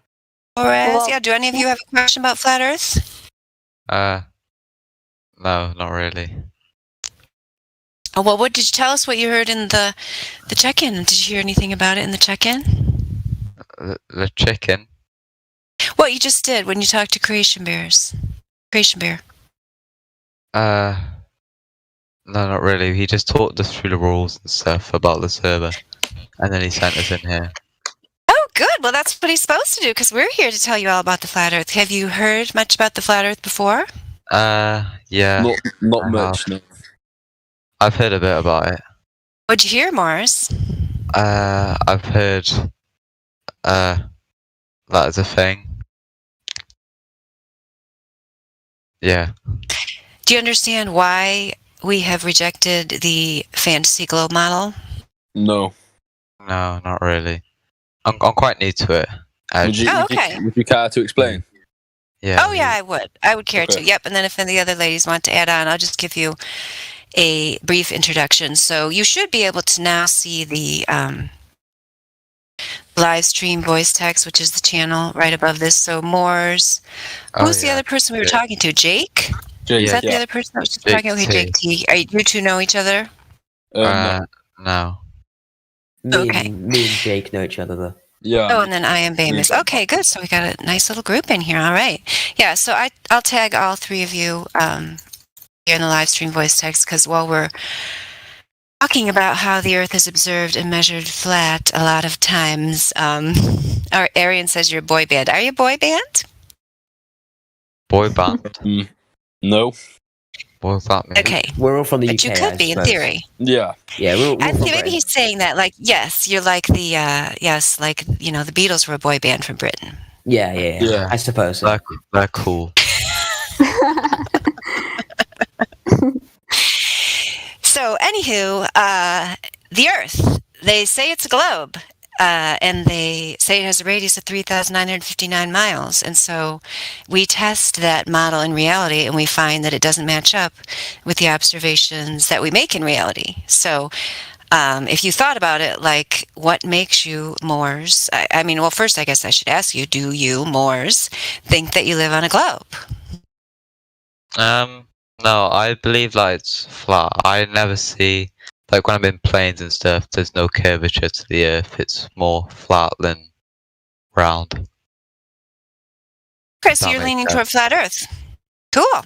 How did you get to that point? I was just like in a plane, and then you don't do anything in a plane, so I was just thinking, and then it just popped in my mind, and then, yeah, that's really it. And I believe that it's a flat Earth. How do you reconcile that with, like, for example, are you still in school? Are people in the school trying to tell you that you live on a globe? Well, I'm in year 10, and I choose my own options.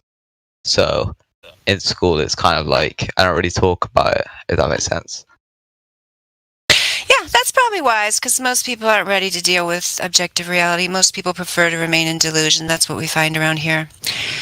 What about the other two guys? I am Baymax and Jake T. I'm in year 11, and I'm too embarrassed to speak about it, because usually at school I say something and I usually get taken the mick out of for it. Yeah, but the good thing is that, like, because since we're in the same school and friends and stuff, we can talk about it together. Yeah. Yeah, so you do know, I'm sure, if Creation Bear didn't get a chance to tell you, I'm here to tell you that you actually do not have to understand the truth about Flat Earth to be here. So I just wanted to make sure you understand that, because whereas we welcome all Flat Earthers, we accept that the majority of people accept the mainstream view of things, and so you're under no obligation to profess that you understand the truth about Flat Earth if in fact you do not. Did you know that? Yeah, he mentioned that. Okay, good. I'm so glad he mentioned it. Yes, he's very good at his job. Yeah, so anywho, if you had a friend, let's say you decided to be gutsy enough to speak up in class during geography when the teacher gets the globe up there, spins it around, said, hey guys, you live here in England, but over here on the other side, there's Australia, despite the fact that when one of the only pictures that they even claim to be an actual picture of Earth, aka the Apollo 17 blue marble picture, right there in England at 10:30 a.m. So at 10:30 in the morning there, Jake, is it light or dark? 10:30, I don't know. I'm usually asleep at that time. Have any of the three of you ever been awake at 10:30 in the morning? And can you report to me if in England it is light or dark? It is light. It's light, yeah. It is light. Okay, good. Yeah, So if you look at the image I put up there at 6:34 p.m. where it says Apollo 17, do you see that? Yeah. What? In the live stream voice text? Oh, It's yeah. a picture of a map with a circle on it. Okay, so the thing of it is when you start to investigate this situation more deeply, because you're not going to convince your geography teacher or any of your friends. I don't blame you for keeping your mouth shut, because if you're just going to say, like, the Earth is flat because I went up in the plane, nobody's going to believe you. You need some weapons in your fight against the globe, guys. If you want to actually be a revolutionary person who stands up for the truth, you need to get educated about why the globe model is a failure. And that's what we're here to do, to help you on your journey. So anyhow, this picture, I should start by saying NASA comes right out and says on its own website that most of the images you see of the globe are CGI. They didn't go up there and take a picture. They just created them with a computer. And that is from NASA's website itself. What do you think about that? I would say like the whole like space station, I reckon it's just in a room with a massive green screen or something. Yeah, I don't think. I think they've staged the photo. What makes you think that? I'm not really sure, really. Yeah, you got to be more convincing. No one's going to understand if you're just kind of namby-pamby about it. Take a stand. What's up with the youth of today? I used to be happy to go up against the mainstream. You guys sound really wishy-washy about it. Anyhow, this picture is one of the few they claim. This is from Apollo 17. Is one of the few pictures they claim is actually from the alleged astronauts that went up and supposedly went to the moon and all that. They say they took this picture, but if you look at the Apollo 17 blue marble picture, the circle in this particular diagram with the map is what is lit up in that image. However, as you can see, they took that picture as they documented it. They claim they took it at 10:38 a.m. UTC Greenwich Mean Time, which Greenwich is lit up at 10:30 a.m., which all three of you, just except for the one who has never been awake at 10:30 a.m., the other two confirm that England indeed has light at 10:38 a.m. as it should be. And yet, England is not lit up in this image that they took. It's on the dark side of this image. And as is all that other, the kind of like lit up part that would be lit up but is not in the circle, none of that's shown, even though if that was a legitimate image, it should have been. So that's just one little anomaly, of thousands of problems with the globe model. So anyhow, I don't know, does anybody else have anything they would like to talk to these guys about? Any other ladies?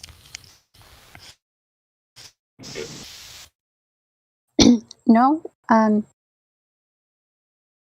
3 points. I think you covered it. Somebody's saying that they should go through the 3 points with them. Yeah, I think that's a good idea. Does anybody want to do that? What's the Yeah, I'm not gonna lie. Me and Baymax aren't very educated in this. in this, by the way. Yeah, because and I mean, to also- be honest, you sound like a person who's just come in here kind of, it's like you know kind of what flat earthers say, but you don't really sound like you're convinced yourself, you know. So just like honest, like if you had to swear, like I would say on a stack of Bibles, but you know, I don't know if that means anything to you. Like if you had to swear to on your mother's life that the earth was flat, Jake T, would you do that? I don't have a mum, but my mum left me. When Everybody had a mother at some point. You're no longer in touch with your mother? No, we don't really speak of her. But my dad, yeah, probably would. You'd swear on your dad's life that the earth is flat? Well, we don't know for sure, do we? So. Yeah, we do. We do know for sure. That's what we're trying to tell you. We know for sure. We know for sure the globe model is false. And so therefore what is left is your objective reality, Jake T. Like, for example, the 3 points that someone brought up, the first one is asking you, Jake T, and if you can hold on to the end of the 3 points, we can give you the special 3 points participant role, which, you know, a lot of people don't have, but you, Jake T, could have it if you can hold on for all 3 points. So the first one is, Jake T, when was curvature ever objectively and scientifically measured and documented in this world? Curvature of this globe.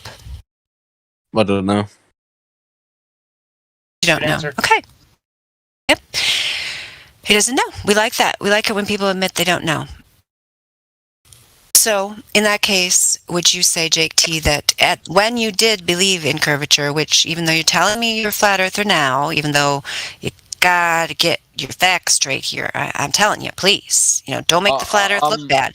When you were a glober, can you go back and can you admit that you were only it was only a belief in the globe, that you never actually observed or experienced it, nor did you know when anyone else did document or experience it? That you just took somebody's word for it, Jake T, right? It was a belief. Yeah, I was a bit like I just followed whatever people said, really. I never thought of what I actually thought. Absolutely. Okay, that's the first point. So the other thing is, Jake T, when was axial rotation of this alleged globe ever scientifically observed or documented in a testable, repeatable, scientific way? I don't know. Good answer. You don't know. Because we know it hasn't been, but you don't even know that yet. But you're on the right track there. So when you were a glober, which was when was the last time you were a glober? Yesterday, 20 minutes ago?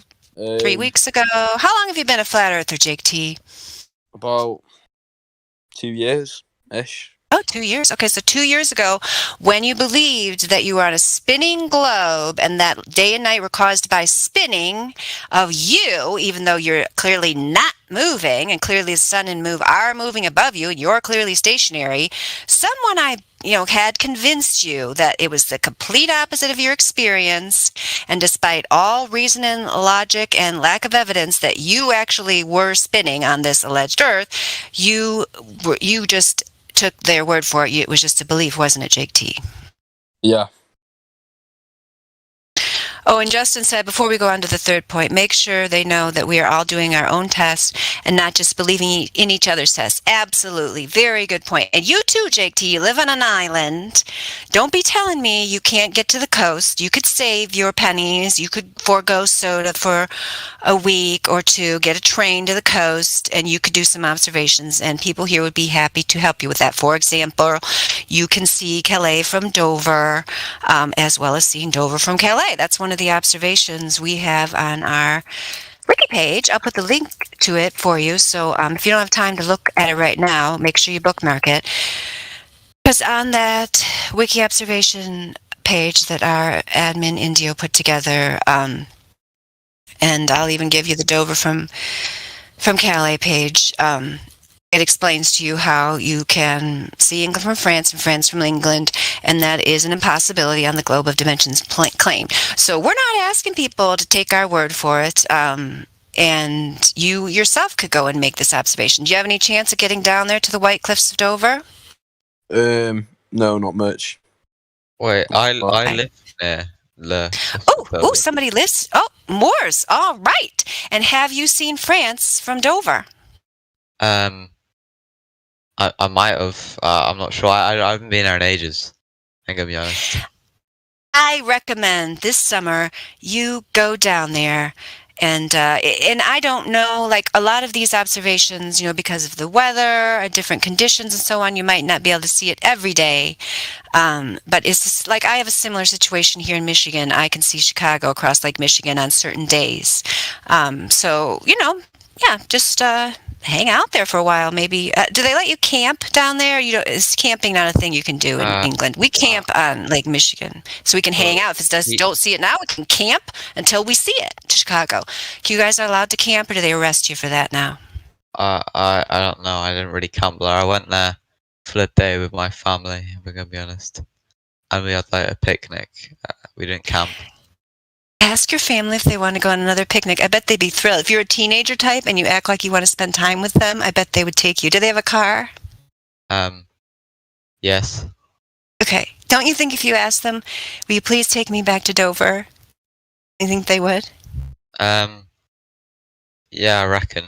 But we'd have to organise it. I couldn't go straight away.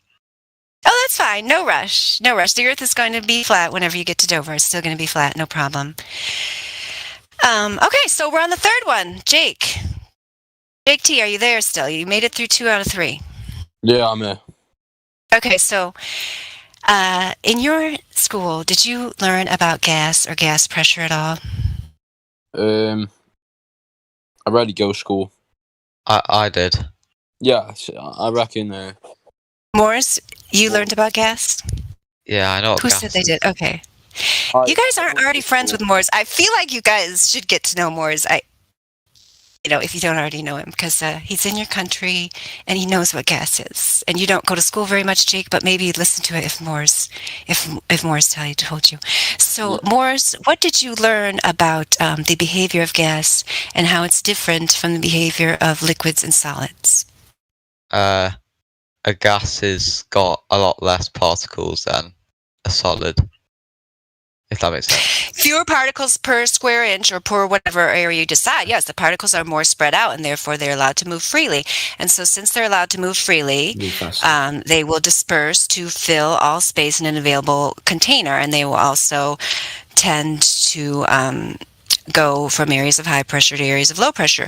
So all of the things that we learn about gas and all the observations that we make of them on Earth lead us to understand that it's impossible for us to have the atmosphere of the Earth without a container, because if we really were, as they claim, on a spinning globe hurtling through space at a high rate of speed with this gas particles of the atmosphere just happening to magically cling to the Earth,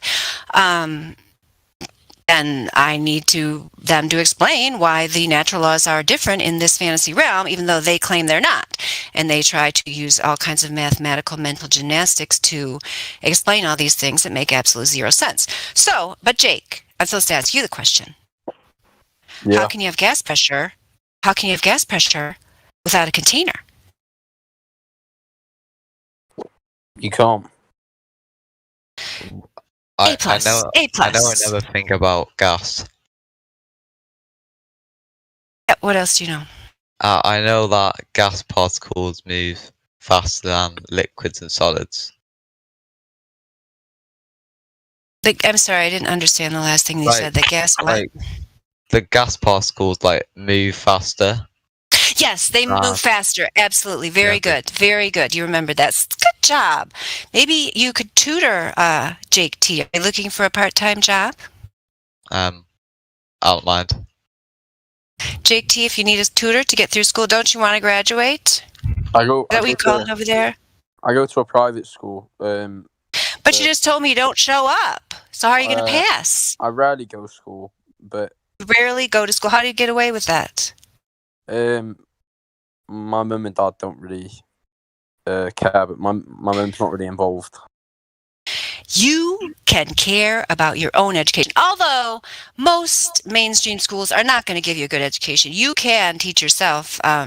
There's a really good free logic course, and This is from it's from a school over here in the United States of America, which I know that you all over there look down on us and think that we are a bunch of know-nothing redneck hicks, but Carnegie Mellon University...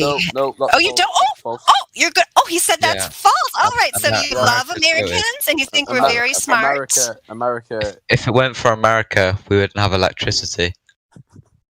So, I love Americans. Putting that to the side, I'm glad you're pro-America. That makes me happy. But anyway, there's a Logic Improves course. I recommend starting with that one. You can take it for free. You can teach yourself. 8 times. Where did you go? I went to Disney, like loads. Unfortunate. You got to go back and go somewhere else. That's like the least impressive place to go. Florida's fine. Go to the Everglades, but I recommend if you can't go anywhere else, go to the Rocky Mountains, Glacier National Park, something like that. That's where that's the unique part of America. But where there's still wilderness, where you can still hike up for a couple days into the mountains, and you will see not another human being. The animals won't be afraid of you because they've never seen a person before. You're not going to find that in England, I guarantee you. But you can find Disney stuff everywhere. That's boring. Anyway, that's just a recommendation. I don't know. Okay, so I gave Jake the role. I don't know. Does anyone want to talk about like the Black Swan or the laser test or anything else with these guys? They need more. What's the laser test? I'm really hoping one of these other ladies are going to explain it to you because I just need to take a little break from talking. Yeah, no problem. Okay, thank you. I was just actually wondering what was like the main thing that convinced you it was flat. I kind of missed that part. Wait, he was in a plane. I was like kind of in a plane. Kind of in a plane, okay. No, I was in a plane. Okay. And I was looking out the window, and then I didn't really see any curvature. And then I realised how flat it looked. Like when you look down from a plane, it doesn't really look curvy, does it? It just looks nice and flat. So yeah, but that could be because it's just so big. Like the Earth is like massive. No, I just saw that. So I believed in it since then. I sort of agree with him. Okay, so you looked out the window of your plane and you were just like, I was just looking at the distance. The Earth is flat. It was when I was taking off and landing because I was just in the clouds when I was up so high. Okay. What does Baymax think? Yeah, Baymax. What do you think? Baymax.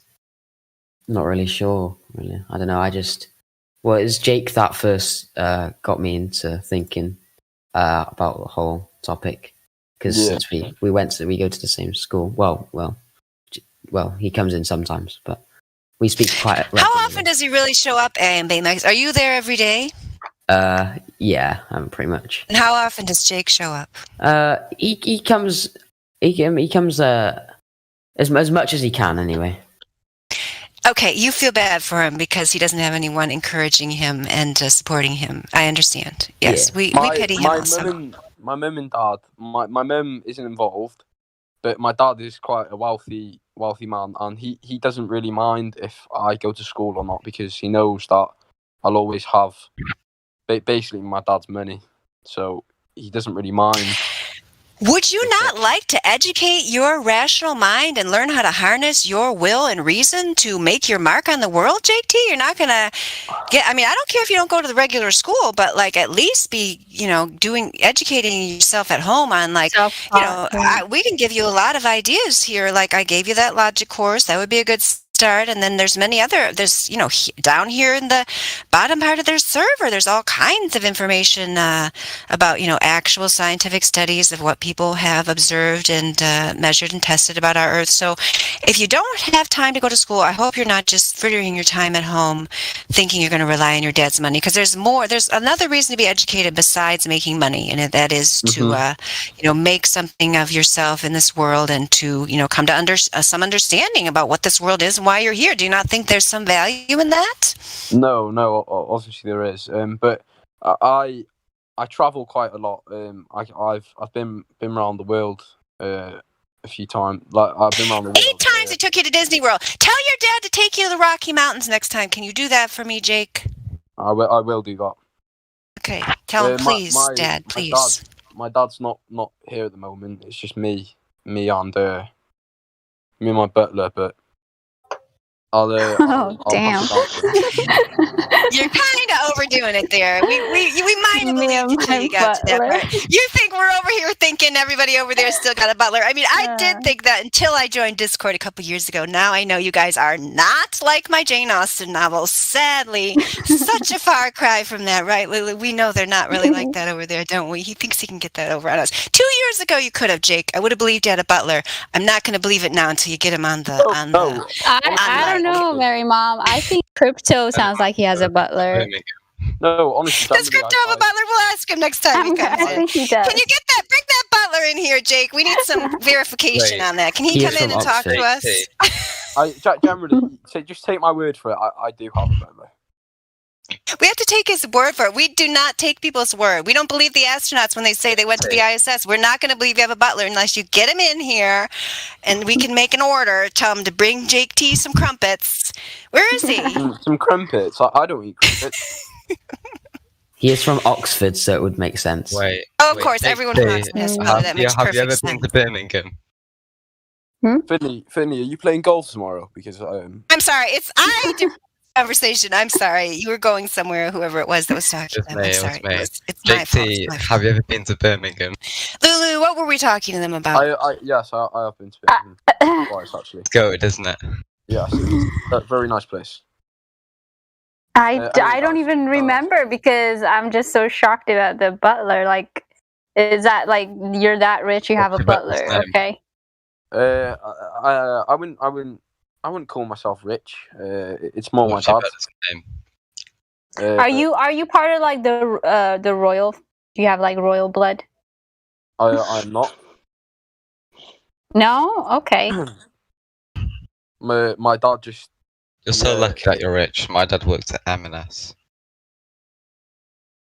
Here's the thing, though. If you're rich, right? Like, if you're not rich, but like well off, and I'm not gonna lie, I wouldn't care that much about school either. Knowing what I know now, I would have probably focused more on teaching myself and actually trying to figure out better ways, like better education system that would benefit me in my day-to-day life rather than the mundane busy work that they give you at school.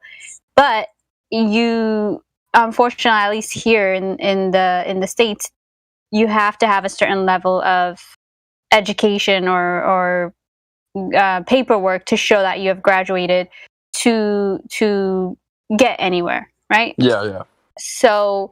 So again, if you have money, it is you do have the choices not to be involved in that. But yeah, I mean, look into, like Dandelion said, how to educate yourself in the sense how to teach yourself real things, like not.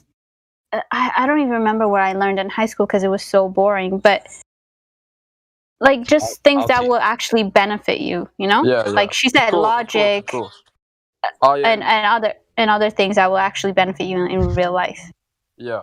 What I've noticed is in school, I don't really benefit from their learning. Usually, I take in a lot more information when I'm just doing it myself and just reading and stuff like that. But from another person, it's not really fixed into my head, so I kind of struggle with that. And my mum and dad have dealt with it, and they've said that school is basically optional for me. But yeah. Wow. Oh, that's good. Cool. Yeah, I mean, they at least you're not just like skipping. Like they agree with that. Over here, that's like, for example, here where I live in Michigan, I homeschool my sons. Like, you know, I don't send them to the institution where I know from having worked there that very little is learned there. Most of it is spent with behavioral modification as necessary, because a lot of the kids that come there are heavily in need of behavioral modification. So you end up running out of time for actual, information and learning, and even if you want to focus on that. So therefore, I just would, if they're, going along with your information here, which even though you haven't verified your butler, if you've gone to Disney World 8 times, so I assume, you're probably above average income, then they could hire you a private tutor or enroll you in some online classes where, I just think it's unfortunate if they aren't actually thinking that there's some kind of edification that you could have. However, as Lulu told you, sometimes teaching yourself ends up working out better anyway. My mum and dad are more focused on... As long as you have discipline. My mum and dad are focused on more of making money instead of actually thinking about me. Basically, they don't really care. I'm not gonna lie. Maybe they care more than you think. Never know. Maybe they're just distracted, busy. I don't know. We've had problems in the past. I've tried private tutors, and nothing's really gotten to me. Obviously, I've picked up things off them, but it doesn't really fix into my head. I'm not gonna lie. Well, hang around here, Jake T. This is one of the few internet forums I find I often learn new things here, and that's pretty rare. Most of the people on the internet are just regurgitating all the same old nonsense, or believing in the mass media hype and programming. You actually will find here that we have people from all over the world with various amounts of experience that have lived through a lot of things, and not only have a vast amount of rational knowledge, they also have a vast amount of life experience that you might be able to learn from. So I do hope that you stick around here with us. Wait, Jake T, what is your parents? Because you said you have a butler. They must have very well-paying jobs. My butler's called Charlie, and my father, he owns a business. And my What's it called? My mum doesn't work. It's called Three. Well, no, don't dox yourself, please. Maybe you can DM that information if you really want to share. But I don't have to explain DM myself to you, Moors. Yeah. So here's the thing. Because you guys are on a flat Earth server, obviously. Yeah. We're glad you guys are here, but I'm gonna tell you, I'm really not convinced that you guys are flat earthers. I'm not saying, it takes a lot more for me to be convinced. That's just how I am. Because you guys are only giving me stuff I've only seen I'm from outside an airplane window, and it's flat, so therefore it's flat. So if you guys could maybe give me something a little bit more concrete, what convinced you that it's flat? Wait, I'm here to pick up. Yeah, you can indeed. Okay, so this is about something else, but a friend of mine is trying to get verified, but a mod keeps screaming at her and interrupting her. I guess. You're gonna have to. I'll go up there. Yeah, I'll go up there. We're not okay. Okay. Can somebody drag me in, or? No, unfortunately, and if you have a VC verified role, you can go back into the VC check-in. So, and I don't have the power to move you there. I'm sorry, bro. Okay. Yep. Well, can another mod intervene, or? Yeah, she Dandelion went, so she'll look into it. Yep. Thank you. Yep. That's all. What were you saying? Okay, so yeah, somebody was saying. So what really convinced you that it's really flat? Give me something concrete, because everybody here that's a flat earther knows exactly the moment we're convinced and looked into it, and basically the journey that they took. I'm not convinced about either sides. I'm here. Okay. I'm here to just be educated about it, and then I will decide then. Okay, cool. Good position to have. what about you, Morris? What do you mean? Because you also said that you looked out the window of a plane and you thought it was flat. So No, for it's me, just it doesn't. lots of really... pieces of evidence, which just makes sense to me, if that makes sense. It's like with me and like the whole. This is off topic. No, like the whole forming of countries and stuff. I forgot what it's called. Like the icebreak age, whatever it's called. Like, to me, that makes sense. The what? I don't know what it's called. It's like when all the countries like form like a jigsaw. I know what you're talking about. Sam. I don't know what it's called. Wait, correct me if your name isn't Sam. It is Sam. Okay. I think I do know what you're talking about. It's hard. I'll search it up. It's like when all the countries Pangea. together, and then they all broke away with the tectonic plates, and now it's like Pangea. American stuff. Yeah, Pangea. Okay. Pangea.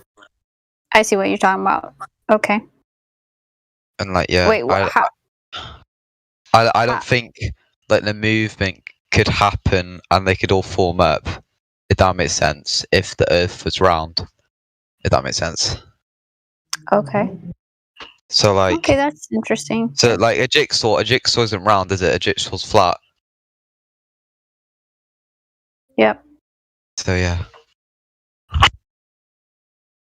Okay, interesting. Yeah, I guess that's a little bit more than just a plane. Did you make any, like, besides the plane thing, did you make your own observations? Or did you do any type of experiment? It's hard to explain. I wish I could explain it. If I could explain it, it would be a lot more. But I can't really. It's hard to explain. What is hard to explain? Like the observation you made, or yeah, just all the beliefs which I have towards it is hard to explain. Honestly, Sam, just express yourself. Really isn't hard to explain. No, it's hard to explain for me since. Well, yeah, but what are you trying to explain? Like, is it an observation you made? Like you saw something? It's like. It's what?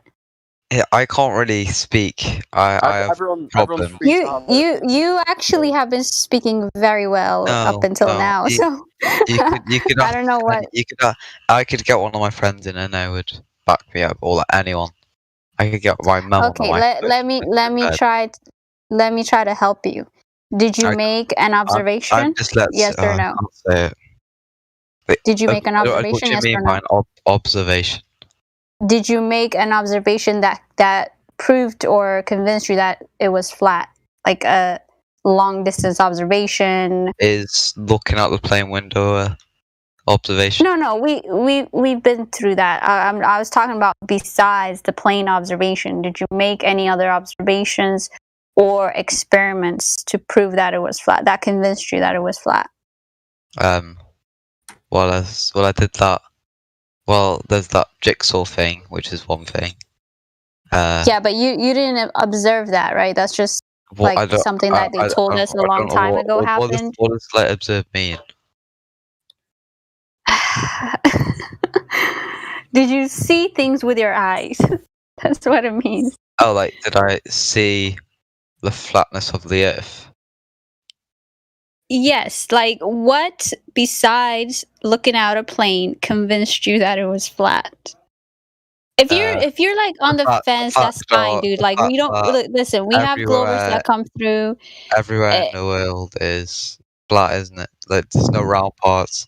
If the Earth was round and you went to Australia, you would feel a strong gravitational pull underneath you because that's how gravity works.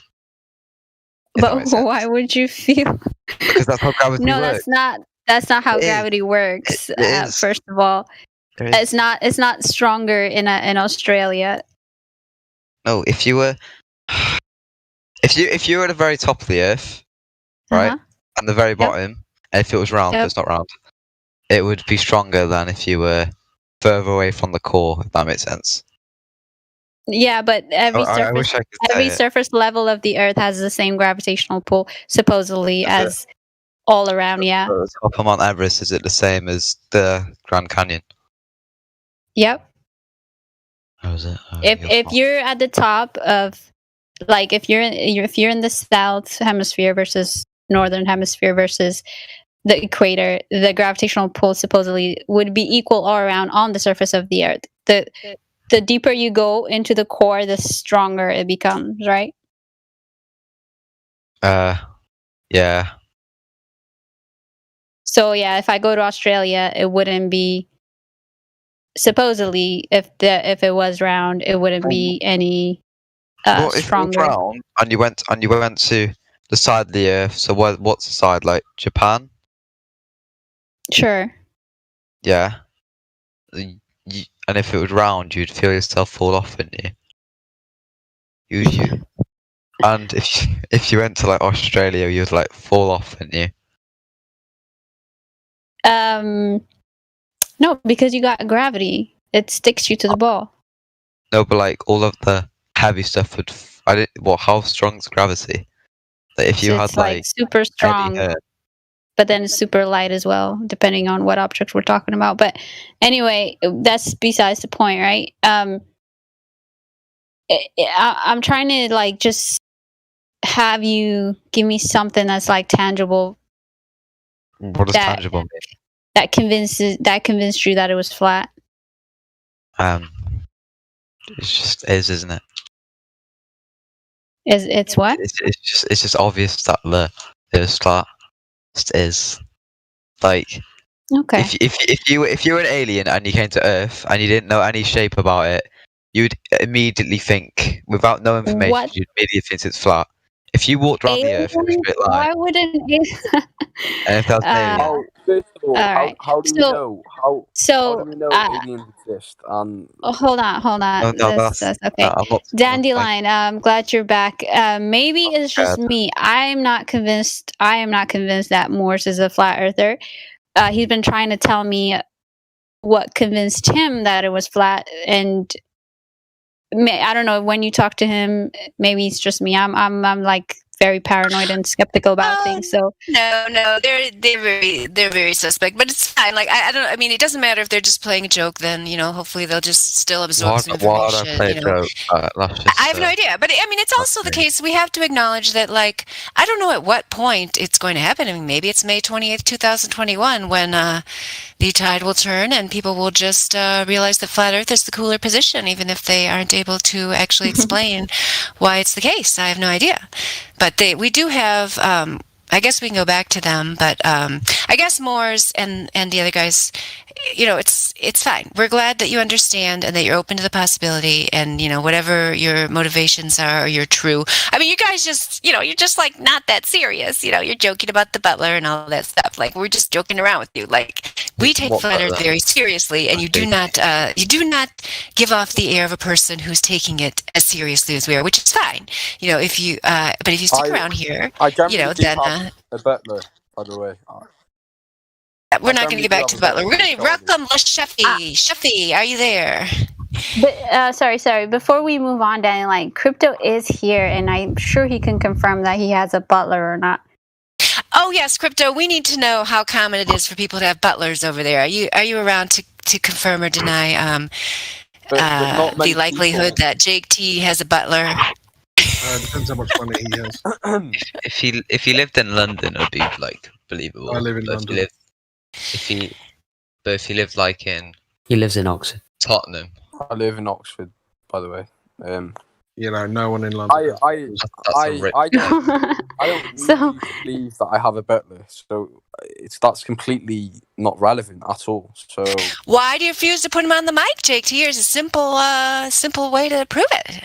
Because why should I bring my butler? His name is Charlie. Yeah. So we got as much proof of the right. We got as much proof of the butler as we have of the globe. We just have to take Jake's word for it. Yes. I don't need to prove anything to you guys. I have a butler. It's 12 o'clock. You'll probably be asleep. It's okay. It's okay, JT. He should be up polishing the candlesticks. Get that guy out of bed. He's not doing his work. Slacker. See, I'm asleep at 10:30. I don't get up till like around 12ish. And usually Charlie wakes me up. So okay, so we'll move on to the new people and get back to you guys a little bit later on.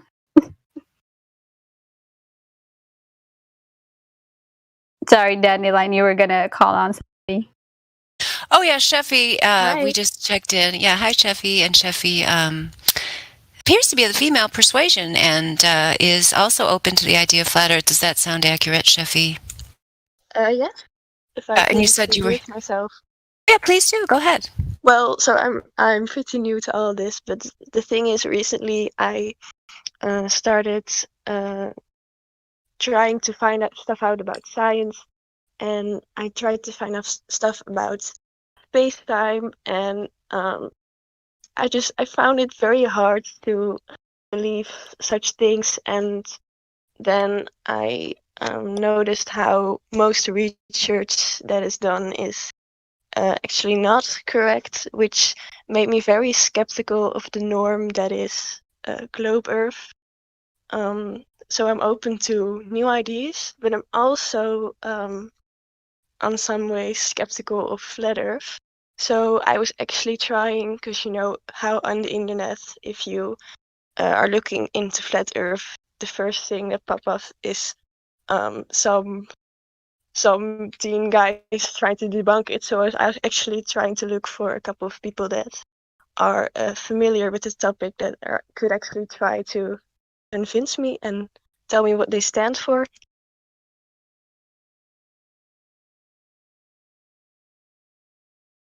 Hello? Yeah, welcome. So how long have you been looking into the flat Earth topic? Sorry. A couple of months, honestly, since the lockdown. I started to get bored and look into it. Mm-hmm. So it sounds like you might be like in the middle, just skeptic about either side, I guess. Yep, that's true. Okay. So I guess we can ask you a few questions to kind of guide you in the right place. Have you yourself or anybody in history, do you know how they've managed to measure the curvature of the Earth? That's a fun question. I'm actually not familiar with any science that is done. For me personally, obviously, it's very hard to measure a curve of the Earth. Somebody who believes in a globe Earth would say, "Oh, we're so small, so it's pretty irrelevant that you would be able to see on your own level the curvature of the Earth." Mm-hmm. Yeah, I mean, it's not really scientific at all. It's just basic measurements. So, you know, you don't really need to involve... We're just measuring stuff, basically. Yeah. So you're talking, like, in theory, placing a super big, how do you call that? Anyways, flat object against the Earth and seeing if it lifts. I don't know. No, I was asking, like, they say there is a specific curvature rate, right? And I'm wondering if anybody has, like, do you know of how it was measured or who measured it? I'm not familiar with any research about that. I'm not very well read. I'm not gonna lie. No worries. If you don't know it, you could say I don't know and move on from it. It's just to kind of, because these things that I'm mentioning to you are the basic foundations of the globe. So it would be something that is easily attainable, right? So if I could be the devil's advocate, I would say that it wouldn't per se be that important to actually measure the curve of the Earth if you have other evidence that holds up. Well, that's just me. Okay, that's fine, but the curvature of the Earth is actually very important. It's the foundation of a globe. Yes, I know. If something is a sphere, it has to, by definition, have a curve. Of course, but it's also picky because it's hard to prove if we are so small. They would say. No. But this measurement that is given to us is we're able to do it on our level. You can do it at a few distance level, like a few miles or so. You don't need to be measuring hundreds of miles away. So yeah, from what they give us. So the ground I stand on is man-made, so it's obviously straight. Man-made? The ground you stand on? The streets, the place where I live, it's dug out. So you're not gonna, if the Earth were round, you wouldn't notice any curvature. Well, okay, if let's say you go to the beach or something, right? Or the lake or something that is natural. You'll be able to measure the curvature. This is why I'm asking you, do you know of how they measured it? Because they're giving us a specific number. They're telling us this is I'm size curious how they're wrong. Sorry? I'm curious how they're wrong. Okay, but I want to know first, do you know how they measured it or not? No, I'm not familiar, so Oh, okay. to hear about it. Yeah, no problem. I definitely will cover that with you. But I'm going to ask you 2 more questions, and then you can ask me anything you want. Okay, so the second point is they claim that there is a spin, axial rotation to the Earth. So do you know of anybody that was able to detect this spin, the axial rotation? Well, I thought the thing. Are you talking like making a device that detects spinning, or proving it in other ways? Any method. I don't really care how, but do you know of how they did it? It's very objective because you could say, look, day and night, so we spin. But on the other hand, you could also say, I just don't believe that. Well, it's not I'm not asking a matter of belief. I'm asking of like how they measured it or detected it. Because just looking up at the sky and saying there's night and day doesn't. I think they concluded it by signs of that are outside the Earth. And like what? Looking at the space around us, the stars, the moon. Okay, well that's looking within the Earth, right? You're looking. Okay, what did they measure? I don't know if you can build a device that can tell us how many kilometers per hour we're going. Because I thought the thing with the spinning was that the only thing you feel is acceleration and not speed. So I don't know if that's possible, what you're proposing. Well, how did they know, though? They have to have known that the Earth was spinning. With any tests done. Okay, no problem. Let's move on to the third point, which is, they tell us that we're living right next to the vacuum of space, which is, I'm sorry. This is, they say that we're living right next to the vacuum of space. We have a pressurized system. Do you know anything about gas pressure? You're hinting towards atmosphere. Yeah. So basically, the system that we live in is pressurized, the gas pressure, and in nature, we don't see any gas pressure without a container. And they're telling us that the atmosphere is not contained. However, it's right next to the vacuum of space. Do you know how they determined that? No, but I'm sure you do. No, I don't. That's why I'm asking you. Oh, how they determined what exactly? How they determined that we're living next to the vacuum of space without a container. oh, I don't know specific things, but I'm sure they could say something like, "We went there." Okay. All right. So you don't really know like specifically how they did it, right? No, because I feel like when I've joined the voice chat before, it's always specific topics you address. But I'm not really familiar with the details of these experiments. Yeah. So basically, these 3 points that I mentioned, like I said, are the foundation of the globe Earth. If you do not have these 3 things, then you do not have a globe. That's why I'm asking you about it. So,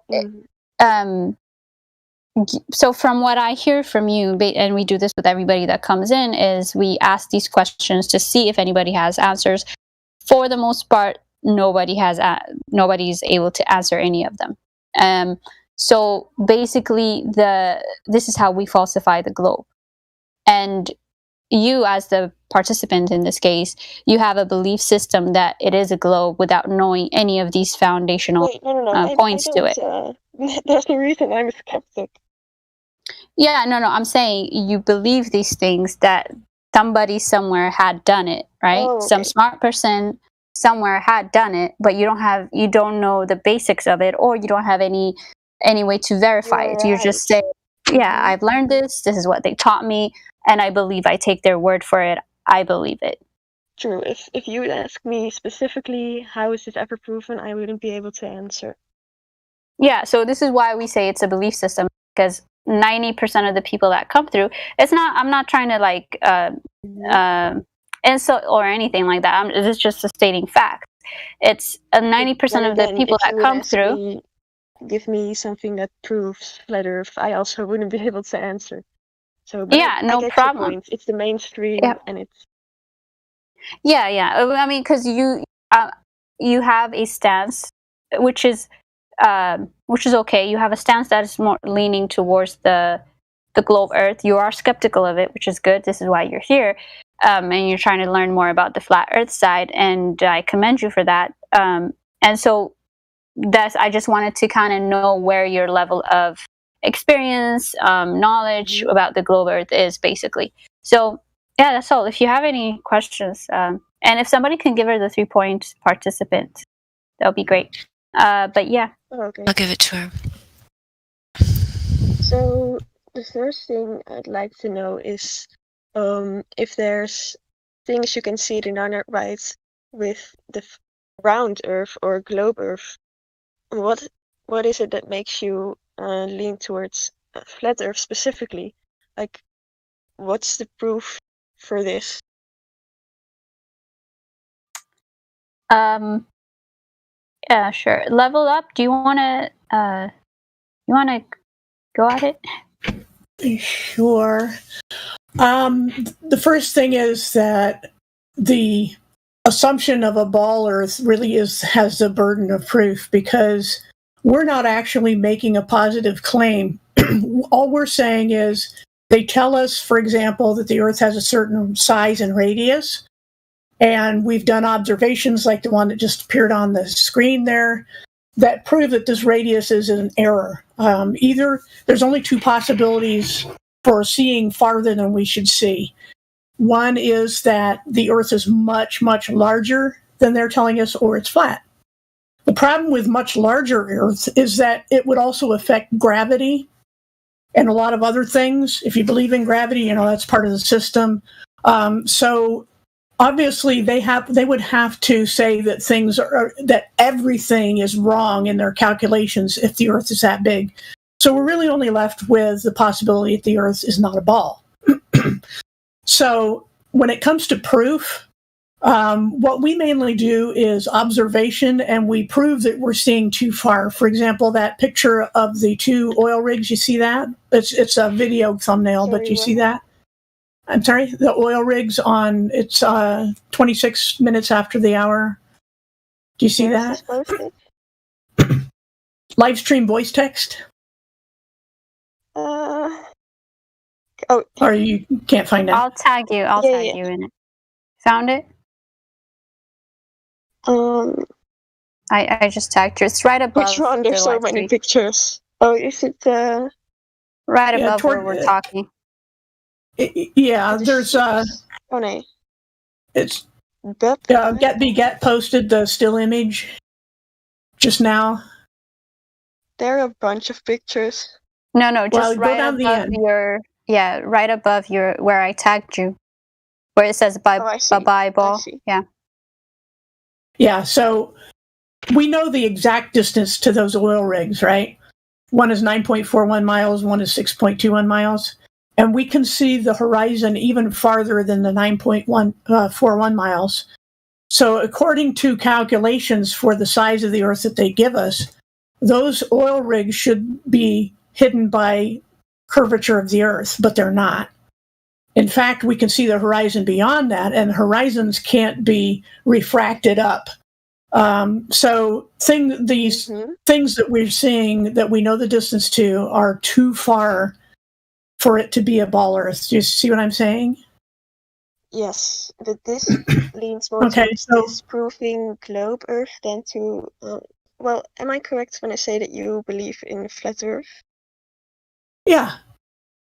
So Because that's what you just said. That I don't have the burden of proof, but it's just I said if you do. someone says flat Earth, I'd like to know why. Because just disproving globe Earth doesn't do it for me.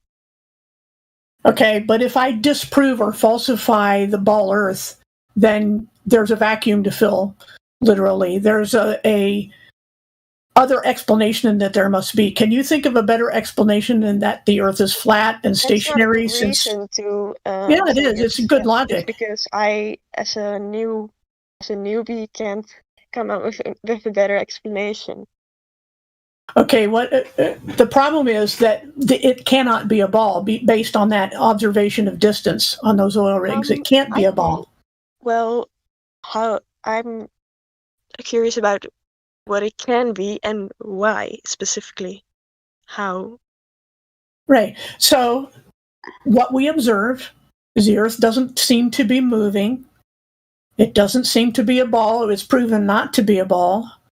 So it's flat and stationary. What other shape it might be beyond that, we don't know. We only know that we live on the surface, and we have only been able to dig about, 8 kilometers into the soil? 8 miles.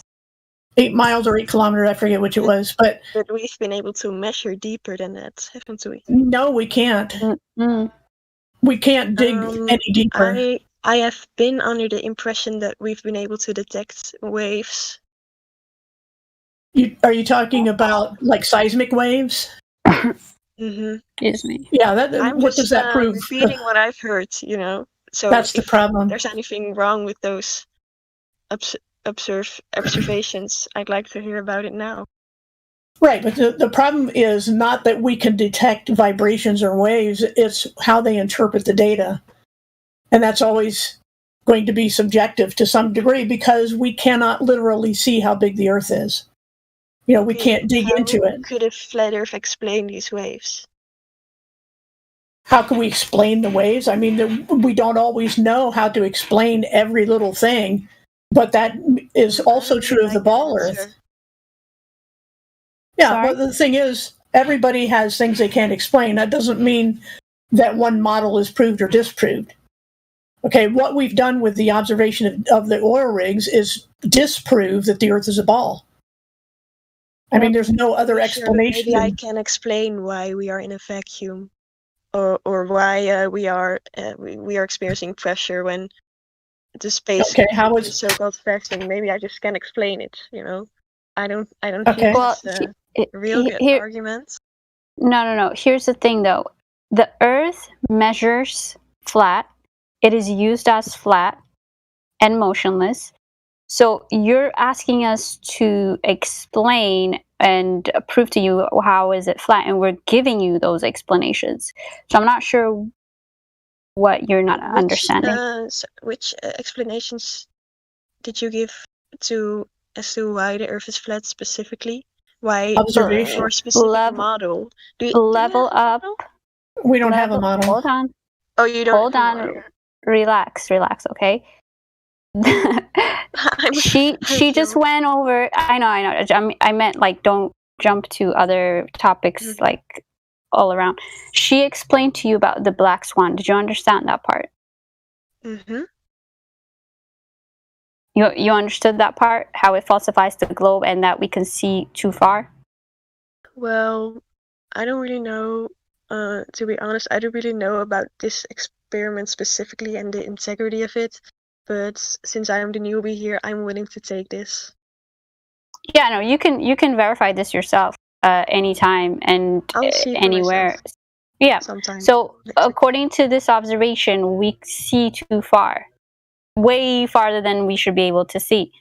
If this, just based on this observation, the size of the Earth that they claim, that they tell us, if it was a ball, would have to be like 20, 30, 100 times bigger than what it is right now. So, so that's what we mean by the ball has been falsified. So if it is not curving, what is it? Well, I don't know. Maybe it's going straight for a little bit, and then it's doing a weird turn, and then it's going straight. All I know is that this. No. If it's not curving, what is it? No, it's not. It's not. No, it's not doing like a little up and down hill. At this specific spot, when I have no idea what it's gonna do a couple of miles away. Okay, this is again, if the radius for this measurement with the horizon being at 10 miles and beyond, the radius would have to be, I don't know, freaking into the hundreds of thousands, or the circumference of it.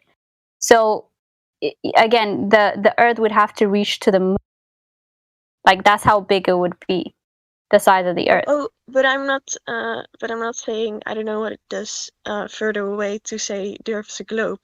It's just okay. So if you but what I'm asking you is, if you but what I'm asking you is, yeah, go ahead. Sorry.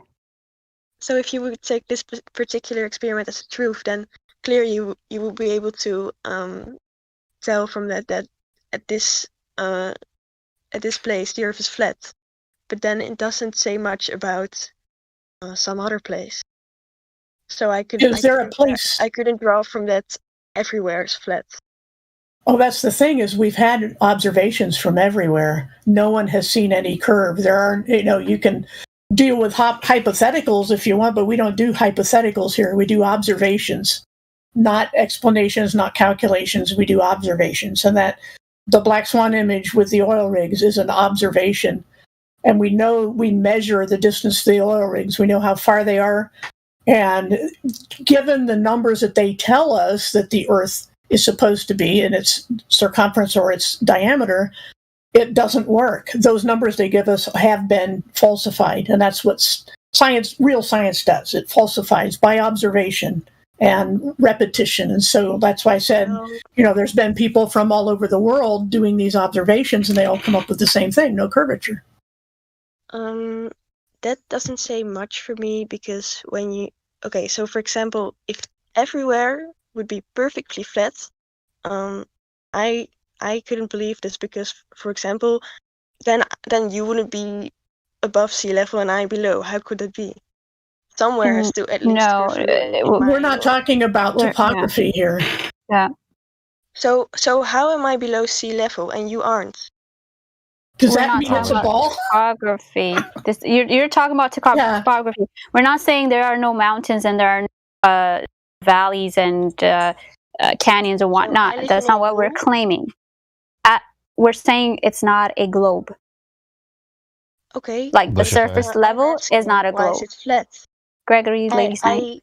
I see how you're can't talk. I'm sorry. moving globe by this. But I've left globe behind, so I'm not trying to talk about that anymore. I'm trying to talk about, could I believe in a flat Earth, or should I remain skeptical, or should I... You don't need to believe it. You go out there and do the measurements yourself, and then you come to whatever you want to. We're just providing you with the information to make the observations for yourself.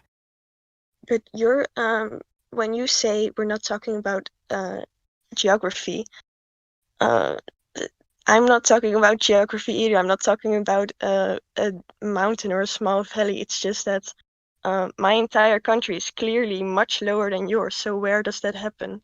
where does it go down a little bit? Where does it go up a little bit? That's just elevation differences. Yeah, it's the same thing. Doesn't this mean slight curve? No, because it goes up, it goes down. That's just a bumpy surface. Yeah, we're talking about like the Earth as a whole. It's not bumpy, and that's the reason you believe the Earth is not round, because on that particular spot it's flat. But then I'm supposed to believe that when I'm lower than you and you're higher than me, it's just bumpy. No, yeah. Go ahead. No, I'm sorry. You go ahead. I'm not sure how to explain this properly. We're talking about two different things here. Like, for example, I'm on a room with a carpet on the floor, right? It's very bumpy. There's different height of the pile on the carpet. The floor isn't exactly level at all spots, but the floor is flat. I'm not walking on the surface of a ball. Those little anomalies don't tell you anything about the overall shape. So asking those questions is rather pointless. The point is about the black swan image. It's so far that it has the Earth itself, the bumpiness can't account for that. We're looking across the ocean. It's flat, sea level. The sea does not have those hills and valleys. Okay? Sea level for that far means the Earth cannot be a ball. Are we looking at an entire ocean here? We're looking at many more miles of ocean than we should be able to see any feature of land or horizon or oil rigs at known distances. So we can't say, well, we're at a different level. That's taken out of the equation. I understand how that bumpiness. I understand the bumpiness, but I don't understand how this can apply to a possible globe. So, for example, because the globe would have to be so big for this just to be an anomaly, a flat space on a ball, that gravity, like you would weigh 500 pounds instead of 100 pounds or whatever it is, you would weigh thousands of pounds if the Earth was that big. Take a big dive after this. I don't know. What? So at this spot it's flat, but it doesn't mean that everywhere it's. Okay, can you understand that if the Earth is the size they tell us, then we see too far, no matter what the elevation or topography is like. That doesn't matter. Looking over the ocean takes the bumpiness out of the equation. We're at sea level, we're seeing across a very flat surface, and we're seeing way too far. Okay, so like I said at the start, you have two choices based on this observation.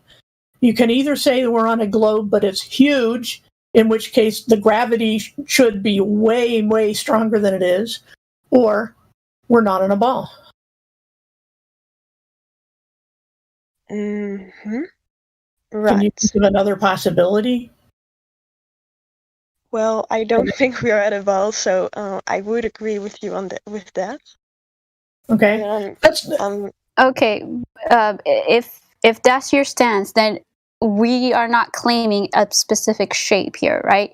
We just know that the surface of the Earth, as far as that is within our capability of measurement, measures flat, and so nobody's claiming a specific shape to the Earth. That's we just have falsified the globe, and it measures flat.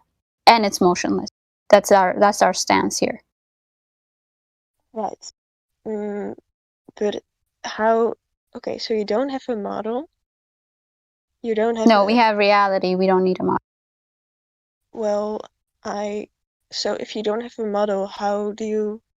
Which is what I'm also curious about. How would you personally explain things like day and night seasons?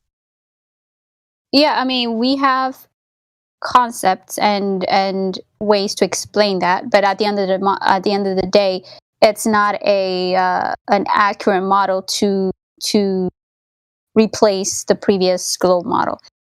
Even with the globe model, nobody really had any accurate model that they agreed on, but it's just an explanation of things that we can only speculate, like day and night, and how the sun works, how how the seasons work. It's all speculative, right? And that's all we can give you. What do you think? You think the sun flows above us, makes circles? I don't know. How do you observe the sun? What does it do? Look at it. Yeah, what does it do? Well, clearly it crosses the sky and then it goes somewhere else. Yeah. So based on that observation, we say that the sun is the one that's moving up above us. It circulates and then it leaves, and when it sounds weird when you say it this way, but it takes the light with it. So when you can no longer see the light of the sun, it's nighttime. And Miguel posted like a concept thing in the live stream. You can see it. Again, that's not a model. It's just so you can visualize like what. Oh, this is I have a question about this. So you can see the moon is flowing parallel to it. That's wondering. It does follow the regular cyclical path of this is not an accurate representation of what we see in the sky. Again, this is just to show how day and night works. The sun and the moon at the same time, at some time. Yep. So, how would that follow out? Because the moon is always there. But at night, the moon is almost always. We can always see the moon, but during day we can't always see the moon. So would that mean that when the moon is visiting my continent at the day, that the people at the other continents are just left without a moon for one night? Because I've never not seen a moon. Yeah. So when the moon is above your geographic location, like the opposite of where the moon is, that place won't have the moon there. It's just where the moon is where you're gonna see it. I'm sorry. I don't know if I'm answering this properly to you. I don't understand your question. So if I can see the moon during the day, does that mean that somewhere else it's night and people can't see the moon? Yeah. But I just haven't seen a night without a moon. I have. Have you? Or was it just a tiny slice? No, I've seen the moon setting. Like the moon goes across my sky, and then the next a day or two later, it comes back again, and it's like doing its phases. Okay, so I could. I don't know where you live. Maybe it's a place where you see the moon all the time.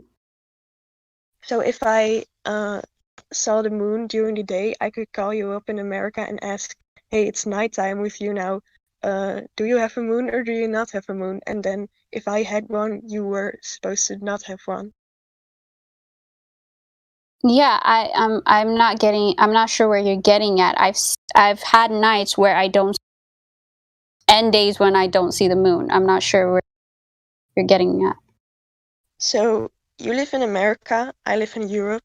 We wouldn't be able to see the moon at the same time, right? No. No? We won't. Moon now? Is it night in America? We won't see. Hold up. Are you saying if the moon is like for example, the full moon? Are you asking me, would I be able to see it at the same time as somebody in New York? Not New York, Europe? Well, clearly we couldn't be able to see it at the same time. Yeah, we wouldn't be able to see it. I'm not sure what you're. Level Up, are you understanding what she's saying? I'm not understanding what you're saying. I don't. How this works? You understand there are time zones, right? There are time zones. No, she's asking about the moon.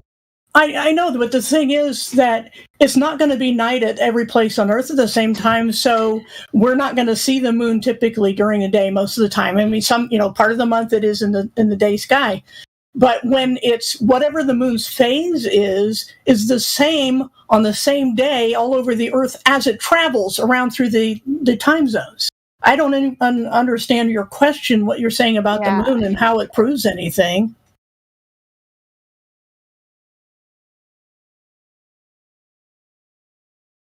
Hey, sorry, you fell away. What? I couldn't hear you, so I had to go out. Okay, so what I'm saying, what I'm saying is, if on any given calendar in the world, it'll have like moon phases on it, and they're the same all over the world, right? On a particular day. Well, the days, like right now, it's almost 8 p.m. where I am, but it's like almost noon the next day in Australia. Okay, they're not going to see if I see the moon when it's dark, they're not going to see it right now, even though I can see it right now. Okay, and it's going to be whenever it is that each of us sees the moon, it's going to be in the same phase. The timing that we see it may vary according to time zone, but the phase the moon is in is the same around the world. Okay, so that's just a basic understanding of observing the luminaries and what they do. It's just like with the seasons. All we know for sure is that the sun moves from between the tropics, right? And I've explained before, tropics is from a Greek word meaning tropos. It means to go to a limit and then turn around and go back. The tropics of Capricorn and Cancer are simply the limits at which the sun can move north and south. Okay, it always stays in that band. And that's how we get seasons. When the sun is in our part of the world, if we're in the northern hemisphere, then the sun is at its summer solstice, so we got the longest days, the most heat. And then as through the year, it moves back south and it goes down, and then they have, when our winter, they're having summer in the southern hemisphere. That's just the normal cycles of things that we observe, and it doesn't say anything about Earth shape. Not one thing. So I don't know why you're asking these questions about the moon.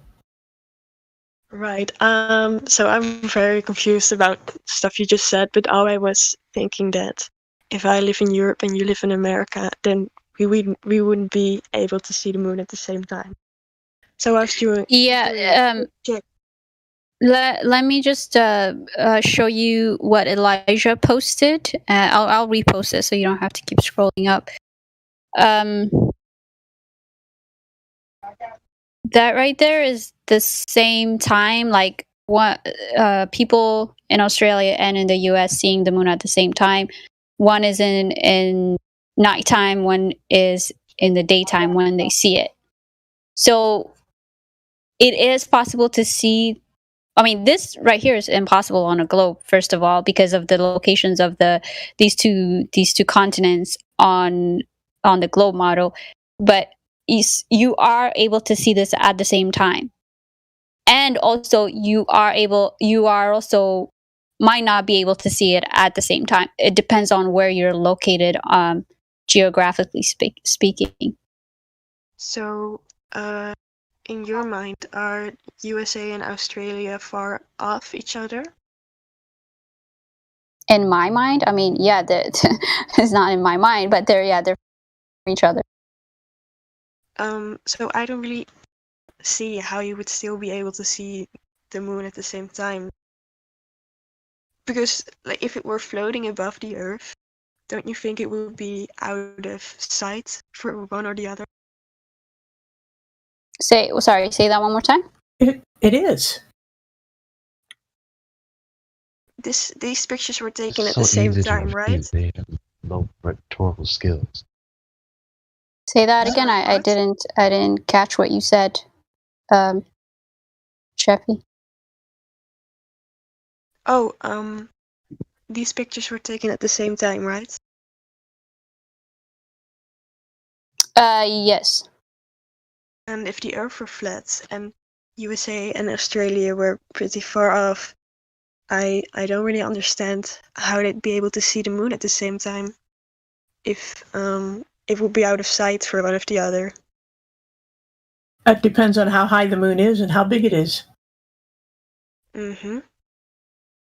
And we don't know those things. Nobody knows those things. They don't know how big the sun is or how far away it is or the stars. So does it sometimes go up so that more people can see it at the same time?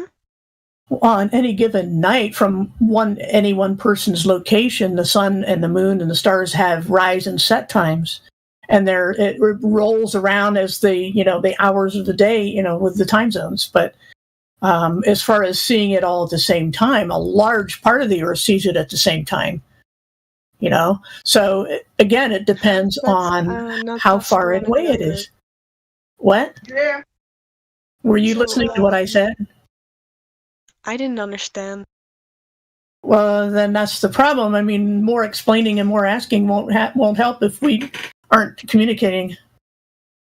Yeah, I don't understand what you're having trouble understanding, to be honest.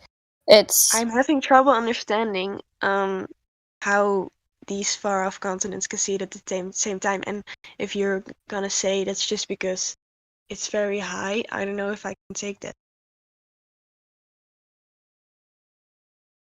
Well, just on a smaller scale. I mean, if somebody is standing on the surface of the Earth and another person is up on a skyscraper, which one do you think you'll be able to see from a farther distance? Well, obviously the person on the one on the skyscraper, right? You kind of cut off there, but yeah, that's what I'm saying about the moon. The higher it is, the farther away you can see it. But it's not even about elevation at this point. It's because it's just where your geographical location would be.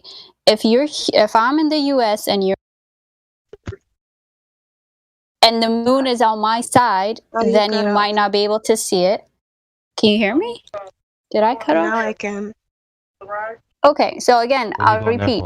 It's geographical. Gregory, you're hot miking. The geographical location, if the moon is on my side, you might not be able to see it because it's on my side. But what about USA and Australia seeing it at the same time? Why can't we see it at the same time and they can? Again, that specific picture wouldn't work like... Okay, let me try to pull up a map because I don't want to misrepresent this. Elijah, do you want to explain this real quick? Because I don't want to... There?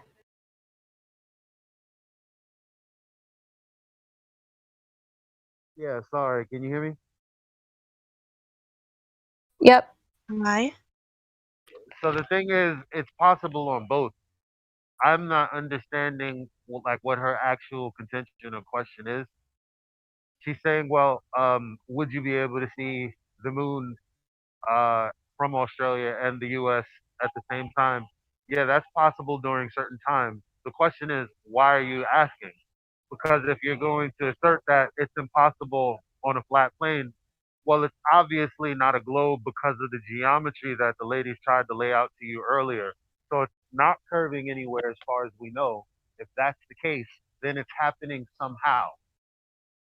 But that is the case because people can see it simultaneously from both these locations. Well, if you're going to consider this an independent argument, I don't think it's fair to keep relying on other arguments that are perhaps fair, but I'd like to know the details about this argument specifically, and I feel like on a theoretical globe, it will be much more probable for continents that are so far off to be able to look at the same moon than on a flat surface, because the moon would just have to be super high for both continents to be able to see this moon. So what you just explained... What you just explained is that Earth shape doesn't matter. It's just a matter of how high the moon is, which isn't a problem for the flat Earth at all. So if the moon, it can be really high. If the moon would go up on a certain time, so that we would be able to see the moon at the same time at a certain time, don't you think it would appear smaller? much We smaller. don't know how far it is, so how do we know how would have small to it should be? It would have to be pretty far if we would be able to see it at the same time. Well, what is pretty far? I mean, do you have some kind of scale? I don't. I'm asking if you do, because you are the one who believes this. No, we didn't say we believe anything. We said nobody knows how far the moon is or how big it is, and it doesn't have anything to say about Earth shape.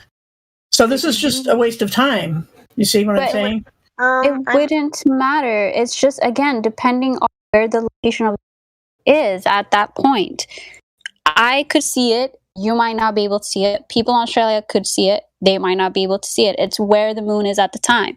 It's how it does its circular motion, right?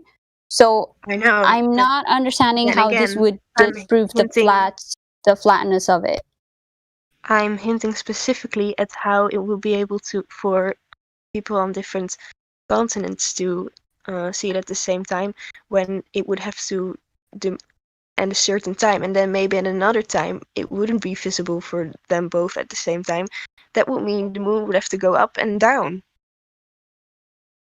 And then if the moon would go up and down, it would appear smaller and bigger on some days. Up and down. Why don't you do a calculation or draw a drawing of what you're trying to say? Because it doesn't make any sense. You're just doing a lot of hypotheticals and saying, what if this and it should that, but you've given us nothing.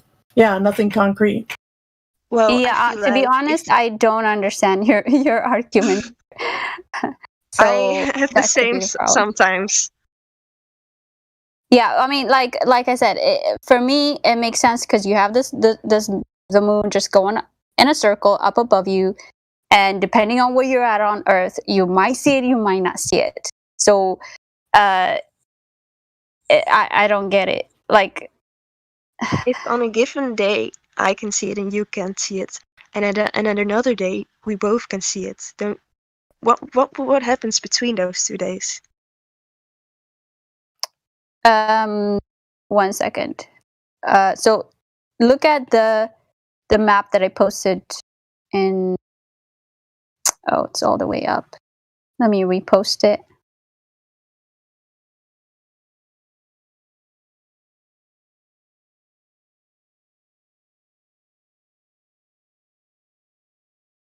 All right, do you see that? May, do you see it? Hello? Yeah. Can you hear me? Oh, okay. Yes, I can hear you. Okay, so you said you're in Europe, right? Yeah, I'm reading. Yes. Okay, so I mean, don't disregard like the words. I just want you to look at the the map, like the geography of it. So on a globe, like with the US being on this side of the globe, and then Europe being on the other side of the globe, you shouldn't be able to see the moon like together. Well, now you're putting the globe Earth in. Wait, is this the portrayal of the globe Earth? And you're putting I put a globe Earth, and I was trying to get both sides to kind of show, and this is what I got. Well, I could just as well pick out 2 pictures where the US and Europe will be at the same. This is just the reason this is split in 2 is for practical reasons, but in reality, it's just... Okay. I mean, do you have like a globe model you want to present? I can go with that. It's just most of the globe map pictures actually show on a flat. It's like flatterized, right? So I can't really use that because it's not accurate of how for you the globe is now. Because the US and Europe would be split, but in reality, no. It's not. Okay, let me find a ball like an actual. We're not. That shows. We're not like you are with Australia, that we are on different sides of the world. Hi guys, how you doing this evening? Hold on. Hi Leonard, hold on 1 second. Sorry, lovely. the time distance about between America and Europe is about 5 hours, 6 hours, I believe. So it's not like we're on different parts of the world. So it. Yes, but when it's okay, when it's dark over there, for the most part, it's light over here, right? I mean, going based off of this, okay, forget it.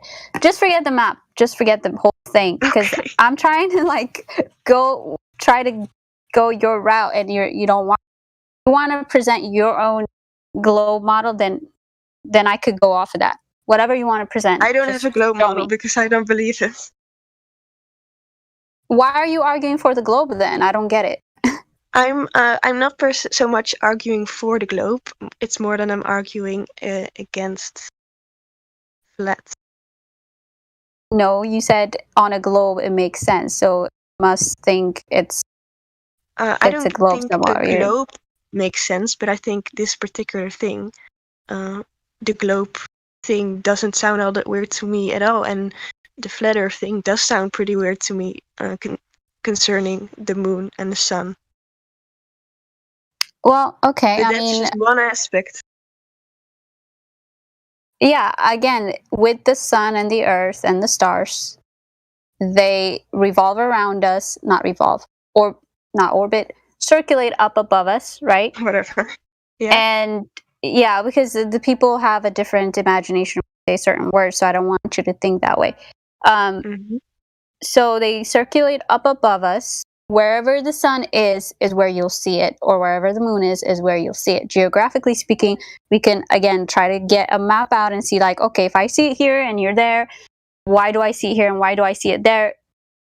I don't know, right? But we actually, because you're going into speculative mode again, we here have observed so many odd things that we couldn't explain with the moon and the sun, the geometry of it, where the light is, where the face of the moon is at that moment, all that we couldn't explain on the globe model, which is another thing that we did. This is not a globe, but you don't want to do that. You don't want me to, bust out a map and show you that. So I mean, like, is there anything else you wanna use, or contention you may have with the flat Earth? No, the only thing that sounded weird to me is the fact that on some days we'd be able to see the moon at the same times, and then on other days it wouldn't, and it just I just couldn't imagine what would happen between days like these. See, this is the problem. You're doing hypotheticals and what you could imagine. You don't have any details, any observations. Is this not a reasonable doubt? And no. What I'm saying is that you're wasting a bunch of time, because what you need to do is prove by observation, not deduction. You're doing all deduction. Well, this makes sense to me. This is what should happen. You have no details, nothing to go on, no observations, no data collected. And this is just a colossal waste of time, and you keep cutting people off before they're done talking. So it means you're not even listening, and we're totally wasting our time. Oh, I'm listening. Can I have an argument against it real quick? If the Earth is flat... I'd like to respond to her first, honestly. Oh, okay. Do that. I'm sorry to interrupt. No worries. Go ahead. So, the entire reason I'm skeptic is deduction. Okay. Which I think it's completely fair for me to be a little bit nitpicky, because that's a reason. It's just I'm not going to blindly believe anything that is proposed to me when there's clear things to nitpick about on both sides. But so go out and do observations and come back. Yeah. Come back with your data recorded. I mean, all this hypothetical is just nothing. Observations about. You need to observe the Earth to tell what its shape is. Go measure it. Go observe it. Well, I'm talking about the moon now, is what I... why do we talk about the moon? It doesn't prove anything about Earth shape. If you want to know Earth shape, you have to look at the Earth. Because it confuses me, is why I wanted to... Well, that's not our problem. Listen, Sheffy, the moon is a very confusing I'm not gonna lie. It is super confusing. It's not an easy thing. You have to observe that every day for like we've been observing. I mean, I've been in the server for a while, and we have a group that observes it all over the world, not just US. We have people in the Middle East, Europe, Australia, Japan, everywhere. We observe it, we document things, and we're like, this doesn't make sense at all on a globe. Guys, Okay, sorry so to butt in. hold up, Leonard. I'm not even done yet, bro. Chill. So yeah, I get it. The moon is confusing, but until you go out there and make your observation yourself, and try to, maybe you can join us with these observation, because we're welcome to all people observing it all over the world. You can join in, but at the end of the day, that observation you make doesn't prove anything about where you stand on. Okay, the basic thing that I started with you was the measurement of the actual physical earth that you're standing on. So if you can disprove and falsify that it's not a globe, which you claim that you don't think it's a globe, then whatever else it may be that you see up there, it's up to your own interpretation pretty much at this point. Well, that's where I'm at. Okay, that's fine, but go ahead, observe the moon on a daily basis for a whole month at least, right?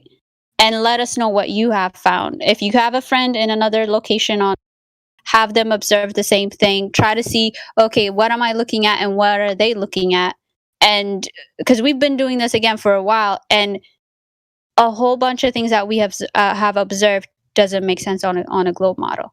So I don't. When you say this particular thing about a globe makes sense to me, trust me, you observe it long enough, it won't make sense to you. I'd be willing to do this, but for why I was here tonight is just to interrogate your stances a little bit, is where these questions came from. Because I've been looking for people like you who are deep into this thing. Yeah, that's fine. We're open to questions, but speculative questions that we can't guarantee an answer for you. So I'm sorry, I didn't hear what you said. I don't really see how it's all that speculative. I feel like it's because you can't verify what it's doing. Like speculative meaning the only thing you can do is speculate. Look at it and get a conclusion. You can't go there to actually we can't go to the moon or outside of the earth to observe these two entities. We can only stand here on earth and observe it and speculate and make conclusion based on our speculation and assumptions. That's what it means. So how is what I'm concluding speculation, and what you're concluding about your observations of the moon is not speculation? No, it is speculative. I never claimed that what I'm saying about the moon is definitive, verifiable evidence. I said it was speculative.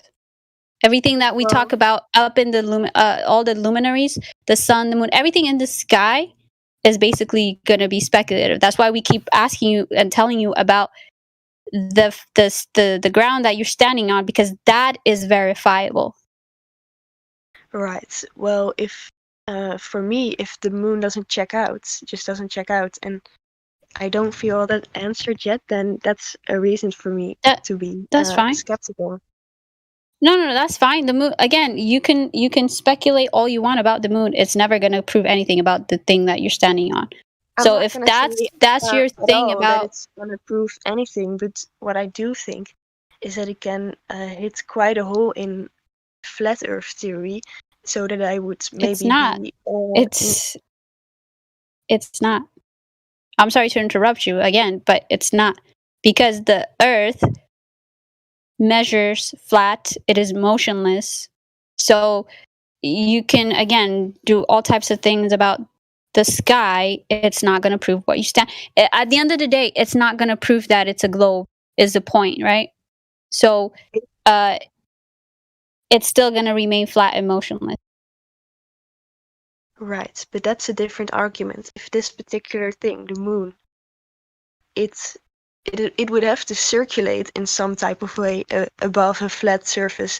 So then you can come up with all sorts of theories about this, but if I can't find one that checks out for me, that doesn't leave me with any questions, then that would always be. That's fine.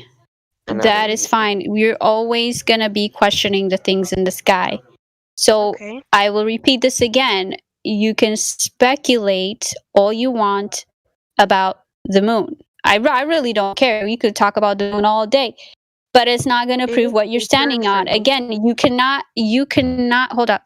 You cannot falsify the flat earth based on the sky. Do you understand that? No, I don't. Listen, we've already measured the ground to be flat. Do you understand that part? Sure, but still, there's more. Okay, hold on. No. Hold on. No. Actually, I want you to go out there in real life and try to measure the earth itself, and let me know what you come to a conclusion. I'm not sure what you want me to do exactly. I just told you what I want you to do. Okay, but like in detail, what am I supposed to do? Okay, I want you to go, I don't know, get a friend. If you have a laser, that'll be great. If you don't, you can use a mirror or something. Try to go to a large body of water, preferably the ocean or a large lake, and try to observe something that's far away. Try to, because I mean, you can look up on how people have done it. There are plenty of methods. If there's like an island, if there's like a boat, something out in the ocean that you know the actual distance to, you can try to measure that, right? And try to calculate how much of a dip there's supposed to be with the globe. It doesn't matter because you keep saying you don't believe in the globe, but whatever. So once you measure that, tell me how. Once you figure out all that, try to repeat that a few times on different weathers. Atmospheric conditions play a big role on how far we can see. So try to do it a few times on different types of weathers, and then come back and let us know what you found. Of course. Okay. I'd be happy Try to do it at a long distance, if possible. Mm-hmm. Okay. Okay. Yeah. We're just gonna talk to a few people for a bit. I want you to kind of like think about it, and I want you to really think about what we went over. Right. And I'm sure they told you, like, if you scroll down, you're gonna find a lot of information. And I want you to specifically check out the curvature section and also the moon section, because I know you're interested in that. So check those places out. We'll talk to some more new people, and then we can come back to you again. Thanks a lot for your time. Yeah, no problem. And of course, welcome. We're glad to have you here. Okay. All right. I think Captain Communism wanted to say something earlier. Yes. I've been wondering about the flat Earth theory. How would a lunar eclipse work, according to the flat Earth theory? Because a lunar eclipse is the Earth's shadow casted on the moon, and it has always been observed. Yes, it is. How do you know?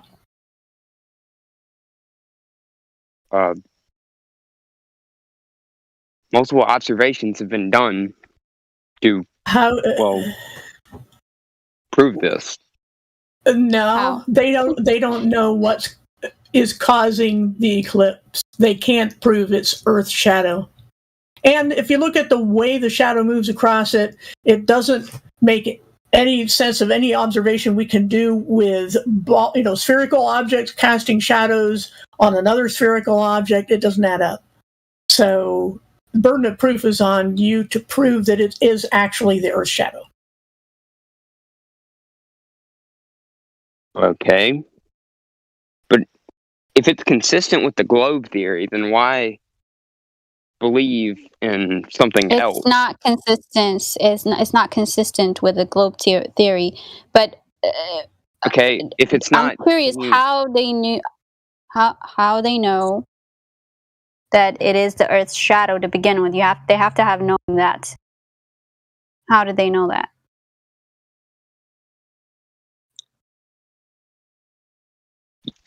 You see, I don't really know that.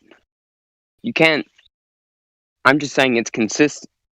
But I don't find any discrepancies in the globe theory with lunar eclipse. Can you name one, maybe? See, when there are eclipses when the sun and the moon are in the sky at the same time, should be impossible in the ball theory. You can't have the sun and the moon in the sky at the same time and have an eclipse. If the Earth is casting the shadow, the Earth must be between the sun and the moon. So if they're both in the sky at the same time, the Earth is not between them. Ergo, a eclipse should be impossible.